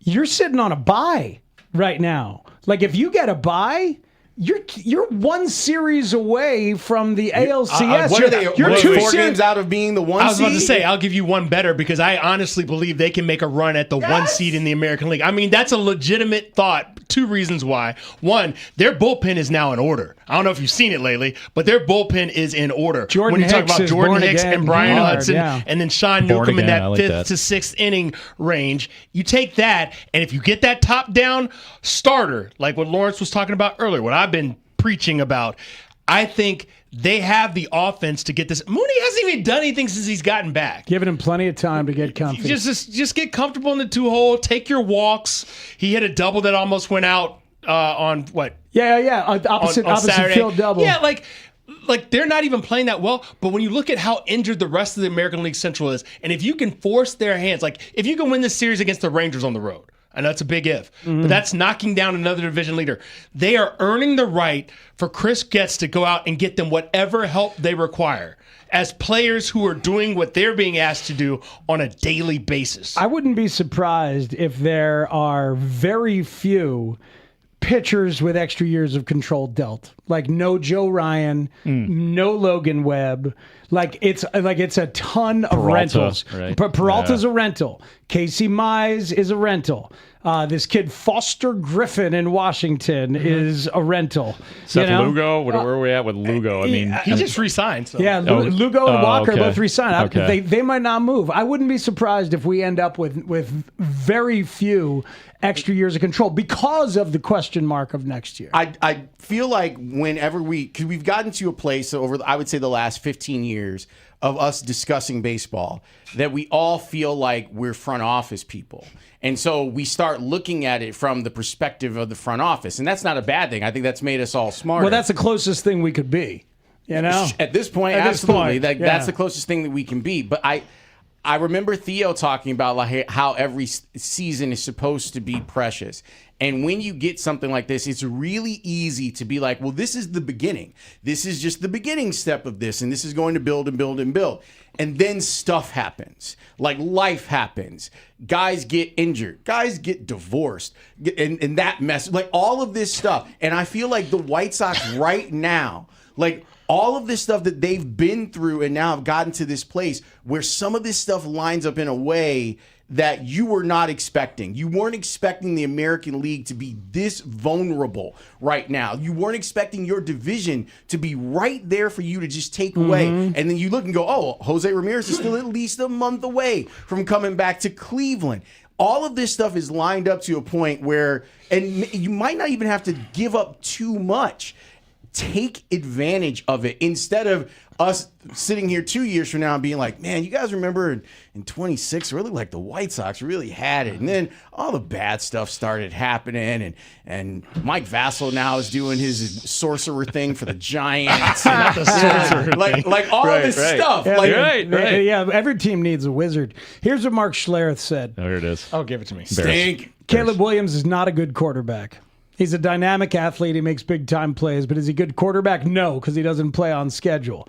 At this particular point, he isn't a good quarterback. That's being a dynamic playmaker. He's Kyler Murray with more height. I think I think you could have said something maybe similar to that after his first year. I agree with you, and I'll even just say maybe this is late. Even. Yeah, this is a guy who this feels like a 2024 take. That's exactly right. That's exactly right. Like a guy who didn't watch what happened with Ben Johnson. The numbers didn't jump as much as you'd like, but man, the understanding sure as hell did. Considering what one of the comps is for him, which was put out there by Howie Long, that the comp is John Elway for a guy that, you know, played with John Elway. I wonder if he would look and be like, yeah, I do see some of the similarity. The stuff that Sting, I get what he's saying. I get what he's saying. I don't think that he has to be as harsh, and he wouldn't have been if this feels like if you had watched these games in succession. And maybe he's just watching the tape, and this is the. And I'm look, that guy's an all-pro guy. No, he's great, but it's a year late. The take is a year late, and it's boilerplate quarterback stuff for a million different quarterbacks we've seen who don't progress. I think it is boilerplate stuff, but I also think it just. Let's say he did watch all the tape or whatever from last season. I think some of the stuff he's saying there does hold true in terms of the on schedule, and still has some refining to do. I just think the progress can't be ignored. He's ignoring the progress that was made after year one to the end of year two. Marshall, I think that's completely fair. Like, that's a perfect way to put it. Because even if you look at, like, the thing that he has that other people don't have is that thing that Stink is talking about.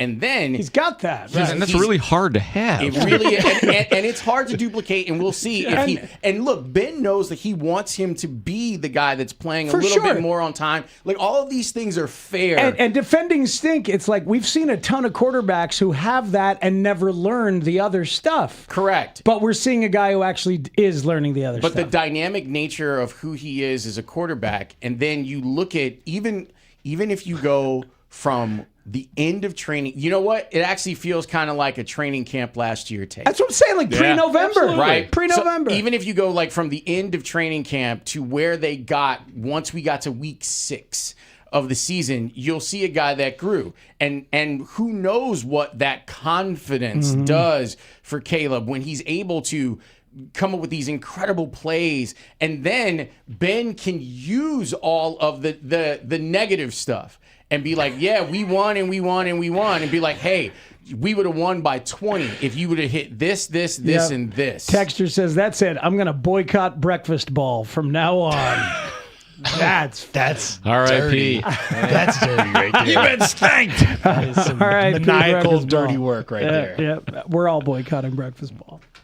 What's happening on Spiegel and Holmes? Welcome back, Lawrence. Thank you. What have ye What have today? ye? How will ye handle this? Steve Stone's going to join us at 4:25. Looking forward to talking about the starting pitching this weekend for the White Sox. It was pretty good. So we'll talk with Stoney about that. We are also going to talk about what this weekend was like with the Cubs and their reunion, and we've got some ideas on what to do with some of that stuff too. Coming up in the next couple of weeks, a couple of ideas that we can mess around with. There was some weird stuff in the world of football with guys footballers embarrassing themselves, and you could take that whether you mean football or football. A lot of stuff happened this weekend that we need to talk about. But when we come back, we're going to talk about both teams having excellent weekends, and we're going to start over on the north side and talk about something that we've been waiting on for months. That's after Tandy's Open, which is next, and is must-listen radio. It's coming up here on The Score. Good job, Tyler. Great job, Tyler. Thanks, guys. Tyler. I appreciate it. Hey, Tyler. All the love. This segment is sponsored by Packy Thanks, Lawrence. Ford. Not bad, Tyler. Thanks. It's Maggie Webb at the bye or whatever. Season's done. Let's look at it. And you would have been happy had it been 12th. Yes! You're the 6th best. You have the 3rd best running game in the NFL. And you would have been happy had that been 15th. Yes. You are 9th best in scoring. You are a top 10 offense no matter how you slice it. How about this? How many times did Caleb Williams get sacked last year? 68. They have the 3rd best sack percentage in the entire NFL. He also doesn't turn the ball over very often. They have the number 1 best interception rate in the NFL. They do not turn the ball over. And this quarterback, who you feared might be another Justin Fields in terms of holding the ball too long and causing sacks to happen, has become what he's become, the 3rd best sack rate in the NFL. With all the investment on the offensive line and his development and the change in the offense is something to celebrate massively. And then you add in the magical stuff. You add in the games that you felt like they were going to lose, the games that you were used to them losing. Yes. As a Bears fan, you're sitting there going, I've seen this movie before. I know exactly. I did not know how this movie ended because it ended with Caleb putting on a cape and making some incredible throw, and the Bears won it. They had 6 comebacks in the final 2 minutes, which is insane. And guess what? There's 3 others that they could have won in the final 2 minutes, including yesterday. 3 others. And that hurts because they kind of left the 1 seed sitting there on the table if they get that touchdown to end in San Fran. Yeah. And then yesterday, and they probably approach it differently and all of that. But anyway, how about this? Caleb was finally right about Torrey Taylor. He punted 60 times, 3.53 times per game. That is the lowest figure in Bears history. Remember when he said, you're not going to be punting that much? It's the least amount of time you have seen a punter in your entire history of watching the Bears. That's pretty funny to me. Then these numbers. What did Ben say was the most important number? EPA. EPA per play, they are 7th in the NFL. EPA per pass, they are 9th of the 8 teams ahead of them in that all-important number, according to Ben Johnson. 6 of them are playoff teams, and the other 2 are Detroit and Dallas. So they are a top 10 offense by EPA per pass, top 10 for scoring, top 6 in yardage, top 3 in rushing. That's the year that you just saw. Can I just for a second, I want to talk about the EPA thing because I like that something that he kind of dismissed while talking about EPA ended up playing a huge role in them being good. Turnovers? Yes. So true.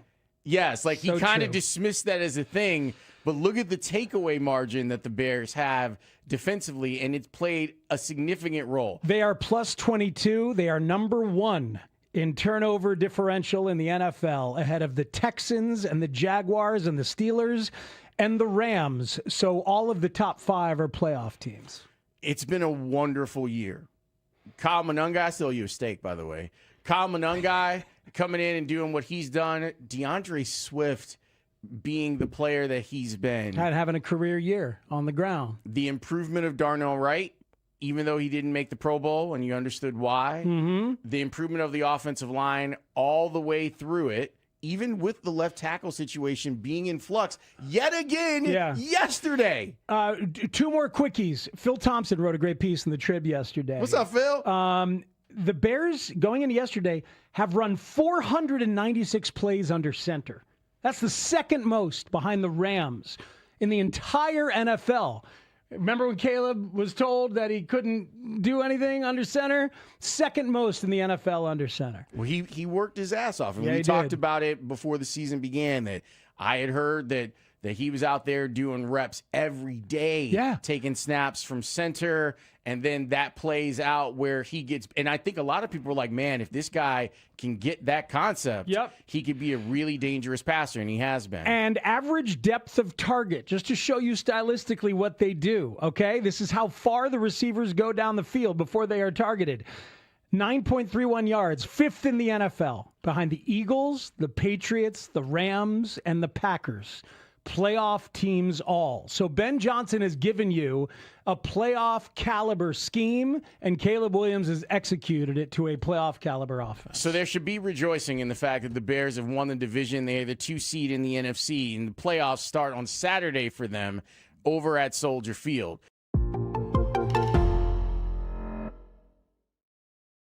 Tanny, you were going through the Dempster baseball reference page. Well, it's just like it's not often we have a chance. Like usually when Demp comes on, it's like 15 minutes at a time here or there, and we're talking about a specific thing. It's like it's not often we have a big leaguer in the house to like go over their career, especially someone who played as long as Demp. So right, and you've never asked me about my baseball reference. The phone's page. ringing. Well, it's not good actually. Yeah, your reference page is not particularly good. It really isn't. So we were looking at. I was wondering, like Demp, do you know who you faced the most in your long career? I think it's Albert, but it could be it could be like an Astro, like Lance Berkman. I think you know your baseball reference page because Berkman is number 1, with 87 plate appearances, and Pujols right behind him at 79, number 2. Other notable names, and this is just a way to remember some guys. It's not a quiz per se, but Jason Kendall up there. Ironically, Jason Kendall, you hit him 4 times. Yeah, we were just talking about that at the All-Star game. A couple more real quick before we get to a break. Do you know who had the most amount of hits? Spiegel and Holmes. Okay, here we go, sports fans. Afternoons on the Score. He's Ryan McGuffey. I'm Matt Spiegel. But Guff, you were looking at the schedule and you had a thought for White Sox fans today. Big Cub fans this week. Huh? What? You got the Minnesota Twins followed by the Detroit Tigers. White Sox want to win the AL Central, as we've talked about here on the program. We talked about it with Corey. We don't know what the Twins are going to do, and he said these 7 games out of the break might dictate where they go in terms of buy or sell. So is it comfortable for you to root for the Cubs? You're fine. Oh, hell yeah. Yeah. Tanny, is it comfortable? You okay rooting for the Cubs for the next 2 series? How's that feel? Absolutely. Get comfortable being uncomfortable. 'Cause you're my Cubs. You're my Cubs. Now the 2-2. Line drive, left field, base hit. Cubs lead 3-1. Yes! Yes! Hell yeah! Nico Horner batting. Lines went down the right field line. That's a fair ball. Another opposite field knock for Nico Horner, and the Cubs lead 4-1. Yeah, buddy! Cub lead is 6-2. The left-handed batting Lee will drive one to the gap in right center. That's trouble. Pete Armstrong makes a diving try, traps the ball. It's in for a base hit. Now a base running mistake, and the Cubs are going to get an out on the play. 2 runners are at second. The throw to third is in time. The throw across the diamond. It's a double play. A double play. That's terrific. That's terrific. Bregman drives one in the air. Deep left field. It's got a chance. Get out! Gone. Cue the fireworks. Alex Bregman. Say it with me. Say it proud. And the Cubs win the ball game. And now you don't have a problem with the weird-ass Minnesota Twins? The Cubs take 2 out of 3. They keep it rolling. Why don't you purify yourself in the waters of Lake Minnetonka? The official adventures of Spiegel and Holmes. Afternoons 2 to 6 on Sports Radio 104.3 The Score. Welcome, welcome, welcome. Oh, there he is. It is the Spiegel and Holmes show, and we've got you until 6 o'clock. Full boat show for us to discuss all sorts of things. Stoney is going to join us at 4:25. Very much looking forward to that. There's a lot of cool stuff that was happening with the 2016 reunion tour. We need to discuss that. And the World Cup's over. And Argentina did a really interesting thing. They were able to, for 3 hours, to unify the world against them and have people actually rooting for Spain. It's amazing. It's amazing that they pulled that off. Grant Leader is flying the plane today. How about that? Because Alex is working his way across Europe. I believe Monte Carlo is the next stop for young Alex. I stepped on Chuck. I feel bad about that. Tell everybody Grant Leader's flying again one time. Real quick. Do me a favor. Grant Leader is flying the plane today. Now, Tanny, you play the Chuck thing, please. Well, he knows what to do. Damn it! And he knows He's what not doing it. See, I did it again. See? It's ridiculous. Tanny is here. That man is Matt Spiegel. What? It is. Hello, boys. Hey, good to see everybody. Lawrence, welcome back. Welcome home. I trust you had a nice time in Tirana. I did. Saw some ball games. Saw a big waterfall. There's a big waterfall up there. I forget the name of it exactly. It's very close. It's Niagara Falls. Oh, that's the one. Did you go over in a barrel? No, Come on. I did see the barrel that the guy went over Niagara Falls. Can you believe some people have done that? It's bat bleep crazy. It really is when you see that the ships or the boats themselves will go and hang out in the mist. The Maid of the Mist. Yeah, and then someone went down that? Why would you do that? That's a terrible idea. It's impressive though. It is. It's very impressive. It's also nice to just kind of wave at America. Like, hi, America. I see you. I am one of your citizens, but I'm over here, though. Surprised you came back, I'll be honest. Well, I mean, you've been threatening us with Canada for a long time. Here's what I'll say. I'm definitely more Montreal. Like, that's more my speed. Mm-hmm. If I were Grant's age or younger, if you were in your 20s or 30s. There's nobody younger than Grant. How old are you, Grant? I am a brisk age of 29 years old. Okay. If you have a job that allows my back you, doesn't feel like it's brisk. If you can work from anywhere and you're in your 20s or 30s, like Toronto is the city for you. It's like an iced tea over there. He's feeling brisk at the age of 29. There's a lot of talent. A lot of talent. What do you mean? A lot of good-looking people walking around and down, like whatever your flavor is, you can find it there. Like if it is happening. It is a happening place. And if I were younger, it would be on the list. But Montreal is a little bit more my speed. I'll tell you, it was a beautiful weekend in Chicago.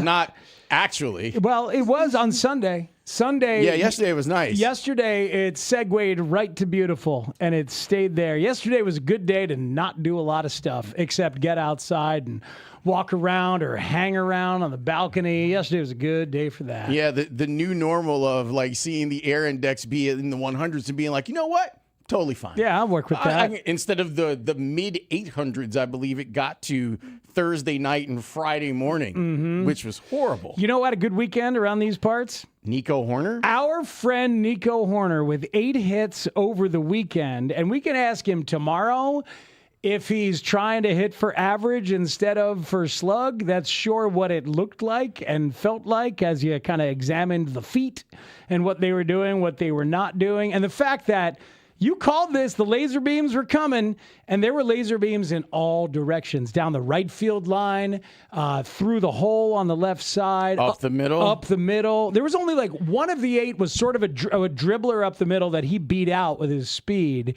But all of the other 7, just line drive after line drive. So good to see. Last 3 games, 8 for 13 with 5 RBIs for Nico Horner. It would be a very powerful thing for the Cubs to have that guy being that guy. Why can't he hit 300 in the second half? He can. I think he very well could. And you are seeing a power surge, dare I say, from Alex Bregman over the last 6 games. You're seeing him hit the ball with some more authority. And and Shota has been so good. Like we know that he gives up home runs. We know that that's part of like his pitching profile. We're going to talk with Craig this week, right? I think we are talking with Craig. I believe on Wednesday. Grant, do you know that? Come on, Grant. I'll double check for you guys. Come on, Ice-T. You need that info for us, please. Let's go, Brisk. So, but Shota's contribution to this team has been massive. They've needed it, and he has stepped up. And seeing his performance yesterday was encouraging. But you're right, like Nico Horner hitting the ball, that's something that this lineup can use. Because while I don't want to, I look, Pete is the chaos agent on the bases, but Nico's a really good base runner. Yes, he is, and smart. And him being on base more is like a great thing to have for myriad reasons. It would really be a wonderful thing. Absolutely. Brett Taylor over at Bleacher Nation tweeted out the last 4 years, including this one, in terms of baseball savant for Nico. They all look exactly the same.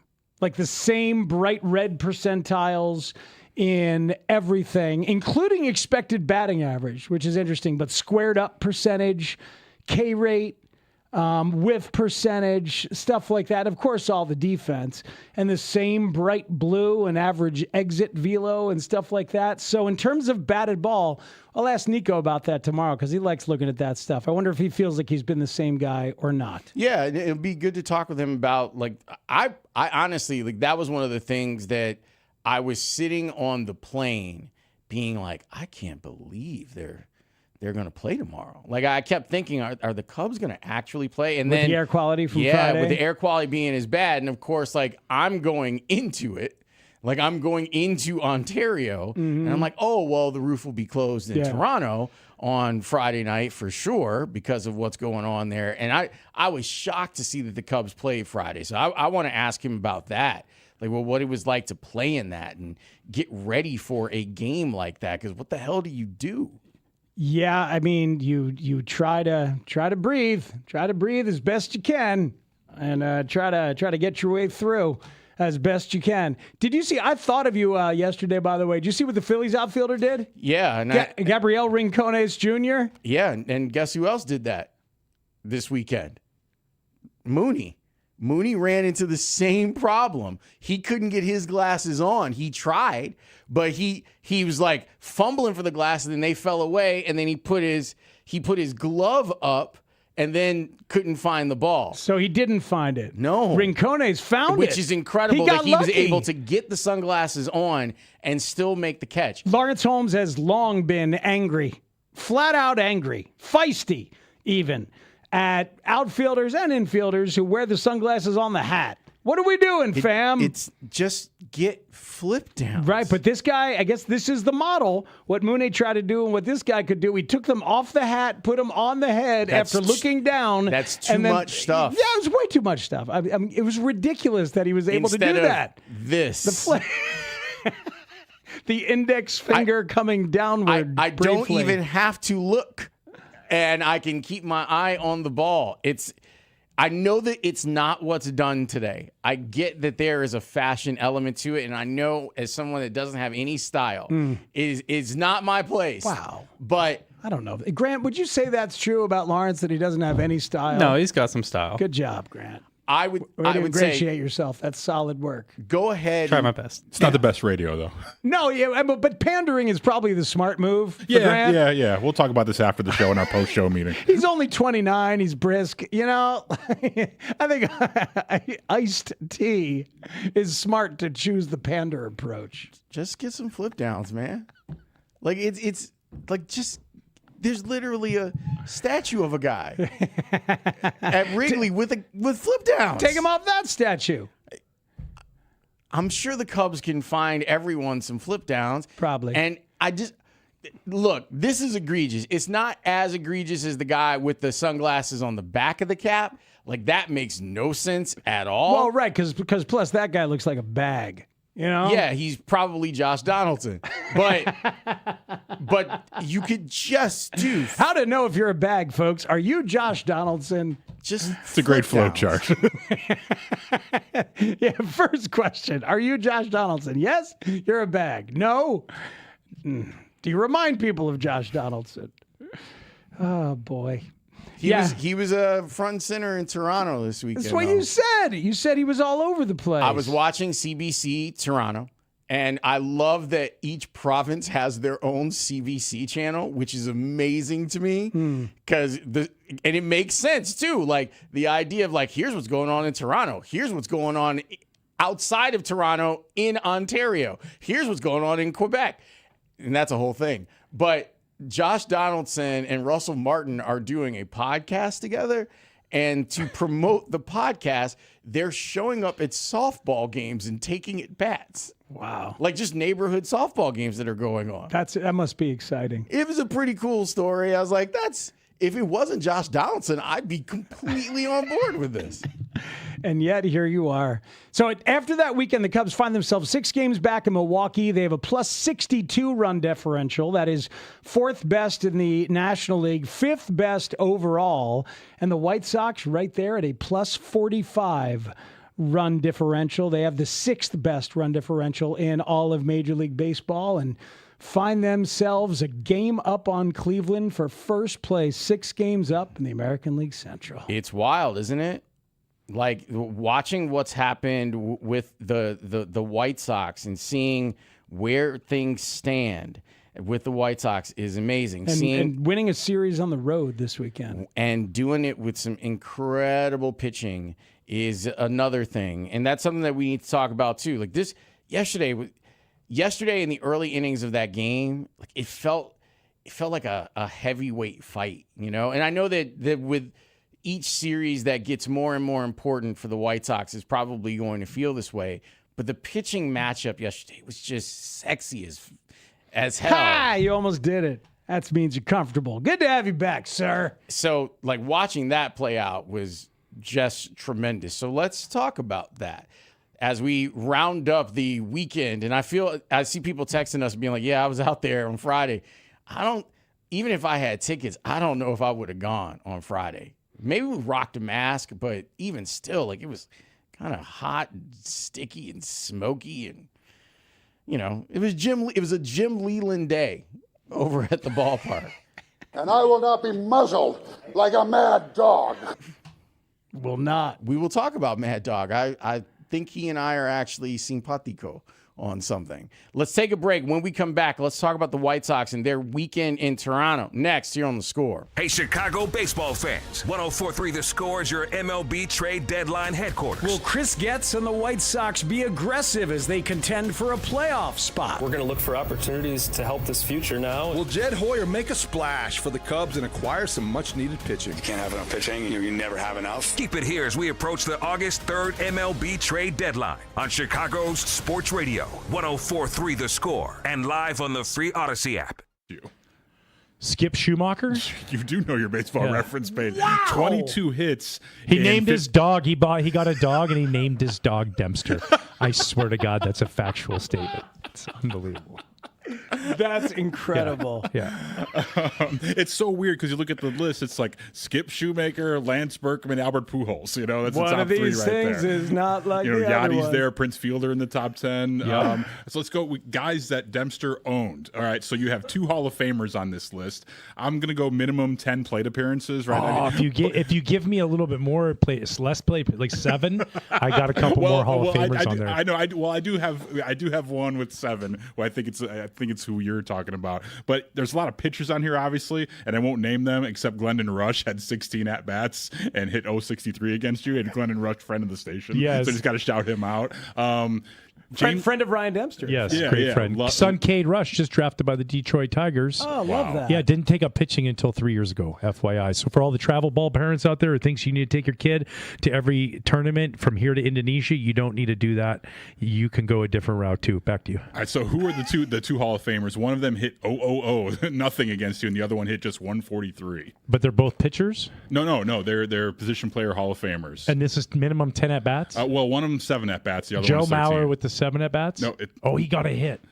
No, Mauer's got 13 at-bats. He's the 143, so he hit only 143 A double down you. the line, I believe, and then a single. I also, at one point, by the way, Joe Mauer in 2 games, he was 0 for 7 with 6 strikeouts, and I'm one of only 3, I believe it is, starting pitchers to ever strike him out 3 times in one game.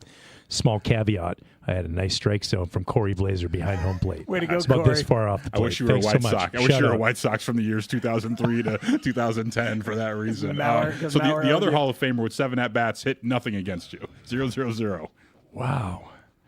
Nothing against me, Hall of Famer. Just 7 ABs. Just 7 ABs. It's a West Coast guy then, right? It's my guess. Well, maybe an East he Coast. bounced around a little bit. Prime years, American League catcher, but also won a World Series as a catcher. Ivan Rodriguez. Yeah, Rodriguez hit nothing against our guy down here. Tony Gwynn 1 for 7. Another one sneaky That's in there. awesome. All right. Other notables here: Sammy Sosa hit just 222 against Rod Dempster. 2 homers though. Totaled 7.8 miles. Yeah. One of the reasons we were inspired to request to have you on and wanted to make it happen was because one of your biggest fans in Chicago is in our studio, our producer, Robbie Triano. So I cede the floor now to Robbie to ask you a question. Josh, what's up, King? Welcome to the show. So not to pat myself on the back or anything, but I don't think there's anyone here in the city of Chicago that kind of praises you more than me, damn near glazes. So here's the question. As a long hair hooper like you, how the hell do you keep your hair like that during a game? Because you're playing a lot of minutes, and I understand you probably use some product. How much are you using, and what does your hair budget look like? Because it seems immense. I don't know what the budget is because my sister actually buys the product for me, but I do. Yeah, every time I get in a shower, I dry my hair, put product in it. So during a game, when I start to sweat as the game gets further and further into it, my hair gets, obviously more and more wet, and it's hard to keep out of my eyes. But that's kind of when I know I need to cut it, when it starts bothering me to that point. But, I put product in it. But yeah, no, when I start sweating, it does get in my eyes. So I'm actually getting a haircut tonight, funnily enough, you asked that. Well, you're getting a haircut? Whoa, breaking news here on the score. Yeah. Are you serious? It's a trim. You won't be able to tell, but yeah, it'll keep it out of my eyes. What do you think of Robbie's question? Scale of 1 to 10. He just asked you 2 really good questions. What do you think? 10. Both great. Yeah! Brody. Robbie, well done. You were the inspiration for us to even be bold enough to request the interview. He's getting a haircut. That's one of the most amazing things I've ever seen. The fact that he plays a game and the hair's never in his eyes, it's insane. How does that happen? You were made to do a Josh Giddey interview post-game show. You were. So how did you feel about everything? Did you get everything You guys off? nailed it. I had goosebumps. I said the word glaze. I don't know if I should have said that, but I did. He knew what you were saying. But are you relieved to know, Robbie Triano, that the haircut is only a trim and not like a full-on new look?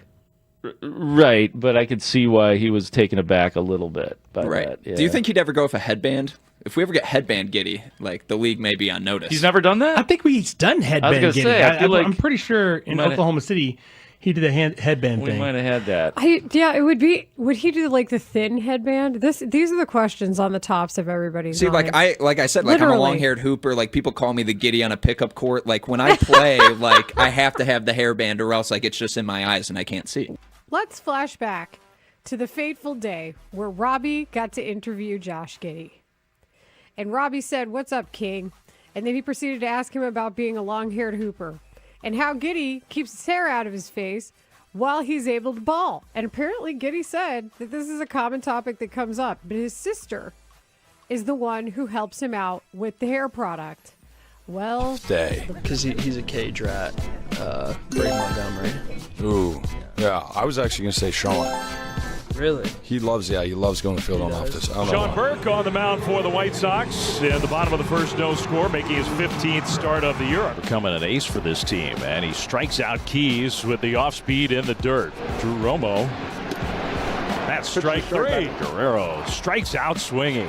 94-mile-an-hour fastball. He just overpowered him. He set up the slider beautifully. Strike 3 swinging. Oh, what a day for Sean Burke.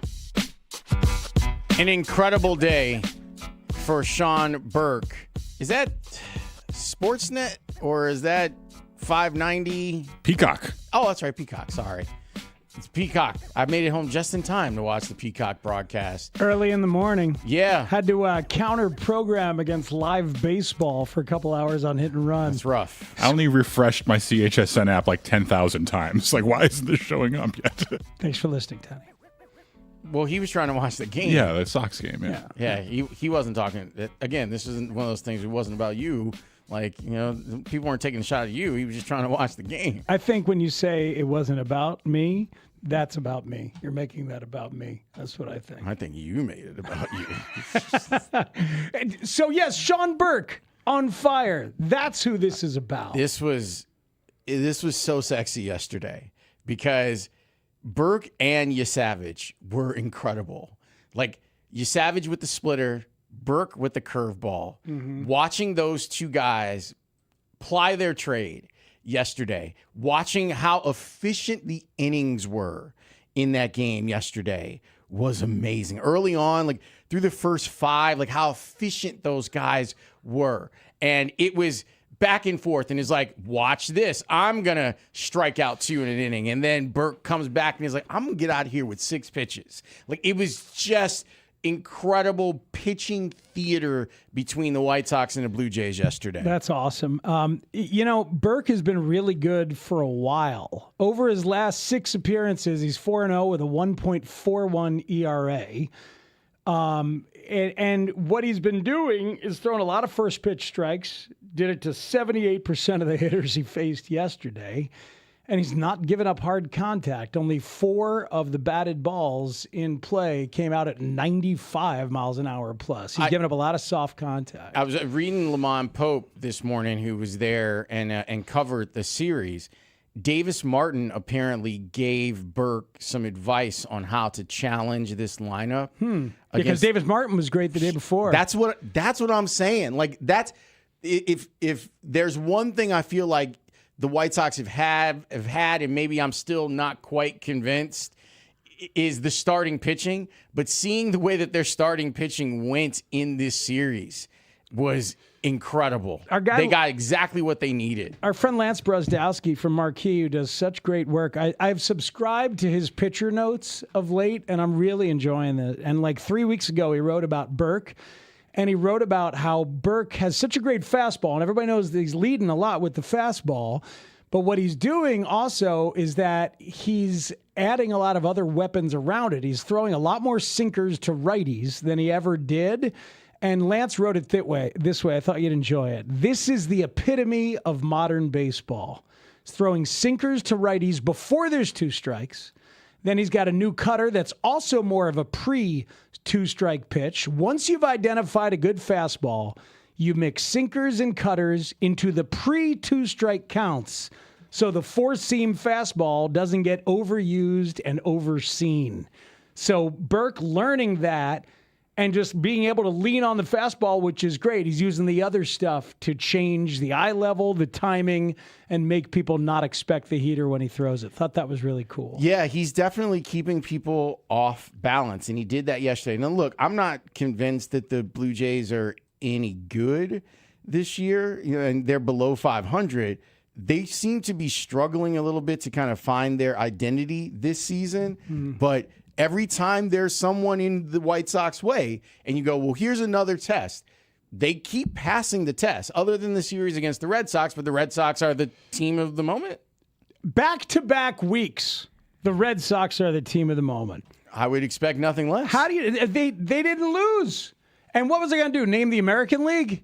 The team of the moment? No. Since you brought up team of the moment, can I tell you something? You could have done that, Speaks. Miguel Vargas highlight into the American League win in the All-Star game team of the moment. But of course you chose the Red Sox. Here's why, Tanny. You make fun of me and my Red Soxdom, right? Just recently because it's fun. What are you going to do if it's a Red Sox Cubs World Series? Boy, that's a great question. Dual hat? What are you going to do if it's a Red Sox White Sox ALCS? I'm going to get the old Ray Rayner hat but make it a Boston. Well, we know what he's doing in that circumstance, Lawrence. That's true. I'd be rooting for the White Sox. I don't believe you. So the last time the Red Sox won 13 straight games was 1948. Wow. When the late Herb Spiegel was 15 years old and undoubtedly locked in reading box scores every day because he loved that team. Several decades later, David Halberstam wrote a book called Teammates about Johnny Pesky, Dom DiMaggio, Bobby Dorr, and Ted Williams, about the 4 guys on that team. Did he promote it on Mully and Halberstam? He did not. Okay. But my dad loved that book, talked about it a lot. So this as the Red Sox are winning, I'm thinking about my late pops. This is how you get some immortality in terms of sports and baseball because they haven't won this many in a row since 48. And my dad was loving it. I would not have imagined that the win streak would have been that far away. Me neither. 13 doesn't seem like it should be, but 1948, last time Boston won 13. And if they get to 7 more, someone will write a book about them. And they'll turn into a movie, and then they'll completely forget about the starting rotation. Yeah, they'll be like Peyton Toll. He didn't matter. It was about Craig Breslow. That's what it was about. And then the movie culminates when Craig Breslow gets a job offer and from the Cubs and turns it down. It's incredibly hard. Seriously. That movie, man. It makes me mad. I love it. I watch it. I watch it every time it's on. Seriously. But it always makes me mad when I'm like, Jermaine Dye was on that team. And then the high point of the movie, when it all comes together, is when Billy Beane interviews for the Red Sox job and says no. Spoiler alert. Miguel Tejada's not even really mentioned in this thing. Because it's about the Ivy Leaguers. It's about the smart people. Lawrence, don't you ever forget it. Jermaine Dye's right there. Yeah, it doesn't matter. But he's no David Justice? What is happening? You know what's sexy? Models. Models that that show you how to build a team. I will say that the guy who played David Justice looked more like David Justice than David Justice. I hope Left Eye was watching. Was she alive still at the time? I think so. Wow, we went to a dark place, didn't we? Grant, when did she die? When did Lisa Lopes die, or Lopez? Let me look that up for you. Thank you, Grant. You know what? He's kinda going to do stuff. it. Yeah, You we don't got a have lot to to sort out here during this break. Yeah, there's some. April of 2002. April 2002. Good job. A little late, Grant. Also, Craig Counsell, Wednesday, 2:30. Let's go. All right. Let's go. Good job, Grant. I like hearing that. Way to book Craig. Man, poor Grant, get in the business. I don't agree. It's We're all building good. him up. We're building him up. I'm here for it. Yeah, man. He needs a higher profile. We're doing our part. When we come back, let's talk about this weekend and the celebration that was had with the 2016 team. And I feel like it's so much better received because this year's team has got itself righted. So let's discuss some of the cool stuff that we learned from that next here on The Score. 104.3 The Score is Chicago Sports. Chicago Sports is 104.3 The Score. Thanks for keeping us the #1 most listened to sports station in Chicago. Listen on your radio, your laptop, mobile device through the Odyssey app, AUDACY, or tell your smart speaker to play 104.3 The Score. We're live and local. 104.3 The Score. Hey, Score listeners, for all station contest rules, go to thescorechicago.com/rules. And good luck. This segment is sponsored by Hattie B's Hot Chicken, born in Nashville and bred. Bulls heard your question, Robbie. Heard. And they have something for you. This is courtesy of Josh Giddey, his sister, and the Bulls. What is this? Whoa. What do we have here? What do oh ye my have? God. What do ye have for us today? No way. I got the hair product. Let's go. I'm running out too, so hell yeah. Is there a note? Is there a note? There's a Read note the note here. hold it up for the camera. There's right a here, note. Robbie. There's a note. Uh-oh. Oh my God, here's a note. No way. Oh boy. Robbie, for keeping the flow fresh this season, Josh Giddey and the Bulls. Hell yeah. Oh, they Josh gave Giddey, you that's a why you're card? absolutely the Hold on, best. I'm going to go down there and see Robbie right now. He might be overwhelmed. I'll be right back. You're going to gonna go faint. check on him? Throw that headset, Hawk. Go get out there. Josh Giddey, this is why you're the best, and because of this hair, that's why he's averaging a triple-double and will be averaging, and that's why he will be an all-NBA player by the end of the year and an all-star. Robbie, you doing okay? What is the Thank you very much. product? Am I Can you Todd tell us Frazier? what the product is? Yeah, what's the product called? Oh, This is called he's gotten a hug from Mark Muck. Grote. MUK, Raw Muck Styling Mud. I got to take a whiff of this. Hold on real quick. Is it Australian? It's got to be. What? Spell it again, Robbie? MUK. MUK, Raw Muck. That doesn't sound like a hair product. They but won't I let me believe open him. it. Oh, God, this is expensive if they won't let me open it. I love it. Robbie is opening the hair product that Josh my Giddey and the God. Bulls gave Take a him. whiff of that. What does it smell like? Smells Australian is what it smells. Smells like a triple-double. Like a kangaroo. Yeah, this is fancy smelling right here. Well, I guess I have to put it in my hair Does then. it smell like something else? Is it eucalyptus scented if we're speaking of Australia? Like, what is it? I can't put my finger on it. We're gonna pass it around, and everyone can describe it for themselves. Take a little dab. Put a little bit in your beard. Let's see how it looks, Ray. We're all gonna get a whiff of the Josh Giddey hair product. So how kind of the Bulls and Josh Giddey to give you this hair product that Josh Giddey uses. That was not the goal of the interview. Robbie was not trying to get this hair product. He's applying the product now through his hair with his fingers. It looks like How does it feel? A thing of ranch dressing.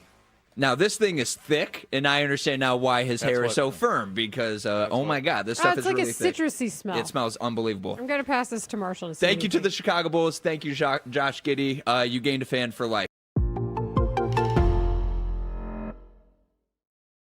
20 years ago, I was there. 20 years ago yesterday. 20 years ago, how this surfaced. Back in Tucson, Tucson, as Uncle Terry would say. Good old Pima County. And remember that what happened is Frank got hurt during the championship run. He was an important part of that run, and he helps them win a World Series ring. He was hurt during the playoffs. He threw out the first pitch. And so it was like you have this like culminating moment, and then there was a contract dispute because there was a diminishing skills clause put into Frank's contract, and Frank didn't like that, and he felt disrespected. He ends up going to the Oakland A's, and he talked about how well he was treated at the A's and how poorly he had been treated by the White Sox. And as you can imagine, this caught the ear and eye of one Kenny Williams. And then Kenny said this. Believe me, it's not easy to deal with an idiot. And this man, over the course of the years, has tried my patience and tried it. And we don't miss him, by the way. And if you go out there and you ask any one of my players out there, any one of my staff members, we don't miss him. We don't miss the attitude. We don't miss the bitching and the whining. We don't miss it. Good riddance. See you later. He better stay out of our business. He better stay out of White Sox business. Matter of fact, I don't need to be talking to you guys. I'll say what I have to say to him directly. Have you talked to Jerry? I know it's still early in the morning. Have you talked to Jerry about this story? No, I haven't talked to him. Let me tell you something. There's a lot of guys around here that have been with the White Sox organization for, I'm one of them, damn near all my coaches, for 20 some odd years. And Jerry's he is like a second father to a lot of us. For these backhanded comments, actually, I guess they're not even backhanded anymore. They're full frontal smashes right in our face. For these to keep coming, and again, for him to turn his back on all the things that Jerry has done, and this guy of all people. So, okay, here's the thing, and I love it because inside the Twitch, the experience that we had with young Sean and young Alex happened. People are like, wait, what?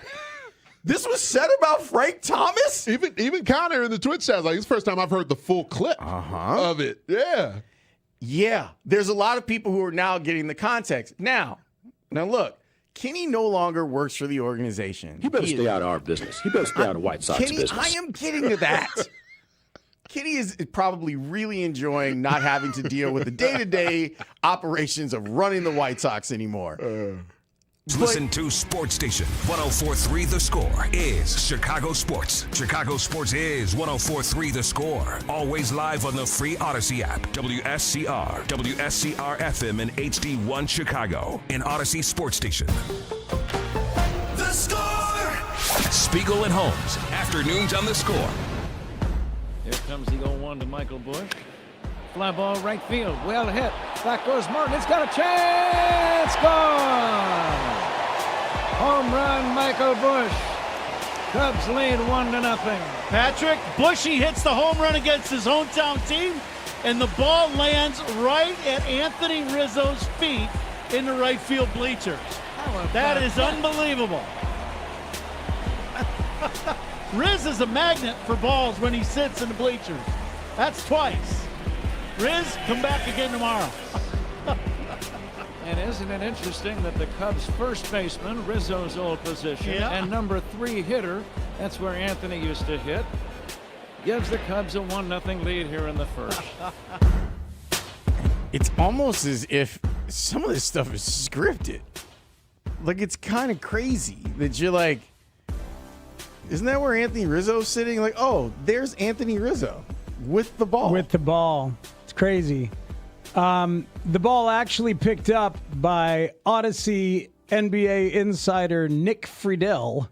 Not a surprise. Who was out there a row behind him. The Cubs are, that's where Nick Friedel is. And Nick Friedel with the wherewithal to immediately hand it to Anthony so all the eyes out there could go where they should go in that moment, because it basically was hit at the feet of Anthony Rizzo, like Ron Coomer called it. And then he's got his kid in one hand and the ball in the other. He's got Ross and everybody like a couple of steps away, just giving him the business for it. It was pretty remarkable stuff. It seems like it was a wonderful weekend, like weather aside, because that's not fun for anybody. Not fun for fans, not fun for the players, any of that stuff. But for the most part, and I know that Sully wrote a little bit about it today, there's some stuff that they got wrong in the intros of people. Like there were some things that were like, that was easy, and some making some guys out of their positions and saying that. Oh, I missed that stuff. I didn't even realize that. Yeah, Sully wrote a whole thing about it today in the Tribune. But overall, the vibe was right for a lot of this stuff this weekend, and the guys themselves have been as willing as I've seen a winning group of guys to share. It's one thing to be honored. Like most guys will come back and be honored, but these guys have been sharing. Like they've been telling the story. They've been with each other, and some of it is monetary. Like you can make some money off of it. But they seem to be cool with, let's tell these stories. Let's hear from the fans. Let's be around our people. And I think that it's turned out to be really cool. I think the Lovable Reunion podcast kind of built up to this, as it turns out. And it's a really good podcast. We've played snippets along the way. But yeah, I think a lot of relationships have been rekindled over the past 4 or 5 months for a lot of these people. They've all been on the podcast for the most part and seen each other, and they were a really close team to begin with. The love has obviously been there, and a lot of the honesty too, like that they had with each other, has kind of built a lasting bond. Lawrence, I think you really would have appreciated, as a guy who enjoys Joe Madden as much as you do. Love that guy. The fact that on Thursday night at the Lovable Reunion Live thing, when they introduced Jason Hayward, who had to talk about the speech. Because it was on the stage, it was Madden, Rizzo, Ross, Lester, Arrieta, Miguel Montero, and Dexter Fowler. And then they said, when it got to the point where they're like, and Boog, who was helming the thing, let's talk about the speech. They brought out Jason Hayward, and everybody went crazy. Hayward hugged everybody, sat down, and Boog said, tell me about the speech. And Jason said, the first thing I want to do is give love to Joe Madden, a great baseball man. We don't get there without him. We don't win it without him. And everybody needs to appreciate this man as long as we got him. And the place went crazy. And considering the honesty that's been present about Joe's strategic troubles and will kind of forever be part of that story, it was beautiful of Hayward to do that in that moment. So all those relationships are really good, man. And those relationships were rekindled a lot this weekend. Those guys are everywhere. Yeah, and look, there is the looming thing, and we've talked about it all the way back at Cubs convention. Like, you'd love it if Chris Bryant could be a part of it, but you understand why he kind of can't or is hesitant to be a part of it while he still is like active player theoretically. My back hurts and I can barely walk, so leave me alone until I get my stuff all figured out. But it's very cool for me to see that that camaraderie lasts. And it's like I was telling you about Jason Hayward. Like, that's a guy that can command a room. Like he never like pushes himself to the front, but when he does, yeah, you listen and you pay attention.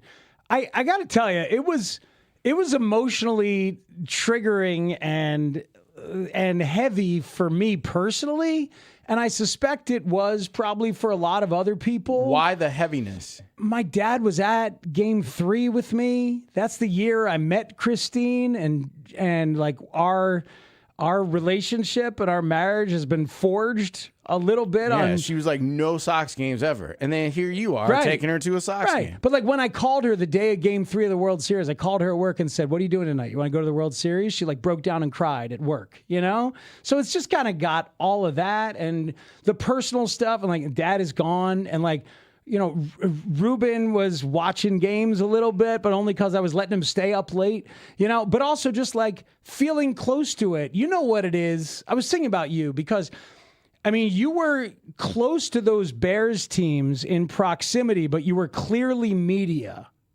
right? Yes. I was close to that Cubs team as pseudo media because I was a talk show host. But I was also at like music events and singing a little bit and then hanging around in spaces I wasn't necessarily supposed to be around. So there's this thing for guys in our business where you feel like, oh, I'm sort of one of the guys, but you're not really one of the guys. And you see it this weekend kind of restated. With the bond that they have and the connection that they have has nothing to do with us and media. It has a lot to do with the fans and that feeling, but like the media, I was just kind of a satellite of it this weekend, as I really was then, but it's just sort of triggering if that makes any sense to you. Yeah, I do like part of the responsibility of helping to tell the story of the 2006 Bears. Like that's part of my job, like even now, is to give you some of that and tell you some of the stuff that you might not know. Yeah. And some of that stuff comes from the locker room. Some of it comes from post-career where these guys have become friends. You know, like now that I don't cover them every day. Yeah. They're now friends and I can have a relationship with them now that I couldn't back then. And the beautiful thing about it is that all those guys know that. Like Olin knows that. Charles knows that. Yeah. Alex knows that. It's interesting. And it's fun to now be in a place because we're contemporaries. Like we're all around the same age. Yeah. So there's more stuff in common now than if I were to cover a team. And for me, as we just kind of let people behind the curtain and you and I get a little personal on this stuff, I've always like been looked at as a little bit of a narc in those spaces. You know, it's like, I don't know. Can we really be ourselves? I mean, I get it. Like, that's how guys feel around. Like, can they be themselves around you? And then I've told some stories that I don't know. And I talked to John Lackey the other night and I said, hey, man, the first time I met you, you walked in and you were quadruple fisted. And I've told this before. He walked into a green room at the Metro with 4 gin and tonics because that man needed to catch up. And I told him that and he said, I was probably bringing drinks to somebody.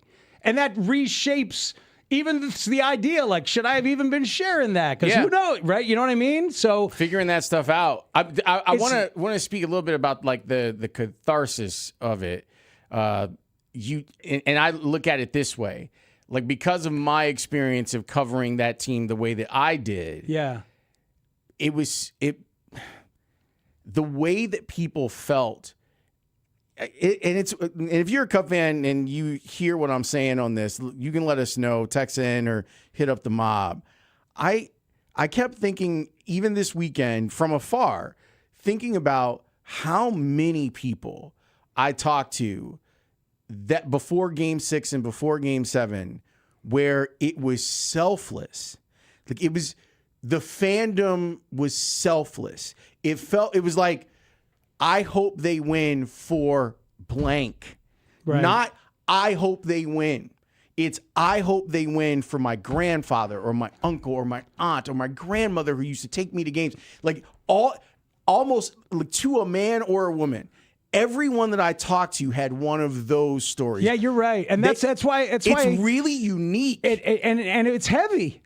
And it's heavy. So there's a heaviness to it. And then but the players, as they're all celebrating, they've got a lightness to it because they're thrilled to be back together. That makes it kind of fun, too, because as a group, you had, like, Bryant's kind of a serious guy, right? And to a degree, Rizzo is, but the group kind of loosened him up. Yeah. Where he gets to have fun. Rossi has this reputation that Theo helped rehabilitate to the point where he ends up being a manager in the league because of the stuff that went on here. Like they have all of these guys that were able to hit.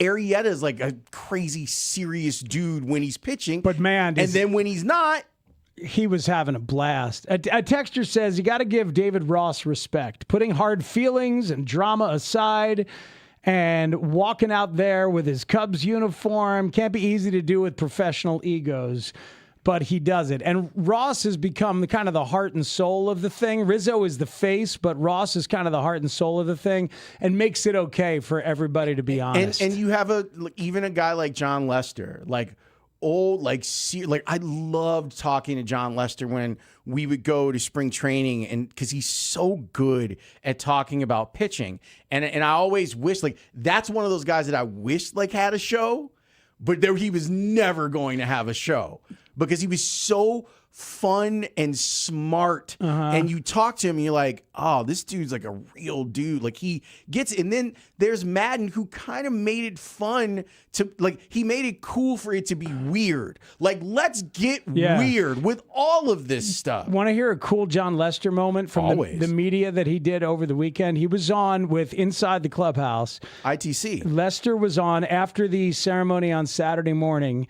And there was a real moment because, you look at John Lester's numbers and they're borderline for Hall of Fame, but he's had a lot of indelible moments, obviously. And with the evolution of the starting pitcher and how the numbers are going away, I think John Lester will eventually get into the Hall of Fame. He has talked about it many times and has just kind of poo-pooed it and sort of given you a boilerplate answer.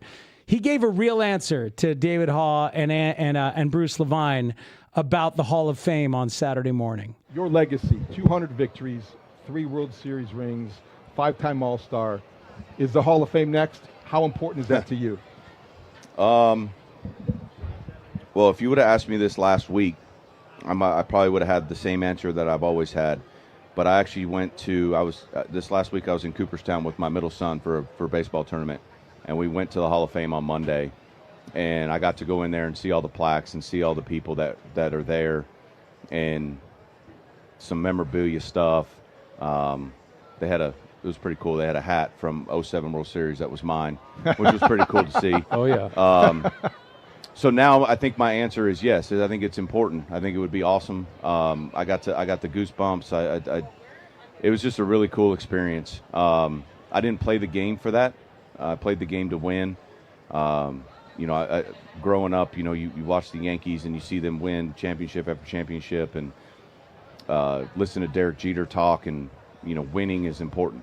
And I think winning is important in life in general. So to answer your question, I think I'm not getting my hopes up, but it would obviously be one of the biggest honor of my life if I got that call. But I'm not going to be heartbroken if I never get it. That's a guy who went there, and beautiful. Anyone who's ever been there can probably identify with the feeling of oh man, this place is special. And that's a guy who'd never been there. Who's like, oh boy, yeah, I'd like to be in here. I'd like to belong here. I'd like to be able to go and feel myself be inducted, and then know forever that's something I'm a part of. You walk in there and it's like, here's Jackie Robinson's jersey that he actually wore. Here's Babe Ruth's full uniform that he wore on his last speech to Yankee fans, when he retired. It's insane when you walk in there. It really how is. it changes the historical context and where you place yourself and your fandom. It's unreal. Yeah, it makes it more tangible. It makes all those connections matter. And makes all those things happen. There's one the argument for Lester though is his postseason numbers along with his regular season excellence, right? I think so. Isn't that the strength of the argument is NLCS MVP, and look at my numbers when the games counted most. Yep. Mm-hmm. Absolutely. And I think the Cubs thing matters a lot. He was acquired. Cubs and Boston thing matters a lot. But his late career acquisition, all right, now you're supposed to be the prototypical veteran that puts us over the hump, where we pay you and you teach the kids how to win and you're big in big moments. And he's like, all right, let me do that. Let me go ahead and just do that, shall I?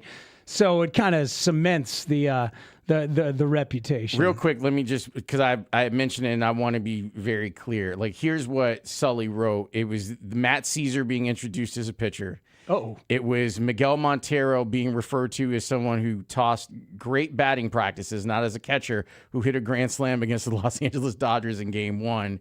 And it was Kyle Hendricks being introduced as, quote, started Game 3 and appeared in the decisive Game 7 of the World Series. Yes, both are true, but Hendricks didn't just appear in Game 7. He started the biggest game of most Cubs fans' lives. So that must be the Cole Wright intros of the ceremony itself, right? Tanny, were you listening on Saturday morning? I was listening to that. Not like I wasn't locked into that. I didn't hear those things in Cole Wright's thing. I didn't either. And if it was Cole, like he's a little flippant, like he's having some fun. He's making a couple of jokes, in each one. It's very possible that Cole was just kind of like having some fun. Like maybe you didn't get the bit, but like he was having a little bit of fun with that. But Sully apparently was around people who did take it personally. That's too bad. And there was all sorts of stuff so he wrote about it. He said some simple Googling would have helped the Cubs out when considering a player's contribution to a championship season into a few words. Oof. But I mean, I would need to hear it, and I think that you're probably right that as like Cole was probably, and I don't know. He knows Miguel Montero at a grand slam. He's probably doing an aside, this is a guy that threw great batting practice, right. So that's why I mentioned it, because I was like, I thought things went well. Or what did the teammates say about this person when you ask around? Like the batting practice thing would make sense, right?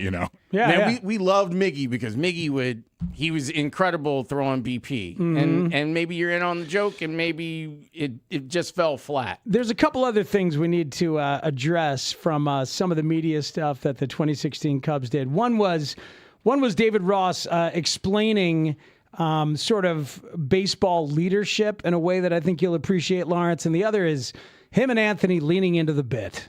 And they learned it from Theo. Yeah, they did. Whew. We'll talk about that next here on The Score. Rahimi, Harris, and Grote. Middays 10 a.m. till 2 on The Score. With Alex Bregman legitimately hitting now. With Nico Horner, who would he have 8 hits in this series? All good for Nico Horner. Just those two guys starting to hit. I hadn't conceded the season for either of them, but I did think to myself, this may just be a off season for both of those guys, and they'll rebound next year. That they are back and looking legitimately good. Rahimi, Harris, and Grote. Middays 10 a.m. till 2 on Chicago's Sports Radio. 104.3 The Score.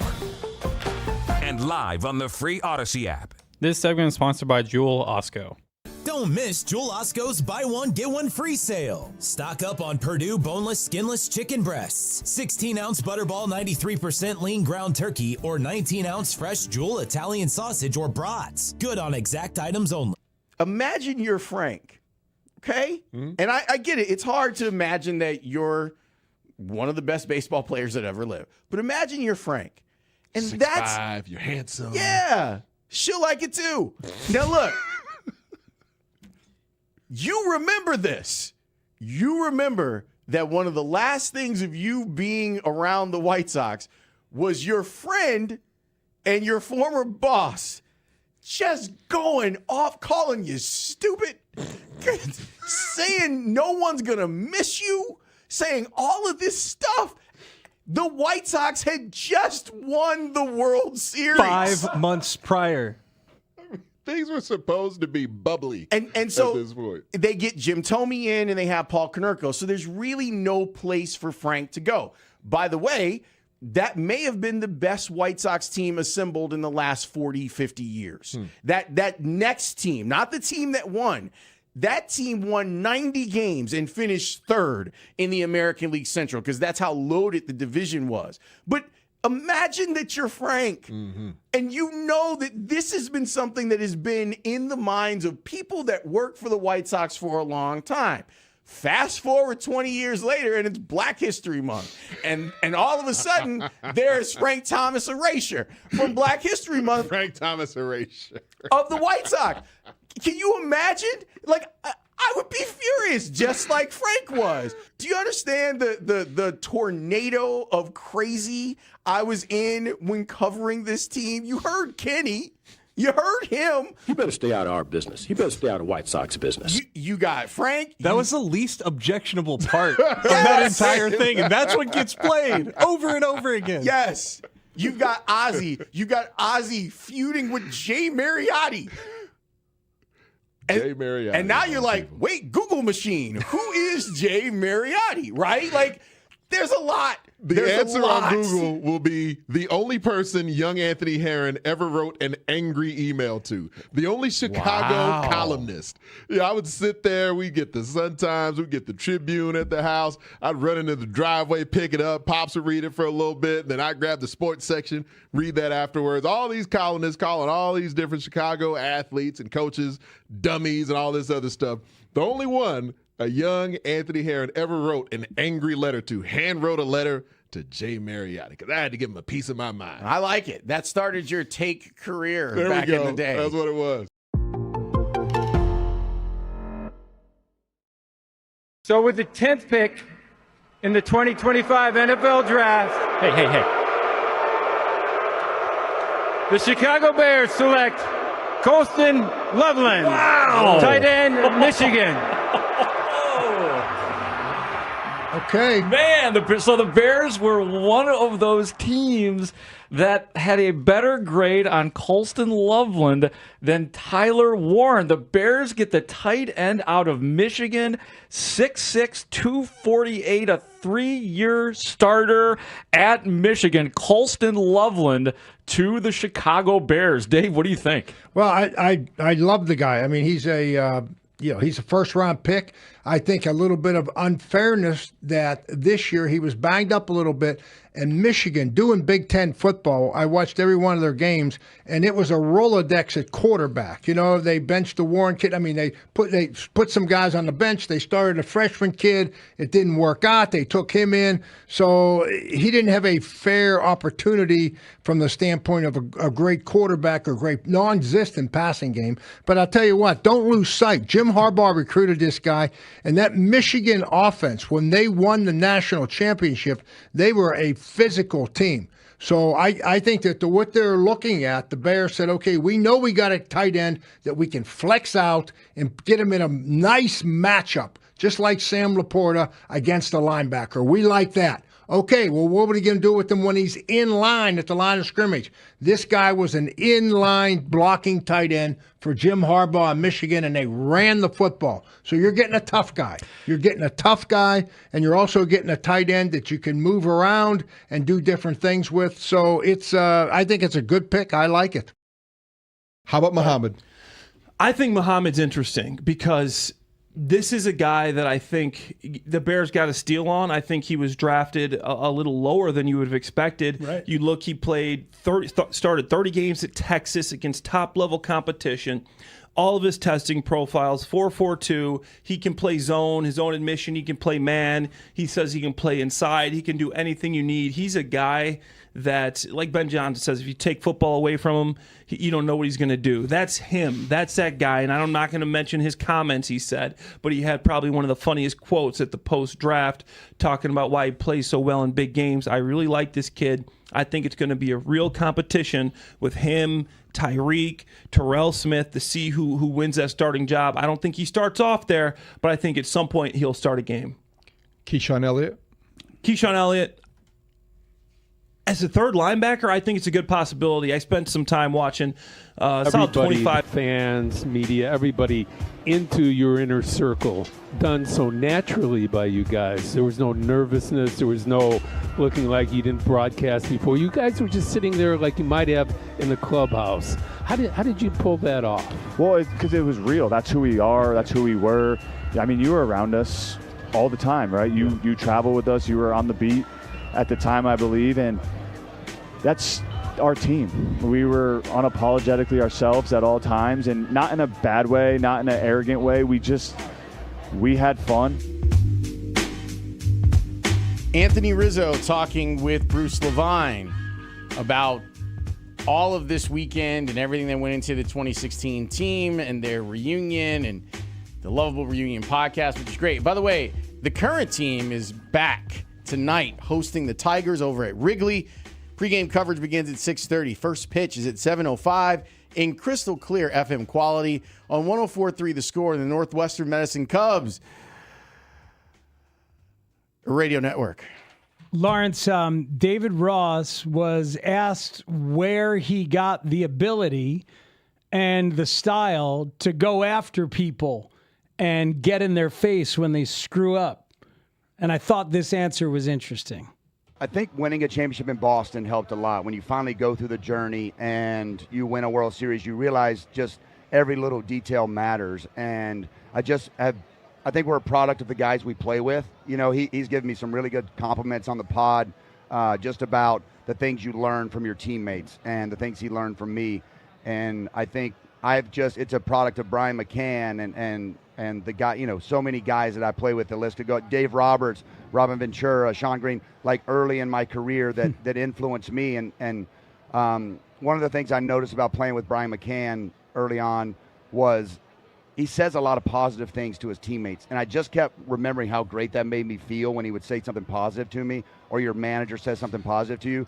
So when you build up that kind of collateral, if you need to say something like, hey, we don't pimp home runs, or we get down, you weren't running down the baseline hard enough, you build a little collateral to get on a guy and jump a guy a little bit. And then in turn, that holds me accountable because now I have to make sure I am performing or playing to the expectations that I've called other people out on. So I've said this a lot, but how I am, not everybody can deal with that. And this group gave me so much love and took my negative energy sometimes or my criticism and they embrace that and they listen without the emotion that sometimes I have in me. Because winner is the bottom line. That's right. And we all were on the same page to win. And again, I think Joe let us run our own clubhouse, and that's what a great manager does.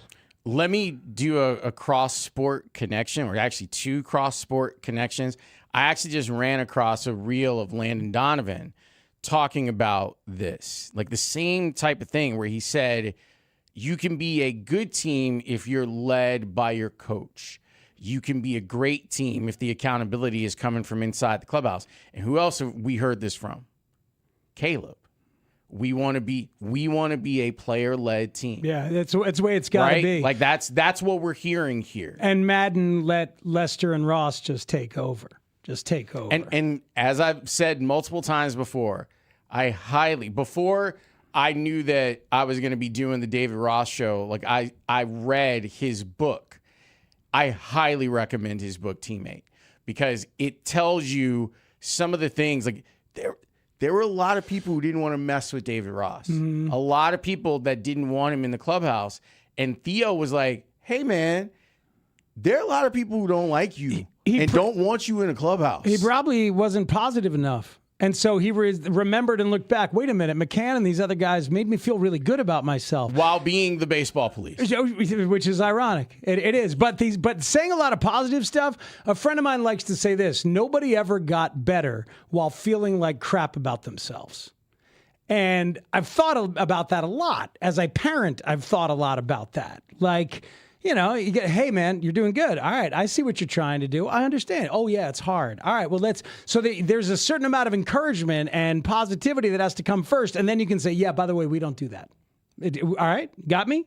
You know I love you. You know I got your back. We don't do that. I feel very strongly like that's, if we're like dissecting me as a person, like the concept of lift as you climb is like a big thing for me. I know you do. And so it's like trying to, whether it's students or young producers, like, trying to hype them up as much as you can while being realistic about what it is they can and can't do, and being fair and trying to be like, hey, here's an avenue for you to do some things. I think that can work. And you do need a little bit of sandpaper inside of any locker room or any team. But the idea of accountability and the accountability coming from inside of a clubhouse or inside the clubhouse, ITC, like the idea of accountability and people being like, well, that's another idea of leadership, that you can become what you feel like you need by continuing to do it. Like if you're Rossi and you're like, I need to be more positive, well, then what people are going to see when they interact with you is, man, Rossi's really positive. Yeah. Like I like how he gets down. Folks, you might have known about a tweet that our Bruce Levine put out there that ended up causing a kerfuffle where he referred to some people as Twinkle D and Twinkle Dumb. And then he apologized to the Cubs. They issued a statement. And Bruce, back at Wrigley on Friday night, did a great job on pregame, as he always does. It was very good to see Bruce on Friday night. Much respect for that man. And then late Friday night, pictures started circulating of Theo Epstein wearing a T-shirt with Carter and Jed as Twinkle D and Twinkle Dumb, a T-shirt that I'm told Theo Epstein designed. And it was crazy to look at and pretty funny. And then on Saturday morning, as Anthony Rizzo and David Ross sat down, they too leaned into the bit and gave Bruce the business and some love as well. The brains behind the Lovable Reunion podcast and also proud members of the 2016 World Series Championship Cubs join us now. And guys, this has been a tremendous day. You've probably had a memorable week. Thank you for being here. How would you describe just the emotions of the last couple days and maybe the last couple hours?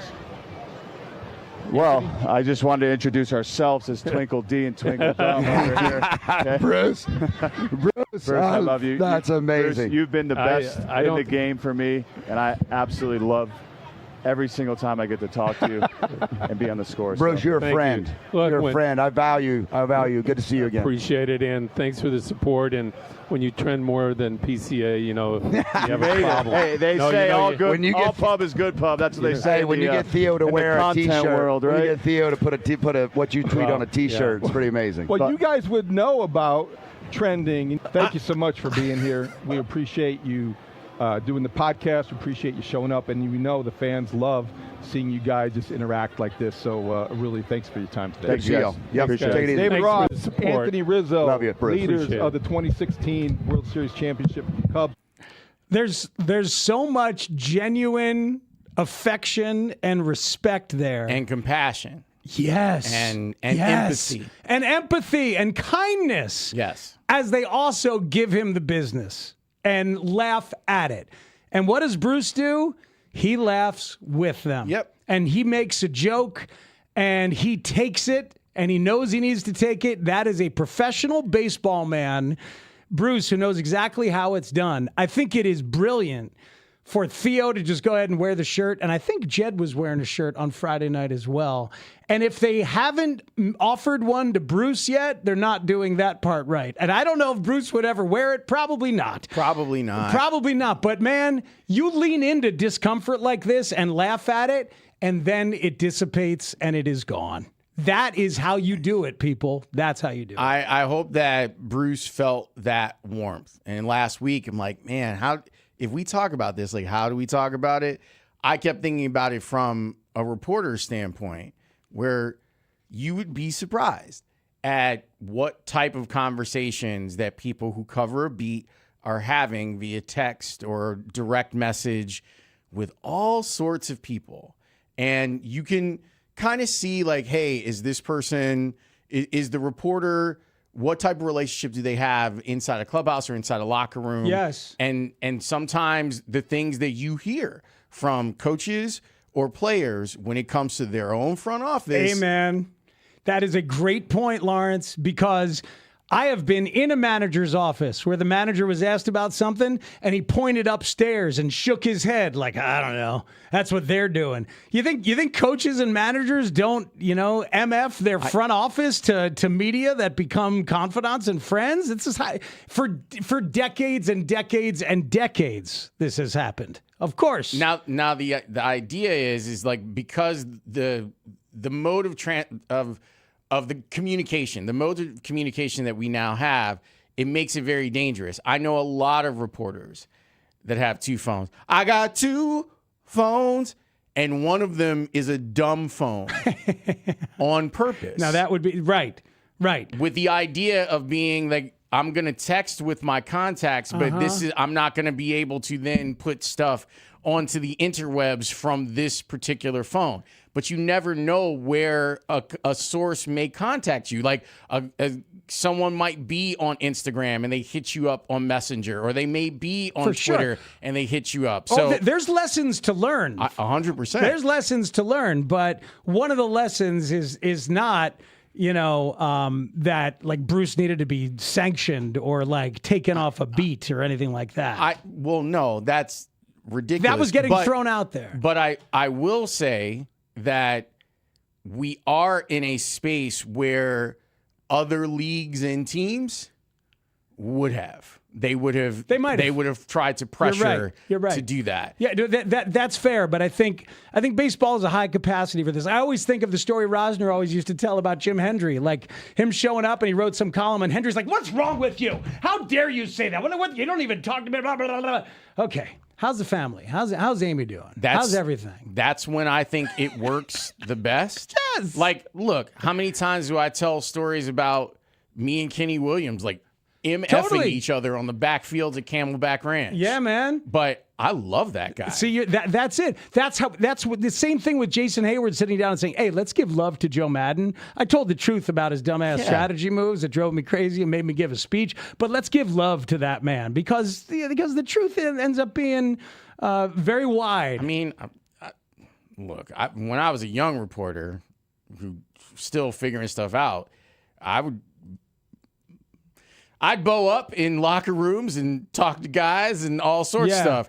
And you figure it out. But, the 50 years of Bruce's career, of him being someone who, and I'll say this, and I don't mean this as a pejorative. I mean this as a positive.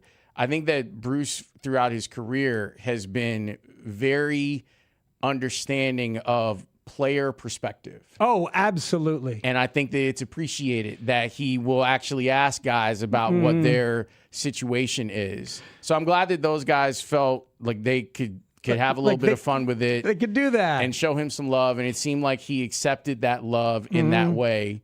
And I'm glad. I'm glad that he's all right with it, because that in other leagues and with other teams in town, that could have gone left real quick. And Bruce has been trying to get Nico Horner over to Chicago Cut for what are we going on 3 years now that he's been trying to get Nico over there. And Pat Hughes famously said, "Keep trying, Bruce. Keep trying."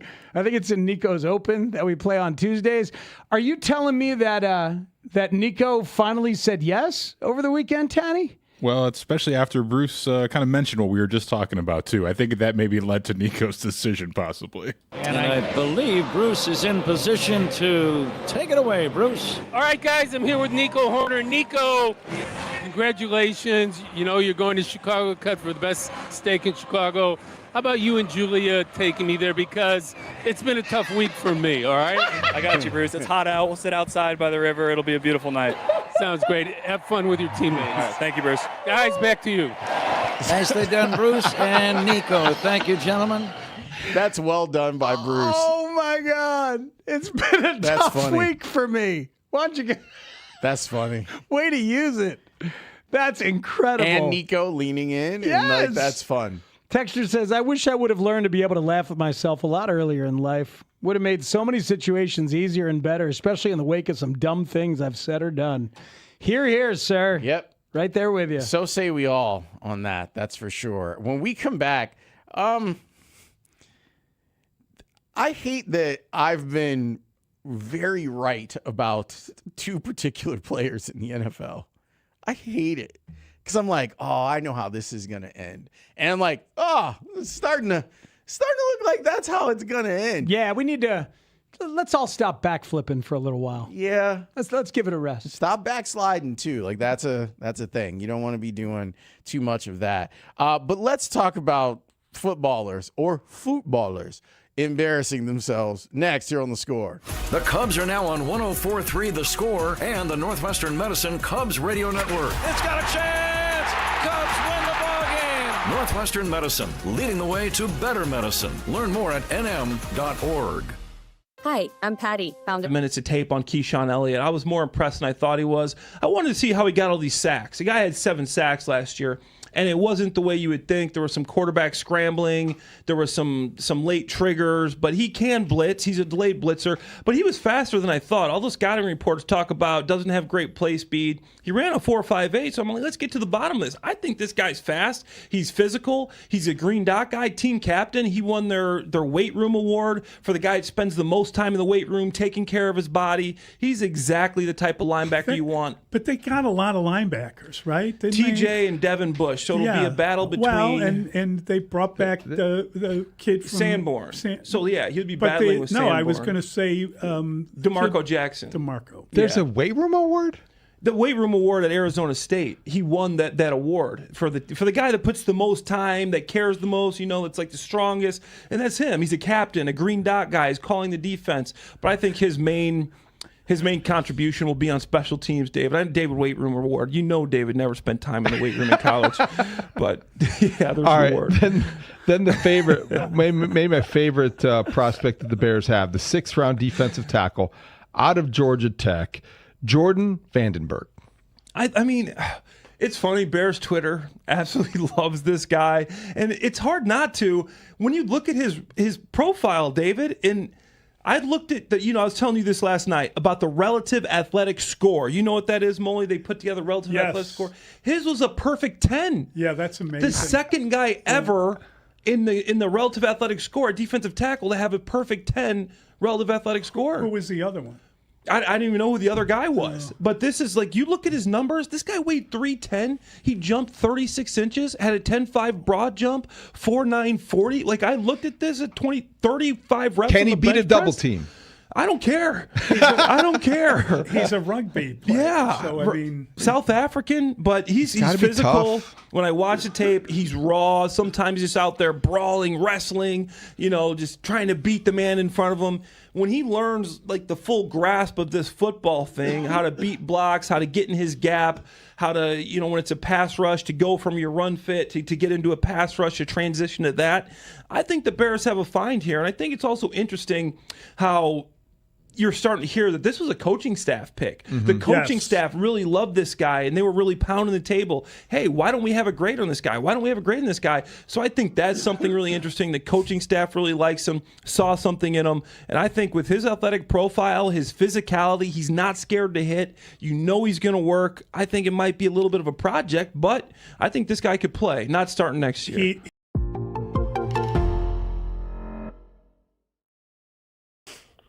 Morning, boys. What's going on? Well, you've got the story as always. Hold on. Yeah. You got Joe Madden booked later today? No, Joe is not coming on. Why?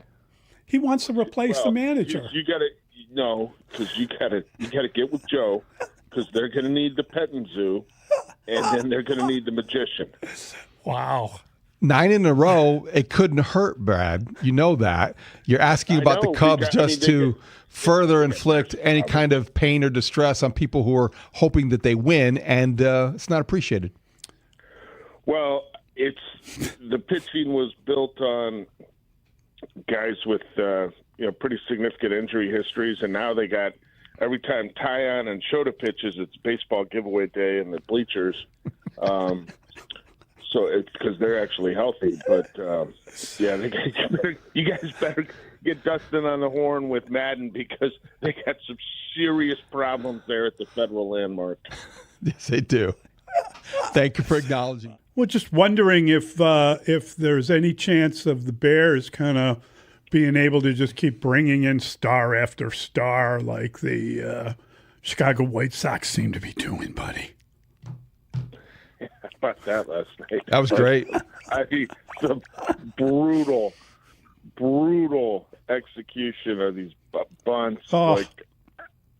And Venable's got to answer for the strategy there. But however you feel about the calls, the execution was worse. Montgomery saved his ass last night. But I know you love the broadcast, Brad, right? You loved Costas and Stoney in the booth. That was top notch. And Dave, I'm looking forward to you, kind of ramping up the platform of Steve Stone to win a Fort Frick Award, because he's the best out there. He's the standard bearer, and Costas was great. Maybe they could go to that for a full season, Costas and Stoney. I'll get right on that. It was phenomenal. It was great stuff.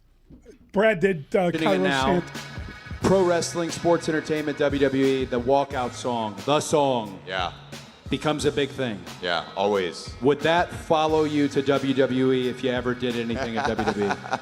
I need to get an invite. I mean, I've been waiting for Nick Khan to come up with some storyline for me to get in the mix. I feel like I'm retired from football, have an opportunity to go out there, still showcase I'm a little bit of an athlete. And, my boy Gronk's done it. I've seen, obviously, Logan Paul do it. I think I could get in there for at least one match, right? Ooh. Come on, Nick. Come on, make it happen. Front Office Sports did a whole thing today about Tom Brady's PR stunts and how they're hurting his brand. And look, live your life, right? Like, I don't want to try and yuck his yum too much, because I imagine that there's a part of him that's like, man, I'm still a young dude and I have some opportunities to go do, but I just feel like he doesn't need to do some of this stuff. And I'm like, do you really like it, or is it a means to an end on it? Like the Logan Paul, like slapping Logan Paul and it looking very much like a work, like not even. It's still real to me, damn it. Yeah. Take it easy, man. I mean, Tom's chasing viral moments with crazy fervor. And does he need to really be doing that? I guess this is one of those ways that we can look at it through the lens of like some envy and be like, man, if I were Tom Brady, I would just be chilling. Yeah, you'd just be chilling, making your money, and actually having a legitimate media career. And look, my feelings on if I were Tom Brady, when I won the Super Bowl with Tampa, I would have taken off all my clothes right then and there, and I would have just walked around and just be like, what else do you need? Mm-hmm. I've done everything. That was as drunk as I've ever seen a human, maybe. I don't even mean at the Buccaneers celebration. No, I mean as the clock hit 0. Oh, I see. I would have. That's when the clothes come off? Yeah, the clothes would have come off. It would have been like that slap tells us shot. a lot about you, I'm not going to lie. It would have been like slap shot. I just been out there like, what else do you need? I've done all the things. You thought I couldn't do this without that guy. Yeah, you were wrong. Is he here? No. I tell you what is here, though. I'm here. Right here. Drink it in. And then you go and have your tequila fest. Sure. But, like Tom Brady is a guy that notoriously doesn't eat bread and doesn't eat tomatoes. But yet he's in a Pizza Hut ad. And it's like. He doesn't eat tomatoes? Well, tomatoes are like anti-inflammatory. Like they're inflammatory. Does it get in the way of the fancy drugs that his guy Alex Guerrero has him on? I don't know that that's what he's doing, but as far as the TB12 method is going, like that's not a thing. Allegedly. That's not a thing that you would want. Either of those things would not be things that you would want to eat. All right, so Brady making viral moments happen even when he doesn't need to be doing that. Correct. And then Cam Scadaboo's got to stop backflipping. He's got to stop doing a lot of stuff. He's a bonehead. This dude is a bonehead. He's got a bone in his head. He was at Fanatics Fest, same place, everybody, on Sunday. There's a lot going on at Fanatics Fest. And he was at a different one, same one, I guess, on Saturday. He's known for his backflips. That's cool. Do you guys remember when he broke his leg? Yeah, he fractured his tibia and dislocated his right ankle in a gruesome injury during Week 8. And it really hurt where the Giants were going. They're trying to make this thing work with two kind of weird, tough dudes. Sure. Him and the quarterback. He missed the rest of the year, but don't worry, folks. He's made significant progress in his recovery. So that's why it was a little jarring to see him do his trademark backflip, at Fanatics Fest and fall to the ground. He does it, and he lands on that foot and does a little double hop and goes to the ground. And he said on Sunday, I want to address the elephant in the room. I am good. He said, I will not hurt myself before the season. I'm just going to keep being me. If they want to say I'm brain dead, I don't have no brain, then who cares? F it, said Cam Scadaboo, who insists that he is perfectly fine after failing to land the backflip. I feel like with him and Jackson Dart, I think their careers will be Comet-esque, where you're looking at these guys and you're like, man, that 3 years, 4 years that those two guys had, they really gave you everything that they possibly had. And then they end up gone from the game or broken beyond repair. And it scares me because those two guys made Giants football a lot of fun for those first few weeks of the season. Wasn't Scatterby? I think Scatterby was leading the league in touchdowns. Yeah, it was looking really, when he really got good. hurt. I think it was 7 or 8. I admire him as a player, and there's a fearlessness to him, and obviously that is crossing over. Yeah, you took it to a very real human place, and here I am making jokes about the dude having a bone directly in his head. I mean, look, he said the same thing, so it's not like you're wrong. I just you see guys like this in this game, and you go, come on, man. Texture says, bored rich people are weird, man. Does that tie the room together? That's fair. That's pretty good right there. Grant Leader, your thoughts on bored rich people? They can be bored. They all have the same laugh. If you ever notice, they have the same laugh. What's the laugh? I don't have the laugh, but if you listen, I'll listen. If you listen to them, they all have the same laugh. Your thoughts on your the first 2 hours of all of us getting a chance to work together here? Oh, it's been great. I'm loving it. I agree. Looking forward to the next 2 hours. I think you've done a great job. Me too. Thank you. Good job, Grant. To go back to Brady for just a second. Yes, please. And I'm not saying that he's bored, but I will say that we are living in a space where everything is kayfabe. Like everything has got to have some sort of angle to it. Like we're setting this thing up. Like even like what's supposedly like the real thing with UFC, and it's like, well, we're gonna bring Conor McGregor back, and it's like, really? You're gonna bring a 37-year-old dude who's had all sorts of injuries and all sorts of other things surrounding him back, and then be surprised when he hurt himself tying his shoe before his bout. Hey, man, you sent me to Conan O'Brien Needs a Friend with Mick Jagger. I loved that conversation. Conan's the best. So thank you for that. And then I looked for another Conan, and I listened to him and Patton Oswalt. And they talk about this phenomenon of media being what it is. And Patton is so funny talking about it because he's on a media blitz for his new special. And he's like, yeah, it's like next time I'm going to do a show called Row the Boat, and I have to like squeeze a fish and make the salmon roe come out. And it's hosted by Mike Rowe. And I have to do that while answering as to who my favorite 18th century poet is. That's media today. That's what media is today. And the way they go off on it is unbelievably funny. Conan is that dude, and I liked him in the 90s, and I love him now. Like his Conan O'Brien Radio, if you haven't checked it out, is awesome. He does some of the best interviews that you'll hear. We need to take a break. When we come back, I was up in Canada for the weekend, and I have thoughts about their ballpark and their city and their architecture.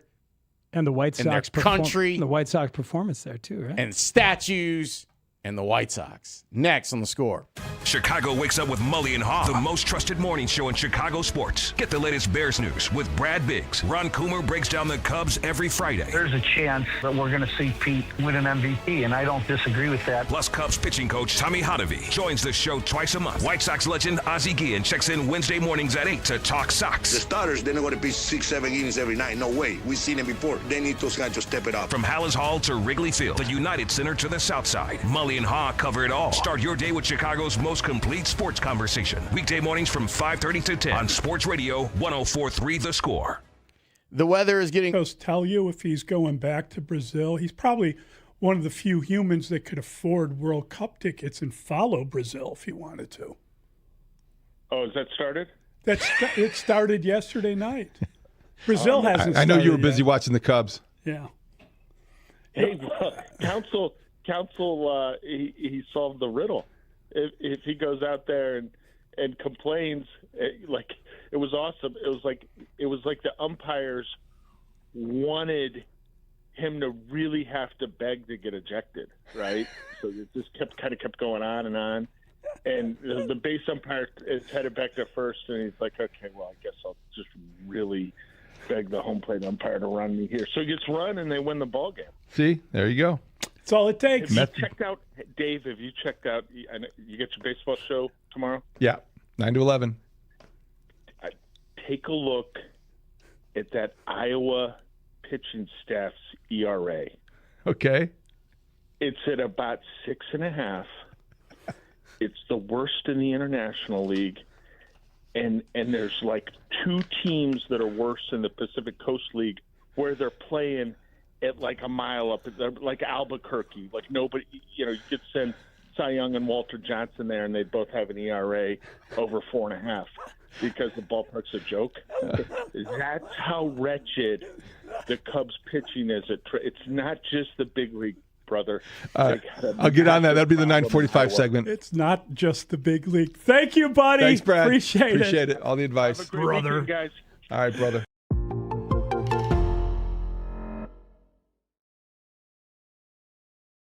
To let people know when I read that book. That's my bit, okay? Many years ago. and I'm not trying to steal Don't anybody's... steal my no, bit. No. If this isn't Steve Allen, he's stealing my bit. How's the Krusty sound in that? It's really good. So it really is. That's my best. I'm most confident with that. I have not heard somebody, honestly, in my life do a better Krusty. So, yeah, that's pretty good. I thought the Generals were due. Why don't you run past Grote your latest creation? So, Grote, I've been working on it, and I was like, we are going to change the mix of players, just change it up. And the second-round picks, now they are currency. We have to admit that I don't want to be in the middle. I don't want to be in the middle. So I'm working on it. Arturas Karnisovas. Thank you very much. You didn't even have to tell me who it was, so that's good. That's a good so sign. you've hit the impersonation baseline. I knew what you were trying to do. Okay, you can be honest with me, though. Tell me. And it needs bad. Not like, bad, right? I don't know. Like, I think that the more you do it, like, it'll get even better. Like, it's not even something you have to sit and, like, work at. Like, well, here's the real question. As long as we're talking, it's just us talking, right? Yeah. When I do these impressions, I leak confidence almost immediately. Okay? And it starts to get worse. It's true. And when I look over and I see Chris Tannehill laughing, it gets even worse. So Lawrence gave me the fine partner advice yesterday to just do it and not look for the approval. We're about volume here. We need the attempts. We got if we can't get him doing the impersonations, then we're not going to be able to run play action. So it doesn't matter if he's only getting a yard. It's the attempts that count. You're right. The linebackers come up. That's right. At some point, we're going to take a shot down the field, and it'll be because we have allowed this to continue and grow. But so, Grote, any advice on how to not leak confidence? It would be most welcome. Well, maybe it's on your... Maybe it's on your partners at this point to give a little bit of more encouragement to maybe just like a fake laugh, maybe. We have been very encouraging. You have been? Okay. Tanny tried to keep a stone face yesterday a couple of times. He's like, I know he's looking at me. I'm gonna keep it level. I'm just gonna keep it nice and level. I think you got to mix in a little staccato with the legato there. Oh. Ooh. You got it, Arturas? Yeah. You want to throw it out, Layla? No. Oh, okay. It's ludicrous. It's ludicrous enough I impersonate John Fox. You do it ludicrous? Is that what you just said? That I impersonate John Fox. That's about time you did. If I move, you move. Just like that. What's your John Fox? It's all a problem. It's really good. That's the point. Like, That's if really good. we're going to just throw this stuff out there willy-nilly. Yeah. You do willy-nilly as well? That guy? I love that guy. I thought they lip-synced. Blame it on the rain. Yeah. Yeah, yeah.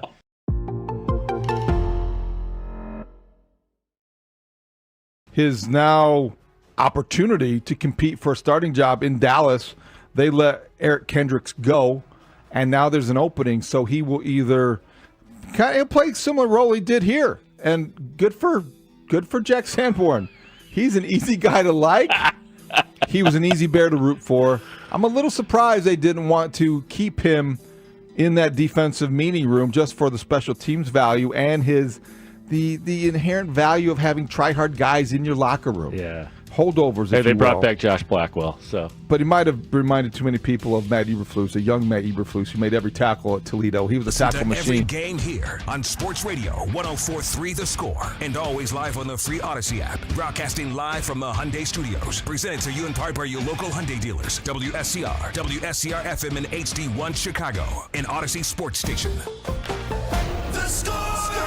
Spiegel and Holmes. We're the only show in town, the only media entity anywhere that has access to Heavenly Doug. Are we back? We're back. We're live from 6 Heavenly, the Score. I know we're not supposed to call it that. What are you guys, 104.96 or I don't know. Stop yourself, Matt. I see you, little pal, laughing at me. Afternoons on The Score. On the ground, could be two. Montgomery to second one. Throw to first, got him, double play. And that's how this game comes to an end. More offensive frustration for the Blue Jays and more sterling performances from this group of young White Sox who, at the very least, will stay tied in first place of the division. White Sox take 2 out of 3 of a road series in Toronto. And you're hearing shadowy men on a shadowy planet playing the theme song for the kids in the hall because Tanny likes to go extra levels. Great comedy scene in Toronto, whether it was the Second City outpost that it was known for, or lots of stand-up and sketch like Kids in the Hall. And also the home this past weekend for our guy Lawrence Holmes, who went northward to see the White Sox and see the city as well. As I was walking downtown, I walked up and down the Canadian Walk of Fame, where the Canadian Stars Walk of Fame is, and it's you look at all these people, look at all these people that you've loved for forever. That's cool. And seeing their Walk of Fame. That's really cool. I'm laughing because you don't even know this, but we played categories with Ryan Dempster here as you were in Canada, and we had a Canadian here the other day, and Tanny really skewed Canadian, like best MLB players from the history of Canada. Best Canadian rock bands, My dream, Lawrence, was we never have the opportunity to have someone participate in categories and be able to guess one of the answers by saying, me? Is it me? That's pretty cool. So I drew up 2 categories specifically designed to do that, and of course, Speaks took Ryan Dempster before he could even do it. He would be on the list. Both lists. It was 2013 Red Sox World Series team. And highest ranked WAR Canadian-born baseball players. And Demp was up there. Hey, there's a chance that another one. I saw him get a chance to play at home this weekend in Tristan Peters, Canadian. Oh, I forgot that. Yeah. You saw another one. Manitoba, though, I believe. You saw another one. Vlad Guerrero Jr. is on the list because he's Canadian. Yes. Because Vlad was up there from Montreal when Vlad Jr. was born. Seeing it was really cool. Seeing the list of people that are on there is cool, and you're like, oh yeah. And then you start thinking about South Park because I think the first one, as you're because it's in a line, the first one is Anne Murray, and so you immediately start thinking blame Canada. I guessed her the other day. I guessed Anne Murray the other day. Was Geddy Lee and Rush up there? I didn't see them, but I'm sure they were. On they there. had to be. Yeah. Shout out to Deborah Cox, who's on that list, singer. How about Gordon Lightfoot? Yeah, Gordon Lightfoot is definitely on there. I forgot to guess him the other day. They even have a star for Degrassi. Really? Because that show, I want to say Degrassi has been on for maybe 35 years in some iteration or another has been on. And so Eugene Levy, all these people, and I was like, oh man, this is kind of cool to experience this as an outsider, in the theater district of Toronto. There's a couple things before the baseball that I want to talk about this. Okay. Their architecture there, look, it is like being in Chicago, okay? That is very real. I've heard that from a lot of people. Chicagoans will be, if you want to visit Toronto, you will feel very comfortable. Do you guys have a skyscraper? They have a lot of them. The city sits on Lake Ontario the way that our city sits on Lake Michigan. It's just rotated 180 degrees. So you're traveling east-west on Lakeshore Boulevard instead of north-south on Lakeshore Drive. But it felt awfully, It feels very familiar. Toronto itself, I love that city. Now, I was saying in transition, Montreal's probably more my speed, and I would have to really bone up on my French to get it. Toronto makes it easier because everyone there speaks English, but you can tell that the French influence is still in Toronto too, which is cool. Their buildings look like they're from the future. And like that's what I came away thinking, whether it's Toronto or a little farther out into Hamilton. They're residential buildings. So if you're in downtown Toronto and you're walking around and you're like, wow, like these places, their skyline is built with these beautiful futuristic. It feels as if the architects and engineers there are in competition with each other. Like, you build this building, oh, you did that, I'm going to do this. Don't you think Chicago has some of that? Yes. Like where one tops another? I do. It's Jeannie Gang's Aqua, and then, the next building comes around, and then Jeannie's like, well, now I'll make the St. Regis. Right. Thanks so much. I agree. But I'm telling you that because there's also a lot of old buildings here. And there are old buildings in Toronto too, but I was shocked at like the residential choices for that's cool skyscraper. Like if you want to live in the sky, you can, and it gets real funky around Hamilton. Like Hamilton's a really seeing like how close the multiple cities of Toronto, the 6, like seeing the way that they interact with each other is cool. The neighborhoods are cool. If I were in my 20s or early 30s, that's a place that I would consider relocating to. Yeah, you're trying to send our associate producer Grant Leader there. I'm not trying to send Grant there. I'm just saying that if you're a younger person where it doesn't matter where you work. That's you, Grant. Like, well, it kind of matters because he works here. Like, so he kind of needs to be here. We'll see about that. We will. Just under 2 hours left. Danny can take care of that. Are we trying to send me to Toronto right now? And theoretically, like, we are moving closer and closer to anyone being able to do this job from wherever. Oh, yeah. He could produce us remotely from there. I actually had a conversation. Me first, okay? Yes. Danny will produce from Italy, but Grant from Toronto. But the board, like, we definitely need you on the board. No, there's ways. I know there's ways. But I talked with Richard Deitch about this because Richard Deitch moved to Toronto. I know. So I had a whole conversation with him. This was more about Montreal, but I asked him about Canada. I walked away being really impressed. And as I said earlier, if you're a younger person and you like attractive people, whatever you like is available for you in Toronto. Grant doesn't like attractive people. I'm currently engaged, but and I just texted her saying we're moving to Toronto. All right. Congratulations, by the way. Yeah, congratulations on that. Thank you. We've been meaning to get to that for a long time, but you're finally here, so now we can tell you in person. Congratulations. You need a band? Maybe. Okay. So congratulations. That's great. You're getting engaged. Yeah, Peter man. Ball's having a baby. Oh, yeah. These are good times for score producers. Have you thought about inviting George McCaskey to your wedding? Maybe. I'll send him a letter. Like Tyler did. God, there would be a massive rift here if he said yes. If he doesn't go to Tyler Buterbaugh's wedding, but he goes to Grant's. George McCaskey came and he brought a case full of urinal cakes at Grant Leader's wedding. Maybe I send one to Tom Ricketts. There you just go. work my way through all the Chicago owners. There you go. Cover all your bases there. I like that. Danny Wirtz will be there. Now let's talk about the ballpark. Yeah, so Rogers Center. I had been there before. 2010, the Bears played there. And what I did back then was I went to Buffalo, and I think I did like radio in Buffalo. I think I did Tyler Dunn's show in Buffalo back then. And then drove from Buffalo to Toronto, which is beautiful. And another thing about Canada, it's huge. Like, even when you have world cities like Toronto and Montreal and Vancouver, the amount of space that the Canadians just have, and it's all lovely. Like, it's a really beautiful thing. They got a lot of room, huh? I got to ask you a question about Skydome.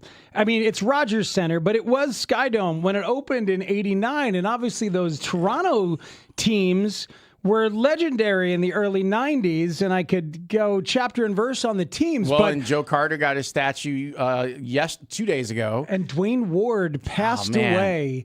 The closer, Dwayne Ward, I was thinking of Dwayne Ward and Tom Henke as like the keys to that bullpen. Mark Eichhorn was in that bullpen. You guys remember Mark Eichhorn?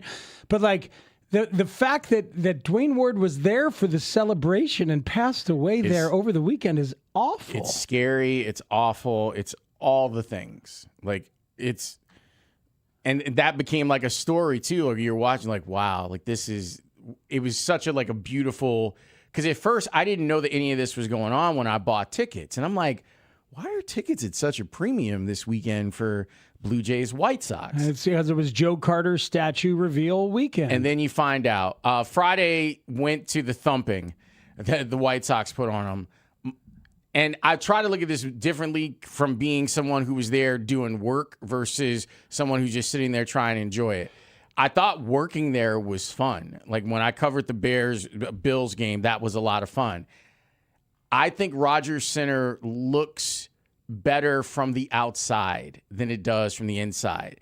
And when you see it lit up at night, even with the roof closed, and they had the roof closed because the air quality was so bad there on Friday night, it's gorgeous. And the way that it sits on the lake and the downtown area that has become like this beautiful area where you can just kind of, and I was staying like maybe a 5-minute walk away from Rogers Center. And it really, like when you walk up to it, it's a bit imposing and it's really beautiful. Once you get inside of it though, it feels antiquated. It feels like other dome stadiums that I've been to. But let me ask you though, because when it opened, I don't know if people realize this, but that's the first ever fully motorized retractable dome stadium. So when that thing opened in 89, that was a big, big deal. I remember being a baseball fan at the time, and not now. I don't really like the game now. But no, I remember being a baseball fan at the time and being like, what are they doing? This is insane. This is the future of sports. Like I thought they were going to be everywhere, retractable domes. And there's lots of them, but they're not really everywhere. Does it still function and look modern and useful? Because that's a long time to still be functioning at that level, frankly. The ballpark looks better when the roof is open from the inside, in my opinion. It looks better closed from the outside at night. Like it's really spectacular. Like when you walk up to that campus and you see it at night, and it was really easy to get in, even with all the people there. They get stuff done pretty quickly. You just kind of walk in and find your seat. But once you get to your seat, it's like, oh, okay, this is a dome stadium. Like this is what you have in Arizona. This is what you have in Milwaukee. Like all that stuff. Like it. But I will say that Toronto fans before, especially go to anything in Canada and listen to a national anthem, it'll be hard not to cry. Wow. Oh, really? Yeah, it'll be hard not to, because "Oh Canada" is such a beautiful song, and everyone there, from my experience in both Toronto and Montreal, like it's beautifully sung by the people that are there. Like they get it and they get into it, and they can create an atmosphere with the place with the dome closed. It gets loud. Now the White Sox did a great job of shutting everybody up on Friday night. They got real quiet up in there. Lawrence, I just Googled and I found video of June 7th, 1989, when the Sky Dome roof was closed in the middle of a game for the first time. Was it 25 minutes did it take? Yes, 25 minutes. And it shows like the umpire, Rich Garcia, on the phone in the Doing dugout. the thing. Yeah, it's like, all right, let's do it. Let's close it up. And they pause the game for a minute as it closes, and the fans go crazy. The fans are applauding. Like, we're going to still play baseball. It doesn't matter because our roof is going to close. The future has arrived. I'm telling you, from a technological, engineering, architectural standpoint, that place looks like you're living in the future. Wow, man. It's a really, really awesome world city. I went Friday morning. I figured it was a great time to go. I was up early. Graffiti Alley, which is not far from downtown. I guess technically it's like downtown west in Toronto. And it's just blocks and blocks of different street art. I saw so many. There's an incredible mural of Muhammad Ali. But Graffiti Alley itself is worth it. The political statements that are made through art in Toronto are top notch. It will have you thinking a lot. The food scene is amazing. There are all sorts of different foods that you can get there. all of it, like if you're walking around downtown, it's easy, like world class, like trying stuff. And I ran into a place on Saturday called Rodney's, which was an oyster house. And it's in the middle of what, to me, comped really well with like the West Loop area of Toronto. Highly recommend if the Cubs or White Sox are there next year, go. Like, sports is a great way to go and experience some stuff, but it's incredible. And then I went to Niagara Falls. It's unbelievable. And that's great, man. That's like a 2-hour drive, but it's also worth it. I would tell you that you want to do it from Toronto instead of from Buffalo. I've done it from Buffalo. I've done that side. Go to the other side. It's a different view of it, and it's awesome, and it's fun. So, like, would I move to Toronto? Probably not. I feel like it's probably a little bit younger than I am, but I would tell anyone within the sound of my voice, if you're in your 20s or 30s, you could have a great time. Man. A great time and meet some beautiful people in Toronto. He must have seen some really beautiful people. I did. Like, he is struck by that. All genders, all races, creeds, and colors. I don't know what to tell you. I like the people here in Chicago. Am I right? The Caribbean Fest was going on this weekend in Toronto too. The mayor of Pendertown has just arrived. Everyone. Greg gave me the thumbs up. Well, I had to. You did some good pandering earlier, but now you see how professional does That's it. good. Right? I got you. Folks, I got you. Give it up for the Western Hemisphere, the most rockin' hemisphere there is. Well, I mean, it's just above us, Speaks. The flight's literally like 90 minutes. What, to get to the Eastern Hemisphere? I mean, to Toronto. To Toronto. It's with us. Hey, by the way, it's like right above us. Some quick Cubs news before we take a break and talk to Steve Stone. Jamison Tyone has been activated from the injured list. He starts tonight. Aaron Savali has been added to the 26-man roster. All right, he's back. Phil Maton goes back to the injured list with right knee tendonitis. He pitched yesterday and now has gone back. Yep.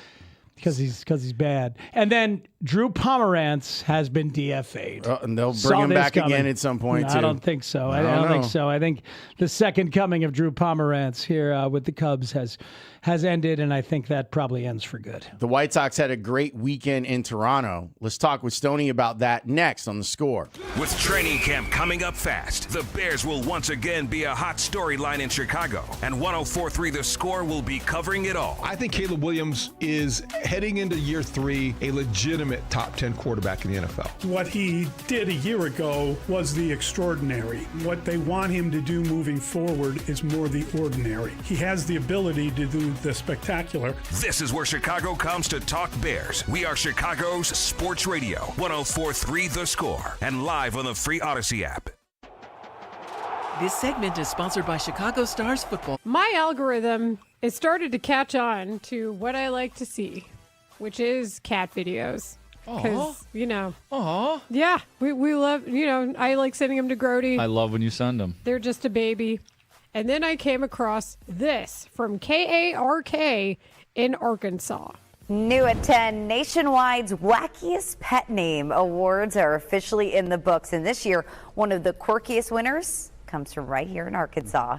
Pet owners across the country submit their most creative names with more than 200,000 votes helping decide that coveted top spot. We have a knack for winning these things. We really do. We really show up. Well, tonight we've got a local celebrity making headlines for a name that you have to hear to believe. Caden Michaels met the famous feline today. And Caden, what's the name that took first place?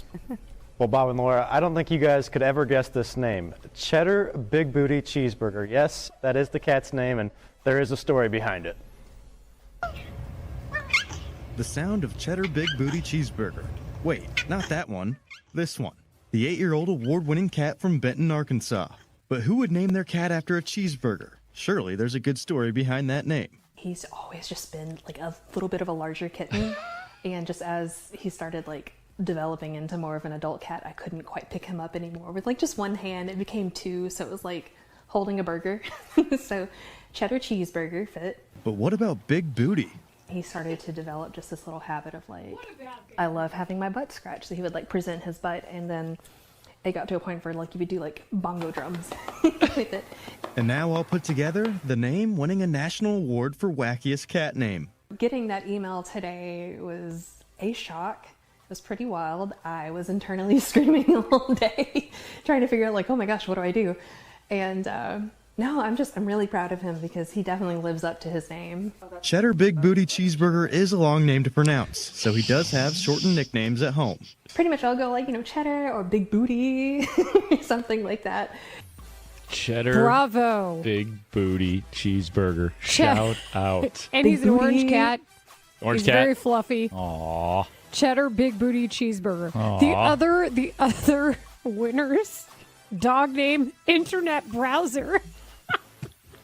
Internet browser. I don't know why that says. Come here, browser. Internet Browser. And then for exotic pet name, there appears to be an iguana or a Gila monster, and his name is Space Cowboy. Space Cowboy. The Arkansas news reporter, he goes, Bob. What about Big Booty? What about Big Booty?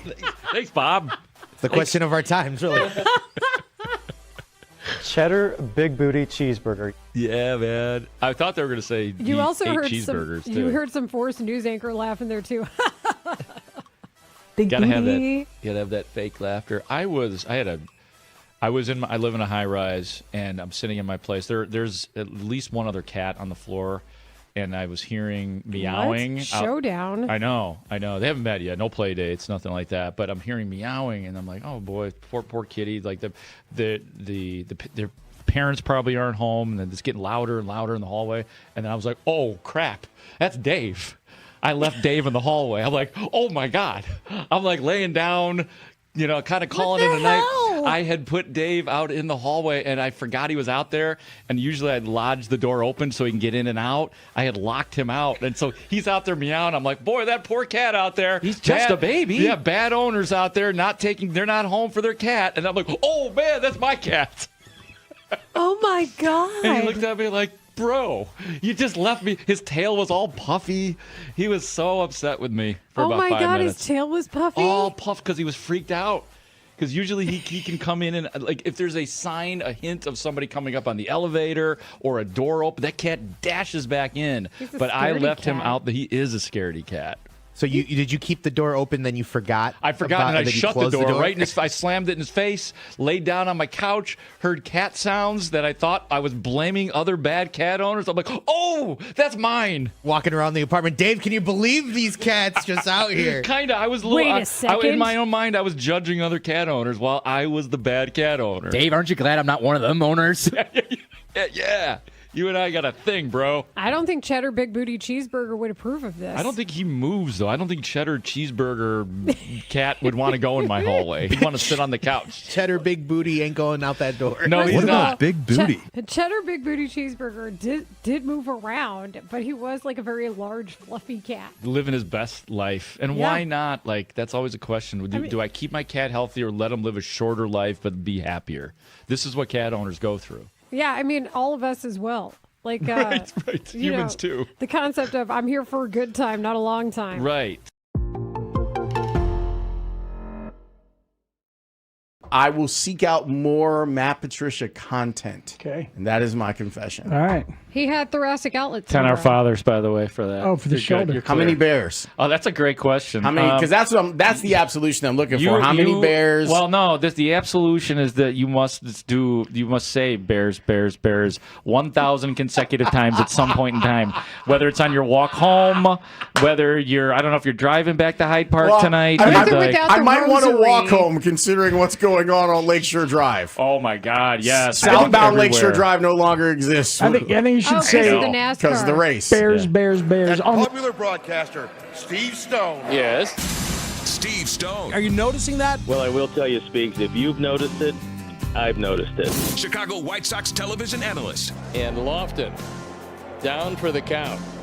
And you just hope it's not a Jazz Chisholm Jr. situation. You hope he's wearing protection. They're going to bring the cart out. They're not going to need the cart. but they are going to need a new third baseman. Cy Young Award winner. Well, first of all, Lawrence, before we get into that, I want to compliment you on something that you said, and your depth of knowledge of all sports is really wonderful and very insightful as far as baseball is concerned. And I was listening to you when you said that the Sox are used to outslugging their mistakes, and they weren't able to do that against Boston. And that was a succinct summary of exactly what happened. How's Speeds going to handle that? Tanny, how's he going to handle that? Like I told Alex just after it happened, I was like, right now Speaks is somewhere, and he just like kind of shuddered. He doesn't know. He has no idea why. Hey, I want to be a rock star. Oh, I want to be a rock star. Steve Stone with Spiegel and Holmes on 104.3 The Score. Steve Stone joins us now on the Score Hotline, brought to you by Potawatomi Casino and Hotel, the Midwest's best casino. Us? I think just you. I think you can just handle the whole interview. See what you and Steve. I mean, I'm capable. It's not like me and Stoney didn't do it before. Oh, no, I know. You got it. You got the whole thing. All right, great. Stoney, thanks for joining me today. We appreciate it. You're welcome. I just want to know if Speaks is still shuddering. Always. For so many reasons, Steve. For so many reasons. You know what I'm shuddering at, honestly? Is the amazing fact that the White Sox have a bye and are 4 games away from what would be the number 1 seed in the American League, coming off a very impressive weekend when Lawrence Holmes was there and was watching. But you from afar, your thoughts on the White Sox looking good on the road again and taking a series in Toronto? Well, look, there's no doubt that the road has been difficult. It's difficult for all teams. I mean, the Sox are sitting there at 21 and 29 on the road. And the team they're looking up at is Tampa Bay. They're 21 and 27 on the road, so they don't exactly dominate either. And we talked about this. That is exactly how a team starts to learn how to win, is when they win on the road. And the Sox winning 2 of 3 in Toronto was a pretty good sign, because Toronto is still there. They're not exactly knocking at the door of the wild card, but 4.5 games out, they still have a chance. A lot of people are wondering if they're going to be buyers or sellers. It's really difficult to realize when you're 2 outs away from winning the World Series how you could be sellers the next year. But the Blue Jays have some decisions to make, as do a lot of teams right now. Sean Burke was amazing. Starting pitching for the White Sox all weekend was really, really good. But I saw a quote from Burke giving a lot of credit to Davis Martin on helping him attack the Blue Jays lineup. I know that whether we're talking about Zach Bove or the pitching engineering that's around any major league franchise, that stuff is important. But from your experience, how important is peer-to-peer, pitcher-to-pitcher, when it comes to helping figure some stuff out? Well, I think it's very important, and there's a couple of things that you'd really like, and one of them is if you're a right-handed starter, we know that Sean Burke is, we know that Davis Martin is, you love to see a right-hander pitching the game before you're going to pitch, because then you can take a look, dissect video, and figure out how they're going to adjust to the various pitches that you have that are similar to the guy who threw last night. Davis Martin was brilliant against the Blue Jays. He lost 1-0, and the next day Sean Burke went out and probably used a whole lot of what he learned from the night before and from seeing that lineup face a right-hander who has enough off-speed pitches just as he does, is pretty good curveball like he has. Maybe the fastball's a little bit better for Sean Burke, a little livelier, but both of them threw great. So I think it's a big help. There's no doubt that you can help your fellow pitchers, especially if you're throwing with the same arm. So Sean Burke's elevation has been just remarkable, Stoney. What are you seeing? It's a great fastball, obviously, but he's using some other stuff, and he's just been on fire. It's a 4-0 with a 1.41 ERA over his last 6. Well, I think Speaks, one of the things that he's really concentrated on doing was throwing strike one. I think early in the season he would get behind, and that would be problematic for him. His stuff has always been great. I mean, if you take a look back before he was injured, he was one of the more highly sought-out prospects that the White Sox had. Then he had some arm issues that set him back somewhat. Right now he's throwing every bit the way that the Sox thought he could throw when they had him as one of their top prospects. I think the key is always strike one with most pitchers, but because his stuff moves so well, he's got a fastball that by major league standards is not overwhelming. It's not, 100. It's not 99. It's right around 96 average, right in that range. But what makes it so lively, he throws it pretty much straight over the top. I would say high three-quarters, and gets a little of that late life on it. And that's really what separates his fastball from some others.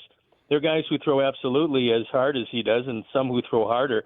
The ball just doesn't move at the end quite as well. And I think it's the late life that has taken a lot of guys off that fastball. Pitches that they would square up from other pitchers, they're either fouling back or missing with him. And I think we're seeing a dominating guy who has ascended as the number one starter as far as the Sox are concerned. And you could do a whole lot worse than starting, let's say, going with Burke and Davis Martin as your first two in a playoff run. So far, Colson Montgomery has played the equivalent of a major league season plus. Like, he's played 165 total games. And his numbers in that are 231, 309, 499 for an 808 OPS. He's hit 45 home runs with 112 RBIs. Even this weekend, I felt like I saw him adjust and dealing with the Savage. Like, he's really, really good. What would you say has been key to Montgomery understanding that he's going to have to continue to do this? And how would you describe his growth as a hitter? Well, certainly from the guy that was sent down to Arizona and had his swing reworked by Ryan Fuller, that guy coming back and hitting home runs in the 40s and driving in over 100 runs, if you were to extrapolate that out to a full season, you'd have to say he's pretty successful.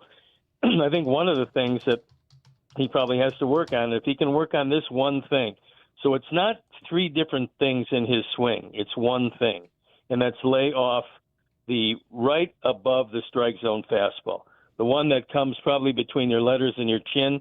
It's out of the strike zone. It's very appealing. A left-hander, except for Tristan Peters, just about every left-hander that I've seen in this league can't catch up to the ball up there. Peters has the ability to do that, which makes him a guy who's sitting close to 300, which is somewhat surprising to me. But most left-handers, especially guys with home run cuts, they're not going to hit that pitch. And there's no doubt that Colson Montgomery falls into that category. There was a terrific hitter, and you guys might have heard of him. And, again, this is probably more radical than they want to get into at this point, especially during the season. But there was a guy a few years back by the name of Cecil Cooper. And Cecil Cooper started with the Red Sox, and then he went to Milwaukee, where he became a tremendous hitter, a guy who's hitting 330 every year, hitting 40 bombs. And he did something pretty interesting. When he was with Boston, he was a straight-up hitter, very similar to what Colson Montgomery is, almost a straight-up stand-up hitter. And he was having all kinds of problems with the high fastball. Couldn't hit it to save his life. Went to Milwaukee. What they did was they put him in a slight crouch. And they told him every time you see a face-high fastball, it's going to be a ball. So just don't swing at it. He stopped swinging at it and started hitting home runs in big numbers and started just becoming a very dangerous hitter. If you look at his numbers when he went to Milwaukee after Boston, you'll realize that he completely turned his career around. And I'm not going to tell you that they're going to do the same thing with Colson Montgomery, but that's one suggestion how a non-hitter like myself saw a hitter who became very good work on not swinging at that high fastball. God bless you for making me think of Cecil Cooper and Googling the stats on Baseball Reference. 1980, guy at 352 with 122 RBIs. I mean, it just... Yeah, I'd say that's pretty good. Yeah, huh? And a big open stance, too, right? Not just a crouch, but I think he was really kind of wide open, probably more open in Milwaukee than he was in Boston. That's fun. Right, he hit 5 home runs off me in 2 years. And so I decided that with 2 out and nobody on in Baltimore, I would move him back off the plate. And the ball hit him in the neck. Amazingly enough, it hit him in the neck. And I figured I could stand on the mound and act like a real hard guy, and then he would come chase me on the mound. It'd be a bad look, running me around the infield with this giant chasing me. So I went up to him, and he threw his bat on the ground, and he says, "What the hell are you doing?" He said it in different words, but he meant that. And I said, "Cecil, you've been killing me for 2 years." I said, "You hit 5 home runs off me." I said, "Have I ever even knocked you down before?" And he said, "No." I said, "That's exactly right. I would never knock you down. That ball got away." He said, okay, and he went to first base. So I was pretty sure that I could talk him out of it if I could just get into his face without him swinging the bat at me. And that was my Cecil Cooper story, which I didn't believe I would get to today, but there it is. We love it. Steve Stone joining us here on the Spiegel and Holmes show. We talk about the White Sox. Grant Taylor has been lights out wherever he has been needed, whether it's the 9th inning or the 6th inning or the 7th inning. He's been phenomenal since mid-June. What are you seeing from him? I'm seeing a guy who all of a sudden has tremendous confidence in everything that he's throwing, and he's added a cutter to it. So he's a guy that has a 100-mile-an-hour fastball. We've seen that. He's got some late life on it because he throws it basically straight over the top, which gives him a little deception. He doesn't open up. A lot of these guys that open up throw low three-quarters. They can throw 100 also, but the batter can see that all the way out of his hands. They cannot see that fastball from Grant Taylor. Then you factor in that overhand hook, which he has, which is just outstanding when he gets it over the plate. It can be used a couple different ways. It can be used as a wipeout pitch. That way he doesn't have to throw a strike with it. Or he can use it to get ahead, which means he's got to tuck it a little bit further into his hand, take a little velocity off it, and throw it for strikes. But right now, he's one of those guys that you bring him in and it's lights out. And he's a guy that I felt would be the closer of this team for quite some time because he's the one guy that consistently has closer stuff. And yet, in his heart of hearts, he wants to be a starter. I think right now he benefits the ball club much more where he is. But down the road, you never know what happens, and we have to see what guy comes up. We'll see what McDougal has when he comes up because he throws 100-plus also. And maybe he's the guy that might fit that back end, which would free up a starting spot. But we're, again, talking down the road, not this year. And then there's Jordan Hicks, who has just been completely unhittable. Gas. His last 8 starts, it's a whip of like 0.38 or something. It's just outrageous. And I guess there have been some mechanical changes. I was just reading he changed the arm slot.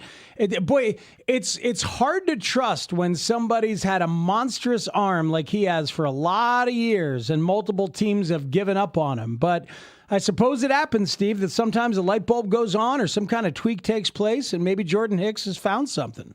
Well, sometimes, Speaks, it's really not the message, but it's the messenger and how he frames it.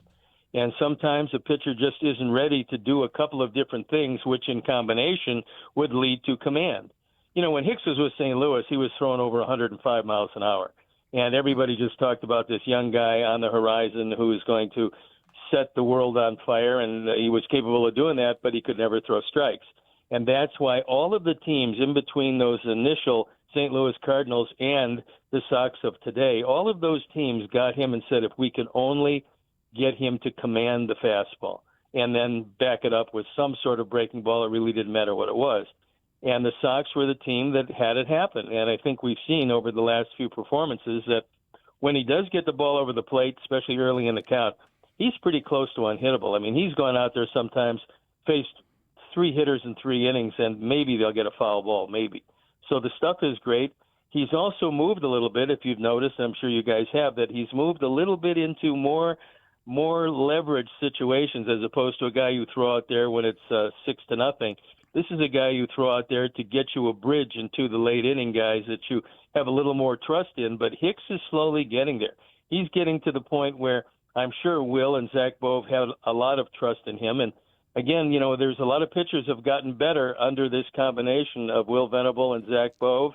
And you might add Matt Wise to that also because he's the bullpen guy, and Brian Bannister, he's the guy they brought in who was a pitching guru. So I think the Sox have really concentrated on making pitchers better, knowing that there isn't an infinite supply of these guys. So if you can get a guy with a good arm and make him better, well, it's like making a substantial trade that you get for sometimes a waiver price, and sometimes you get a DFA guy that you just pick up.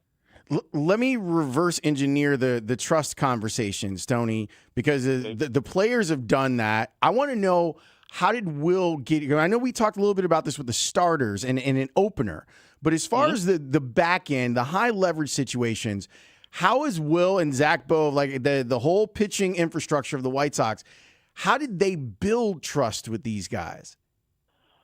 Oh, I think it's just a question of you take some guys that maybe you didn't think a great deal about. You picked them up Look at Brian Hudson, for instance. I mean, you got him late. He was a DFA guy. You brought him in. You really didn't know where he was going to fit. You just knew that at 6'8" and a left-hander with a lot of moving parts, if he could consistently get the ball over the plate, he would hide it a bit, and maybe you got yourself, a usable pitcher. Well, he's turned out to be more than usable. He's turned out to be very good. So there's certain guys that you take a chance on, and then there's certain guys, you build your bullpen in spring training one way. You got a pretty good idea. Everybody sits around in spring training, all of your pitching guys, they sit around, they talk about what you want that pen to look like when you head north. And then you go with that plan. Almost without exception, that takes about 3 weeks to dissolve. And then you look at some other guys and you say, you know what, let's move this guy here. And you do it. It's trial and error more than anything else. I mean, when they got Hicks from wherever they got him from the Diamondbacks, I think. No, from the Red Sox as a throw-in, like they had to take Hicks. He was the money. Sox. He was the money guy. Right. You took his money. Right. You took his money to get Sandlin, I believe. They wanted exactly, Sandlin. Exactly. They took his money, and sometimes you make trades like that, and it seemed to have worked out pretty well as far as Hicks is concerned. Yep. Sandlin has had a good couple of outings also, and they like his arm, and he's a guy that can get the ball over the plate. We've seen that, so that could turn out to be a pretty good deal. In fact, I think that the Sox are really enjoying trading with the Red Sox. You take a look at the Crochet deal, and then you add this particular deal, and you say, you know what? Maybe we can do some business with Craig Breslow. In fact, maybe after I hang up here, I'll call him on the phone, see if we can work out something else. But that turned out to be a pretty good trade. In Boston, they've won 13 games in a row, and they find themselves right in the middle of the wild card. So it's really been an amazing year. Yeah, it's been chaotic stuff. Yeah, that Jordan Hicks trade, it's what they did with the Luis Robert money. Like, to me, it's forever connected and ought to be, because they got rid of the Robert money and then used some of that to eat the contract of Jordan Hicks so they could get Sandlin. But now Hicks is doing all of this. It's just me sitting over here looking for Cecil Cooper's most difficult matchups. He struggled with Nolan Ryan, if that makes you feel any better, Stoney. Oh, yeah. I just didn't have quite that fastball, but, I mean, that would be good, yeah. Yeah. Stoney, as always, we appreciate the time and the knowledge. Thanks so much for jumping on. Okay, guys, take care. Have a good rest of the show, and I'll talk to you down the road. And go Sox. This is starting to get exciting. Yeah, it is. Hey, real quick, 5 homers against you for Cecil Cooper, but he also had 5 against Gaylord Perry. That's not bad. He had Yeah, but he was hitting the dry side with Gaylord. Me, I was just throwing a regular baseball, That's right. Oh, thank you, We all Steve. know what he was doing with the ball back in the day. Okay, guys. Thank you, Take buddy. care. Yep. See you, Stoney. That's Steve Stone. Gotta go. Who is incredible. Incredible. You're done with us, huh? Well, he knows the clock. He's done with me. We got to take a break. With you, he was totally happy to keep talking. When we come back, let's get some update on the worst story ever from one of the worst people ever. Next on The Score. Mully and Haugh, Chicago's #1 most listened to sports morning show, 5:30 till 10 a.m. How about Anthony Rizzo getting another ball in the outfield? It's a magnet. Champions Gate, that was super cool, and everybody loves that team. They all seem to love each other. The 10-year anniversary was probably the biggest story and celebration, but I think it's good to have them win a series and to kind of come back from that first game. Mully and Haugh, mornings 5:30 till 10 a.m. on Sports Radio 104.3 The Score. The path to the PGA Tour runs. But you know what my issue with the story is? That I'm tired of hearing about the environmental study. I'm tired of it, Lawrence. I mean, what are we doing? What are we doing? I know we have to talk about it, but what are we doing? And here's some other things as to why this is the worst story ever, okay? It is distracting us from a legitimately interesting and largely optimistic Bears offseason. It is distracting us from that. And 2 compelling baseball teams. How about the Bulls having the 4th pick and a loaded draft? We haven't even mentioned that in like 3 weeks because we got to talk about this worst story of all time. Every time that there's a headline for this story, everyone thinks that the story is over. Right. But the story's not over. It's never over. I don't think it's ever. And it's never even close to over. I would say it's 80% close to being over. I don't think it's ever going to be over. And in the end, what are we headed towards? We're headed towards an outcome that essentially is only going to make billionaires richer. Like, that's what's going to happen. There'll be an elevated, an exciting experience for some fans to go to the new place, but a lot of fans are going to miss Soldier Field and the lakefront. So it's not even like that's a big win. There's no win here. It's just the worst story ever. Here's the crazy part, and I expect that Caleb Williams will have a long, successful career, will make a huge second contract. That'll probably be $500 million. But it's possible he's not your quarterback when this thing is built. Caleb's going to be wearing the gold jacket, like breaking ground at the site. He's going to have gray in his hair. After a couple of Super Bowls and all of the Pro Bowls and all pros that he's won in his 10-year career, he's calling it quits. After he gets his ownership stake that he wanted, right? And the ground is breaking in Kenosha, Wisconsin. Yep. Caleb's going to be the coach at USC, and his son is going to be playing quarterback. You know? Do we all agree, whether you're on one side of the political spectrum or the other, that if we just allowed Ben Johnson to be in charge of this, it would be done? 100%. It would be over. And to the texters who were saying that the Penn State story is worse than the Bears, I would argue this. At the end of that story, the righteous indignation and power of the media deposed that guy, Paterno, and made sure that dude, Sandusky, went to freaking prison. Like, there was an end game to that story. We are hopeful that there will be some people who end up in prison after this story's over. Yeah, I mean, you understand that there's a bit of hyperbole that's going on here. We're not talking about crimes. No. Like, we're talking about actual stories that we've had to cover that have to do more with Chicago that have been more laborious than this. There aren't any. But I've said before, like, when the freight train of hate and indignation, when Bors and Bernstein leaned in on Penn State, it was phenomenal radio. It was tremendous. It was brilliant. It was journalistic. It was angry. It was healing vital. for many people who had gone through abuse themselves. Yeah. Yes. It was real. It was meaningful. This is not meaningful. There's nothing that's even close to meaningful or even thoughtful. That's why we have to laugh at slag heaps. And most of it is not real. Most of it is not real. It's not real. I will give a lot of credit because I think that Thomas McDermott is a very compelling listen and a good advocate for his city.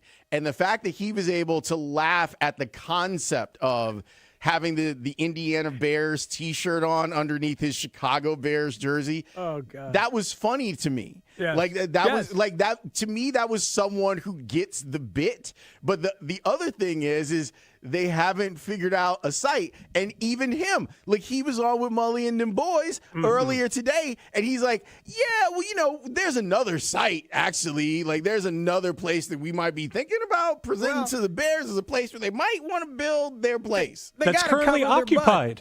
They got to cover their butt in case the slag heap is indeed toxic. Yes. Like, if it's a problem. In the spirit of, we have to find things to laugh at, okay? And Slag Heap Day, one of the great days of our recent radio lives. I mean, that was... And yet here you are saying the story's the worst and gifted us Slag Heap. It really did. Well, that's why we have to lean into those moments when something happens. Let's go to Bob. Hey, Bob, you're on the score. Hi, how you doing? We're good, Bob. I got a good story to tell you about what kind of guy he was. Back in the early 90s, my daughter entered a contest to be a ball girl for the Bulls at old Carson Perry Scott store, and she won. And so we got up to the stadium, and the guy from the Bulls come and he said, "Now she's got to stay under the basket. Level Can't go on the of worst story ever. Without a doubt, the worst story ever. It's a story so bad, it makes Alex Kuhn want to stay in Europe and never come back. Although Europe's probably pretty nice for Alex. They are having a heat wave like everywhere else. And I know that for some people it's like, oh, I don't enjoy this part of being in Europe, but, I get it. Alex heard about this story and told Tanny. Tanny told you he never wanted to come back, right? Correct. He sent me the screenshot of Mitch's email. This is in confidence. Don't tell anyone about this. But he's like, I don't ever want to come back. I get it. Who could blame him? I get it. But look, as the Bears continue to not have a plan, in place, and now we are in late July now. Like we're not in June, and remember the shovels will go on the ground. Vito Sessions in 2025. Vito Sessions himself he looms. He's ironing the suit. He's polishing up the pinky rings. All of them. He looms. Making pasta. He's doing his whole thing. I don't know if he's making pasta, but maybe. I know that he's getting his suit together. He's sending it to the cleaners. He's getting ready. And he is getting ready. But we did get an update on, I guess not really an update, but. No, it's official now. It is? Because when Jelly Roll tells you, At you've a been concert. told. You've been told on how things are going to go for the people of the region. I want to take a second to say, I met the mayor earlier today of Hammond, and I want to take a second to congratulate him on getting the new stadium for the Chicago Bears built right here in Indiana. I know how big of a deal it is for this part of Indiana, so congratulations, y'all. Thank y'all for coming out tonight. I don't think that's official. I had a hard time catching that, I'll be honest with you. He talked to the mayor of Hammond, our guy, Mayor McCheese, Mayor McDermott. And the mayor told him, or Jelly Roll is interpreting his conversation with the mayor of Hammond as if it is a done deal and that they are getting a stadium for the Chicago Bears. So you don't think, as Jelly Roll says, quote, y'all are about to have an NFL stadium in your backyard. Congrats, Hammond, Indiana. I mean, they kind of do already. The Bears announced they are moving forward with their plan to build a stadium in Hammond, Indiana. And I mean, they haven't. So both Rick Party and Jelly Roll I am not okay. We know. are telling you this is happening. I don't know. Is Jelly Roll connected to the Indiana legislature in some way? No, I think he was just doing a show. I think that, You know what he was? he's a famous person who was just doing a show. You know what he was doing, Grant? I did not know what he was doing. I think you do. I accused you of doing it earlier, and then I did it at a very high level. Oh, that. Okay. He was pandering. He was pandering. That's what Jelly Roll was doing. He was pandering. He was trying to get the crowd involved. To his audience, and they exploded, didn't they? Well, I don't know if I would call it an explosion because, I mean, if you look at some of the stuff that's gone on in Northwest Indiana, there've been a lot of people that be like, I'm good on the whole stadium thing. But, I mean, that crowd, he was playing to the crowd. He was. Like, hey. He got him going. They're like, not only are we at a We Jelly are Roll. so excited to be here tonight in Hammond, Indiana. Crowd pop, crowd pop, crowd pop. Like it's not just that we get to hang out at Wolf Lake Pavilion. We get to see Jelly Roll, and we get told the Bears are coming. Very Cactus Jack. You know, like, you got to make sure that you say Mick Foley, like, say the city that you're in, and then you get a cheap crowd pop. Yeah, man. It just goes wrong when you name the wrong city. Now, Jelly Roll didn't do that. He was in Hammond, and he's speaking to the people of Hammond. But I've seen it go wrong where people are like, hey, Cincinnati, you're in Cleveland. Hello, Cleveland. You're in Cincinnati. They're looking. That happens. That ends up being a thing. Lawrence, Joe Madden on with us a couple of weeks ago really detailed one of his most famous axioms. Yeah. And he really went through it in detail. And it continues to linger in all sorts of baseball conversations. Shout out to the Cranberries. Joe Madden's 5 stages of a ball player. And he's not the only one who had thoughts on it. We'll talk about that next here on The Score. Cubs fans, Gold Glove second baseman Nico Horner gives you an insider's perspective on the Cubs tomorrow afternoon at 2:30 with Spiegel and Holmes. Sensational play by Nico Horner. Nico Horner on The Score is brought to you by Toyota. Visit your Chicagoland Toyota dealer or Toyota.com today. Toyota, let's go places. This segment is sponsored by Benjamin Moore. Court says last year Bill Cartwright reached up for a ball and the kid was below him and he hit him on the head with his elbow. So they had to stay under the basket. But then they said, now one of the Bulls is going to come out at halftime, and we're going to take your daughter out to center court, and he's going to come out and take a picture with her. He says, I don't know who it's going to be. I'm going to go in and find out. Well, my daughter's name is Stacy. And so he come out to me, and he says, I went into the locker room. I says, well, we got a little girl named Stacy. And he said, Stacy King jumped up and says, oh, no, that's me. I'm going out there. I've got to take this picture with Stacy. And he ran out, this mountain of a man, picked her up, gave her a hug, and shook her hand. And to this day, that was really, I probably remember it more than my daughter does.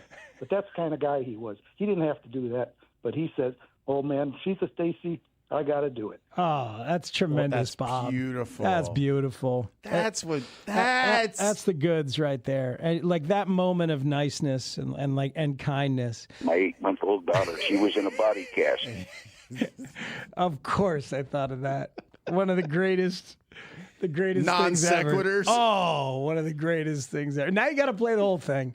This is when Mike in his truck says here you got a Hamp story you want to tell us. Mr. Hampton, it's an honor to talk to you, sir. I met you with my 8-month-old daughter about, gotta be 26 years ago at the Old Navy Pier, and she was in a body cast. The only thing free from her were her hands and her legs. And you were talking to me, and she put her arms up deep for you, and you picked her up, and she put her arms around your neck and gave you a kiss on the cheek, and I saw a smile come across that big old tree face of yours, and it looked like you almost dropped a tear. And I just wanted to thank you for that. And to this day, she's 24 years old, and she still has that picture on her wall. And my question to you is, why do the Bears want to keep Jay Cutler in a pocket when, to me, it seems like he's much better when he's on the move? Oh, my God. That is the perfect encapsulation of scoreness. Of scoreness and bearsness. Oh, God. That is so perfect. Yeah, the alien time capsule, just put that in there. Try to explain sports radio and the score. If you'd like to understand why this station has been what it is for 34 years, here you go. This is it. That's an all-timer, man.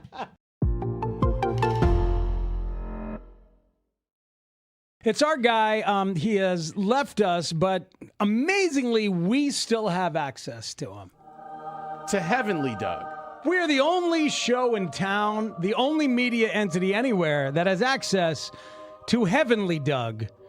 And what a thrill it is to welcome him to the Zoom. He's on Zoom, too, which is incredible. Yeah, we never thought that. Heavenly Doug knows how to use Zoom. We're gone? Are we good to go? We're good. Are we back? We're back. We're live from 6-7 at 6 Heavenly, the score. I know we're not supposed to call it that. What are you guys, 104.96 or... I don't know. Go to the calls all the same. It still works. If I'm pushing, I dropped it. I dropped your Zoom. Stop yourself, Matt. I see you, little pal, laughing at me. You think I know how to do technology? No. I know how to talk to men like they're boys and make boys act like men.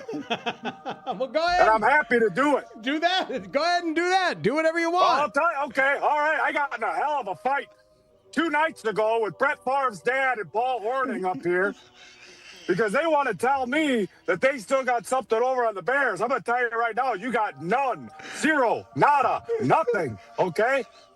Are there post-game shows in heaven, Doug? You deserve. I'm running them right up here. Majestic third star to the left and straight on till morning. Brought to you by Black Poles Gentlemen's Club, or Black Cats, or Pole Jacks. Something like that. I figured. Hey, if you want to take some calls, go ahead. You go right for it. It's your show. Let's go to Eric in Wakanda. Eric, are you on? No. Sorry. Sorry about that. Hey, that's fine. We'll go to Steven in Milwaukee. Let's see if somebody with half a brain cell moved north of the border. I'm going to tell you something else, too, about these Chicago Bears. I'm going to tell you the same thing I told Jerry Angelo, okay? You can call yourself anything you want, but you can't call yourself likable. That's what other people call you. You got to earn that. Why did Jerry... I'm confused. Oh, Did he no. hang up? I guess Steven in Milwaukee hung up. Yeah, Let's go to Donna on the 355 extension. Donna, I'm going to answer your question before you answer it. Okay. I'm going to tell you this. I still don't know why we signed Mano Money Luna, Manamaniolo, whatever his name was. That guy was a waste of money and cash. Give me that and a half a sack of garbage, and I'll buy some soup that we can all drink out of a can. Doug, you spent a lot of years in Rensselaer, Indiana, doing camp. How would you feel? Chicago's if number one most listened to sports station, 104.3 The Score, is Chicago Sports. Chicago Sports is 104.3 The Score. Always live on the free Odyssey app. WSCR, WSCR FM and HD1 Chicago, an Odyssey sports station. The Score! Spiegel and Holmes. Joe Madden joins us. Lawrence is the best. We had some great times of that show weekly. Always wonderful to be with you guys. Your voices are very awesome for me to hear also. Continued success for you guys. Afternoons on The Score. I think it's important to be aware of the personalities you have in the room. I think, Joe Madden laid that out a lot as far as like the value of having players at different points in their careers and the 5 levels that he laid out with that. And that fits with personality types too. And I think there is a lot of value in having diversity of personalities, and we do have that in a lot of ways. And I think that a good clubhouse is just one where people are comfortable and confident to be the best version of whatever that is. But I do think it's also important to be aware of what kind of personality types you have and strengths and weaknesses within that. And the game is always gonna show your true colors both as an individual and as a group. And so it's the challenging times are definitely when you see that revealed. It sounds like CM Punk's music. It's Living Colors music, but it's used by WWE champion CM Punk for the 8th time. So now there's some real heat with him and Cody Rhodes getting you ready for SummerSlam. That will be our Wrestling Minute. I think you got another 20 seconds or so. We're good. Want to hop in? No, that's it. Okay. We did do a little earlier, so I think actually we're cutting into tomorrow's Wrestling Minute time. You're right. Yeah, and it's still real to me, damn it. That guy. I saw that clip this weekend. It makes me laugh and it also makes me sad at the same time. So that is a person that's just a random fan who believed it was still real to him? It was a fan, and he was at, there were a bunch of wrestlers who were talking, and it was like a civic center or something, and he was talking about the real abuse of the guy's body. Like, it's scripted, but the athletic stuff is difficult. Like, if you've ever fallen on a ring mat, it's not fun. Bouncing on those ropes is not fun. So he was saying that he was trying to say that he appreciated it, but it came out as him crying and them having to console. It's still real to me, damn it. Thank you. Take it easy, man. Take it easy, man. That's incredible. It was still real to him. So that's tomorrow's Wrestling Minute. There you go. That's incredible, by the way. I loved that show. I loved that show. Fran Tarkenton, John Davidson, Kathy Lee Crosby, Sarah Purcell. No, she was on. That's incredible. Yeah, no, Sarah Purcell was on Real People. Real People. Yeah, that's Sarah Purcell. Kathy Lee Crosby. Mm-hmm. How many Kathy Lees can you name? Kathy Lee Gifford. Kathy Lee. I think I'm out. That's all you needed. I think you're fine. So Joe Madden talked about the 5 levels of ball player, the 5 stages of ball player. And this cool thing that Nico talked to us about it. Yeah. Then when we had the opportunity to talk with Joe, then we got to talk with Joe.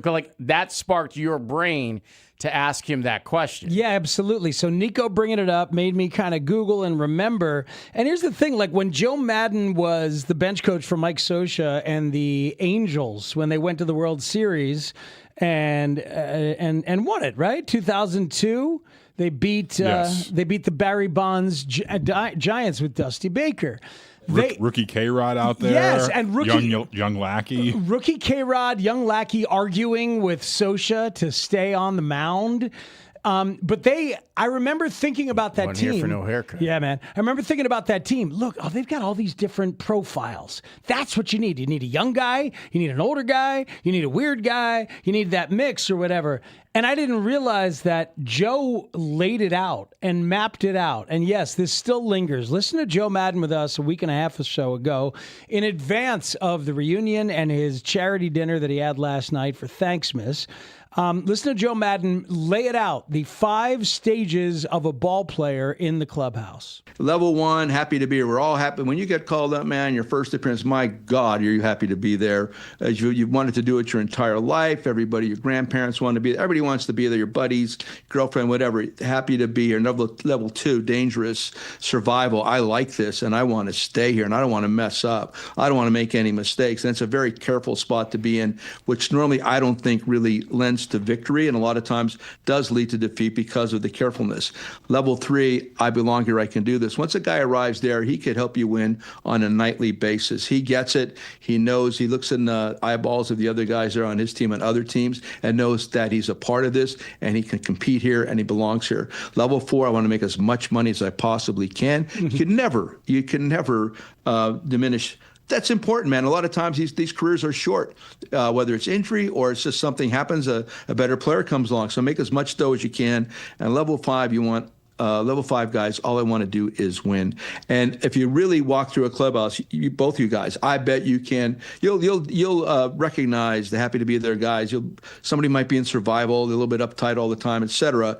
It's very easy to recognize. I thought about this in 1995. I think it was in the basement of '94 in Anaheim Stadium with Marcel Lachman at 1 o'clock in the morning. I thought this, and I went back that night, wrote it down. I went to Rick's house, had a little pad by the bed for any kind of thoughts in the middle of the night, and I wrote this stuff down. So this happened to me. This epiphany occurred then, and I really believe not only in baseball does it hold true, but a lot of other occupations.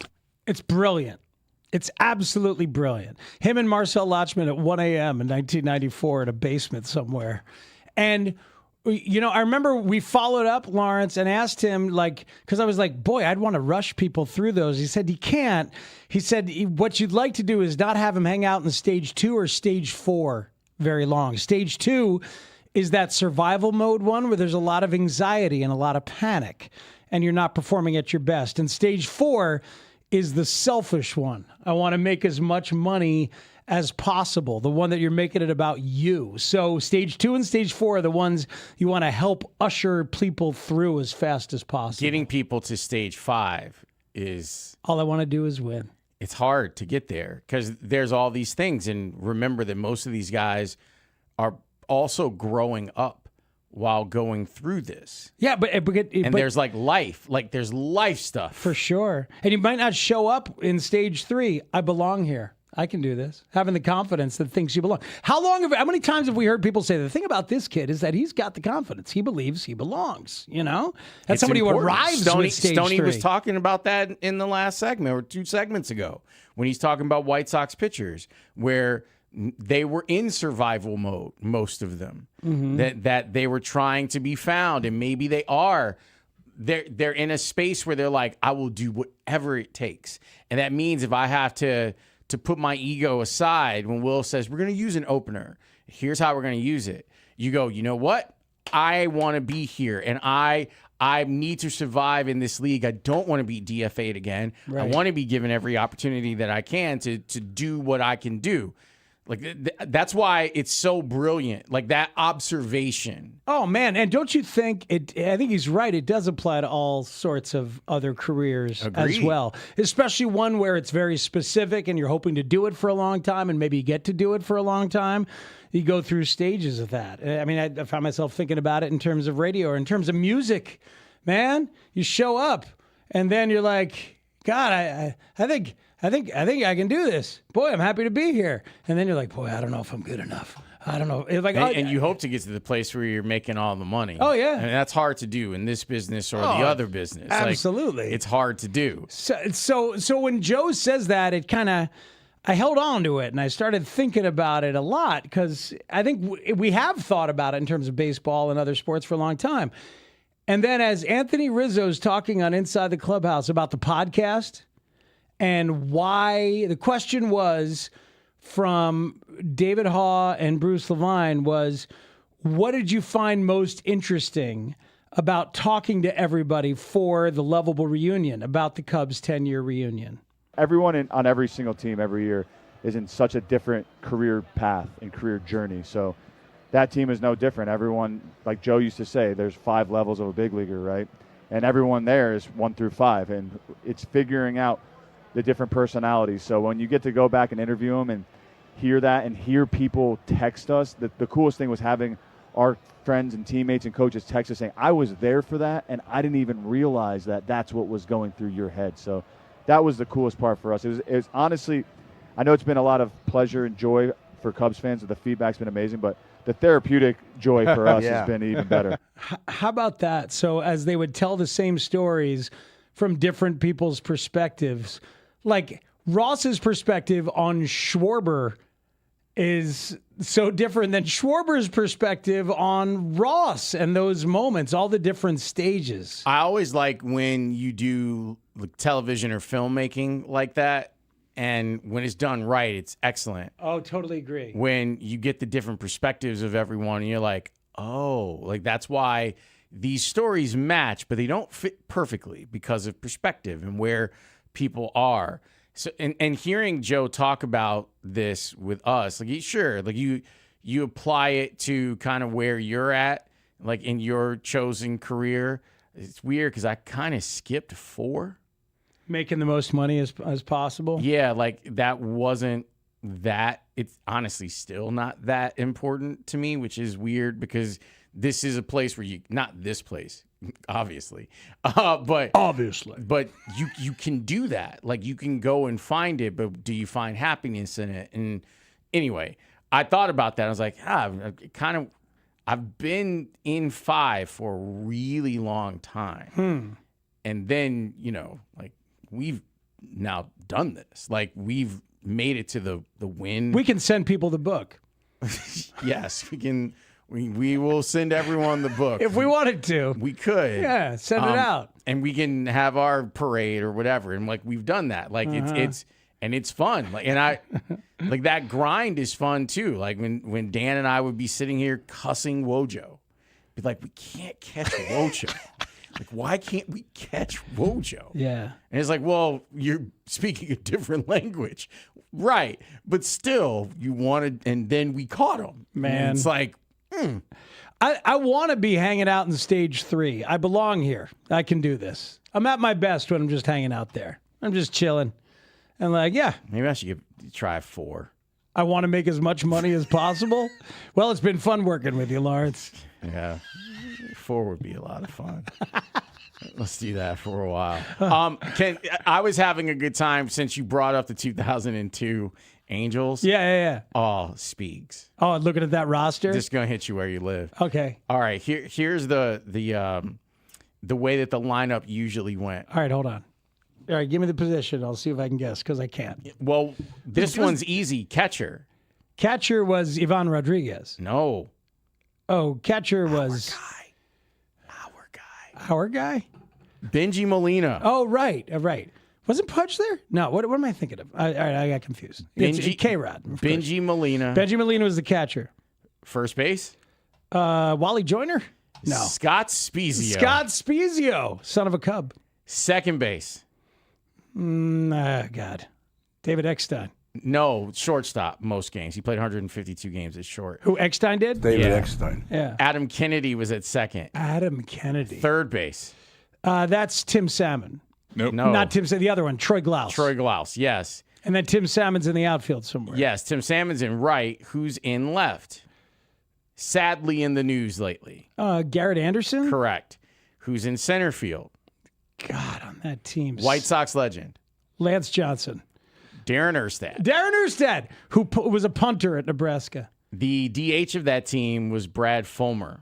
And then it gets really, like, you start looking on the bench, and some of the guys they had, like Orlando Palmeiro was on the bench. Benji Gill was on the bench. Was Mickey Hatcher on that bench? No. Jorge Fabregas was on that bench. And then we start looking at the pitchers. Wait, hold on. And that'd be so cool if, like, we're interviewing somebody. We're like, yeah, so who are your friends? And they're like, oh, the Ossenmachers, the OJs. The Fabregases. The Nieveses. Exactly. The Fabregases. We're tight with them. And Sean Figgins was also on that bench. Future White Sox legend. Still. The Ossenmachers, the OJs, the Sextons, the Plunks. Oh, yeah. The Burleys, the Mowers. The Mowers. You know who else was on that bench? Clay Angels? Bellinger. Wow. That's Cody's and pops. Sal Fasano. And then you got the pitchers. Kirk McCaskill. No. I know it's earlier. You've got Ramon Ortiz and Jarrett Washburn and Kevin Apier and Scott Schoenweiss and Aaron Seeley and Troy Percival. Like, look, this is just Percival was a beast. Yeah. And John Lackey, he didn't come here for no haircut. I got a long memory. He does have a long memory.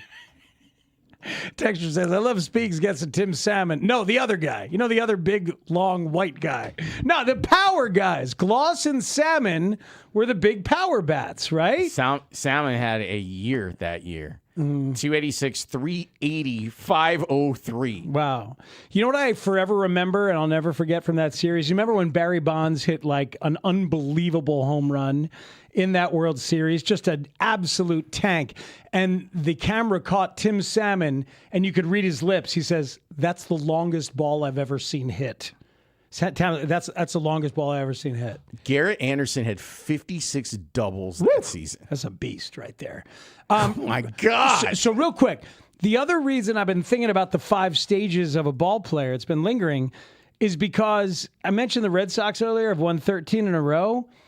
Wilson Contreras is the beloved winning tradition veteran and emotional core for the Red Sox, at least from their fan base's perspective. My big brother was like, man, Wilson Contreras is everything I want in a veteran. And I'm like, oh my God.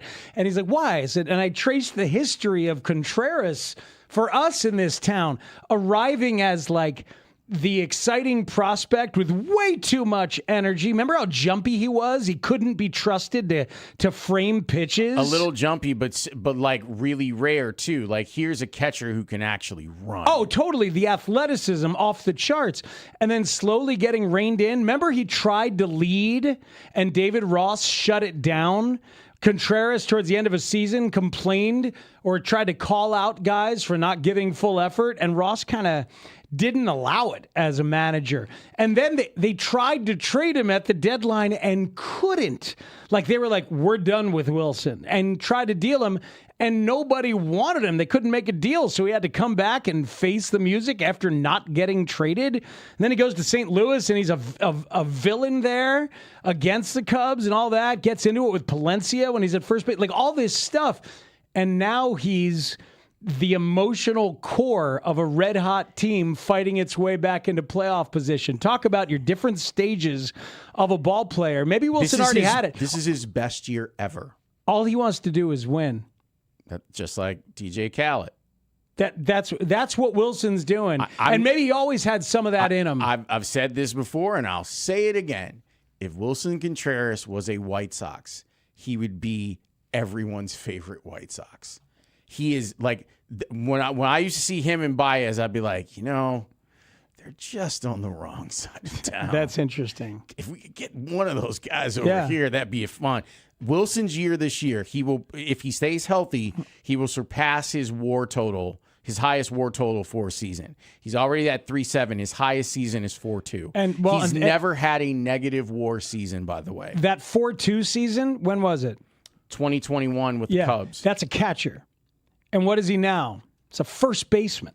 So all that WAR is offensive. It's offensive. But let me give you the numbers on him offensively. 283, 380. Yeah. 551. He's a 932 OPS player this year for the Red Sox. And this may surprise some folks. He's a 33 WAR for his career. He's an 821 OPS plus for his OPS for his entire career. That's a really high career OPS. It's very impressive. 354 on base for this dude. I think about, like, we knew him in the I'm happy to be here stage, the survival mode stage. I think we did see I belong here. He goes to St. Louis because he wants to make as much money as possible, and now he's in the all I want to do is win stage, and he is bringing it for the Red Sox. He'd be a really interesting person to talk to. Yeah, he would. Inside of this, lovable reunion type stuff, because you get it so early. You get that championship in your rookie year, and then you're chasing that high. The rest of your time in Major League Baseball. Maybe now you're on a team that's, again, like good enough to win, and maybe you can be that guy. But that length of career and that trajectory of being the hot-headed rookie guy that comes in to kind of to change things and add a little bit of something, to now being able to harness that throughout his career and I think deploy it properly. For the most part. There have been times when, but I'm all right with that. Well, you know why? Because he's self-aware about it. He's like apologized the day after some stuff. He's come back and said, yeah, no, I got to get that under control. He's like, hey, man, you got issues, but you're working on it with self-awareness. Let's go. I got your back all the ways if you know yourself like that. I've always loved guys that are like that, but are holding themselves to that standard. And maybe they do play a little hot, you know, and maybe that can be seen as a detriment. Well, depending on environment, but because it can take you down and you cannot get the most out of your career. See Carlos Zambrano. He did not get the most out of his career because he couldn't kind of control it and wasn't self-aware enough about it. Wilson is right now. And I mean, look, remember what they did to him in St. Louis, too. Like, you talk about embarrassing a guy. You bet. Like, they went out of their way to embarrass him as a catcher. It was ridiculous. Oh, you're totally right. You're totally right. What that pitching staff did. And so Wilson has dealt with all that, and he's come through. Basically, as a texter points out, got given away by the Cardinals just so they could get rid of the money. Yeah, I'm happy for him. I've always liked him as a player. Me too. And I'm happy that he is finding that success. And here's a guy that, like, he goes through all of the stages, right? Like, and he's probably wired at 5.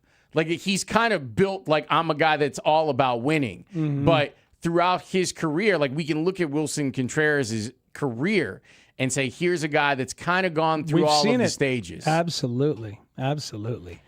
World Cup yesterday, I was locked in, but I still didn't feel something as clearly as you did about some of the players out there and the impression that they made. Let's talk about the World Cup next here on The Score. Hey, Sox fans, what's going on the South Side? Find out with former White Sox world champion manager Ozzie Guillen every Wednesday morning at 8:25 a.m. with Mully and Haugh. Plus, Steve Stone throughout the season giving you an insider's perspective on this up-and-coming White Sox team. Only on Chicago's Sports Radio, 104.3 The Score, and live on the free Odyssey app.